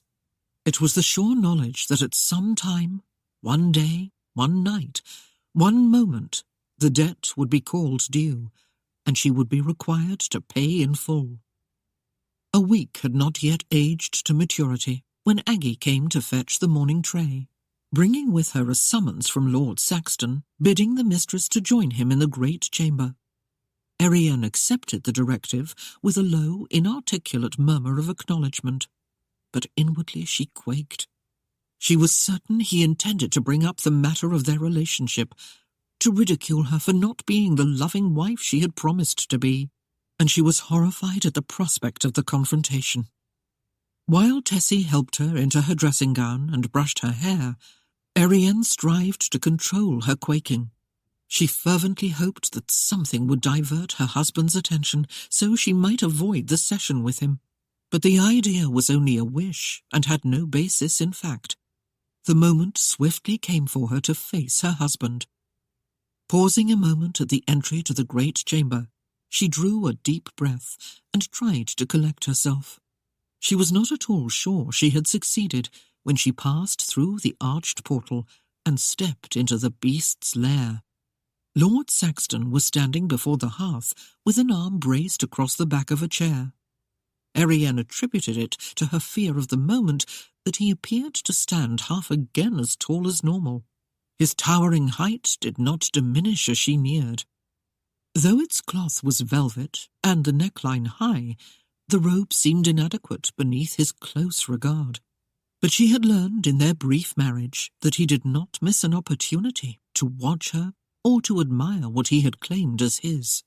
She sank into the chair that faced him, feeling a need to relieve her trembling limbs. Whatever courage she had mustered had dwindled to little more than a troubled apprehension. She made a play of smoothing her robe to keep from looking at him, but he was patient, and finally there was nothing left to do but raise her gaze to the blank, staring mask. "There are some things that need to be purchased from Workington, madam," he stated in his strange, low, whispery voice, "and I thought you might enjoy the outing. I have asked Aggie to go with you." "Will you not be going also, my lord?" Erienne asked, barely managing to control the note of hope in her voice. "I have other business to attend. I shall not be able to accompany you." "What am I supposed to do?" "Why, madam, I expect you to spend the day shopping for whatever you will," he answered in a tone of mild surprise. He tossed a small leather purse onto the table beside her, where it landed with a solid thunk that betrayed its wealth. "This should suffice for the day. If there is something of greater value you desire, inform Tanner so he might mark it and return for it later." "I'm sure this will be more than enough, my lord," Erienne assured him softly, taking up the pouch. "Then I will let you be on your way. Aggie is no doubt eager to get started." He paused a long moment before adding, "I will assume that you will be considerate of the woman and give her no anxious moments." "My lord?" Erienne's tone was one of confusion. "Aggie will feel remiss in her duties should something go awry." Erienne felt his pointed stare and lowered her eyes as a blush deepened the hue of her cheeks. The fact that the notion of flight had flitted more than once through her thoughts made it difficult to meet his gaze and pretend innocence. She nodded slightly in submission. "She'll have no reason to worry, my lord. I shall not stray of my own accord." "'Tis good, then." He moved with his awkward gait to the fireplace and stood staring down into the flames a long moment before he faced her again. From behind the slashes in the mask, his eyes seemed to glimmer at her as he spoke. "I will be awaiting your return, madam." Hesitantly, she rose to her feet. "Then I am free to go?" He dipped his hooded head in assent. "Of course, madam." The thrill of being set free for a day surged through Erienne, and it was hard to hold her steps to a dignified walk. Her feet carried her quickly across the room, leaving the master of Saxton Hall staring silently after her. With something akin to a child's eagerness, Erienne settled back against the plush carriage seats and snuggled her velvet cloak close about her smiling face. Aggie's presence reminded her that she was not entirely free, but the woman's happy chatter helped to liven the journey. After almost a week of marriage, to be allowed to escape, however briefly, was like a reprieve from hell.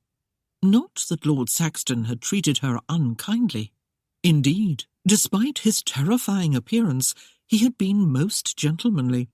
Still, there had been times when she had almost felt as if she had been confined to a dungeon and was only waiting for the torture to begin.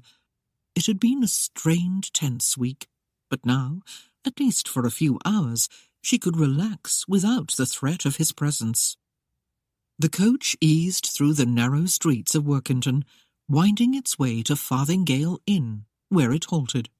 There, while the ladies enjoyed a light repast and visited the nearby shops, Tanner would remain and await their pleasure or need.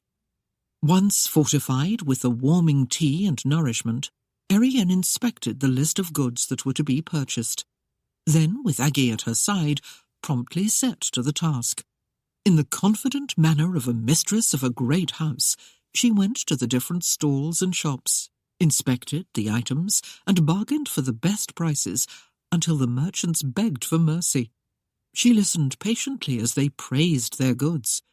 Then, unmoved, she declared that unless the price were fair, she would have to go elsewhere, after which they heaved disappointed sighs and gave in. unwilling to see even the smallest profit slip through their fingers. The housekeeper stood back with a pleased smile, assured that this was indeed a mistress who would do her husband proud. The thought of escape was far from Erienne's mind when she bade Aggie to buy fresh fruit at the market down the street, while she looked for a coppersmith from whom she might acquire a pot for the kitchen. Aggie did not hesitate, but hastened off. Erienne readjusted the several packages she carried before setting off on her errand.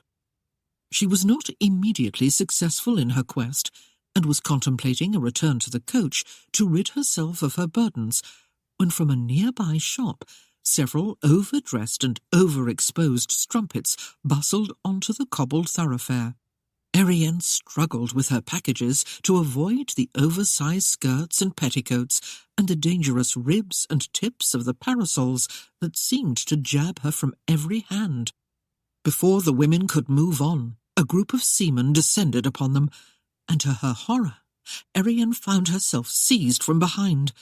The bundles of merchandise fell to the cobblestones, and she was hauled around to face a bearded tar whose shape and size resembled that of a walrus. "Oi, girlie, you're a fine one, you are. I ain't never seen such a doxy like you before." "Let me go!" Erienne gasped. She struggled in earnest to preserve her dignity while avoiding the ruddy, puckered lips that eagerly sought her mouth. His breath, sour with the stench of strong ale, emitted from a gaping leer that grew wider as his brawny hands rudely pawed her back and brought her ever nearer to that broad, whiskered face. "Unhand me!" Erienne shrieked and braced her arm against the man's throat, trying to get some leverage in order to gain her freedom. The man howled with laughter and easily swept her arm aside. His embrace tightened about her, squeezing the breath from her, and Erienne shivered in revulsion as his slobbering wet lips touched her cheek and slid downward along her throat. "You smell as sweet as sin, girlie," he chortled. Suddenly, a large presence loomed close beside them, and Erienne looked up to find Christopher Seaton standing at the man's elbow. At her gasp, the seaman glanced around. "Who's this now?" the tar questioned sneeringly. "Some dandy what's got his eye on me, girlie? Go and get your own mate. This one's mine." A mildly tolerant smile touched the handsome visage, but the glint in the green eyes was hard as steel. "If you do not choose to make mourners of your friends today, my good man, I suggest you promptly release the lady," he warned in a mild tone of reproof. "The master of Saxton Hall would take it much amiss if you did ill by his lady." The seaman's jaw slowly sagged, betraying his confusion. He stared at the other, as if wondering whether to take him seriously or not. "The master of Saxton Hall? Have you not heard of him?" Christopher questioned, in chiding amazement. "No," the great lummox replied roughly. "The ghost of Saxton Hall, some call him," Christopher obligingly explained. "Burned to a crisp, others have said, but still he lives. The way the rumours have been flying about, you're either deaf or a stranger to these parts if you've not heard of him. Were I you, I would take extreme care to treat his lady gently, else you might shortly regret it." The tar hastened to excuse his error. "I didn't know the little filly was someone's missus. The boys and me were only having a bit of fun."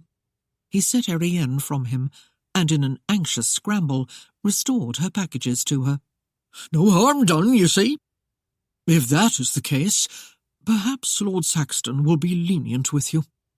Christopher raised a wondering brow to Erienne, who reddened deeply beneath his bold inspection. "None the worse for wear, it seems." He presented his arm gallantly. "Madam, may I escort you from this rowdy bunch and see you safely away?" Erienne ignored his offer and walked stiffly through the gawking tars and tarts who opened a path for her. Christopher followed, slapping his riding crop casually against his leg as he observed the indignant swing of her skirts. He grinned broadly and quickened his pace, catching up with her and matching his long stride to her brisk, angry step. "You have your nerve," she snapped, casting an indignant glare at him. "My lady?" His tone questioned her statement, while his eyes shone with suppressed humour. "Mindlessly spilling tales about my husband that aren't true," she accused, then paused to rearrange several of the parcels she carried. "May I lend you some assistance with those things?" he inquired solicitously. "Indeed not," she answered sharply, then gasped in dismay when a smaller one slipped from her grasp. Deftly, Christopher caught the package in mid-air. Curious, he brought it to his nose to sample its scent, then cocked a dubious brow at her. "Perfume from my lady?" Erienne snatched it from him. "Spices for the kitchen, if you must know, Mr. Seaton." "That's reassuring," he replied.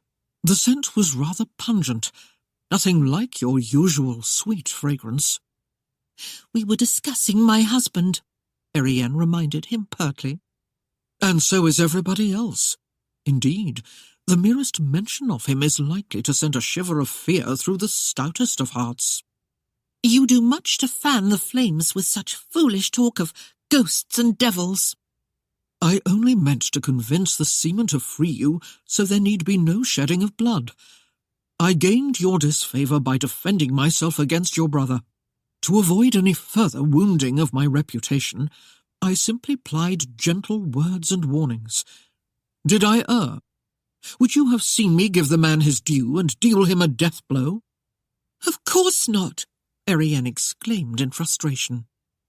Amused by her irritation, Christopher teased, "Pardon me for not playing the smitten suitor and defending you with blade in hand." He glanced about him, as if searching for someone.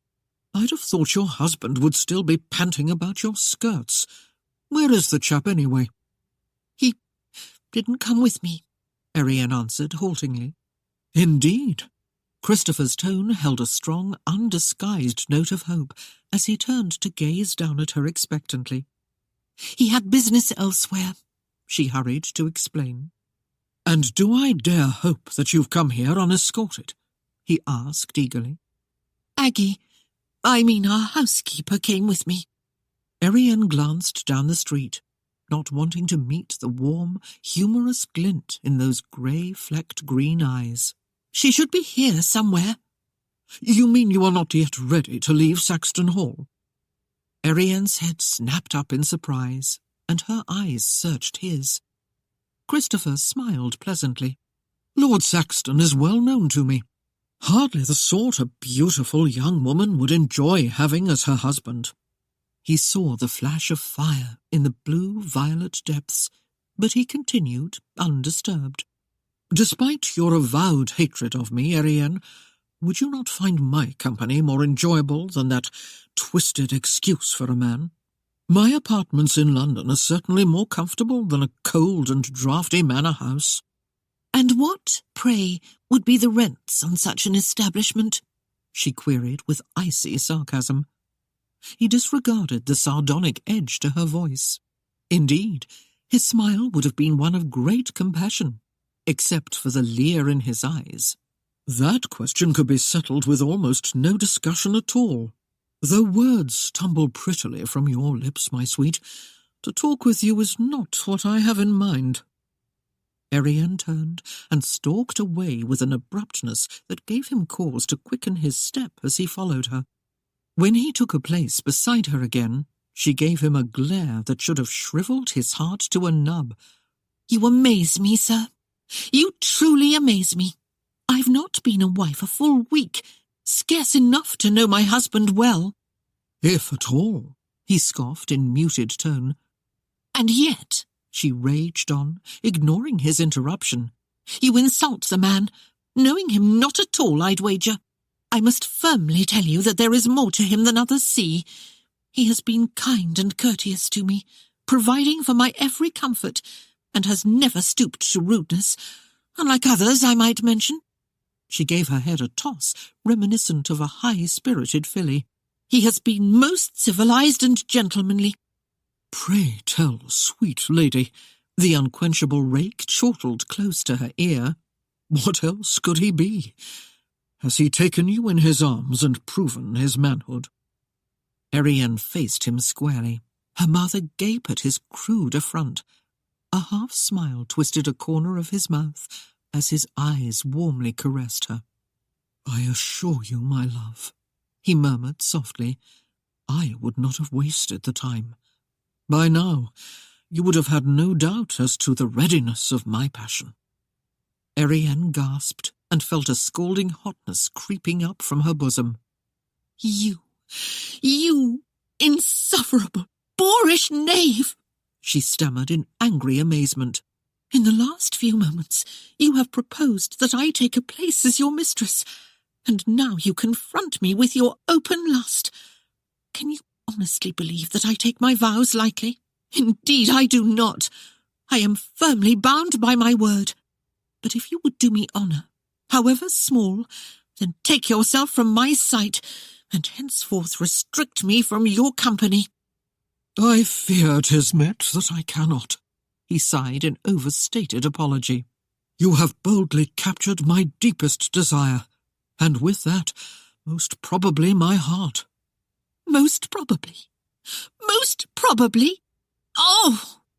Erienne swung a daintily slippered foot with dire intent, but he lightly stepped aside and laughingly saved his shin from the blow. Such a temper, he chided. Depart from me, you cloddish lout! Leave me before I retch at the very sight of you. Christopher grinned broadly and swept her a low bow. As you wish, milady.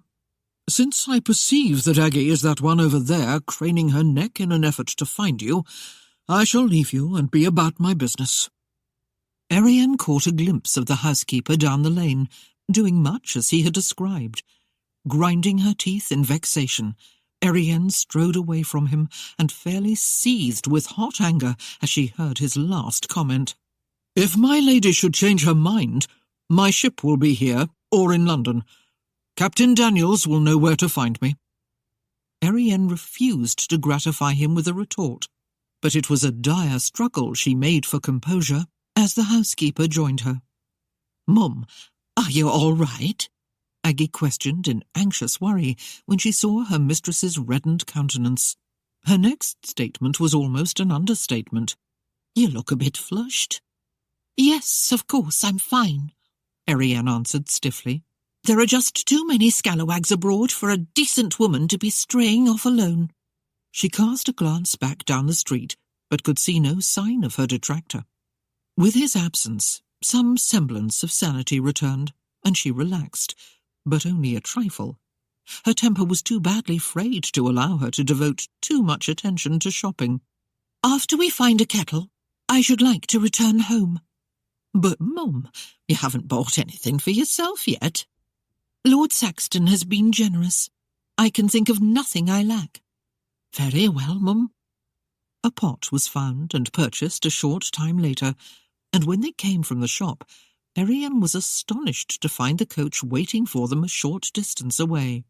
It seemed that with its presence the street had filled with a multitude of gaping bystanders who were trying to stare without really appearing to do so.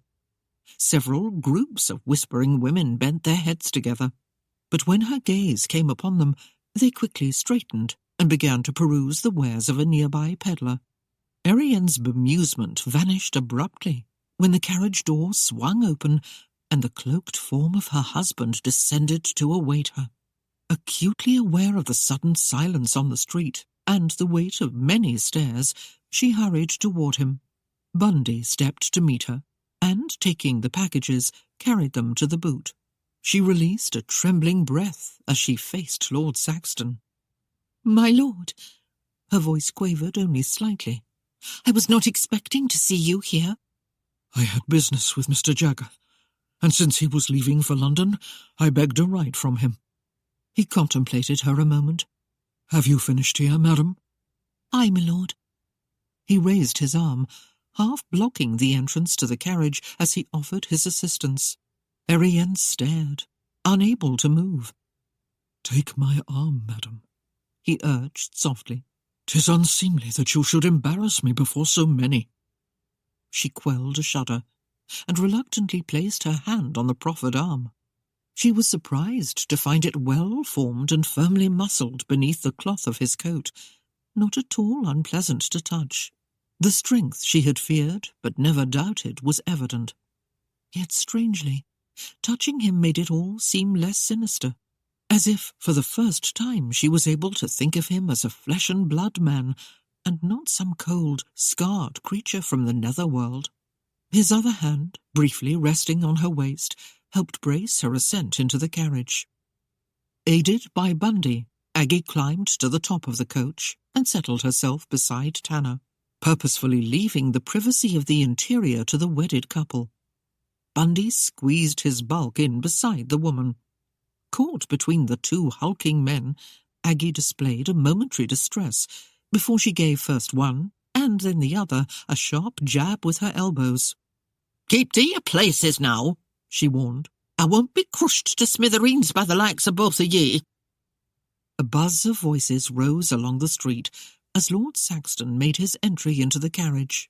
He braced his weighted foot on the step, grasped the sides of the door with his gloved hands, and hoisted himself into the interior. He settled into the seat across from Erienne, and the conveyance lurched into motion. When they had passed from the cobbled thoroughfare onto the dirt road leading from the city, a softly echoing chuckle came from Lord Saxton. Erienne stared at him, curious to know what had amused him. "You see, madam," his oddly half-whispering, half-rasping voice won her full attention. "touching me is not at all like taking hold of a serpent." In sudden embarrassment, Erienne glanced away. It was as if he had read her mind from the beginning, for the very words had flitted through her thoughts. She had never considered him to be a man, but rather something diabolical. "I am a man, Erienne," he assured her, the laughter gone from his voice, and once again he seemed to read her thoughts. "with all the needs and desires of a man. And you, my darling Erienne, are so beautiful it tortures me."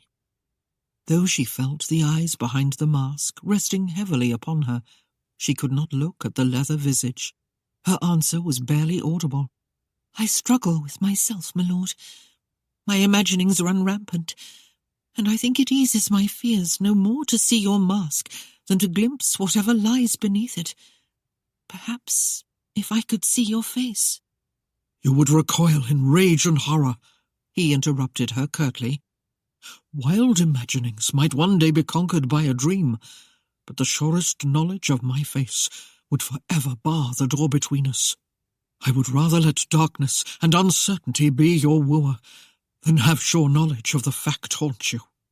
If I have to, I will bide my time. But even you must see there is a worth beneath the meanest of exteriors, that even a scratched and worn carriage may yet yield a comfortable ride." Erienne kept her silence, bracing herself against the sway of the carriage. His words haunted her. He wanted her, and some day she must submit. But for now, the fear of what lay behind the mask was still too much for her. They were yet a goodly distance from Mowbray when gunshots sounded from behind them, startling the occupants of the coach. Bundy opened the small compartment above the forward seat and urgently announced, "Highwaymen, my lord! A full dozen of them! Coming up behind!" Lord Saxton leaned out the window to see the oncoming band of thieves, but quickly ducked back in when a shot splintered the wood of the door near his head. He flung a command in the direction of the compartment. "Tell Tanner to keep them at a good distance. I'll see what I can do to dissuade the beggars. And Bundy, get Aggie down." "Aye, sir," the man responded almost cheerfully, and slammed the small door. An outraged squawk was heard as he shoved Aggie down into the boot beneath his feet.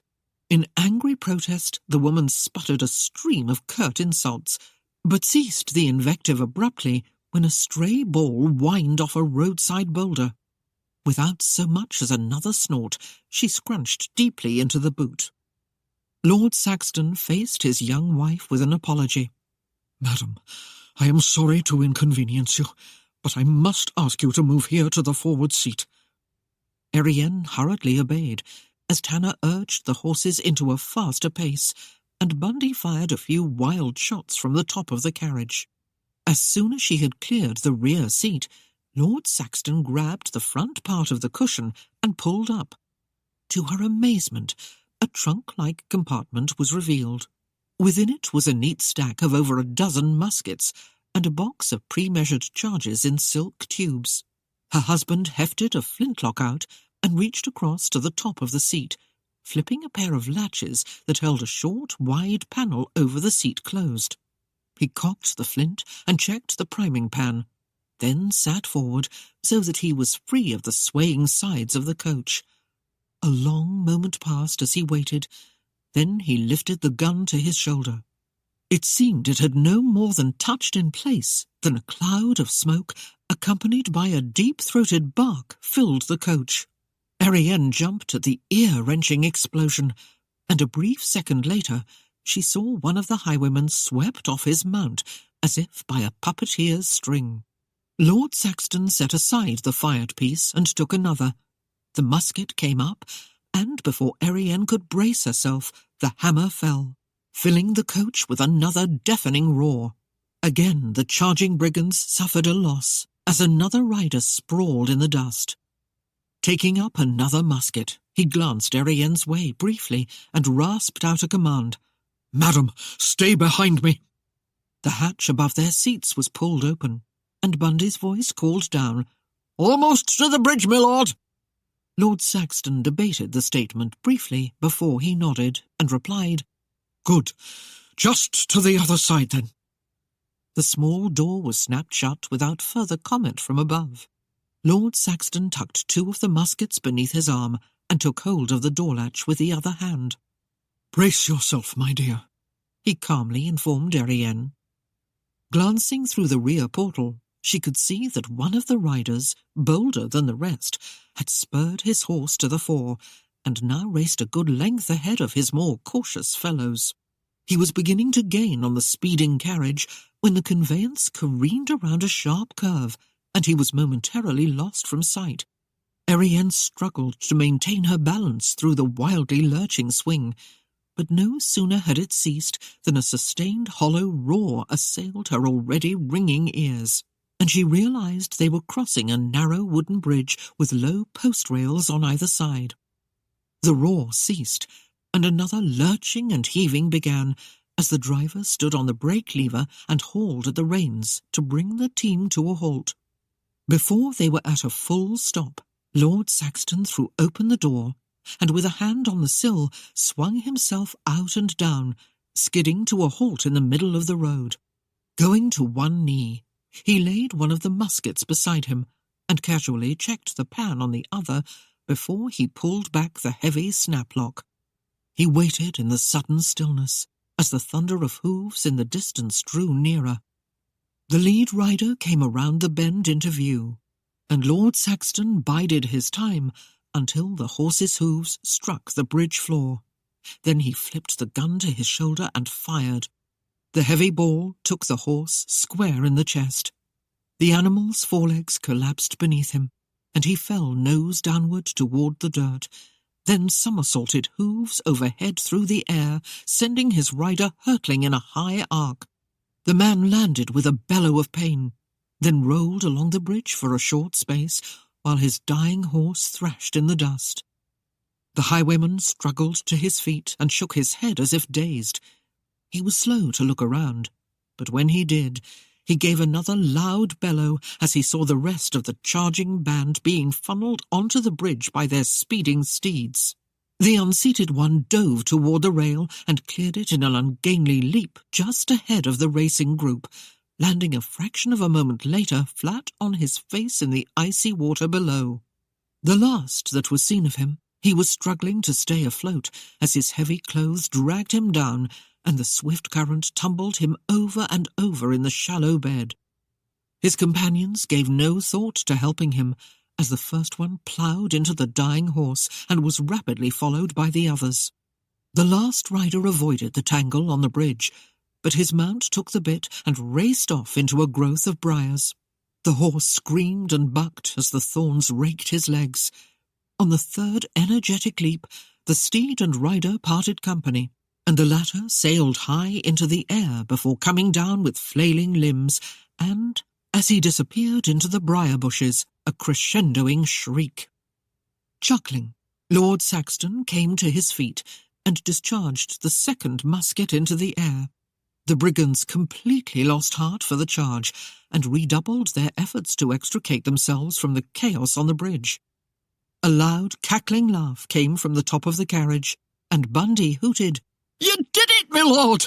You upsot every one of 'em! Ain't nobody what got's an eye for a shot like ye, my lord!" "Are you all right up there?" his lordship questioned. Bundy chortled. "All except Aggie, who's in bit of a tiff about her squashed bonnet." Another brief chuckle came from Lord Saxton. Dragging his lame foot back to the carriage, he slid the muskets onto the floor and looked up at his young wife. "And you, madam, how have you fared?" Erienne smiled. "I am quite well, my lord, thanks to you." Lord Saxton swung himself into the interior and closed the door behind him. When he had seated himself, he rapped once with his cane on the small upper hatch, and the coach lurched into motion. As Erienne watched, he reloaded the 4 emptied muskets, laid them in their places inside the compartment, then closed the cushioned lid. He felt his wife stare as he leaned back in the seat and looked at her. "You would stare at a cripple, madam?" Humour was heavy in his whispered voice. "You amaze me, my lord." Erienne shook her head with a quick negative movement. "You seem to be ill at ease in this world, and yet you deal with its difficulties so remarkably well. I get the feeling that in spite of your handicaps, you are a step or two ahead of most people." "I will take that as a compliment, my love." Erienne pressed her curiosity farther and couched her statement as a half-question. "You handled the guns with unusual skill." "The result of long practice, dear Erienne." "You have no doubt heard of Christopher Seaton and his purported skill at duelling. Do you think you could best him?" Her husband's answer was preceded by a derisive laugh. "Such an event would prove most fascinating, even to me. But I do not tempt fate, my dear, by dwelling on such remote possibilities." "I did not mean to imply a possibility, my lord," Erienne apologized.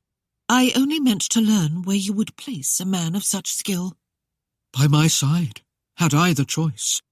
'Tis not wise to foolishly antagonize a man adept with weapons." "My father and brother," she said slowly. "Are they fools in your eyes?" "Your father? I hesitate to judge." He laughed easily and dusted the knee of his breeches. "I am sure that before I would yield you up, I would prove myself a fool several times over." He paused and considered his wife, who sat erect, eyes averted, while she tried to subdue a blush. "Your brother. He failed to consider his choices, and rashly chose wrong. The hasty spirit of youth, perhaps, but he suffers much from his own making." "You are truthful and honest, my lord," Erienne assured him, still unable to meet his unflinching gaze. "I cannot fault you for that." "If you think me so honourable, my love, hear me out. I do not hold with duelling, yet I have never stepped away from a contest of arms. If I could secure your love for myself with such an event, I would challenge all those who would come against me." Erienne was completely unprepared to deal with his statement.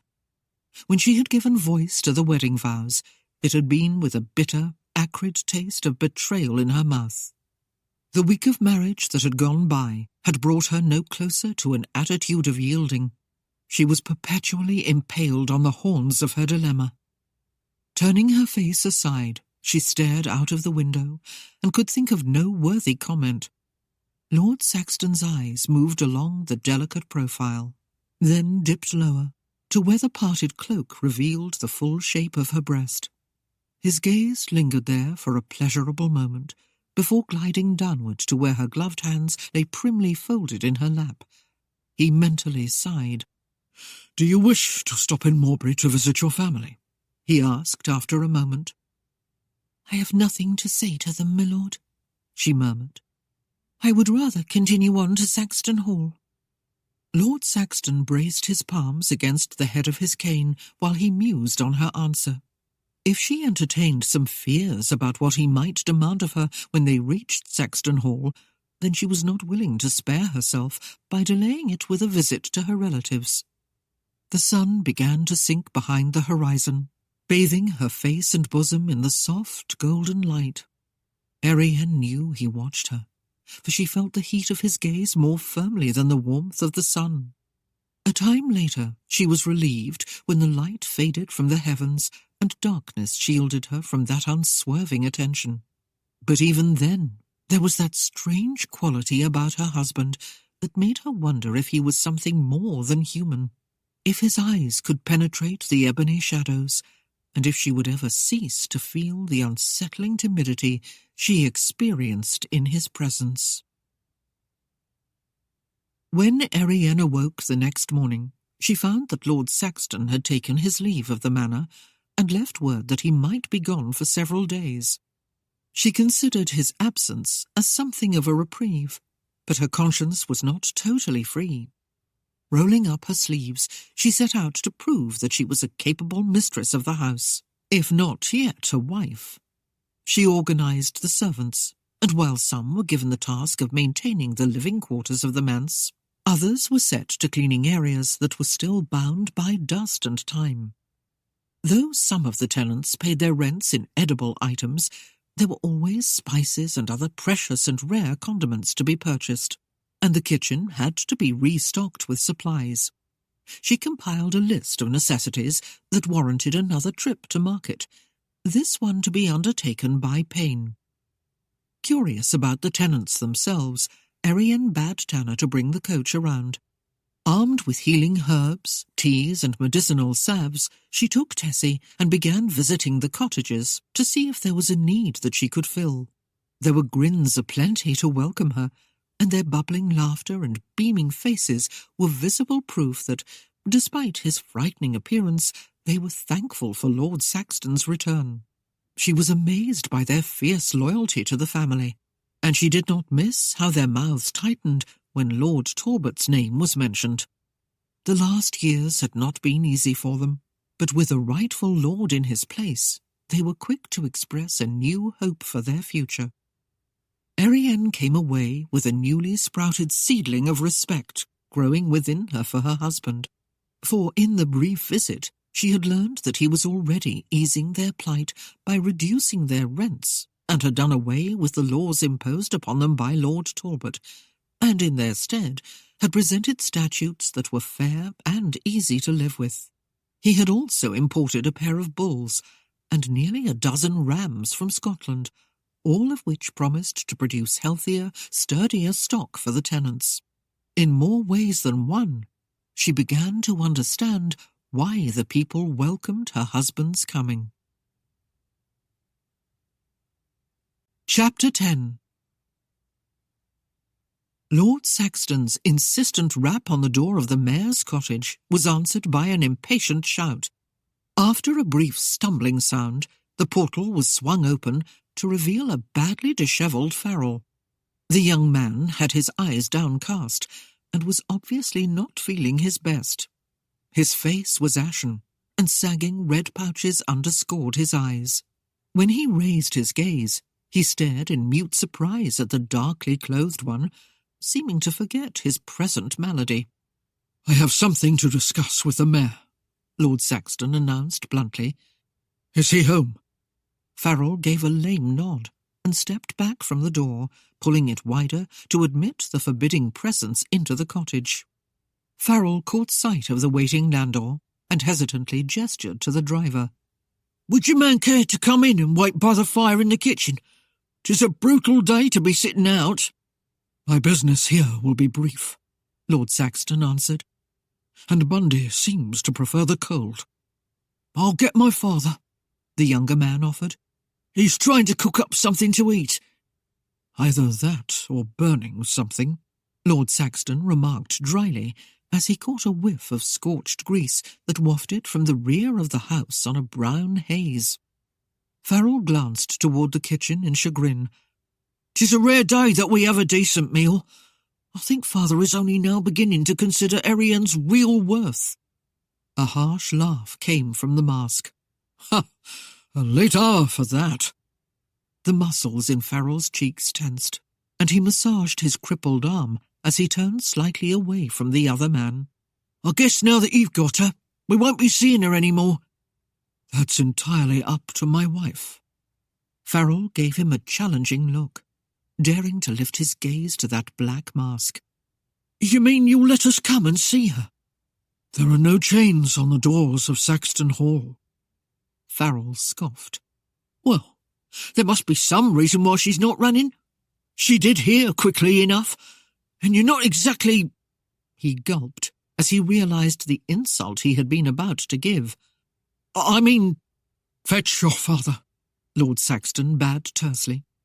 Sweeping his cumbered foot about, he entered the parlour, where he lowered his large frame into the chair beside the fireplace. Bracing a hand on the head of his cane and glancing about, he saw that the cottage was in a sad, untidy state. Clothes were scattered helter-skelter, and dirty dishes were piled on tables. It was readily evident that the two men who occupied the cottage were lacking not only Erienne's cooking skills, but her penchant for neatness as well. Avery hesitated outside the parlour, hopefully composing his face in such a manner that his fear of his son-in-law would not be noted. "Oh, me lord," he greeted in a guise of enthusiasm as he came into the parlour. "I see you've made yourself to home." "Hardly." The statement was curt. The mayor stared at him in confusion, not knowing how to react. "I suppose you come here to complain about me girl." He held up a hand, as if to declare his innocence. "Whate'er she's done, it weren't me fault. Her mother's to blame. Filled the twit's head with rubbish, she did. All that learning and ciphering. 'Tain't good for a girl to know all that stuff." Lord Saxton's voice was like a breath of winter's north wind as he spoke. "You sold her too cheaply, Mayor. The sum of £5,000 was but a mere pittance of what I was willing to pay." The brief chuckle that came held no humour. "But then, that is your loss. The matter is done with, and I have what I want." Avery slowly sank into the chair behind him and closed his gaping mouth. "You mean you would have paid more for the twit?" "I would easily have doubled the amount." The mayor cast a glance about the room, feeling suddenly miserable. "Why, I'd have been a rich man." "I wouldn't feel too badly if I were you. It probably would not have lasted too long." Avery peered at him closely, unable to mark the insult clearly. "If you weren't intending to bend me ear with complaints, why'd you come?" "I wanted to report an attack on my carriage." Lord Saxton saw the surprise of the other and further explained. "I was returning from Workington with my wife, when highwaymen tried to overtake us. Fortunately, I was prepared for them." "Your coach, my lord?" "Aye, my coach." "You say you were expecting them?" "Not at that moment, but I had guessed that sooner or later they would try to take my coach." "Seeing's as how you're here to tell about it, I expect you did them some damage."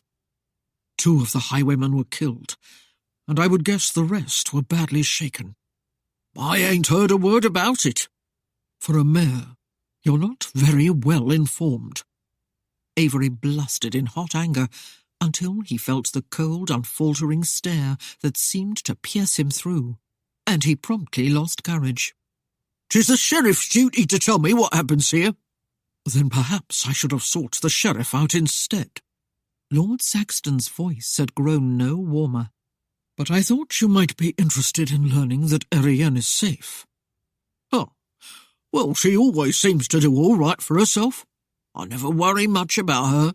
She's strong and willful." The glove hand tightened on the handle of the cane long before Lord Saxton chose to reply. "'Tis a rare father who shows such confidence in his daughter." He issued a brief, derisive laugh. "Ha! Why, one could easily mistake it for lack of concern." "Huh?" Avery was momentarily perplexed. "Never mind." Lord Saxton rose to his feet. "I shall be going now. I have business to attend to in York." "Oh, Governor," Avery began and cleared his throat sharply. "I was wondering if maybe, seeing as you me girl's husband and all, you could spare a few quid for her poor family. We've been down on our luck, the boy and me, and we narrowly have a coin to our name. We had to sell old Socrates, and since you said you were willing to pay more, I have set aside an allowance for your daughter." His lordship's tone was harsh. "If she chooses to help you, she may, but I will give nothing more to you without her approval." "You let a woman run your affairs?" Avery blurted in surprise. "Her family is her affair," Lord Saxton answered brusquely. "She's got a powerful mean heart toward me since I sold her." "That mare is your problem, not mine." Barely an hour after Lord Saxton's landau departed on the eastern road leading to York, the travel-worn Christopher Seaton entered town on the south road from Workington. He led his equally road-weary horse to the stable at the rear of the inn, where he bade the boy take extra care with the animal, and for a reward tossed him a bright twopence. Christopher had no more than stepped out from the stable doorway when he felt fingers plucking at his sleeve. He glanced aside to find Ben scuttling along beside him, a wide and partly toothless grin on his ruddy face. "Ain't seen you in a week or so, Governor," the old tar chortled. "Oh, Ben was afeard you'd met with your maker. You've been keeping yourself busy." "I had to see to my ship in Workington." Christopher did not halt or slow his pace, but laughed as he pushed open the back door of the inn. "Only the good die young, Ben. You and I will be around after many suns have set." They navigated the short hall that led into the common room and moved toward the table near the window. Molly's eyes lit up when she recognized the tall form. She shrugged her blouse off her shoulders, letting it sag low over her bosom, and gave Christopher a coy smile as he motioned for 2 mugs. In a moment she was there, sliding the brimming tankards onto the table. "Thought you might have left old Mowbray for good, Governor," she crooned as she braced her hands on the table and leaned forward, giving him a very personal review of her ripe bosom. "I'd have been mighty sad if you hadn't come back." Christopher glanced up, briefly noting the immodest display that bared her large nipples. He leaned back in his chair and tossed down several coins. "Just the ale, Molly, nothing else." Miffed, she straightened and flounced away. She didn't know whose petticoats he was getting beneath, but whoever the woman was, she had to be sapping his strength with her demands. Why else would such a stalwart, virile-looking man deny a generous offer when it was placed before his naked eyes? Ben licked his lips in eager anticipation as he took up his tankard. "Governor, you're as good as me own mother. God rest her soul." He dispatched a goodly share of the brew before he lowered it again. With a deep sigh of appreciation, he wiped his sleeve across his mouth. "So, you've been away, you have, and you're gonna missed all the happenings hereabouts." "Happenings?" Christopher leisurely quaffed his ale as he regarded his companion with patient expectation. "Aye, Governor." Ben relished the opportunity to brief his benefactor. "That Lord Saxton, he's up and married the mayor's daughter, and just yesterday almost got himself waylaid by a bunch of bloody pirates, he did." Christopher's brows came together in a worried frown. "Was anyone hurt?" "Oh, his missus was with him all right." Ben snickered knowingly and leaned closer. "But you needn't concern yourself about her. It were only them thieves what got hurt. His lordship killed a couple and set the rest to their heels." Ben's voice lowered to a hoarse whisper. I hears as how there ain't a one of 'em can walk without a hitch. Christopher digested the information in silence until a drum of hoofbeats broke into his musings. Ben rose and peeked out the front window. Just as quickly he was back. I'll see you later, Governor. Ben guzzled the contents of his mug before fading back into the shadows at the rear of the room. He propped a chair against the wall and seemed to doze almost as soon as he settled into it. A moment later the door burst open, and Timmy Sears stomped into the inn. Treading on his heels, Haggard glanced happily about, then almost jumped out of his shoes when he saw Christopher at the table near the window. He caught Timmy's arm and frantically gestured, seeming to have difficulty finding the words to speak. His companion turned to see what was troubling him, and the red brows shot up as he found the reason for Haggard's dither. I'm wounded, Timmy declared, hastily sweeping his cloak aside to reveal an arm hanging in a sling. So I see, Christopher calmly replied, while he further appraised the man's condition. Timmy's woolen coat was short in sleeves and length, and was stretched taut across the broad shoulders. His clothes were wrinkled, as if he had put them on too soon after a washing, while his boots had a slightly dampish look and were turned up at the toes. Molly was curious and beat a hasty path to his side. "Here now, Timmy dear, you look like you were trampled by a herd of swine." Almost was, Molly. He slipped his good arm about her shoulders and mumbled beneath his breath. Bunch of witless fools. He cleared his throat and spoke so all could hear. Nah. My crazy old nag took a crupper on a patch of ice and sent me sailing. Keeping a wary eye on the Yankee, Haggard sidled to the bar and chortled nervously. Wish I'd have seen you. Timmy glared at his companion, then dismissed him from mind as he lifted the bandaged wing. Tain't broke, just a bit stiff. Busted me mount, though. Had to put another shot into him. "Another shot?" Molly looked up at him innocently. I mean as how he busted his leg, and I had to finish him off. "How'd you get here, then, if you plinked him?" Got me another one. Timmy drew himself up. A better one than that old nag. "I'll bet," Molly said, laughing. "And who'd you steal it from this time?" Timmy's face took on a dark look, and he scowled at her. If you thinks I'd stoop to thievery, why, here. He fished with 2 fingers into the pocket of his waistcoat. Look what I brought you.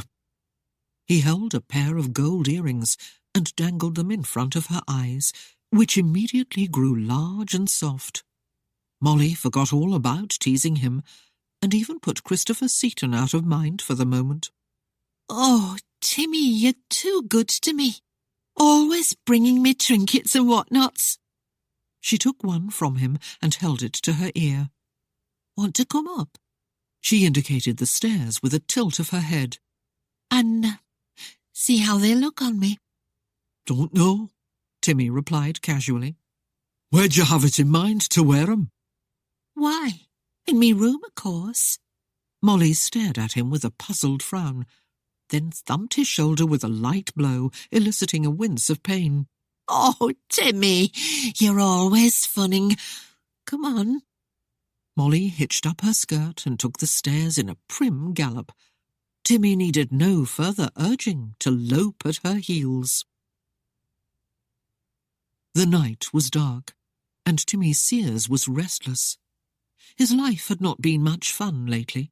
He had been well battered and bruised. He had been shamed in front of his friends, and if that was not enough, his wife had begun making demands on him. One of his companions, maybe that blundering lickspittle Haggard, had made a casual comment, comparing his 100 quid to the 5,000 laid out at the Raup. His wife had quickly seized upon the fact that he had money. There followed a verbal listing of nigh unto 1,000 things they needed. New tiles for the roof, new dishes for the table. Indeed, a new table and chairs to replace the good sturdy bench they had shared these many years. a bolt of cloth, threads, needles, some of this and a little of that, a new pot for the hearth, since the old one was perilously thin at the bottom, and on, and on, and on. Timmy sat up in bed and ran his hands through his shaggy hair. What did the woman think he was made of, anyway, that he could support her in the lap of luxury like some Christopher Seaton? The name surged through his mind, and around it his woes seethed. Sneaking around and disturbing the peace of Mowbray homes, he mumbled. Wounding young lads and accusing the mayor himself for cheating, then snatching the money for the girl right from under the old man's nose. Why, Avery didn't even have enough left for a good toot. Sears chuckled to himself and sucked his teeth in sheer envy. How'd the Yankee do it? The way he sports about, one might get the idea he has as much power as Lord Talbot, or that highfalutin Saxton. Timmy's chin jutted, and his brows beetled in ponderous thought. Now that's another one. He rubbed his arm as the memory of his plunge into the icy water was brought painfully to mind. He had been so close to dealing a blow to the rumours that the man was a ghost, but his plan had been rudely cheated. Now he felt a need for revenge. One way or the other, he'll pay. Timmy climbed from the bed carefully, so as not to rouse his spouse. She had grown most amorous of late, and he was a bit weary of her unwarranted attention. Besides, she had lost another tooth just that morning, and he was not used to her lopsided smile yet. His stomach rumbled as the greasy stew from supper changed its angle of attack and shifted across his belly. He eased open the back door and made his way toward the privy, being careful where he placed his bare feet. His hounds had a way of littering the countryside with all manner of debris, and he'd just as soon avoid getting his toes tangled in something. The distance of the privy from the cottage compromised convenience with comfort in the form of the prevailing breezes.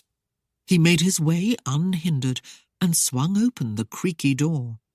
He settled himself inside, and a few moments later sank into a dreamy, half-awake state. Something stirred outside, and he blinked himself to attention until he caught the sound again. It was like a horse stamping an impatient hoof. He stood up and leaned forward to push the door wide, then peered out. The night's depth of darkness was impenetrable. Then a breeze stirred, and the clouds allowed a shaft of moonlight to sweep across the yard. Sears' breath sucked in with a ragged, wheezing sound, but a shriek of pure terror caught in his throat. There, standing in the silvered light, was a huge black horse whose eyes seemed to blaze with white fire, and on his back was a shadowed being with great wings spread out from his shoulders, as if he were making ready to launch himself from the steed's back. A hoarse, squawking scream tore itself from Timmy's throat, and he whirled, leaping. His foot struck upon the seat, and he hardly paused, as with the strength of 3 men he burst through the thin boards that sheathed the rear of the privy. Before his feet touched earth, his legs were already driving in a fearsome pace. They carried him without hesitation toward a mass of thorn bushes several rods away. A peal of terrifying laughter rang out behind him, and he redoubled his pounding progress. He did not halt as he plunged deep in the protection of the thicket, hardly aware of the thorns that shredded his nightshirt and hide. Later, he swore that he had heard the beat of ghostly hooves close behind him, and his wife smiled and noddingly commented that he had run so fast it took him until nearly 4 a.m. to reach the cottage again. His friends at the Boar's Inn, who knew of Timmy's bent toward brawling, buried their laughter in mugs before agreeing in strained, stentorian tones that his bravery had been stout-hearted in the face of the winged creature. The days of Lord Saxton's absence numbered 4, and though she had kept busy with her duties as mistress of the manor, Erienne grew restive within the stone walls. She remembered her husband's statement that if she desired an outing, she was free to ride the mare from the stables. Taking him at his word, she garbed herself in riding habit and went down to present her plea to Keats. Since her arrival at Saxton Hall, she had not ventured to the stables, though the idea of escape had nibbled at her thoughts, and she had wondered how far she would get taking one of her husband's horses. The overriding fear that he would come after her, and she would then have to deal with his wrath, put quick death to such meanderings of the mind. The only place where she could even hope to find safety was with Christopher Seaton, but her pride would never yield that victory to him. If he had truly cared about her, as he had claimed, he could have at least presented some form of protest about the raup. Instead, he had readily accepted payment for the debts and voiced no objection to her being bought by another man. When last she saw him, he had seemed most content with his freedom, and if she ran to him now, ready to give all he demanded of her, then surely she would only be feeding his arrogance. She had no doubt that an affair with him would be wildly exciting, but one day she would have to face the fact that he was just using her for a time. When another woman came along whom he liked better, it would be the end. It was better that she saved herself such grief before falling hopelessly in love with him. When she entered the stables, Erienne saw a youth, about her size, and near an age of 10 and 5, cleaning a far stall. He straightened as the door squeaked behind her. Then his eyes widened as he caught sight of her. He came at a run to meet her, and snatching off his hat, halted before her. He bobbed his head forward several times in what might have been a hesitant bow, and the grin that split his face made her smile. "Are you Keats?" she inquired. "Hi, Mum," he replied eagerly, and gave another jerky bow. "I don't think we've met. I'm—" "Oh, I know who you are, Mum. I've seen you coming and going. And, begging your pardon, Mum, I'd have to be blind not to notice a mistress as comely as yourself." Erienne laughed. "Why, thank you, Keats." His face took on a deeper hue of red, and slightly befuddled by his boldness, he gestured toward a dark mare with white stockings that stood in a nearby stall. "The master said you might be coming to fetch Morgana. Would you be wanting me to saddle her for you, Mum?" "I would like that immensely." If it were possible, the grin widened, and he slapped his hat against his flanks as he spun joyfully about. He led the mare from her stall and held her for Erienne's inspection. The animal seemed of a calm, friendly spirit as she nuzzled the lad's arm, yet she was of a class that would have made Socrates shrivel in dismayed embarrassment. She was nearly black and silky smooth, with a long, flowing mane and tail. Erienne scratched the dark neck. "She's beautiful." "Aye, that she is, Mum, and she's yours. The master said so." Erienne was overwhelmed. She had never owned a horse before, and certainly had never considered that she would possess an animal of Morgana's beauty. The gift pleased her, and made her even more aware of her husband's generosity. Though she had not yielded, as she had promised, the presents still continued to flow. Whatever the depths of his scars, he seemed to be several steps above Smedley Goodfield and the host of other suitors who would have stopped the gifts at the first hint of her rejection. "Would you be wanting me to go with you, Mum?" Keats asked when the mare stood ready. "No, that won't be necessary. I shan't be gone long, and I plan to stay in sight of the manor." Keats locked his hands together to accept the slender booted foot, and was amazed at the agility his mistress displayed as she was boosted into the saddle.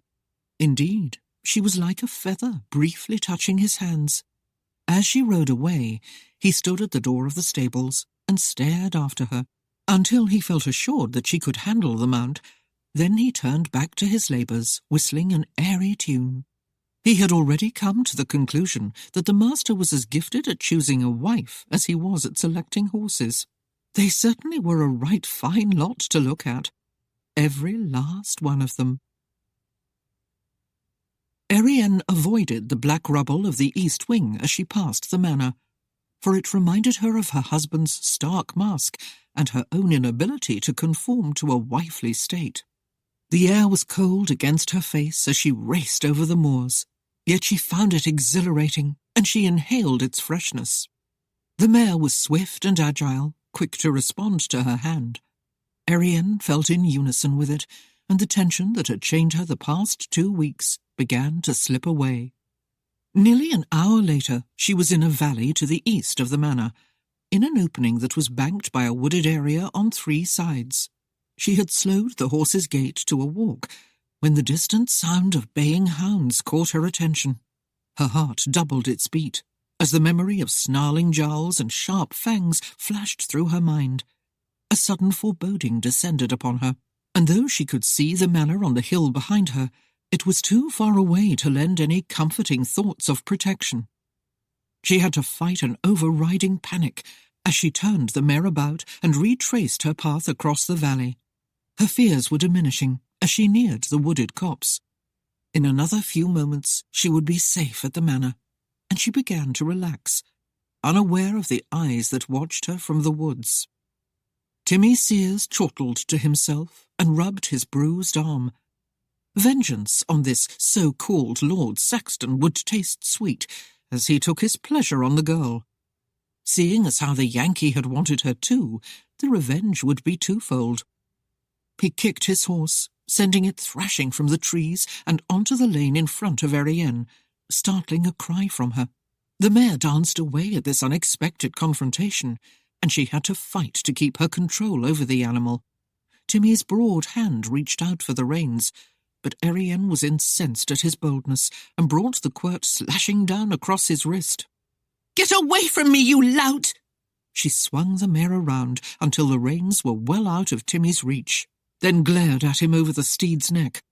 "Poachers and their mongrels are not welcome on these lands. Get off!" Timmy sucked his lacerated hand as his eyes bore into her. "For a wench who was sold on the block, you've gotten high-minded since you married his lordship." "Whatever my circumstances have been, Timothy Sears," she retorted, "it has always been well above your kind. 'Tis your wont to trod ruthlessly over people, and you have trespassed on my husband's lands far too often." "'Twill be more on his lands I'll be having me fun on this time, your ladyship." Tiny shards of fear pricked Erienne's spine, while a coldness congealed in the pit of her stomach. She had heard enough tales about Timmy Sears to know that he could be a dangerous, unruly scamp. Driven by self-preservation, she spun the mare around. Timmy was prepared for her attempt. He kicked his mount forward and was beside her before she could flee. He seized the bridle, preventing her escape, but the quirt was still in Erienne's hand, and she used it with vicious intent, bringing it down across his arm and slashing his face. Howling a curse, Timmy swung his arm back in violent reaction, landing a blow across her shoulders. The breath was nearly driven from Erienne, but she fought to stay in the saddle as the mare danced away. Timmy reached out to grab her, tearing her sleeve at the shoulder as he tried to pull her from the saddle. Erienne struck out with the whip again, now more enraged than she was afraid. She was determined not to be bested by this boorish fellow. The quirt caught his cheek, and as she drew her arm back, she brought the whip down hard on the mare's flanks, making her rear. Timmy was nearly torn from his saddle before the bridle was jerked from his hand. As his grip loosened, Erienne drove her heel into her mount's side, sending her into a full-out run. "You bitch!" he roared, charging after her. "I'll see at your pay!" Suddenly a shot rang out, filling the air with a deafening crack. Startled, Erienne leaned low in the saddle, thinking that Timmy was firing at her. Then, out of the corner of her eye, she saw another horse and rider racing from the woods into the clearing, and she recognized Bundy. He was loading his musket as he came. "Come on, you bastard!" he shouted. "Come on and let me fill your hide with shot!" Timmy Sears saw the man jerk the ramrod from the barrel and knew the weapon was almost ready to be fired again. He did not pause. Turning tail, he leaned low over the saddle and whipped his horse's flanks with his hat in a frenzied effort to escape the shot that he knew would be forthcoming. Another loud crack pierced the air, and Timmy was relieved a second later when he heard the echoing boom. He cackled in glee as a loud curse was bellowed after him, but knowing that the man would be quickly reloading, he did not waste a moment throwing back a jeer. There'd be another time when he could spend his lust upon the wench, and he vowed he would make her pay dearly. Erienne reined her mount about to observe Timmy Sear's flight. The last she saw of him was his coat-tails flying out behind him as he passed over the top of a hill. She sagged in relief, taking air into her lungs in small gasps. Bundy halted his horse beside hers and urgently questioned, "Are you all right, Mum? Did he harm you?" She had begun to shake in nervous reaction and could only nod. "He's an evil man, that Timmy Sears," he stated, then glared off toward the hill over which the red-haired man had disappeared. Bundy let out his breath in a disappointed sigh. "His lordship wouldn't have missed." Erienne was unable to form a question with her trembling lips. "'Tis a good thing the master and me came back when we did, Mum." "Lord Saxton is back," she finally managed. "Aye, and when he found you gone, he sent me looking for you. He won't like it when I tell him what happened. He won't like it at all." Chapter 11. The high, bright moon cast a silver halo around the ebony clouds and sent a fleeting, whimsical, ever-changing array of shadow and light across the hills. A sea-borne breeze wafted over the land, rustling treetops and swooping with an airy rush over the moors. A few meagre cottages huddled here and yonder, fading to blots of darkness as lamps were snuffed and shutters were barred for the night. There was a sleepy stillness beneath the sighing wind, a quiet assurance that all was well. None heard the thundering hooves of the fierce black stallion, or saw the ominously cloaked and hooded rider who guided the steed on its breakneck race. The animal sped along, matching the wind over the narrow road that trailed through the valley. His hooves flashed like quicksilver in a brief spot of light, and his coat glistened as the muscles beneath it rolled and heaved. Flared nostrils and blazing eyes gave him the look of some dragon beast closing in for the kill, and the silent figure on his back added to the illusion that this foray was a hunt to the death. The flying cloak gave wings to the image, yet bound to the earth they were, and ever onward did they ride, never slacking the pace, never slowing for the sake of man or beast. Some distance away, the oversized mistress of a small cottage stumbled from her sagging bed, unable to sleep beside her loudly snoring husband. She tossed a few clumps of dried peat onto the fire and stood back to watch the progress of the flames. Disturbed by the anxiety that filled her, she shivered and glanced about. There was a coldness within her stout belly, a churning of apprehension that something dreadful was about to befall them. She crossed the dirt floor, her slippers flapping loosely at her heels, and poured herself a draught of strong ale, then returned to the hearth to settle her bulk beside a rough-hewn table, laying a flabby arm upon the planks as she sipped the brew and stared into the golden flames. Half the contents remained in the mug when she canted her head to listen, confused by the low, distant rumble. Was it thunder she heard, or just the wind? She lifted the mug to drink again, but paused, this time to concentrate intently on the sound. It was growing louder and more consistent, and regular, like the drum of a horse's hooves. The tankard was slammed down, and as fast as her generous frame could move, she ran to the window to throw open the shutters. A small, trembling cry came from her throat as she saw the black apparition skimming along the shadows of the trees. The cloak flapped out behind him, and horse and rider appeared to swoop down upon the cottage. Her mind was frozen with fear, and she gaped in slack-jawed awe as the horse was reined to an abrupt halt before their door. The black reared in a terrible display of temper, pawing the air with flashing hooves as he shattered the stillness of the night with an angry whinny. The woman sobbed and stumbled back from the window, her hand clutched to her throat, her face a mask of terror. The deep hood of the cloak hid the face of the rider, but she was sure she had seen a grinning skull, and that this was the angel of death come to take them. "Timmy! He's back! Timmy, wake up!" she blubbered. "Oh, Timmy, love! I never doubted you for a moment." Timmy Sears struggled up from the pillow, blinking his bleary eyes until he found his wife. The look of horror on her face brought him to full awareness. Grabbing his breeches, he stuffed his legs and the tail of his nightshirt into them before scrambling to the window to see what had given her such a fright. His heart jumped as he viewed the object of her fear. "Timmy Sears!" The eerie voice sent cold shivers down the man's spine. "Come forth and die! You're a murderer, and hell waits for you!" "That's what I saw!" Timmy cried. "But what is it?" Death, his wife replied with conviction. he's come after us. "Bolt the shutters! We can't let him in!" "Timmy Sears!" the droning voice called. "Come forth and die!" "I ain't coming!" Timmy bellowed and slammed the shutters closed. An horrendous laugh tore through the night. "Then stay and burn! Stay and burn, you devil!" "He means to set a torch to us!" Timmy's voice hit a high pitch. He wants ye, not me. His wife screamed. She threw open the door, and before her husband could stop her, she fled the dwelling, shouting back over her shoulder, I ain't burning for no murderer.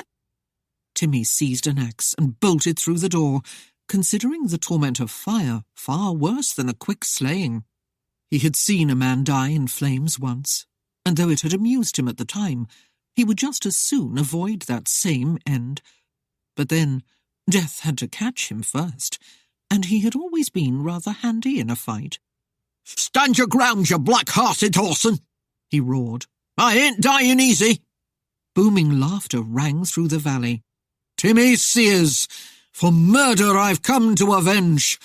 Ye've killed more than once, and 'tis only fair that your dying be slow." A sword sang from its scabbard and whipped the air, flashing with a cold glint of steel beneath the moonlight. Then death dismounted with the easy grace of a night-born shade. "What be ye after?" Timmy demanded in a squeaky croak. "I've done naught to you." "Aye, but you have, Timmy. You've killed and laid the finest low, and ye shall pay your due."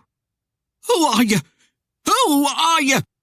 "Remember the torch you laid to the manor, Timmy? Remember the man you saw burned?" "You're not him." Timmy shook his head in terrified disbelief. "He's dead. He's dead, I tell you. I saw him die myself. Burned he was, screaming as he fell into the flames. There were others who saw him too." "And who were they, Timmy, that you can say they saw me too? Am I not here standing before you, and claiming that ye were the man who did the deed?" "Only a ghost could have escaped those flames." "Now you know, Timmy. Now you know." "Good Lord, ye are him. Ye even sound like him." "I've come to take you, Timmy. Down into hell with me." "You've no right to single me out. I can name you a full dozen and more who were there." "Aye, and I'll be hearing from you now while I sharpen my sword on your axe." Timmy cringed and sobbed as the blade flicked all around him, nicking him here and there, and he could not meet or halt it with the clumsy axe. "Tell me now, Timmy, before it's too late. You've not much time here on earth." Death was all around him in a swirling black cloak, filling the night with laughter, and though the air was chilled, Timmy could already feel the tongues of branding fire that would scorch him in hell. He fell to his knees and began to blubber, pleading for his life, and saying things he had never dared recall before. The fragrance of roses pervaded the chamber, as steam from the scented bath drifted up and dissipated in the air. The water was warm and soothing to Erienne's sore muscles, and she relaxed in the tub, leaning her head back against the rim as she dribbled droplets from a sponge across her shoulders, those same that Timmy Sears had bruised only the day before. Her mind drifted back to that moment when she had entered the manor and found her husband waiting anxiously before the hearth. On hearing her approach, he had faced about to greet her with her name on his lips, but the syllables had died as he took in her torn habit. Bundy had been a step or two behind her, and it was the servant who had answered, while Erienne watched the gloved hands tighten into taut fists. Lord Saxton had muttered a low, savage curse, vowing that Timmy Sears would be dealt with, and when he turned to her again, she had braced herself to hear all manner of chiding accusations. Amazingly, none came. Instead, he had shown a gentle concern for her welfare, and bade her take a chair while he poured a dainty draught of brandy. As she sipped the calming brew, he had hovered close, speaking in muted tones of inconsequential matters until she began to relax. Later, he had come to her chambers as she was preparing for bed, but his visit was brief, and he had left with a casual promise to return in the morning.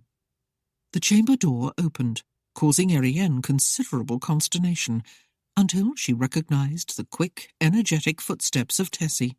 Then Erienne relaxed, thankful that the hour of his visit was not at hand.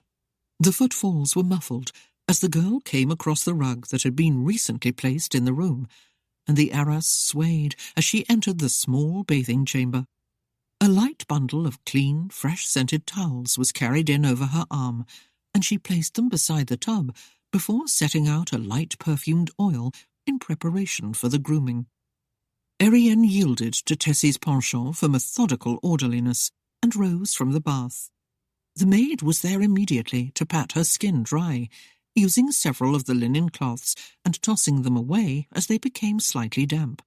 Tessie began to lightly massage the attar into her back, and Erienne lifted her arms to secure her fallen tresses lest they become saturated with the oil. Her pale body, still rosy from the brisk toweling, gleamed with a soft lustre in the morning light. The perfection of the slender limbs and full, ripe bosom was not lost on the one who watched.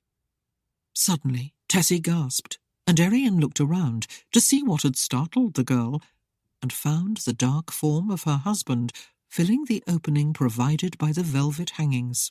His unheralded entry never failed to unnerve her, and her heart began a quick, solid thumping. "Good morning, my love." A subtle hint of humour was evident in the rasping whisper. Erienne gave an indistinct nod as she cast a surreptitious glance about for covering.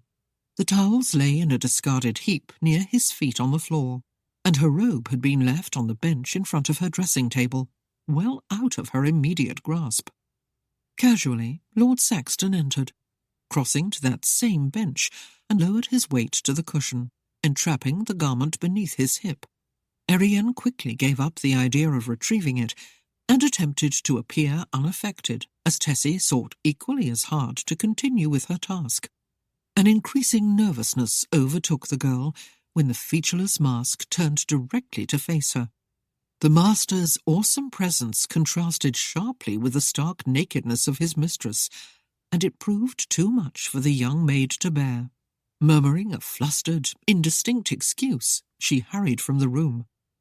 Soft laughter echoed from the mask as the door slammed, and then the overwhelming gaze came to rest on Erienne. Her modesty chafed beneath the bold spur of his unrelenting regard.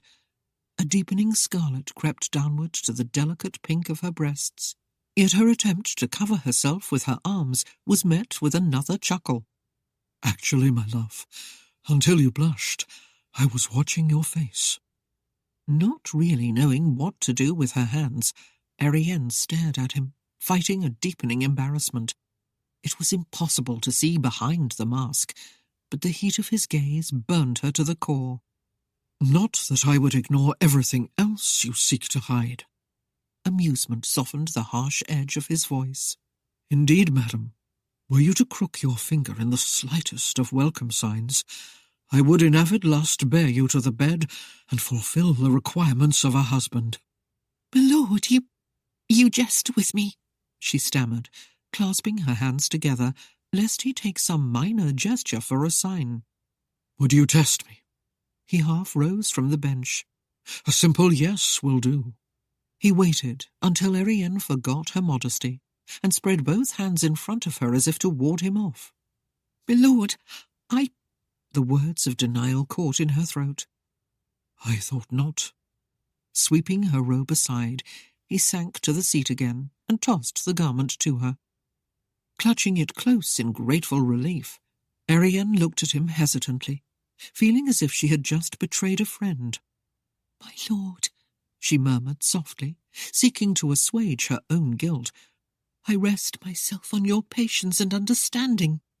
"Madam, have you considered that a thing dreaded is better done and put behind you?" She managed a meagre nod. "I know that, my lord, but—" He swept her hand to dismiss her statement. "I know. 'Tis hard for you to face that moment." He braced an elbow on his knee and leaned forward, and Erienne caught the hard, gleaming light behind the eye-holes as he regarded her. "Are you sure you can ever face that moment, madam?" I will—" "If you had been able to choose," he interrupted, "can you name me a man whom you might have wished to marry? If there is such a one, then perhaps I could go to him." "There is no one, my lord," she murmured, forcing the image of Christopher Seaton from mind. She was certain that what she felt for him was only a passing fascination, and in a short time she would forget he ever existed. At least she hoped she would. "Very well, madam." He straightened as he continued. "I did in fact come here on another matter.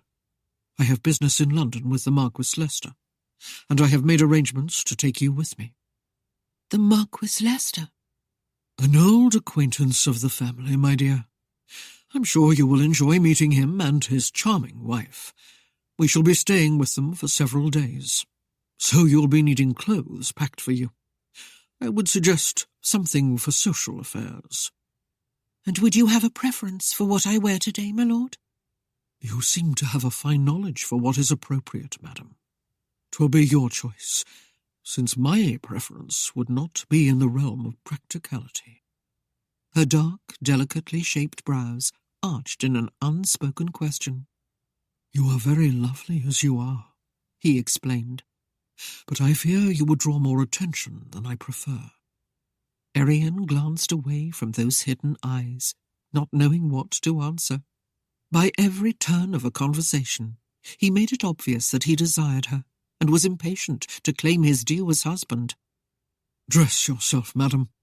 He rose and moved to the edge of the arras, where he announced, "For the sake of my own comportment, I shall await you downstairs."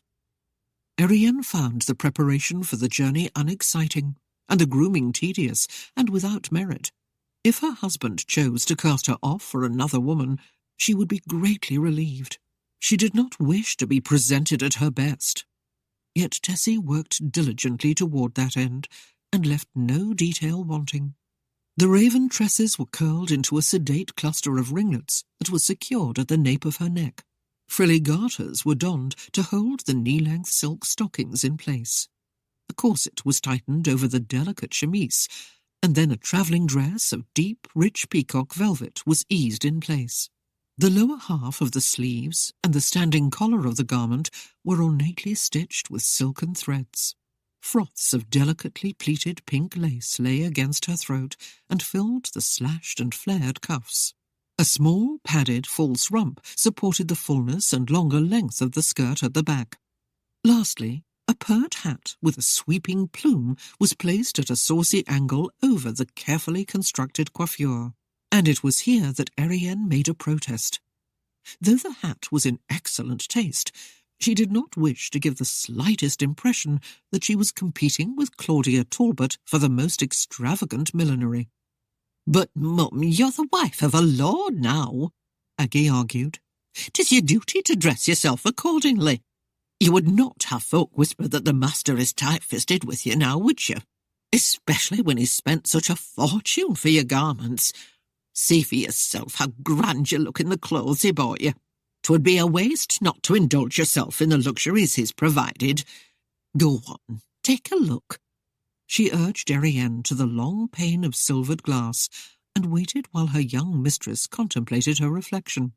"Well, do you look like some milkmaid's daughter, or a grand lady?" Erienne had to admit that Tessie had done wonders for her appearance. No one could call her dowdy by any stretch of the imagination. She could even understand, to some degree, why Lord Saxton thought her pretty. She had good features, clear skin, a nice long neck, and thick, shining hair. Though slender and slightly taller than average, she had no need of padding to fill the top of her chemise or round out her hips. A bit of mutiny still showed in her countenance as she considered what her husband's reaction might be to her appearance. With the long trip to London still ahead of her, and not knowing what the sleeping arrangements would be while they were en route and after they arrived, she was very cautious about soliciting any more of his attention. Aggie lightly pinched her cheeks to bring forth the colour. "'Tis a rare sight you are, Mum, and anyone can see why you've taken the master's fancy. You're lovely, just lovely, and it wouldn't harm nothing if you were to add a bit of a smile." Erienne managed a lame, uninterested grimace. In return, the housekeeper gave her a shaming look. "Mum, if you allow me to say it, I've seen better on a steaming clam." Tessie clapped a hand over her mouth to muffle a giggle, while a deeper colour rose in Erienne's cheeks. She gritted out another smile until Aggie sighed in resignation and went to the door. "If that be the best you can muster, I suppose 'twill have to do." Erienne felt somewhat harassed. Since Aggie's main objective seemed to be offspring for the Saxton family, Erienne was beginning to suspect that the woman was entirely unsympathetic to her plight and was prodding her into pleasing Lord Saxton. A short time later, she was confronted with even more evidence that the housekeeper was striving to bring about an intimate and congenial relationship between master and mistress. The coach was loaded with their baggage at the front door, and Lord Saxton had paused beside it to discuss the route with Tanner. When Erienne emerged from the manor, she won her husband's immediate regard, and from his lack of response to the driver's question, made it obvious that she had his undivided attention. However, it was not his actions that led to her assurance that Aggie was trying to guide affairs, but the appearance of Tessie and her quick ascent to the driver's seat. Settling a heavy woolen cloak about her shoulders, the maid took a place beside Bundy. Erienne lifted an inquiring gaze to her husband, thinking he had ordered the maid to ride on top. Mistaking her unspoken question, he stated, "You'll be needing Tessie's assistance while we're at the Leicesters." A mocking chuckle came from the mask.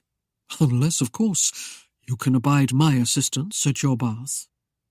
Erienne would not give him the satisfaction of seeing her blush, and was quick to suggest, "Surely, my lord, the girl could share the comfort of the coach with us." "Oh, no, mum." Tessie shook her head, and her round face displayed her brimming excitement as she gathered the cloak about her. "Aggie made me promise that I would ride up here with Tanner." The quirk in Erienne's brow deepened, as her suspicions about Aggie were further confirmed. Erienne made a silent pledge to thwart this matchmaking arrangement after their first stop. No doubt the girl would be more willing to accept her offer after she had had some experience at being crushed between the two men. This time, when Erienne climbed into the coach, she had her choice of seats, and after making her selection, her husband doffed his cloak and joined her there. Leaning back, he relaxed against the cushions, stretching his twisted foot out toward the side while resting his left leg casually against her own. Furtively, she glanced toward the offending limb and saw the shape of it was long and leanly muscular. No difference could be noted in the other thigh. His boots came to his knees, hiding any defect there, and though the skirt of his coat had been drawn back, his hips were concealed beneath a long waistcoat. Attempting to avoid the contact, Erienne braced herself in the corner, but with every bump and lurch of the carriage, she slipped against him again. He made no effort to move away, and they travelled along for some distance, as she fought in vain to keep her place. "'Tis foolishness, you know." The low, rough voice finally broke the silence and gained her immediate attention. "Foolishness, my lord?" He had not deemed even to glance her way, and she looked in bemusement at his stark profile. "This continuous effort to avoid touching me. 'Tis foolishness." Any denial was stricken from her tongue by the truth of his words. She was his wife, and one day she must bear his children, however distasteful the idea appeared to her now. Resisting the inevitable was no better than swimming upstream against a mighty torrent of water. Some day she would have to abandon her resistance and let the mighty rushing force take her where it would. In their brief marriage, she had become aware that wisdom was essential when dealing with Lord Saxton. However gross his appearance was, his mind was not lame, and he read her with unerring ease, which placed her at a great disadvantage, for she knew absolutely nothing about him. The thought came to her that if she wanted to survive this marriage with her sanity intact, she must first begin to accept him as a man, and perhaps then she could come to know him as her husband. Her gaze lightly touched his frame.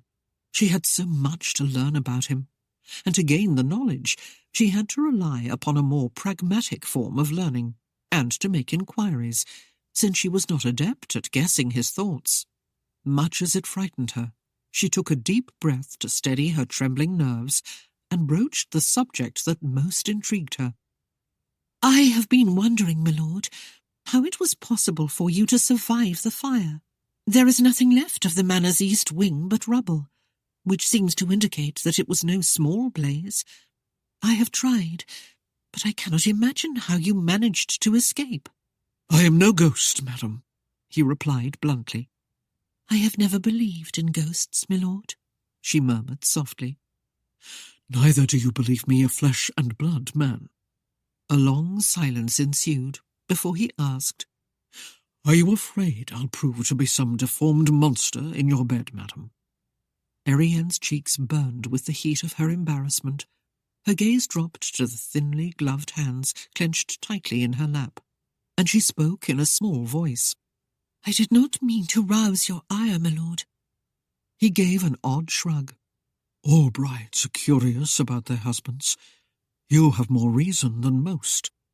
"I am curious," she began unsteadily.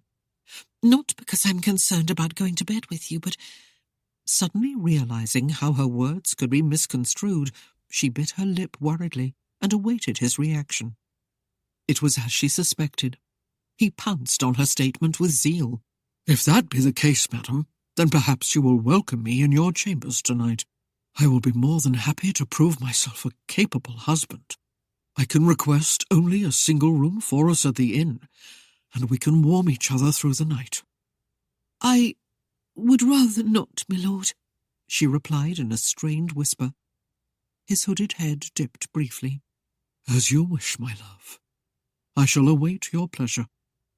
Though her relief was great, Erienne dared not release an audible sigh. Sometimes there was safety in ignorance, and she was content to let the silence continue undisturbed for however long he chose. When they approached the bridge at Mowbray, Erienne directed her interest to the crowd of people gathered on it. They were leaning over the side to view something in the stream. As the prancing team came toward them, the villagers stepped out of the way, but a small cart blocked the far end of the bridge, making it impossible for the coach to pass. Wondering what had attracted the onlookers, Erienne sat forward in her seat. She scanned the passing faces for those familiar to her. Then her gaze went beyond them to the bank on the far side of the stream, where several men were standing. Her eyes widened as she found the object of their concern. A man was sprawled head downward beside the stream, his arms flung wide in a grotesque fashion. The middle and upper part of his body and head were covered with blood, while the eyes stared unblinkingly at the leaden skies above. Even through the macabre mask, Erienne could see the shriek of horror stillborn on the twisted lips. She shrank back in the seat, closing her eyes to shut out the horrid sight, and pressing a trembling hand against her lips as she struggled against a sudden wave of nausea. Lord Saxton took note of her ashen face and leaned forward to see what had upset her. Then, finding the reason, immediately rapped on the carriage roof with his cane. The small door behind the driver's seat opened, and the face of Bundy appeared. "Aye, my lord. See if you can find out what has happened down there, and who that poor devil is," he ordered. "Right away, my lord." After an exchange with several people on the bridge, Bundy called to Ben, who ambled forth to supply the information. "'Tis Timmy Sears. Someone stuck him, then slit his throat to finish him off. His poor widow is at the inn now, and she's swearing the last she saw Timmy he were getting ready to fight an angel of death way up by their place, a night rider dressed all in black. Damn!" The oath was barely heard, even by Erienne, who turned to her husband in surprise. He gripped the handle of his cane with such intensity that his fingers stood out like talons beneath the soft hide. She remembered his assurances concerning the man, and wondered if this was his method of handling unruly rowdies. Whether his reaction was sincere anger over Timmy's death, or a ruse to hide an act of murder, she could not say. "Tell them to send for the sheriff," Lord Saxton called up to Bundy brusquely. "and find someone to get that cart moved out of our way." "Aye, my lord," the servant replied, and snapped the small portal closed. Lord Saxton braced both hands on the handle of the cane and leaned back in the seat. Though the featureless mask gave no hint, Erienne sensed his tension, and could not bring herself to question him until the cart was muscled aside and the carriage was moving again. Plucking up her courage, she managed to ask, "Are you angry because Timmy was killed?" The grunt was non-committal. Erienne could not decide if his answer was an aye or a nay. In trembling disquiet, she tried again, knowing she would be haunted by too many suspicions if she did not pursue the matter. "Did you talk with Timmy about what happened yesterday?" The face of the mask came around, and she was impaled by those piercing eyes. "Murder has no hand in justice, madam. I did not kill him." The answer was curt and final, and Erienne pressed back against the seat, daring no further word, not even an apology. She had braved too much as it was. The hooded head turned away from her until the leather visage faced the window. She had no choice but to join her husband in silent observation of the countryside they passed. Nightfall was threatening when the coach was halted before an inn. Erienne's hesitation became obvious as Lord Saxton offered up his hand to aid her descent, and when she could not quell her qualms enough to accept, the iron-thewed fingers closed with gentle care about her own.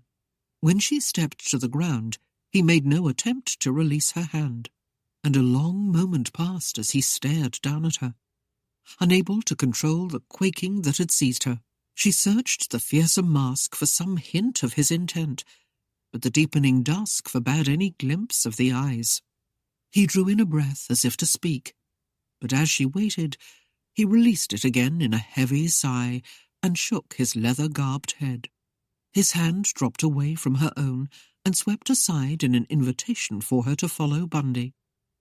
Only a few patrons were in the common room, and those grew suddenly silent as Lord Saxton followed his lady in. A death-like stillness fell over the room until a garishly garbed fop, who had imbibed too much, banged his empty tankard on the table and loudly called for a refill. When none came, he lifted himself from his chair, snatched his vest down with a jerk, and after several sidesteps managed to turn about, just in time to see Erienne moving toward the stairway that stood behind him. He forgot about his mission to the barkeep as his gaze ranged the full length of her. His eyes took on a brightness that betrayed the wayward path of his mind, while his smile closely compared to a lecherous leer. He swept her a low, clumsy bow that from his point of view was nothing short of graceful and flamboyant. "My fair lady," he declared gallantly, then sought to rise.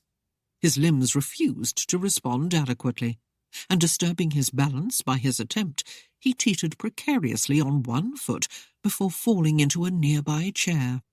After a moment he raised his gaze, but seeing only the back of Lord Saxton's flowing cloak, where the daintier form had been a moment before. He blinked until finally his flicking eyelids slowed their movement and rested undisturbed against his paunchy cheeks. Almost as quickly as they settled, a high-pitched whistling snore issued from his lips. Dinner was brought to Erienne's room, and Lord Saxton joined her for a short time until Tessie began to lay out her bedclothes. To Erienne's relief, he excused himself for the evening. His ponderous footfalls echoed in the empty hall, and a brief moment later she heard the door across the hall open and close, shutting off the sound. Long after Tessie had left, Erienne sat beside the fireplace in her room and stared into the flames, trying to convince herself that there was no reason to fear her husband. If somehow, by dint of will, she could overcome her trepidations and give herself as she had vowed, perhaps with the first hurdle past her, her apprehensions would recede. Yet now the gory vision of Timmy Sears intruded into her thoughts, and she knew it would be some time before she could dismiss that from memory. The inn grew quiet as the guests retired for the night. As she slipped between the downy comforters, Erienne detected a distant thump and a scrape, but when nothing more was heard, she finally relaxed and allowed sleep to overtake her troubled thoughts. The night aged, and the sound came again. A thump and a scrape in the hall, then a light rapping on her door. For a moment, Erienne's wits were scattered. She had been roused from a deep sleep, and the tightly woven threads of slumber refused to free her mind. The tapping was repeated, and with a start, Erienne came fully awake, realizing it had to be Lord Saxton at her door. She could think of only one reason for his coming, and that was to share her bed. Her whole body quaked as she rose from the bed. Willing herself to accept her fate, she hurriedly slipped into her robe. But her hands were shaking when she lit a candle from the fireplace, and the wavering flame of the candle gave ready evidence of her nervousness. Needing no reminder of how frightened she was, she left the candle stand on a table. Her nerves stretched taut as she crossed the room, and her mind raced with wild imaginings that tore at her resolve. The rapping came again, and biting a trembling lip, she paused at the portal to summon whatever courage she could muster. The key had barely turned in the lock before the door was shoved roughly open and she was flung back. She gasped in shock as she saw her mistake. It was not her husband at all, but the sodden roué from the common room. Garbed in breeches, stockings, and a loose-sleeved shirt that hung open to reveal a flabby chest, he leaned with insolent boldness against the door-jamb and held up a flagon of wine. "Here, missy." He waved the bottle to tempt her. "I brought you a little something to enjoy afore we gets down to serious matters." Laughing, he lazily sauntered inside and kicked the door shut behind him. Erienne had regained her spunk as soon as she realized her hour of doom was not at hand, but for caution's sake she retreated, giving the man a crisp warning. "I'm not alone here. My husband is in the room across the hall." "Aye, I saw the gimp, and I figured you'd be needing some good company tonight." The fop chortled and flexed his arms. "If I can't whip the likes of him, I should be laying in me grave." "If you don't forsake this foolishness," she retorted, "he will accommodate you. He is considered a marksman." "Bah! I'll be well gone before he drags himself from bed."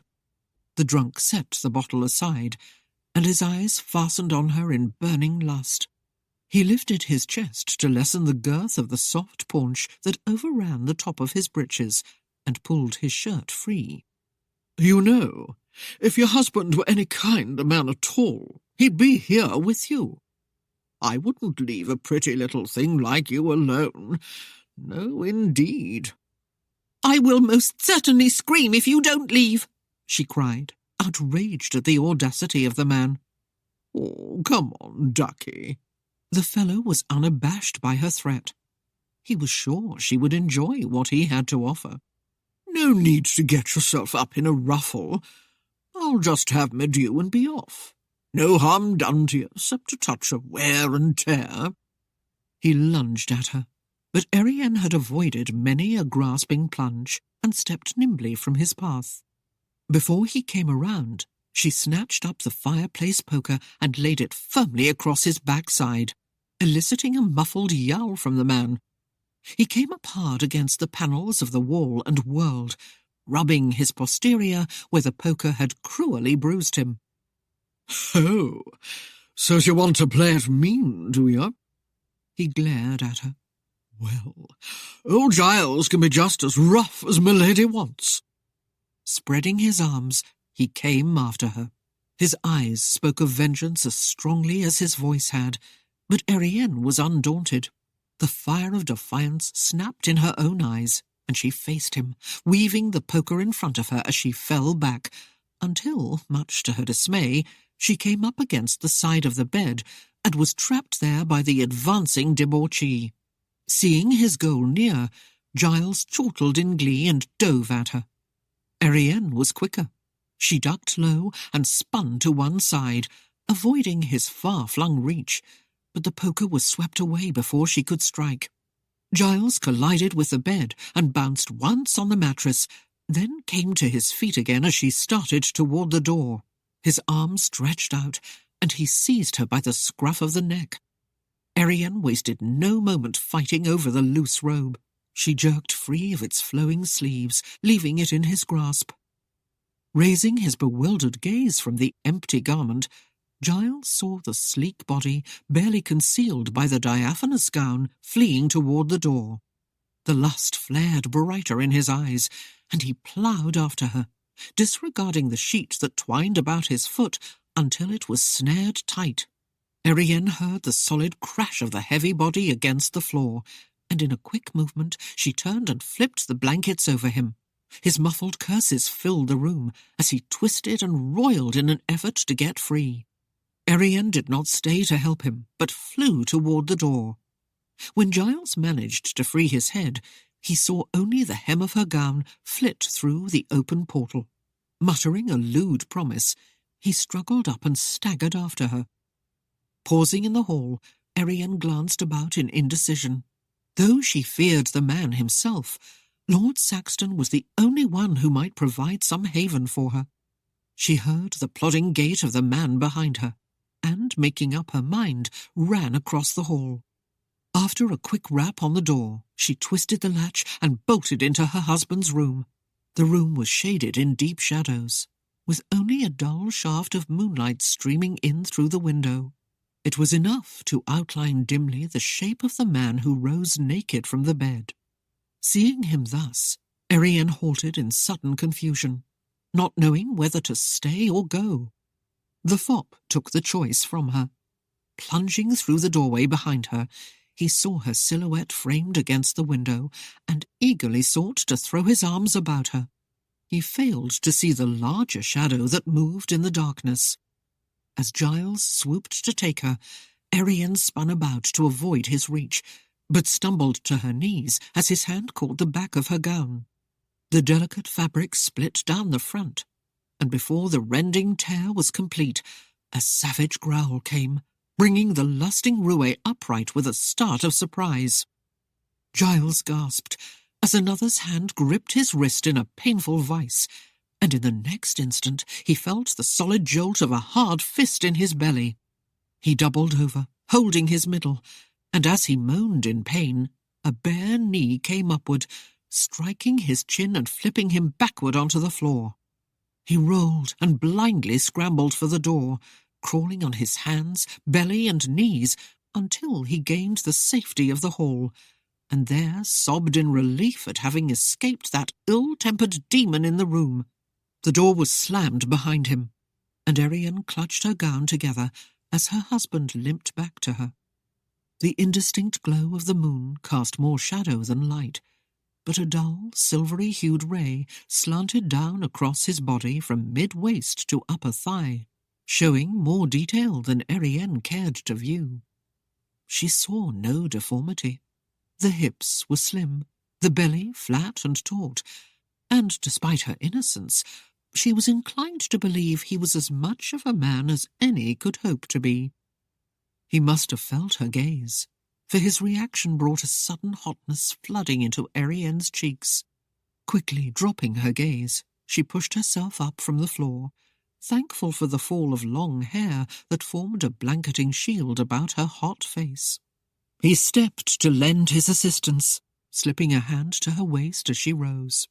Though she braced herself for the contact, the warmth of his touch penetrated the thin cloth. "Are you all right?" His whisper no longer bore the lisping quality the mask lent to his voice, but still it seemed oddly strained. Erienne kept her gaze carefully averted. "I'm sorry for the intrusion, my lord. I heard a knock on my door, and as I thought it was you, I opened it." "No need for your apology, madam," his rasping whisper assured her. "I can well understand why the man made the attempt.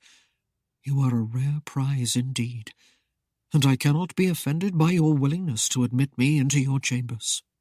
His hand lightly caressed her back through the fragile fabric, and though she stood unmoving, every nerve in her body tightened. "Will you stay in here with me?" She bit her lip. The moment to put aside all refusal was at hand, yet for the life of her she could not say the word.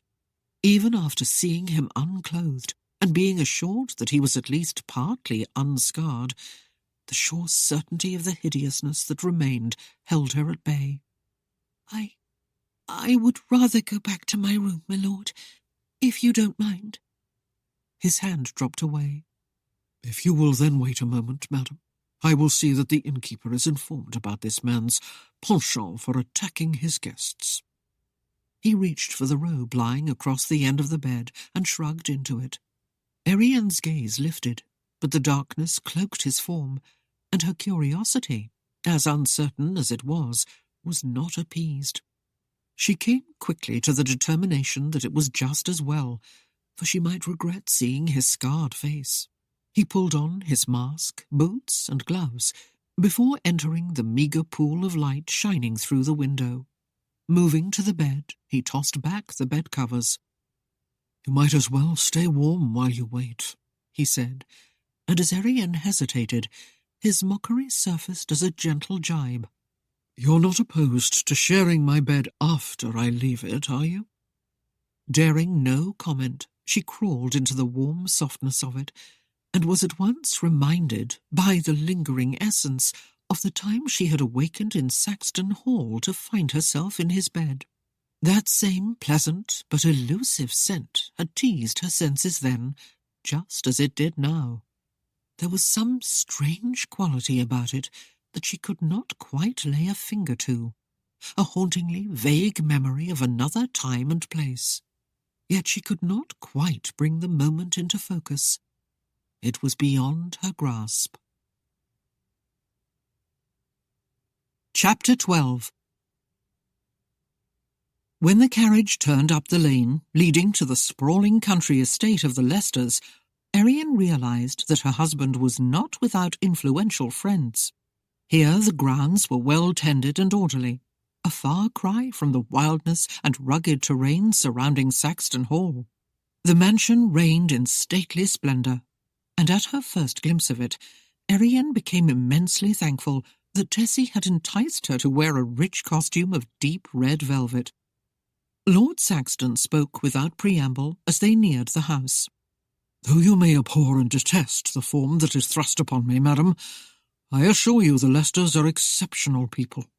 They are indeed old friends of my family, and I greatly savour their friendship. There are several things I must set aright, and they have given me invaluable advice and assistance toward those ends." A butler, grandly outfitted in white wig, red coat and white breeches, met them at the door and took their wraps. They were promptly escorted to a drawing-room, where the Marquis and his lady were waiting to receive them. Erienne was somewhat overwhelmed by the wealthy decor, but when the Marquis crossed the room, eagerly extending a bony hand in greeting to Lord Saxton, her attention turned to him, and the small, trim woman who hung back, seeming reluctant to come forward as she glanced hesitantly toward the masked one.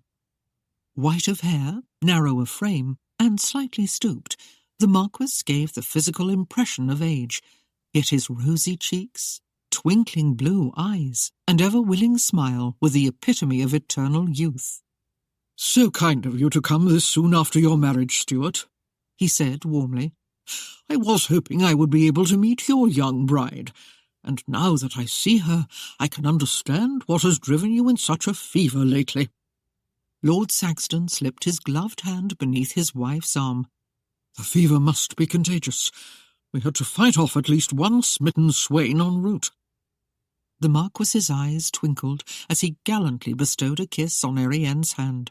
"I suppose Stuart has been completely neglectful of telling you anything about us." "Stuart?" She glanced at her husband with wide uncertainty. "'Twould seem there is much he has failed to tell me." "You must forgive him, child," the Marquis begged with a chuckle. "His manners have been much afflicted by his enchantment with you. I'm sure his mother is as horrified as you are." Erienne's surprise deepened. This was the first hint she had had of any living Saxton kin, and she lifted a wondering brow at her husband. "Your mother?"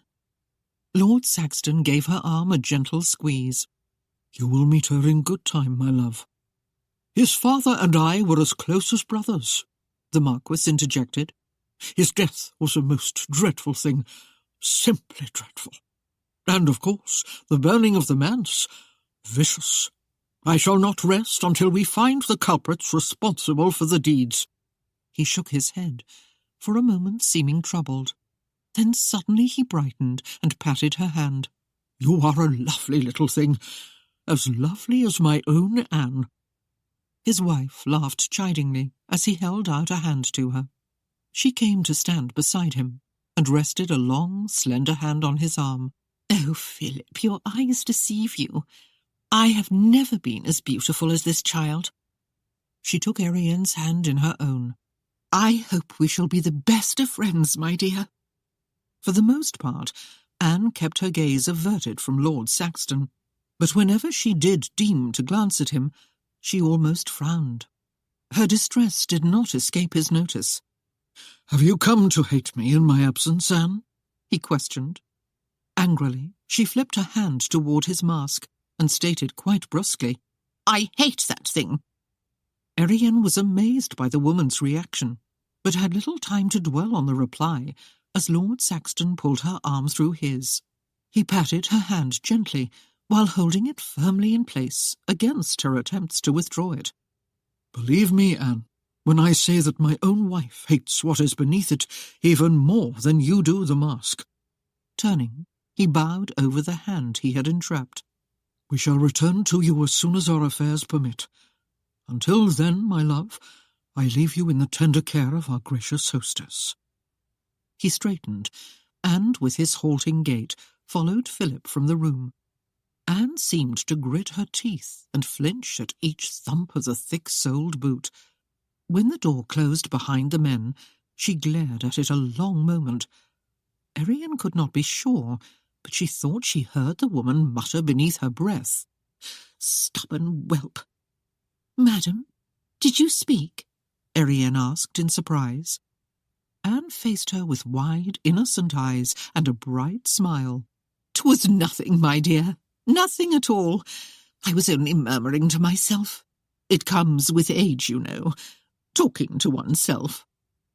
She put a gentle arm around the younger woman. "My dear, you must be simply famished after that long ride, and those men have completely abandoned us for the sake of their dreadful business. We'll have a bite to eat together, and then we'll take a carriage ride about town. The day is simply gorgeous, and it would be a shame for us to waste it waiting for our husbands. Why, if we plan it right, we could be gone the whole afternoon." They were indeed, and Erienne was entertained throughout in a manner she had not thought possible by a stranger. Anne Lester was as gracious and kind as she was witty and warm. Her light-hearted charm was infectious, and Erienne felt the tension melt away with the laughter. The evening swept past in a relaxed and congenial atmosphere. In the presence of the older couple, Lord Saxton seemed a little less frightening. While dining, Erienne even managed to remain calm beneath his unwavering stare. As was his habit, he abstained from food and drink, choosing to eat in privacy at a later hour, and bestowed upon her his full attention. It was late before they retired, and Erienne glided effortlessly to her room, pleasantly warmed with the wine she had sipped.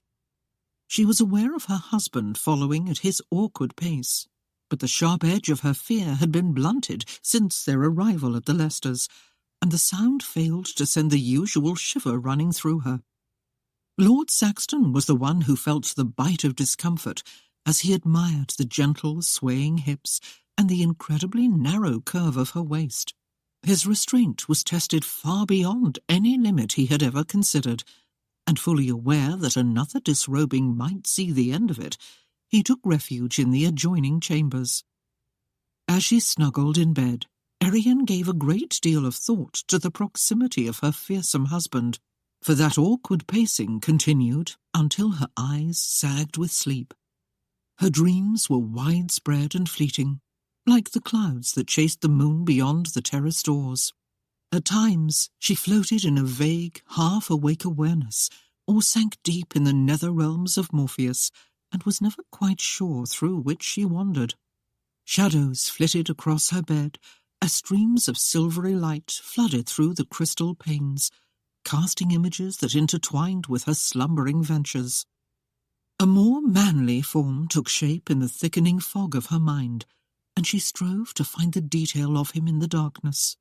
He stood tall and silent at the end of her bed, his furred chest and broad shoulders void of shirt, with a thumb hooked casually in the waistband of his breeches, while his other arm hung relaxed at his side. His dark hair was short and tousled, his jaw lean and firm, and she imagined greyish-green eyes glowing at her from the shadows. The presence stayed with her, unmoving, unchanging, always staring. With a sigh, she turned her head on the pillow, and in her dreams she saw him move close. His fingers plucked at the fastenings of her gown, and she felt the hot, licking flames of desire sweep through her as a warm mouth caressed the soft crest of her breast. The pulsing heat throbbed in her loins and spread like flaming oil through her veins. The face loomed above her, and sudden recognition of the man she had conjured brought her upright with a startled gasp. "Christopher!" Erienne glanced about her, peering into the shadows and dark recesses of the room. They were empty. Nothing stirred in the night-shaded stillness, and with a trembling sigh she sagged back against the pillows, bemused and disappointed. He had only been a figment of her imagination, and yet her young body had been aroused by the imagined kisses and the bold caresses. Her clamouring heart refused to soften its deafening beat, and she pressed an unsteady hand over her bosom as if to slow its frantic pounding. It was a long hour before the pulse in her throat quieted, and she again relaxed in the embrace of sleep. Shimmering rays of light streamed through the bedroom doors, filling the chamber with a rich abundance. Erienne stretched in the luxurious comfort of the bed, pulling up her long hair to spread it in thick waves across the pillows. Then her brows creased in a troubled frown as she remembered the path her mind had wandered while she slept. Even in her dreams she could not escape the Yankee. Disturbed by the betrayal of her subconscious mind, she donned a velvet robe and slippers and stepped out onto the terrace. The fresh scent of a frosty morn wafted on a gentle breeze that swirled through the trees and shrubs. She inhaled deeply of its fragrance, then, watching her breath cloud before her eyes, blew long streamers of white into the chilled air. The cold penetrated her wrap, yet she was thankful for its crispness, for it cleared her mind of the haunting memory of her dreams. The distant sound of muted voices drifted to her on a gentle rush of wind, making her pause. Peering through the trees, she recognized the dark shape of her husband, moving through the carefully tended garden. At his side was a woman, garbed in a long, hooded cloak. She was taller than Anne, and moved with the confident grace of one well assured of her station in life. Erienne could not hear what was being said, but the woman seemed to be pleading with him as she walked along. Now and then she held an arm out in plaintive supplication, and Lord Saxton would answer with a slow shake of his head. After a time, the woman paused and faced the dark figure, laying a hand on his arm as she spoke intently for some time. The masked one turned away slightly, as if reluctant to listen, and waited in silence until she finished. He explained briefly, and again the woman made an appeal. He gave another small negative shake of his head, and with a brief bow of farewell, he swung his heavily shod foot about and left her. The woman made as if to stop him, but apparently thought better of it. After a moment she turned, and with head lowered, slowly walked into the house.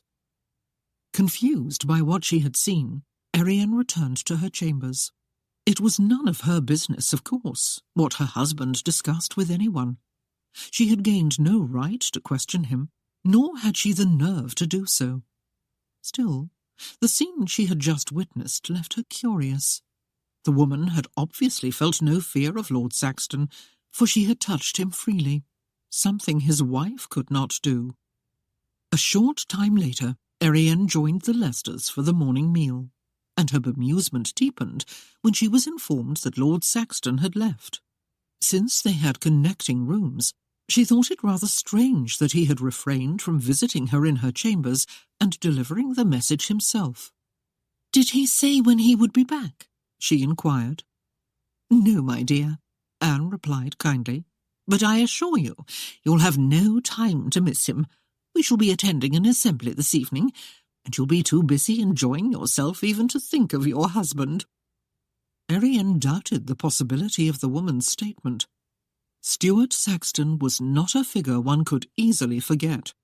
His dreadful appearance burdened her mind like an oppressive weight every hour of the day. That evening, when she was dressing for the affair, a small silk box was delivered to her bedchamber, and the meticulously garbed servant who brought it decorously announced that the gift was from Lord Saxton. A note written in a bold hand and signed with the single initial S accompanied the box, and bade her to honour the Saxton family by wearing the gift to the assembly. Erienne was puzzled by the aloof manner in which her husband was conveying messages and presents. She did not believe he had grown shy of late, and worried that his absence might have stemmed from a growing vexation with her. When she lifted the lid and beheld the triple-strand pearl choker resting on the bed of royal blue silk, her apprehensions ceased to exist. It seemed unlikely that her husband would bestow such an expensive piece of jewellery on her when he was angry with her. Small diamonds and a large sapphire adorned the clasp, and more of the same precious gems embellished the pair of pearl earrings that completed the set. The gift was far better than she deserved, she mused, as the dreams of the night past came back to accuse her. It would be much more beneficial to their marriage if she kept her fantasies to a more wifely path. Seeking to fulfil Lord Saxton's request and present herself in a regal manner, Erienne chose a pale blue satin gown to complement the jewellery. A white fichu trimmed with a delicate lace, sewn with tiny seed pearls, was draped to bare her shoulders coyly. Tiny clusters of seed pearls nested in the tufts of the satin skirt. Tessie swept her hair back from her face and painstakingly curled it in a mass of ringlets that fell in soft tears from the crown of her head and ended at the nape of her neck. The necklace and earrings were donned, and her reflection bore out the fact that she would at least do the Saxton name no harm. She had only heard stories from her mother of the social gatherings of the elite, and was rather nervous over what was to be her first experience. When they arrived, Anne introduced her about to the different lords and their ladies as the new mistress of Saxton Hall, gaily explaining that the manor was just as far north in England as London was south. By keeping up a stream of vivacious chatter, the woman gave little time for serious questions, and if any were overly curious, she laughingly swept her guest on to the next group. It seemed as if the Leicesters knew nearly everyone present, for the circle around them widened. Erienne soon began to wonder if there would ever be an end to the formalities. Intertwined with the introductions were comments on the happenings in France. Everyone was aghast at the massacres of political prisoners in the streets of Paris, and quickly agreed that such a thing could not happen in England. The fact that the French king had been taken prisoner was shocking, and what was even more disruptive to the orderly English mind was that many expected him to be executed before too much time elapsed. Several ladies, anxious to speak with Anne, wedged their way in front of Erienne, separating her from the older couple. Left more or less to herself for the moment, she took the opportunity to look through the hall.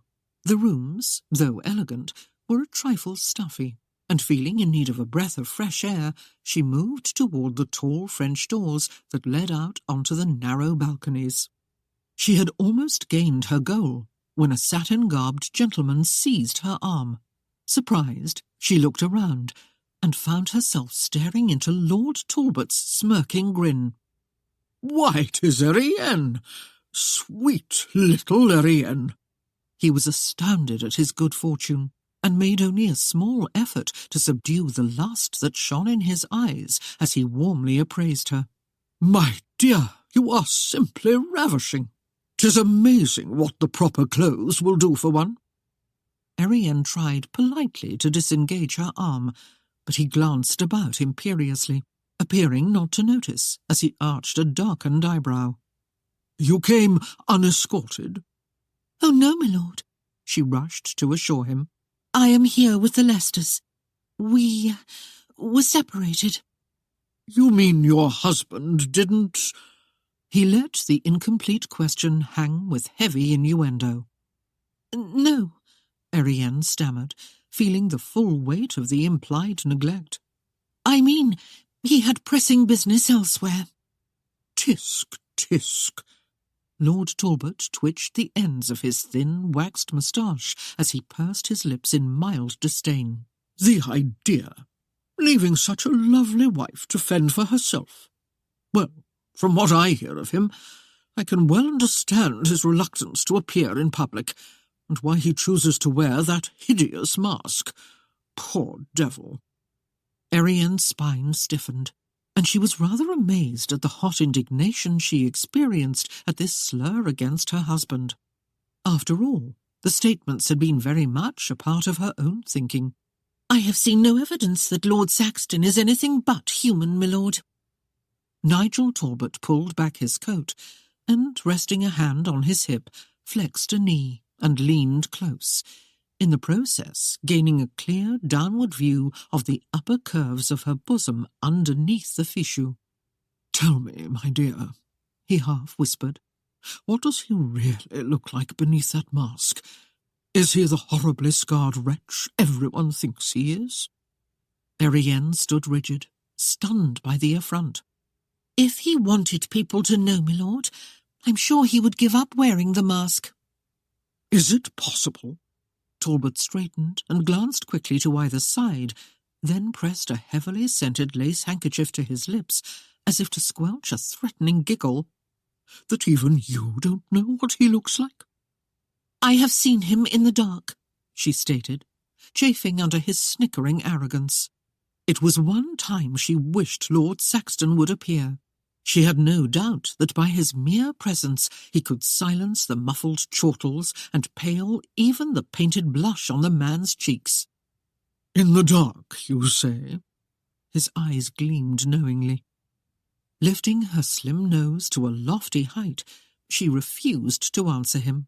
She would not gratify the man's salacious bent by explaining that the moment to which she was referring had naught to do with the intimacies of marriage.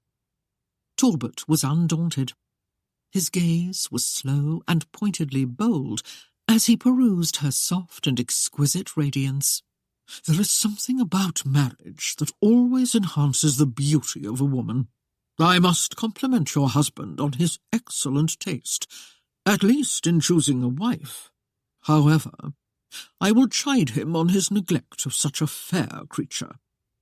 Turning slightly away from her, he scanned the crowded room. "I came here with several friends, all gentlemen of good account, of course." He drew himself up, as if the association enhanced his own importance. "When last I saw them, they had obtained companionship for the evening, and were preparing to leave. But I can hardly ignore my duty to Avery, and leave his daughter unattended amid strangers. I see no help for it, my dear. You will have to come with me." "I assure you, my lord, I am quite well escorted," she insisted. "You needn't have a care." "Nonsense, child." He dismissed her statement with a wave of his lacy handkerchief. "If you were being looked after, you'd not be standing here alone. Why, any disreputable scoundrel could whisk you off, and no one would ever know." "How true," Erienne mused derisively.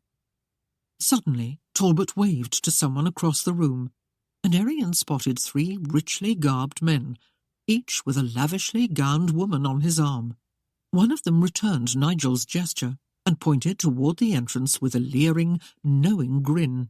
Then, as a body, the 3 couples moved in that direction. "Come, my dear," Nigel commanded, assuming Erienne's assent. She opened her mouth to protest, but a waggled finger in front of her nose silenced her. "I really must have a care for Avery's daughter. I will hear no more of you staying here alone." "Lord Talbot, I am not alone," she cried in desperation. "Most assuredly not while I'm with you, my dear." He tucked her hand beneath his elbow and held it firmly in place as he half dragged her through the crowd. "You know, I was really quite miffed that your father chose to put you on the block without consulting me. I am sure we could have arrived at some equitable arrangement." Erienne tried to give him as much resistance as she could without creating a scene. "I don't think my father was aware that you were seeking a wife." "Heaven forbid," Lord Talbot chortled. "The thought of marriage never entered my mind." "'Twas a condition of the rope," Erienne panted as she was towed rudely along. "Tish-tosh," Talbot sneered airily. "A few £100 would have settled your father on that score." They were in the foyer, and as they passed a slim column, she hooked an arm around it. With that anchor, she snatched her other arm free and immediately feared that she had left some skin behind. Talbot faced her with a brow raised in surprise, and, at her glare, hurried to explain in a conciliatory manner. "I only meant, my dear child, that you might have occupied a quite special place in my household. I'm sure you would have preferred it above your present situation. Avery should never have forced you to wed that scarred beast of a man." A deepening pink hue was creeping upward from the top of Erienne's gown. "My husband may be scarred, sir, but he is not a beast." "My dear girl." His eyelids lowered as he savoured the beauty her anger roused.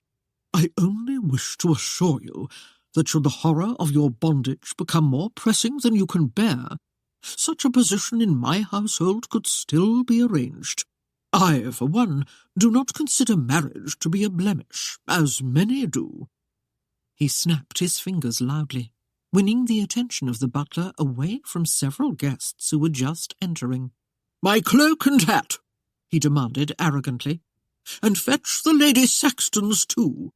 "Really, Lord Talbot," Erienne protested vehemently. "I cannot go with you. I am here with the Leicesters, and they will be most distraught if they cannot find me." "Calm your fears, child," Lord Talbot soothed. "I shall leave a message informing them that you have departed with me, and," he smiled down at her sanguinely, "that you are receiving only the best of care. Now come, my dear. My friends are waiting in the carriage."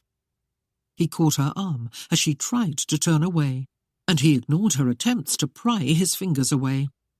"Please," she gritted out in an anxious whisper. She tried to twist her arm free, fearful of rousing the ire of such a powerful man, but also determined to stay where she was. "You are hurting me." A man detached himself from the new arrivals and approached the butler. who was in the process of handing the cloaks, cane and hat to Lord Talbot. As the man neared, his own cloak slipped from his arm, falling at his lordship's feet. He bent to scoop up the garment, and when he straightened, his head struck Talbot's forearm with enough force to break his grip on Erienne. She was thrust away by the intruding body, and, seeing the opportunity granted her, lifted her skirts and fled without a backward glance. The man's plunge continued upward, his shoulder striking Talbot in the ribs, then his arm caught solidly beneath the sagging chin. With a loud clop, Talbot's mouth closed, and he staggered backward on high gilt heels to slam against the wall. He clapped a hand over his bruised mouth and hopped forward, teetering on one foot as he strove to regain his balance, until the other man caught his arm with almost undue force. Then he was held in check, with one foot clear of the floor and one shoulder strained high. "My apologies, sir," his assailant cajoled. Lord Talbot looked in horror at the blood in his palm. "I bit my tongue, you damn fool!" The man released his grasp, and his lordship nearly fell at the sudden lack of support. He was caught again, this time a bit more gently. "I really am sorry, Lord Talbot. I hope you are not seriously injured." Talbot's head snapped up, and his eyes widened as he recognized the tall form. "Seaton, I thought it was some country oaf." A quick vision of Farrell Fleming's half-cocked arm crossed his mind, and he dispensed with the possibility of an outright challenge.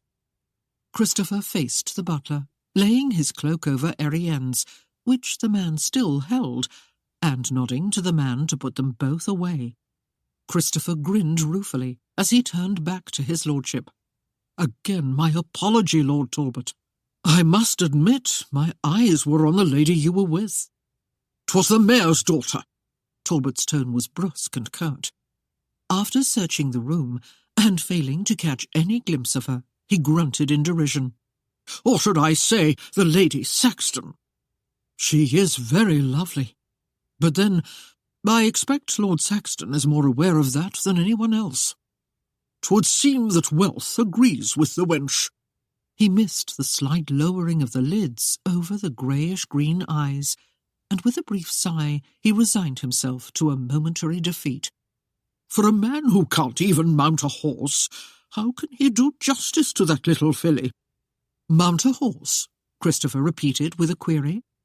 "Aye, 'tis rumoured the man is too clumsy even to ride." Talbot gingerly tested a rib, worrying that it might be cracked. "If you will excuse me, Seaton, I must repair my appearance." "Of course, my lord." Christopher raised a hand to indicate to the butler, who held out a satin cloak. "If you're leaving, you'll no doubt be needing this." Talbot loftily waved the servant away. "I've changed my mind. I shall be staying for a while." He smirked. "The filly has spirit. She should prove highly entertaining in a chase." A corner of Christopher's mouth lifted in a meagre smile. "I've heard Lord Saxton is quite adept with firearms. Be careful that you don't get clipped." "Pah!" Talbot dabbed his handkerchief to his lips. "The man is so clumsy, he'd sound a warning a mile away." Erienne anxiously searched, until she found Anne seated with a couple at one of the small tables provided for the playing of cards. The older woman's face brightened when she saw her, and she patted the seat of the chair beside her invitingly. "Sit here, my dear. You were gone so long, we were beginning to worry about you. I sent Philip to find you, and now that you're here, you can join us." Erienne disliked the reminder of what had ruined her father, yet after her recent experience with Lord Talbot, she was eager to accept the security of the woman's nearness. "I'm afraid I know nothing about the game." "Triumph is quite simple, my dear," Anne assured her gaily. "'Twill take you only a moment or two to learn, then you'll never want to stop." The statement did not ease Erienne's qualms about the wickedness of cards, but considering them a lesser evil than what Lord Talbot had planned for her, she agreed to play. They entered the game, and though Erienne tried to concentrate on learning the rules, she was wary of those who paused to watch, until she was certain that none wore the silver satin that readily identified his haughty lordship. After playing a few hands, she was quite surprised to find that she was actually enjoying the game. She suffered a twinge of uncertainty, however, when Philip returned to their table and requested a private word with his wife. Assurances were made of their quick return, and Erienne forced herself to relax as Anne excused herself. A new hand was dealt, as another woman took the vacant seat. The newcomer laughed apologetically. "I'm not very good at this." Erienne smiled at the elegantly attired woman. "If you were, I'd be in trouble." The two who completed the foursome exchanged confident nods. This promised to be an easy game for them. "I am the Countess Ashford, my dear," the woman murmured with a gracious smile. "And you are?" "Erienne, my lady. Erienne Saxton." "You are very young," the Countess observed, studying the creamy visage. "And very lovely." "May I return the compliment?" Erienne replied without guile. Though perhaps between an age 10 and 60, the Countess possessed a serene beauty that the oncoming years could not tarnish. "Shall we get started?" the man in their group suggested. "Of course," the Countess readily agreed, collecting her cards. Erienne took the first bid and studied her cards intently until she sensed a presence at her back. Cautiously she paused, but out of the corner of her eye she saw a lean, darkly garbed leg and a black shoe. Her qualms eased. As long as it was not Lord Talbot, she was free to concentrate on the game. Not overly confident with it, she was worried over making the right play, and thoughtfully fingered the knave of diamonds in her hand as she considered the possible repercussions for playing it. "You'll do better with the king, my lady," the man behind her advised. Erienne froze for an instant of time as the familiar voice scattered her thoughts. Her heart began to hammer wildly in her bosom, and her cheeks grew flushed. She had no need to see the man's face to know who stood at her back. She now felt his presence with every fibre of her being, and despite her shock, a growing, comforting warmth suffused her, thawing her stilted wariness. She quickly attributed the sensation to a feeling of security with him close at hand, though the idea was contrary to her earlier experiences with the worldly Christopher Seaton. She glanced up to see if any of her companions had taken note of her discomposure. The gently smiling eyes of the Countess rested on her, and in a soft voice she reminded, "Your play, my dear." Erienne dropped her gaze to her cards. Her family could attest to the fact that Christopher was knowledgeable at cards, and his advice could be trusted. With sudden decision, she thrust the knave back into the hand and played the king. A queen fell, and when all the cards were down, she had won the round and the tokens. The Countess Ashford chuckled. "I think I would do well, sir, if I let you play this game. I have always preferred to watch people matching wits against each other and not against me." "Thank you, madam." Christopher flashed the woman a charming grin as he dragged up a chair beside Erienne. "I hope I shall prove worthy of your confidence." "I have no doubt that you will, sir." Erienne sent a cool glance skimming over him as he took the seat beside her. The memory of his intrusion in her dreams was not dimmed when she saw how crisply tailored and handsome he was in the dark blue silk and flawless white shirt. Christopher's eyes gleamed as they lightly caressed her in return, and he gave a brief nod of greeting. "Good evening, my lady." Erienne stiffly inclined her head. "Sir?" He introduced himself to the others, and, taking up the pack, began to shuffle the cards. His lean, brown fingers worked with dexterity, giving Erienne cause to believe that her father was either blind or a fool not to have recognized the man's skill. But then, perhaps Avery had been too intent on cheating to notice anything. What are you doing here in London? She asked, carefully guarding her tone so it might sound gracious. I thought you would be in Mowbray or Workington, or some such place. Christopher began to deal, but his attention never strayed far from her. She was quite lovely in her finery, and his gaze eagerly feasted on the beauteous fare. I saw no reason to stay when you weren't there. Erienne's eyes swept about the table surreptitiously, finding the two other players occupied with their cards. The Countess calmly sipped a sherry that had been brought to her, and for the moment seemed distracted, allowing Erienne the opportunity to frown a warning at Christopher. He smiled leisurely in reply, showing incredibly white teeth, and gestured to her cards. I believe 'tis your bid, my lady. Erienne tried to concentrate on the cards, but the effort proved futile. She decided no bid at all was better than making a fool of herself. Pass. Are you sure? Christopher asked solicitously. Quite sure. She pointedly ignored the mocking gleam in his eyes. You're not going to win that way, he chided. Besides, I expected more of a challenge from you. Why don't you bid? She arched a lovely brow, daring him in return. I thought I would, he replied easily, and spoke his choice to the other couple. 3. 4, the man responded with a sly grin. The woman shook her head, and the bid came back to Christopher. You don't make it easy for me, sir, he stated with a chuckle. 5 it is. You're very bold with your bidding, Erienne pointed out. When I'm allowed to be, Christopher agreed, dulling her meagerly veiled barb. I am not easily dissuaded, and I usually take the initiative if I think I can win. So 'twould seem with cards. His eyes glowed as he smiled at her. With everything, my lady. Erienne did not dare contradict his statement. Had they been alone, she might have reminded him that after he had asked for her hand in marriage, he had accepted the outcome of the rub quite congenially.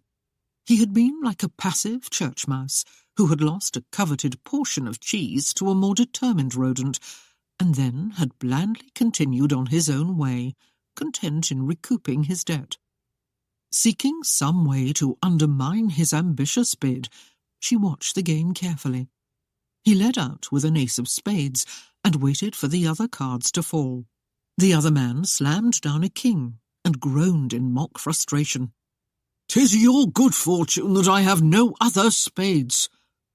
In his next play, Christopher won her knave with his queen. His 10 of spades saw the last of theirs, but he played a 9 in the same suit for good measure. Erienne held the ace of diamonds to the last, hoping she would find a flaw in his strategy. As he laid out his last card, he grinned at her. An ace of hearts, my lady. Have you anything better? Declining comment, she tossed out the solitary diamond with a slight show of irritation. He seemed in jovial spirits as he gathered up the cards. He accepted the tokens from the couple, and as the two turned to speak with the Countess, he faced Erienne with a hint of a mischievous smile. I believe you owe me a token, my lady. Or do you wish me to extend credit? What? And have you claim I owe you some further recompense? She declined with a scornful laugh as she flipped him a wooden chip. Definitely not. Christopher sighed in exaggerated disappointment. Too bad. I was looking forward to collecting. You always are, she murmured as he leaned forward to pick up the chip. You can hardly fault me there. His tone was equally soft as his eyes caressed her warmly. You sorely test my restraints, my lady. Restraints? She raised a delicate brow in disbelief. I have seen no evidence of such. Madam, if you really knew, you'd think me a scoundrel. I already do. I don't suppose your husband has let you come unescorted. He waited expectantly for a reply. You may relax, sir. I've come with the Leicesters this time. I was hoping for a turn of fate, but I suppose I must accept the fact. He came to his feet and extended his hand to her. I should like to treat these wealthy peasants to a taste of real beauty. The Leicesters can hardly protest if you enjoy yourself, and the music is most entrancing. Will you pleasure me with this dance, my lady?" A piquant denial was ready on her lips, but the swiftly flowing strains of the music drifting from the ballroom made her want to move to its rhythm. For a breathless moment, she envisioned herself following the steps of the contredanse on his arm. The tutoring she had received from the schools and her mother had included many hours of instruction on the dances. Until now, she had found little opportunity to put her skill to practice. A thrill went through her, returning the spots of colour to her cheeks, and she could no more deny the moment than the arm her erstwhile tormentor offered. She rose to her feet and laid her hand lightly upon his sleeve. Christopher smiled into her eyes and made their excuses to the others, giving a brief nod of farewell to the Countess. Slipping a hand beneath Erienne's bare arm, he escorted her to the hall where the guests were gathering. As they entered the contredanse, he showed a leg, and when he straightened, the warm, glowing light in his eyes made her heartbeat quicken all the more.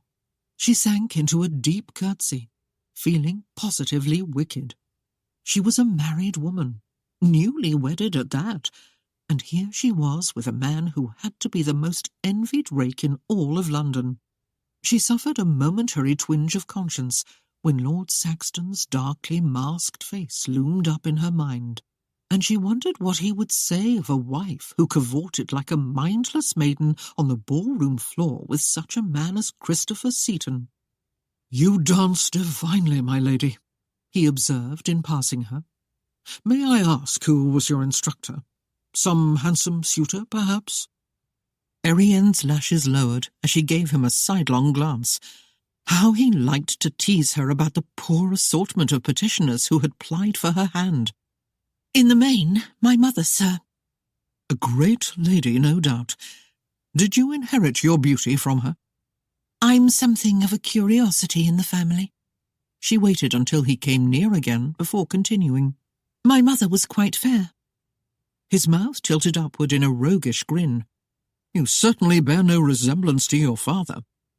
Her laughter bubbled to the surface like a fountain of crystal-clear water, fresh and sparkling, light and airy. The sound flowed as subtly as a gently flowing stream through Christopher's mind, yet its eroding effect was devastating, washing away every thought but one. The fact that he wanted her was becoming a hard-pressing reality, and he found no way to ease his goading desires. When the contredanse was ended, Lord Talbot appeared beside them almost magically and postured grandly before Erienne as he offered an apology, pointedly ignoring Christopher. "If I offended you, my lady, I'm sorry. Your beauty makes me careless, and I fear something of a boorish knave. Am I forgiven?" The desire to reject his pompous excuse was strong within her, but the consequences to the Fleming and Saxton families had to be considered. The man's power in the North Country had been felt much too often not to give serious deliberation to it now. Stiffly, she nodded the concession. "Then you will allow me the pleasure of this next dance?" He stretched out his hand expectantly.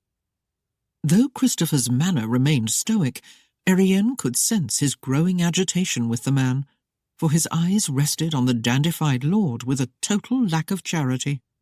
She knew Lord Talbot would not be above pressing the matter if she refused him, and she was just as aware that Christopher was not swayed by the man's importance. Hoping to avoid an angry confrontation, she accepted the proffered hand.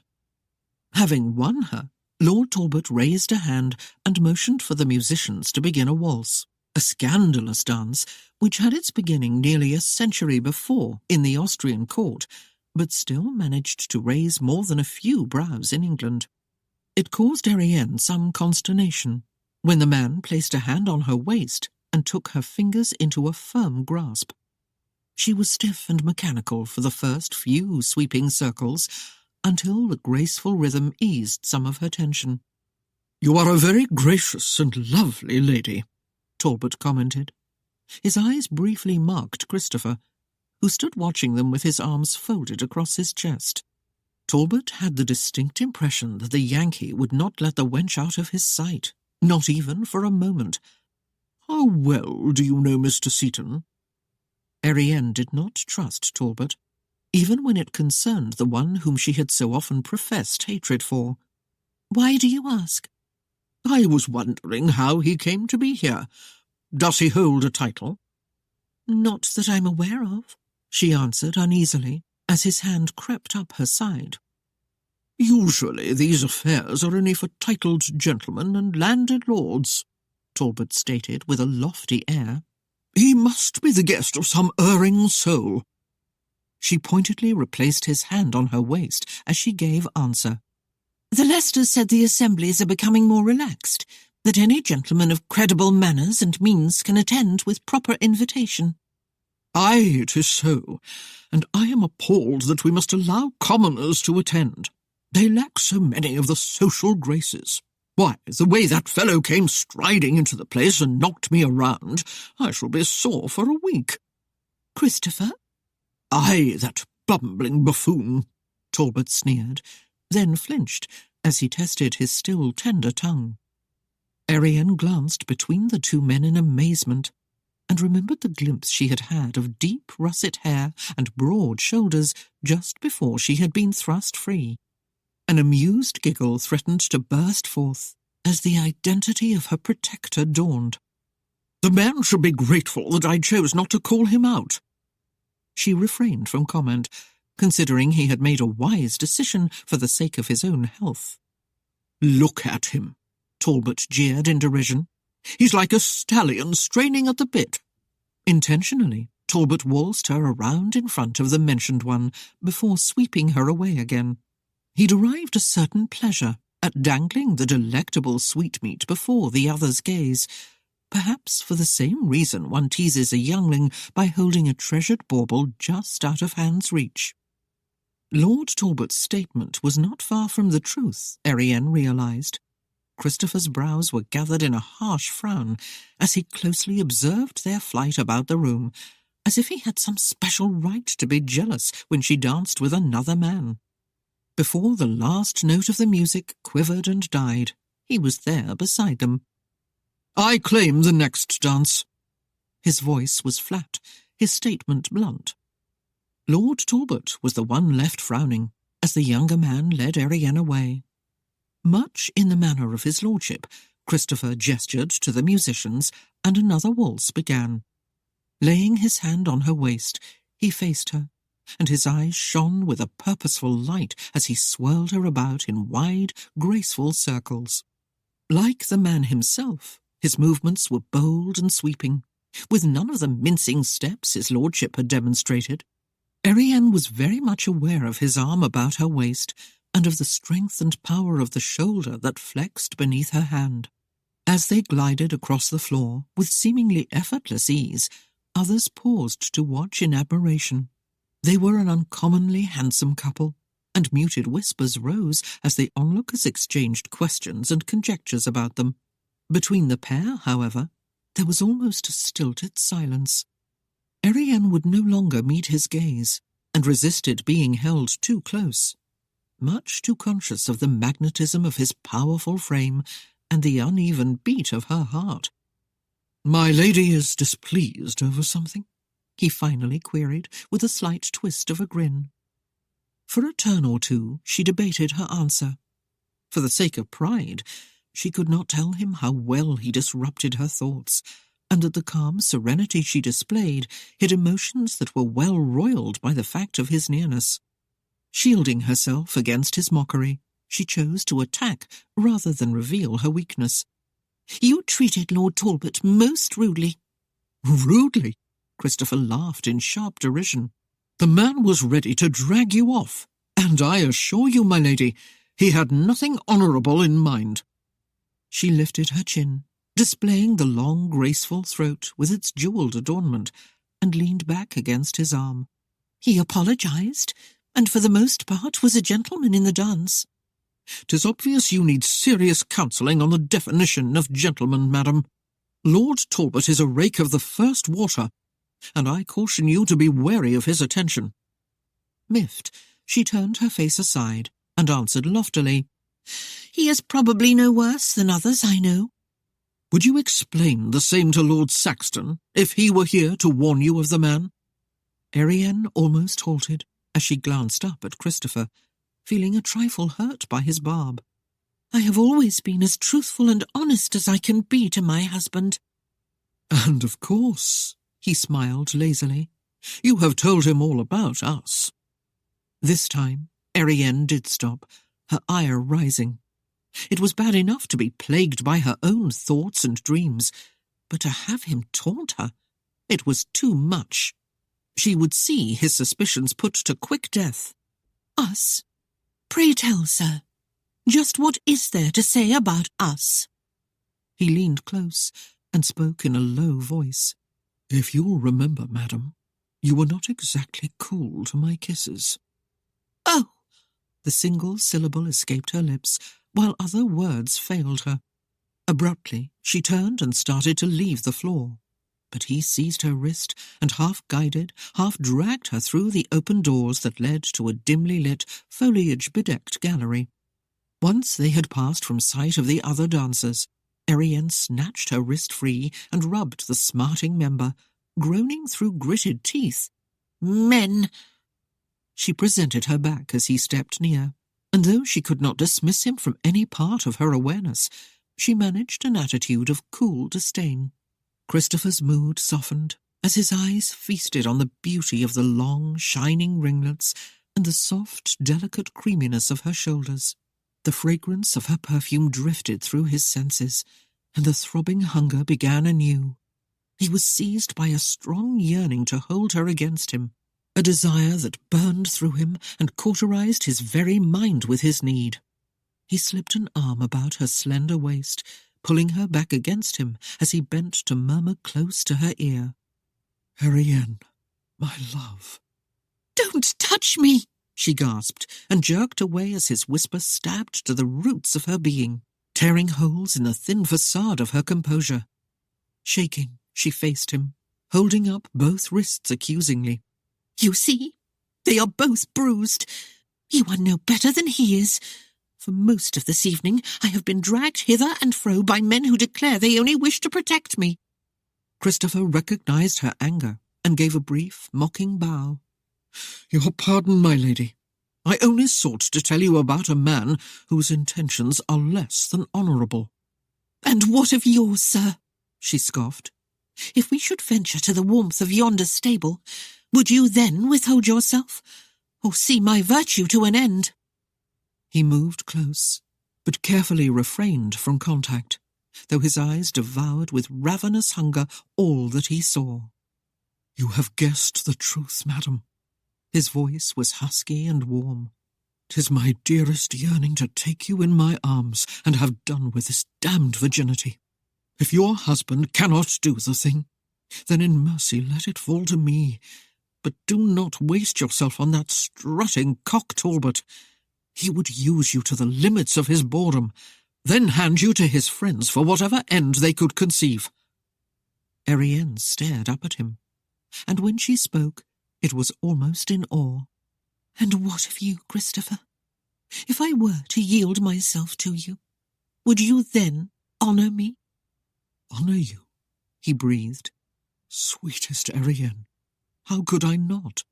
You are ever in my thoughts, bending me, twisting me, plucking at the fibres of my mind. The man inside me trembles whenever you're near, and I groan in agony for the touch of your hand laid upon me in a soft caress. I am beset with my desire for you, and if I thought for one moment that you would not loathe me forever, I would ease my lusts this very night, be you willing or nay. But I'd rather hear my name fall from your lips with words of love than snarled in tones of hate. 'Tis the one thing that keeps you safe from me, Erienne. 'Tis the only thing. She could only gaze at him, her lips parted as a tumult of emotions coursed through her bosom. There raged within her a memory of a night in an abandoned stable, when his kisses had seared through her resistance and left her shaken with the realization of her own passion. The feelings came back, and she was seized by a biting, raging fear that if she delayed a moment longer, she could dishonor herself, her husband, and her house. She whirled and fled, afraid that he would press for an answer, and was just as frightened of the one she would give. Chapter 13. The jamb of the window was cool against Erienne's temple as she stared out through the crystal panes. Before night had settled over the land, clouds had gathered, and now formed a gossamer veil that hid the face of a bashful, waning moon. Far off to the south, a multitude of London lamps cast an amber glow against the lowering mass. Even as she watched, a soft, misting rain began to fall, and the distant lights faded until only the gnarled, naked arms of the ancient oaks twisted up into the darkness, their forms dimly lit by the stable lanterns. Beyond the grounds of the manse, no detail, no hint of habitation could be seen. Erienne rubbed her brow against the smooth wood, as if to soothe the confusion that churned inside her head. She was thankful that Lord Saxton had not returned from his business, for she was sceptical of how well she could hide her agitation from him. Her breath clouded the diamond-shaped panes, shutting off her view of the world beyond. With a half-angry discontent, she moved away from the window and gathered the soft velvet robe close about her against the chill of the room. Seeking warmth, she went to the fireplace and sat on a low stool in front of it. The lamps had been doused in the chamber, except for a single candle on the bedside commode. Blending with its meagre light, the leaping flames threw a soft golden illumination into the room, elongating and distorting shadows. Though a deep weariness had come upon her after the rush of the long day had ebbed, her thoughts continued to tumble in a crashing, tumultuous surf and refused to give her rest.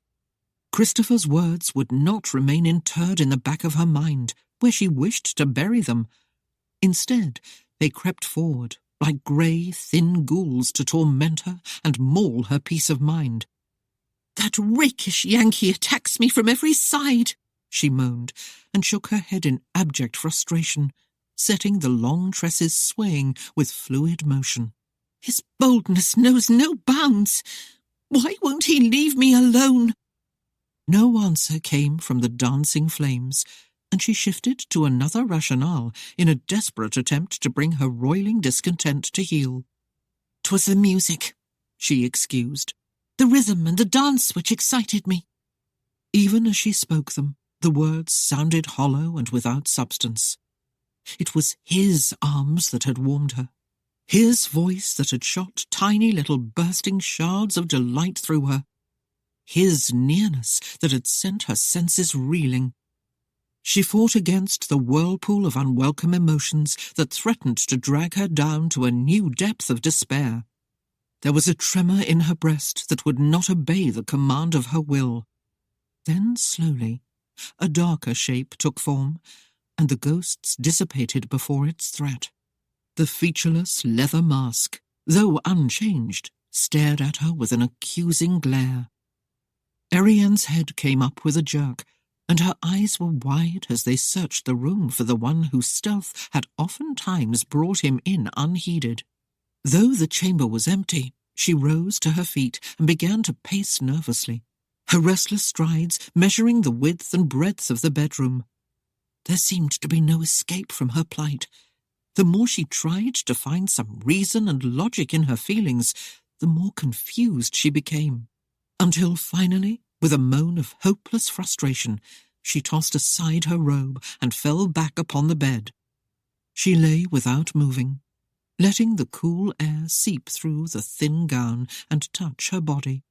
Her shaking eased by slow degrees, and her mind was lulled by the serene stillness of the room.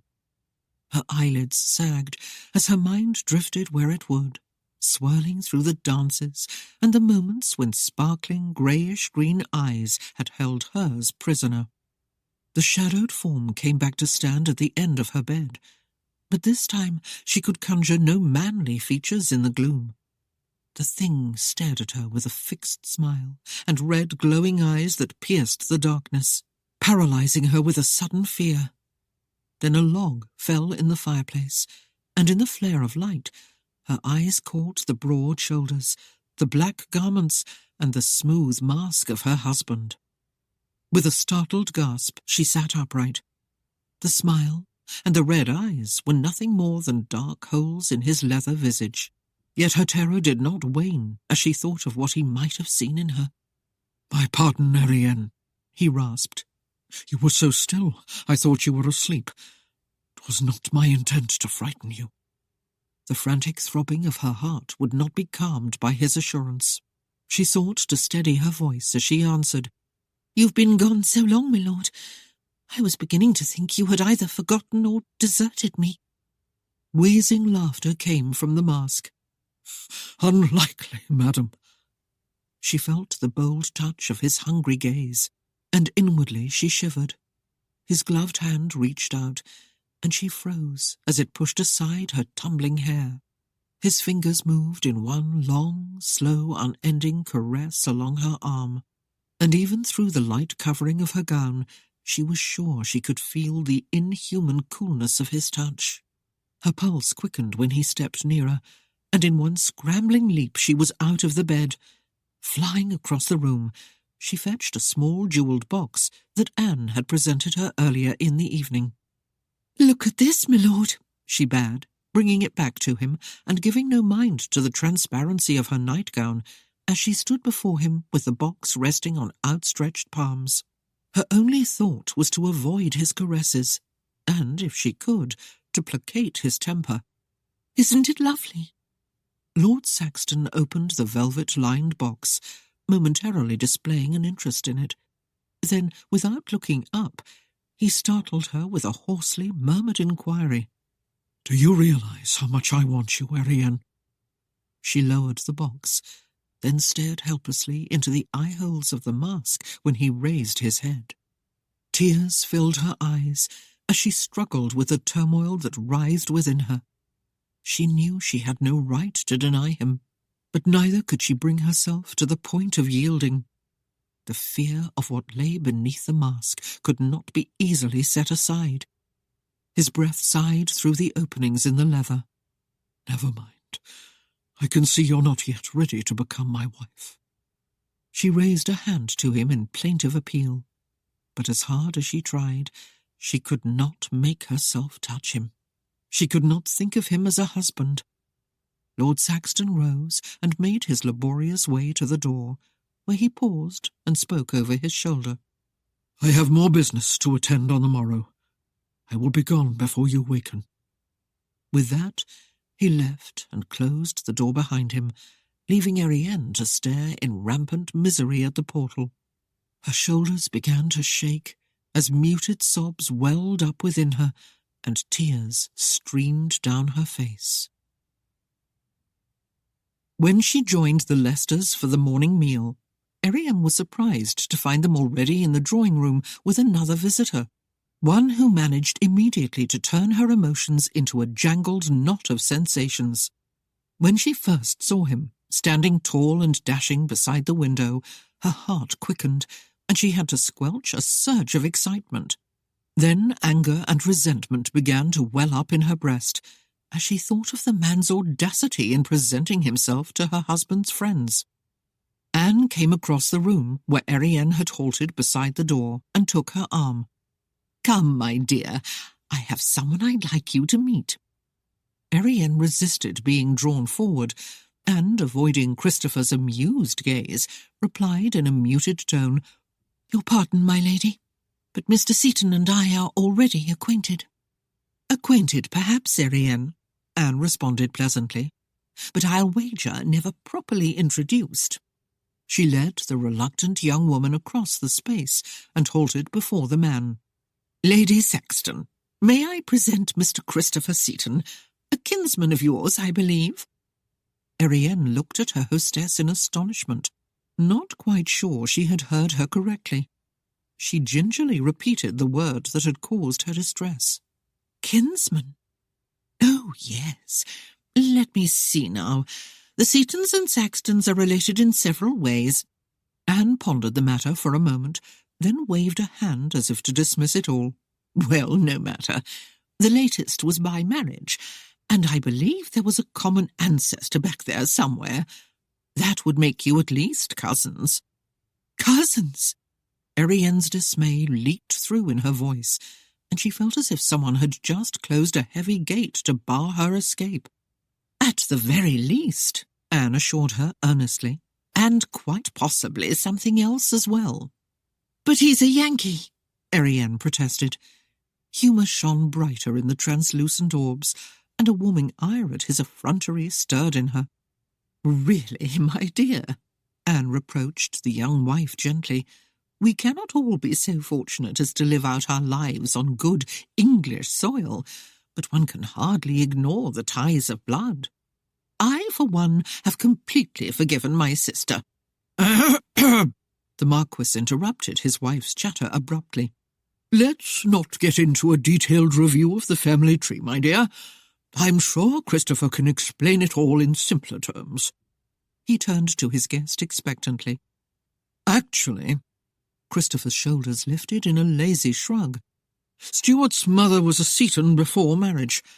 I have always been considered something of an outcast by the family, so they usually strive to disallow whatever claim I may have.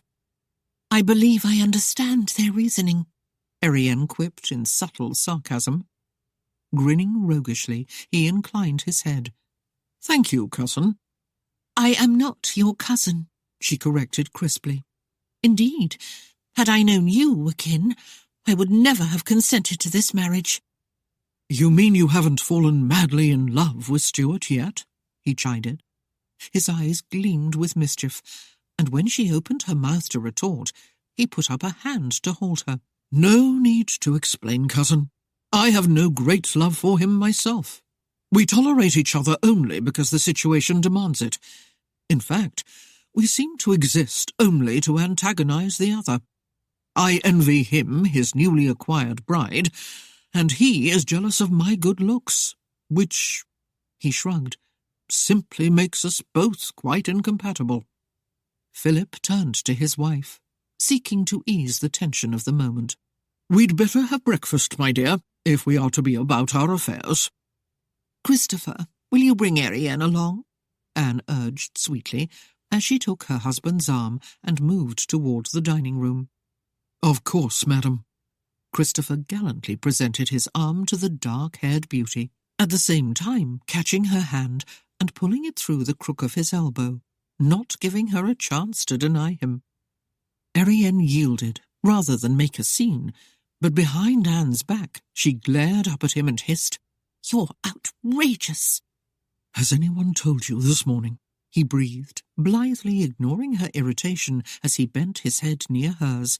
"How beautiful you are." She lifted her slim nose to a higher elevation, avoiding any reply. Still, she could not quite quell the stirring of pleasure his words aroused. Christopher pondered her silence for a moment as his gaze lightly caressed her. "Anne tells me that my cousin is quite smitten with you, but since he lacks the appearance that would make him socially acceptable, he is reluctant to appear in public with you."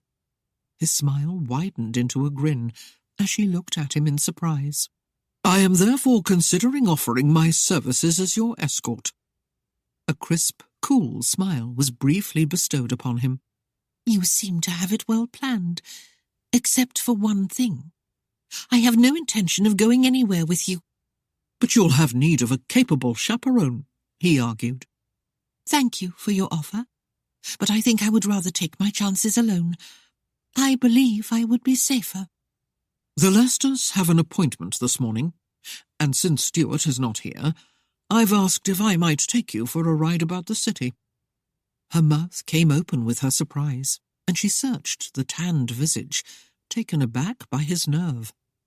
She greatly suspected that he was setting a trap for her, but fully intended to avoid it. "I should like to decline, sir." He seemed undismayed.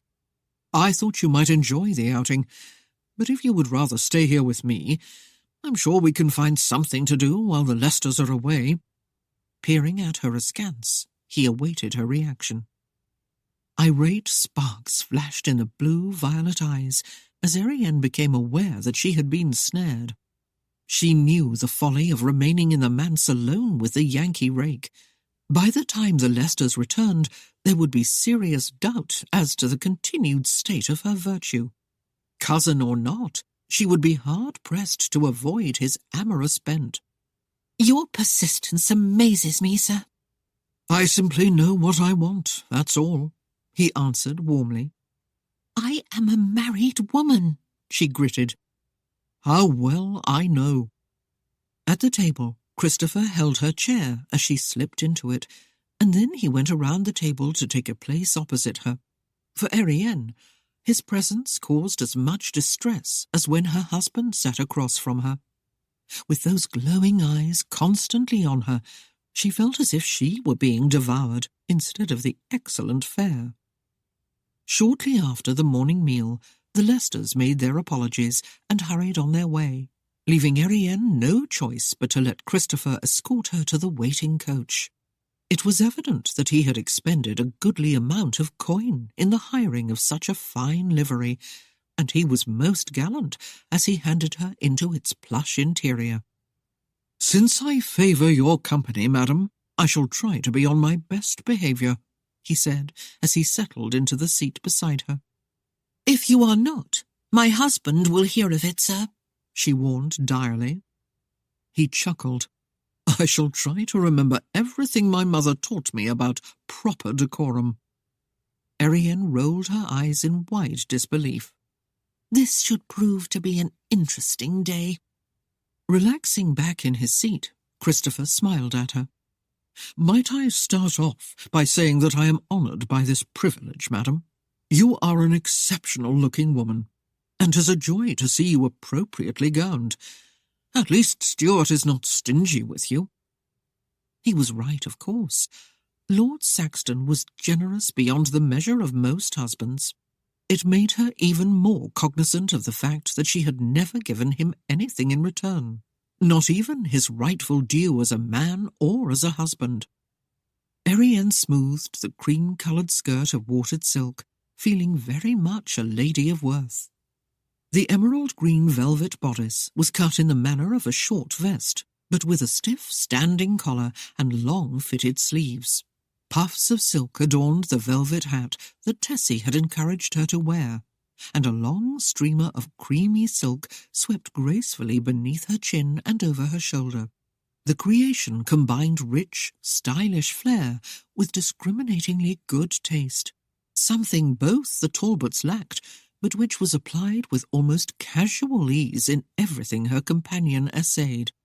He had completely destroyed the low opinion she had previously held of Yankees, and yet, at the same time, he had also confirmed her suspicions that their gall was beyond measure.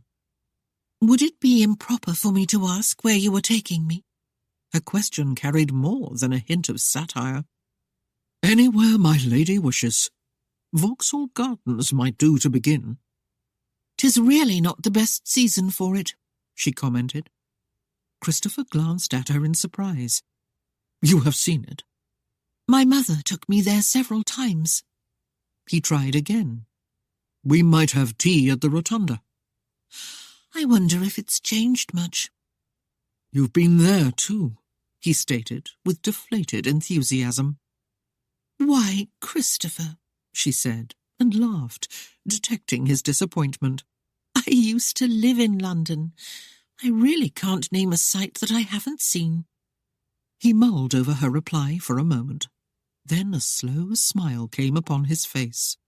"There is at least one thing in London you haven't seen." Erienne could only stare at him in bemusement as he opened the small door behind the driver and spoke with the man. Then, with a confident grin, he leaned back in the seat. "'Twill be a few moments before we get there, my lady. You might as well relax and enjoy the ride." His suggestion was hard to follow. and she swiftly came to the conclusion that he was about as easily dismissed from mind as her husband. She could no more feel at ease with him than she could the other, though the contrast between the pair was like night and day. "How well do you know Stuart?" she asked, determining that conversation was better than silence. Though he had promised to conduct himself in an orderly fashion, he was taking the opportunity to study her in detail.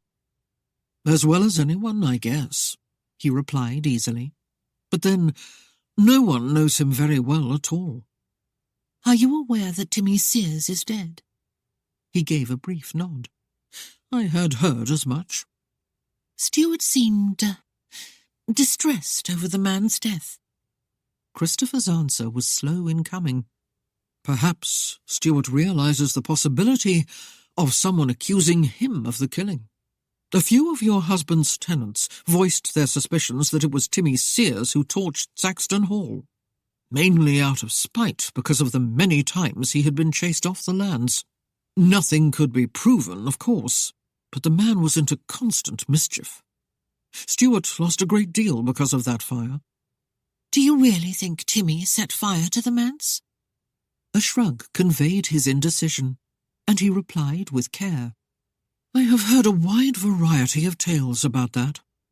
One as acceptable as any is that perhaps Lord Saxton inadvertently rode into a highwayman's camp and recognized some of them.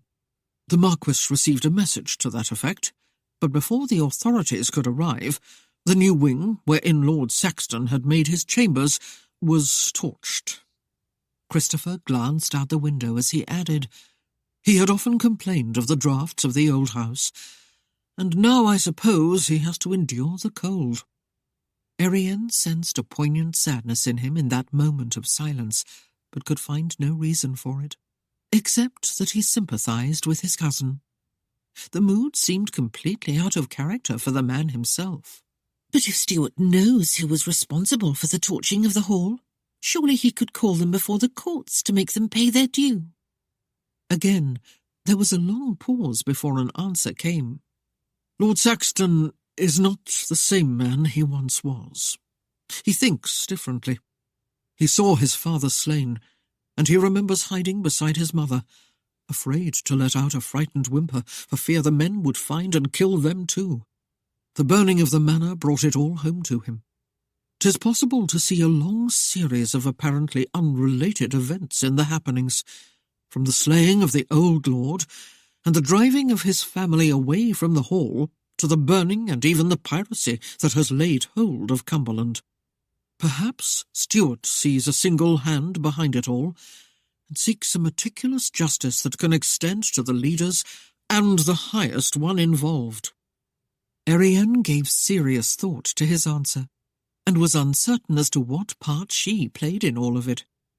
Was her husband a man bent solely on revenge, or was he seeking out a broader sweep of his vengeance? If she dallied too long, would she some day find his anger turned to her? "Do you know why his father was slain?" she asked quietly. A long sigh slipped from her companion. "'Tis difficult to say, Erienne. Several harsh accusations were thrust upon his name when he tried to bring about a peaceful settlement with the Scots over the bordering lands, and some lords at court took it upon themselves to question his loyalty because he had married the daughter of a Highland chieftain. At the same time, a band of highwaymen began to range through the north country, thieving and murdering. Many accused the Scots, but Stuart's father argued that it was some of the locals who had banded together. He set about to prove his suspicions, but he was killed before he could. Of course, the blame for that also fell to the Scots." "If this is all true, I don't understand why Stuart went back to Saxton Hall." Why does any man go back to his heritage?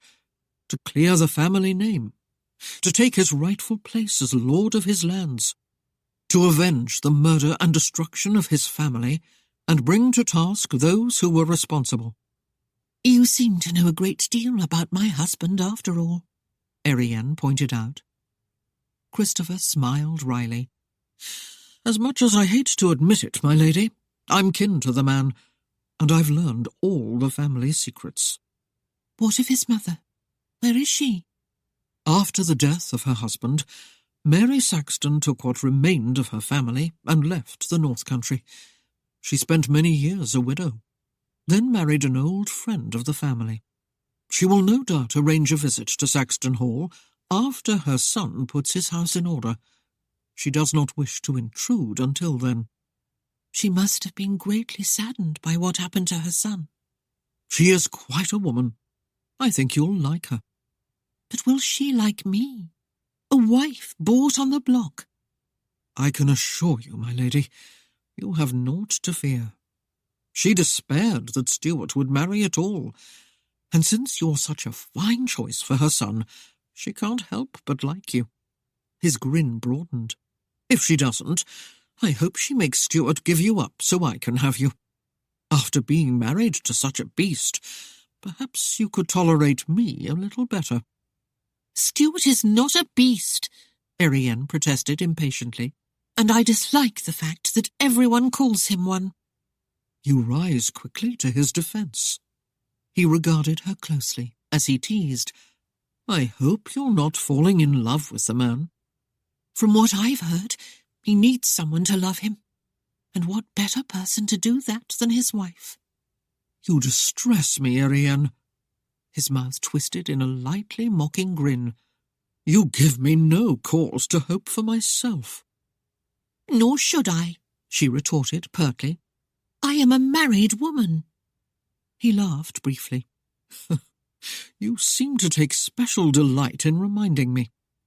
If you hadn't been so fond of your precious debt, you might have— She halted abruptly, aghast at what she had been about to say. She had her pride, and she could not bear to let him perceive her disappointments or the reasons behind them. Christopher peered at her closely and took note of her sudden uneasiness. I might have what, my lady? Erienne held her silence. She had not meant to chide him openly, but she was firm in the belief that if he had truly wanted her, he would have done something more at the rub than just casually accept the outcome. Bought you for a wife? He pressed. Don't be absurd. Her slim nose tilted upward as she turned it in profile to him. Have you so quickly forgotten, my lady? Your father prevented me from taking part in the bidding. His eyes never wavered from her face. Did you expect something more of me? Pray tell, what more could you have done? Her sarcasm came through clearly. You goaded my father until he was forced to seek a higher bid. She flung out her hand. And you came eagerly enough for your payment when the coins were being counted.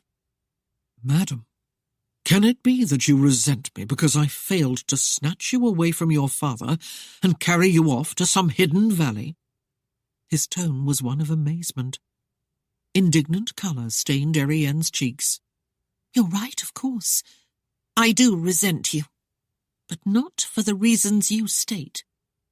Might I remind you that I proposed marriage, and you were the one who rejected my offer?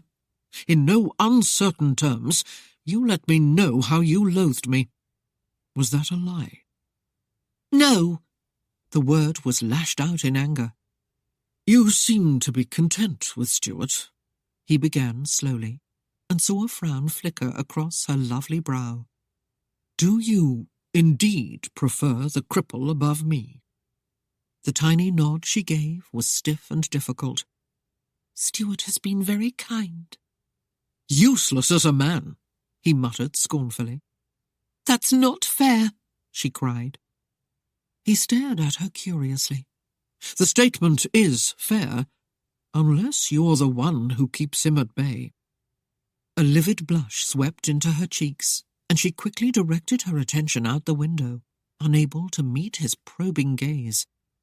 How you managed that, madam, is quite beyond me, he stated, taking a cue from her silence. By now, the man must be in torment, knowing that you are his, but forbidden to touch you. I can well understand his plight. Please, she cast him a quick glare. This is not a proper discussion, even for cousins. Christopher relented, at least for the moment, and allowed her ire to cool. When she was able to take note of her surroundings again, Erienne became aware that the coach was winding its way down to the waterfront. She was relieved when it soon halted, for the confines of the carriage had provided no escape from his unwavering contemplation. Glancing about, she saw that they had stopped near a huge three-masted ship docked close against the quay. A figurehead of a woman with flowing red tresses graced the head of the ship, and the name Christina was carved into the stern. Christopher opened the door and stepped out. She laid a gloved hand into the one he offered up and descended to the cobbled wharf. Though a smile was in his eyes, he remained silent beneath her quizzical gaze and took her arm through his, leading her past kegs, barrels, and bales of hemp toward the gangplank of the vessel.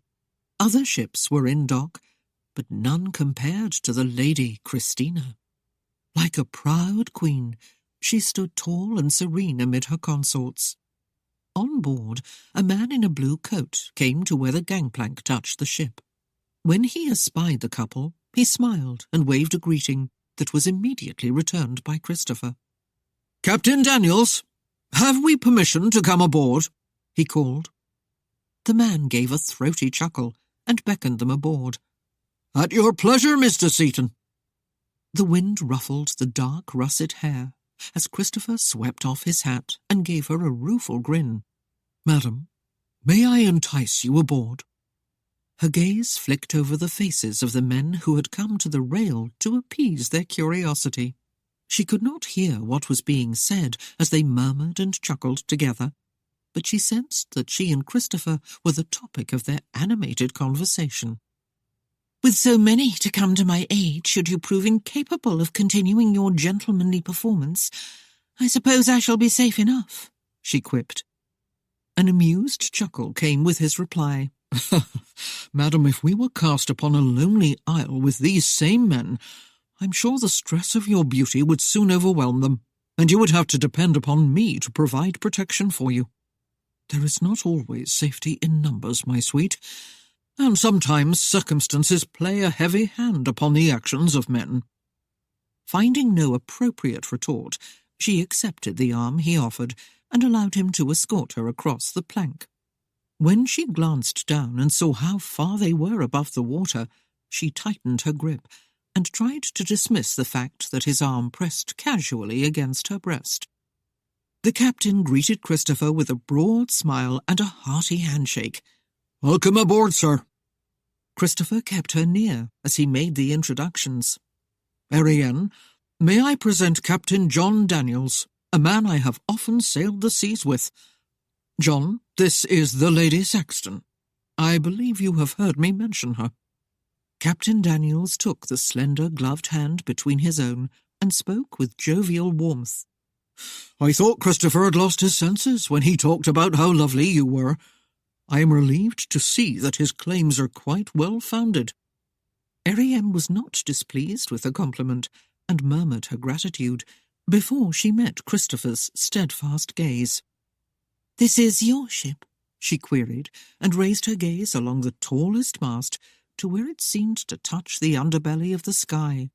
The mast rose to a staggering, dizzying height, and she had to look down quickly to set her swaying world aright, and was glad for the support of her escort's arm.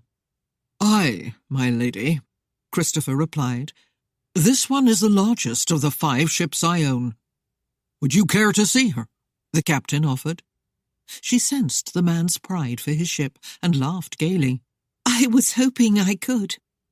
Captain Daniels walked beside the couple as they moved toward the quarterdeck. Only a brief glance about was enough to assure Erienne that the vessel was well tended and everything was in its place. Christopher held his silence as they descended to the lower decks, allowing the captain the sole privilege of showing off the ship.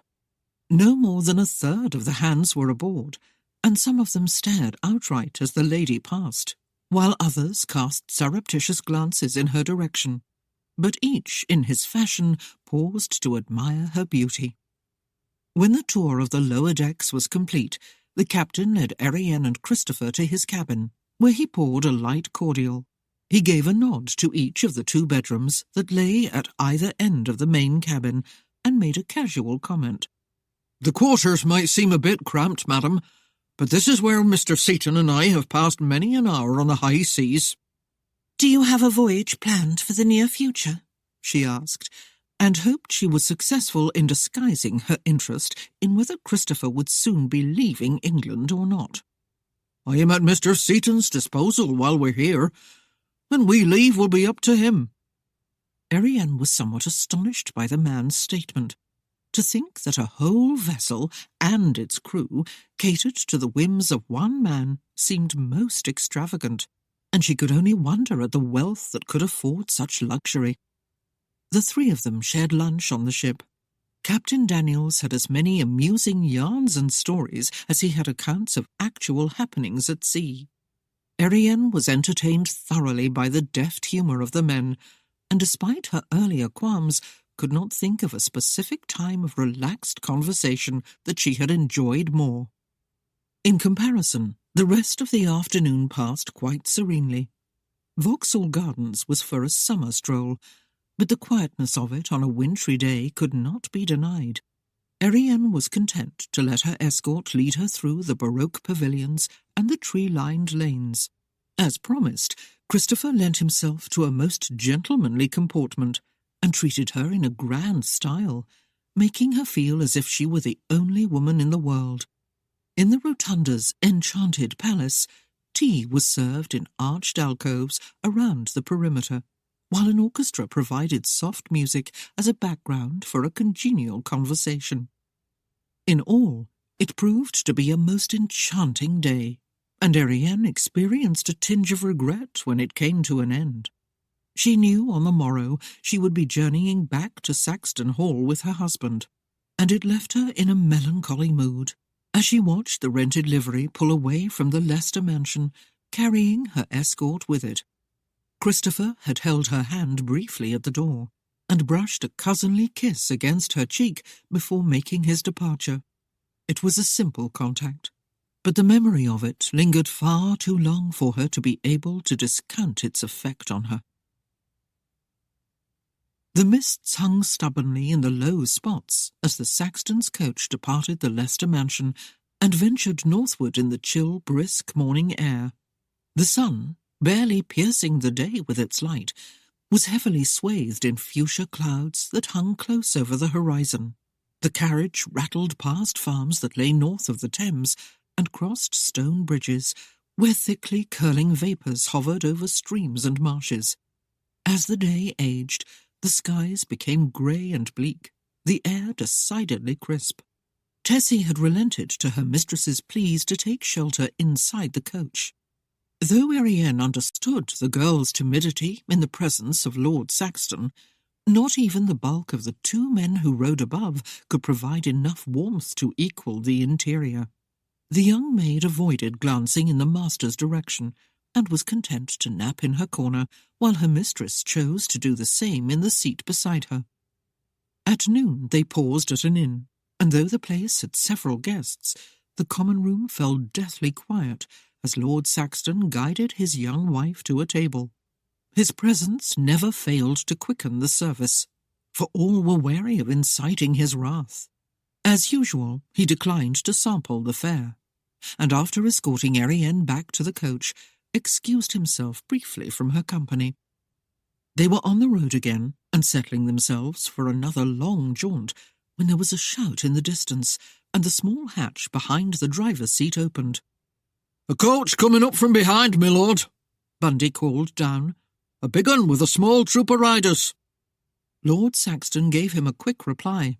"Be wary of them, and at the next wide place in the road let them pass." "Aye, my lord." Bundy closed the port. Erienne could see nothing from her seat at the rear, but the drum of heavy hooves coming toward them from behind was growing more distinct. Their own coach slowed, and the ride became rough as Tanner edged it onto the extreme side of the road. A whip cracked with a loud report, and the jangle of harness grew louder. Erienne saw the horses first, and a carefully matched, magnificent team they were. The coach itself was large and black, with velvet curtains drawn tightly over the window. A driver and guard shared the front seat, while a pair of footmen were at the rear. 8 horsemen followed, and were as well armed as any of the king's men. Though the richness of the hurrying entourage was obvious, a newer-looking patch on the door showed where a coat of arms had once been. Erienne could not understand why such a high house should choose to travel with their coat of arms concealed. It was certainly not done with the intention of deterring the interest of thieves, not when there was so much evidence of wealth. Lord Saxton observed the passing of the conveyance without comment. His only reaction was to consult his small pocket-watch after the coach had gone on ahead. Then he leaned in the corner of his seat and folded his arms, as if he would nap, but an occasional glint of light reflected from within the eye-holes assured her that she was closely watched. They halted at another inn toward evening, and the place was abuzz with speculation about the mysterious black coach that had swept past without pausing. A few guests, unheedful of the one who kept to the shadows, boasted of having heard of a scarred and crippled lord of the North Country who wore a strange helm and was reluctant to be named. They made odds that he was the one who travelled behind closely drawn curtains. Then, finally catching sight of Lord Saxton's awesome visage, those same ones gaped, paled, and sputtered in confusion. They murmured with as much amazement at his lady's equally stunning beauty. Erienne had the vague impression that her husband enjoyed the difference in reactions and had a bent to play on it. But he also boldly made his claim on her, so none would overstep the bounds as the foolish roué had done on their trip south. One of those large, gloved hands lingering possessively on the small of her back readily conveyed the message. The black coach was apparently travelling the same route as the Saxtons, for reports of it continued throughout the next day. The first white, downy flakes that settled over the road gave witness to its passing, but as they travelled farther north, no further hint could be seen in the deepening snow. The frosty mantling of white slowed their progress, and it was the following evening before they put Mowbray behind them. The grey bulk of Saxton Hall was a welcome sight even to Erienne, whose weariness forbade more than a nibble at dinner. The security of her own bed beneath her was a balm that brought her to the edge of sleep. There she hung for a space, while her mind rooted through the rich loam of recent events. The vision of a smiling Christopher dissipated as the blank, staring mask of Lord Saxton pushed to the fore. The black leather visage stayed until she sank into an exhausted slumber whose depths brooked no invasion of frivolity.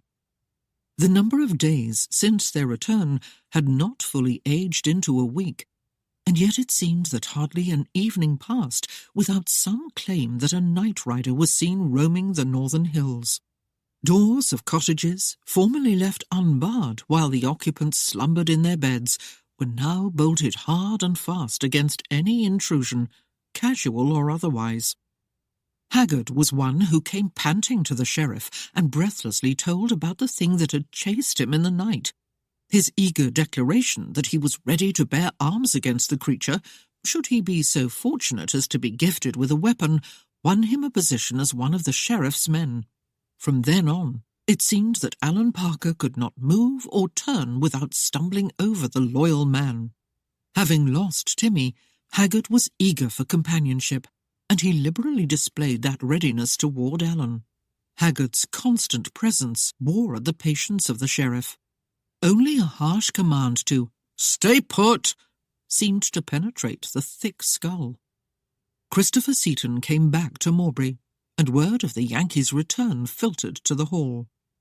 Though Lord Saxton was not wont to talk of the man, the young maids of the household were most eager to gossip when the subject concerned him, sometimes within hearing range of their mistress. Molly had begun to prattle about the wench she had caught him with in the inn several weeks past, but refused to reveal the woman's identity. As a result, Claudia's name was linked with his, since she had been seen in his company once or twice. By the time Erienne heard the rumours, they were well steeped with the indiscretions of the two. The stories left a sickening ache around her heart, a feeling she could not readily dismiss with arguments that she actually loathed the man. Lord Saxton made a request of his wife on that Friday afternoon following their return, and in compliance, Erienne came down to dinner dressed in the same gown she had worn the night of her wedding. She understood why her husband favoured the dress. Its décolletage was most revealing, and his reaction to it this evening was no different from the first time she had worn it. He waited at the bottom of the stairs, holding one arm behind his back as he watched her descent with close attention. "Madam," he rasped in his hoarse voice, "you are a rare jewel, a rose among the briars, and with each day's passing you grow more beautiful." Erienne halted before him, and saw his eyes flicker downward, giving her cause to wonder if the gown fully displayed her bosom, as it had when he had stood behind her chair on their wedding night. She remained pliable beneath his regard, knowing that any attempt to cover herself would only stir his mockery. "I once said your beauty needs no adornment, madam, and though I am still of that mind, I think a small bauble would not detract overmuch." He withdrew his arm from behind his back and dangled a heavily jewelled necklace before her eyes. "You would honour me if you would wear it, my love." He looked up expectantly, holding the magnificent piece, and Erienne realised he was waiting for permission to put it on her. She nodded hesitantly, uncertain as to how long she could bear his touch against her bare skin. His hands slipped behind her neck, dragging the emerald and diamond necklace around the slender column. Inclining her head toward him, she waited with thumping heart as he tried to secure the clasp. "Can you fasten it with your gloves on?" she murmured. "Hold still a moment," he bade huskily, and behind her back drew off first one glove and then the other. Erienne held her breath until his bare fingers touched her. Then she almost sagged against him in relief. They were warm, human, masculinely firm. A faint essence of a clean, manly scent wafted up from his clothing, stirring forth confused memories from the back of her mind and touching her with a strange sense of pleasure. Her mind groped feebly for the logic of the sensation, but the only memory she could recall with any clarity was that first moment when she had found herself in his bed after her fall from Socrates. The clasp of the necklace was fastened with a barely audible clink, and Erienne, expecting him to step away, was startled to feel his fingers on her back again, this time caressing her bare skin with soft strokes. Slowly, she turned her head to look up into his masked face, and the eyes behind the small openings met her inquiring gaze. "My hands have trembled at the thought of touching you," he whispered raggedly. "but I may have erred in doing so." Delicately shaped brows lifted in mute question. "From this moment on, the temptation may prove too hard to resist. Having touched you, I only want you more." He paused, then sighed heavily, seeming to fight an inner battle within himself. When he continued, his words were strained and halting. "Have I been a fool in taking you to wife, Erienne? Perhaps you will only continue to hate me, or find another you prefer. Maybe I've been unfair to both of us, and it was my own brand of cruel jealousy that could not bear to let you go." "I entered into the vows with full knowledge and a will to see them out, my lord. You are my husband, and I only beg some time to bring my mind to full harness. You understand well enough that there is a barrier between us.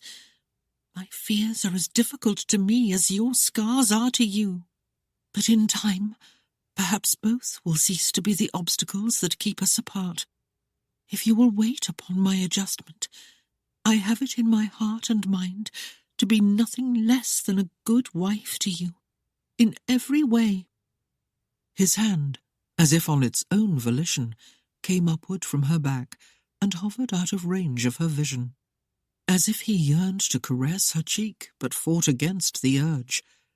After a moment's pause, he dropped it over her shoulder again. Behind her back, she could feel him jerking on his gloves, and on impulse she laid a palm against his chest, finding it firmly muscled beneath the crispness of his shirt. "You see, my lord, I can touch you now, and it does not cause me to shudder." Carefully, so as not to alarm her, he raised his gloved hand and gently rubbed his knuckles along her cheek. "My dear Erienne, beneath this twisted exterior, there beats a human heart quite warmed by your beauty. 'Tis painful for me to wait, but I will endure anything knowing there is hope." He straightened, and in a courtly gesture offered his arm. "Madam, you must be famished, and I have a great need of a chilly hall to take my mind from the craving lusts that gnaw at me." With a laugh, Erienne dropped a slim hand on the dark sleeve. "Perhaps I should be the one to wear the mask, my lord, or at least a few more clothes." "If I had my way, there'd be less of the latter," he replied, as his eyes dipped to where the largest of the emeralds nestled coyly between the ripely swelling breasts. "But I should keep in mind that there are servants to consider." Self-consciously, she fingered the heavy necklace, aware of his devouring gaze. "When you look at me like that, I feel as if there is a definite dearth of the latter." Her husband responded with a wry chuckle. "Madam, if looking is a hanging offence, then I'd rather fulfil every facet of my desire and be strung up for a lion than a lamb. I am most anxious to claim my husbandly rights, so if I misread your distaste of me and overweight the moment, be sure to inform me of that fact, and I shall most eagerly respond." She sensed the smile that must have touched his lips as he stared down at her, and her cheeks grew flushed beneath his unwavering regard. She glanced away, drawing a soft laugh from the dark mask, and his other hand, coming to rest upon her own, squeezed her fingers affectionately.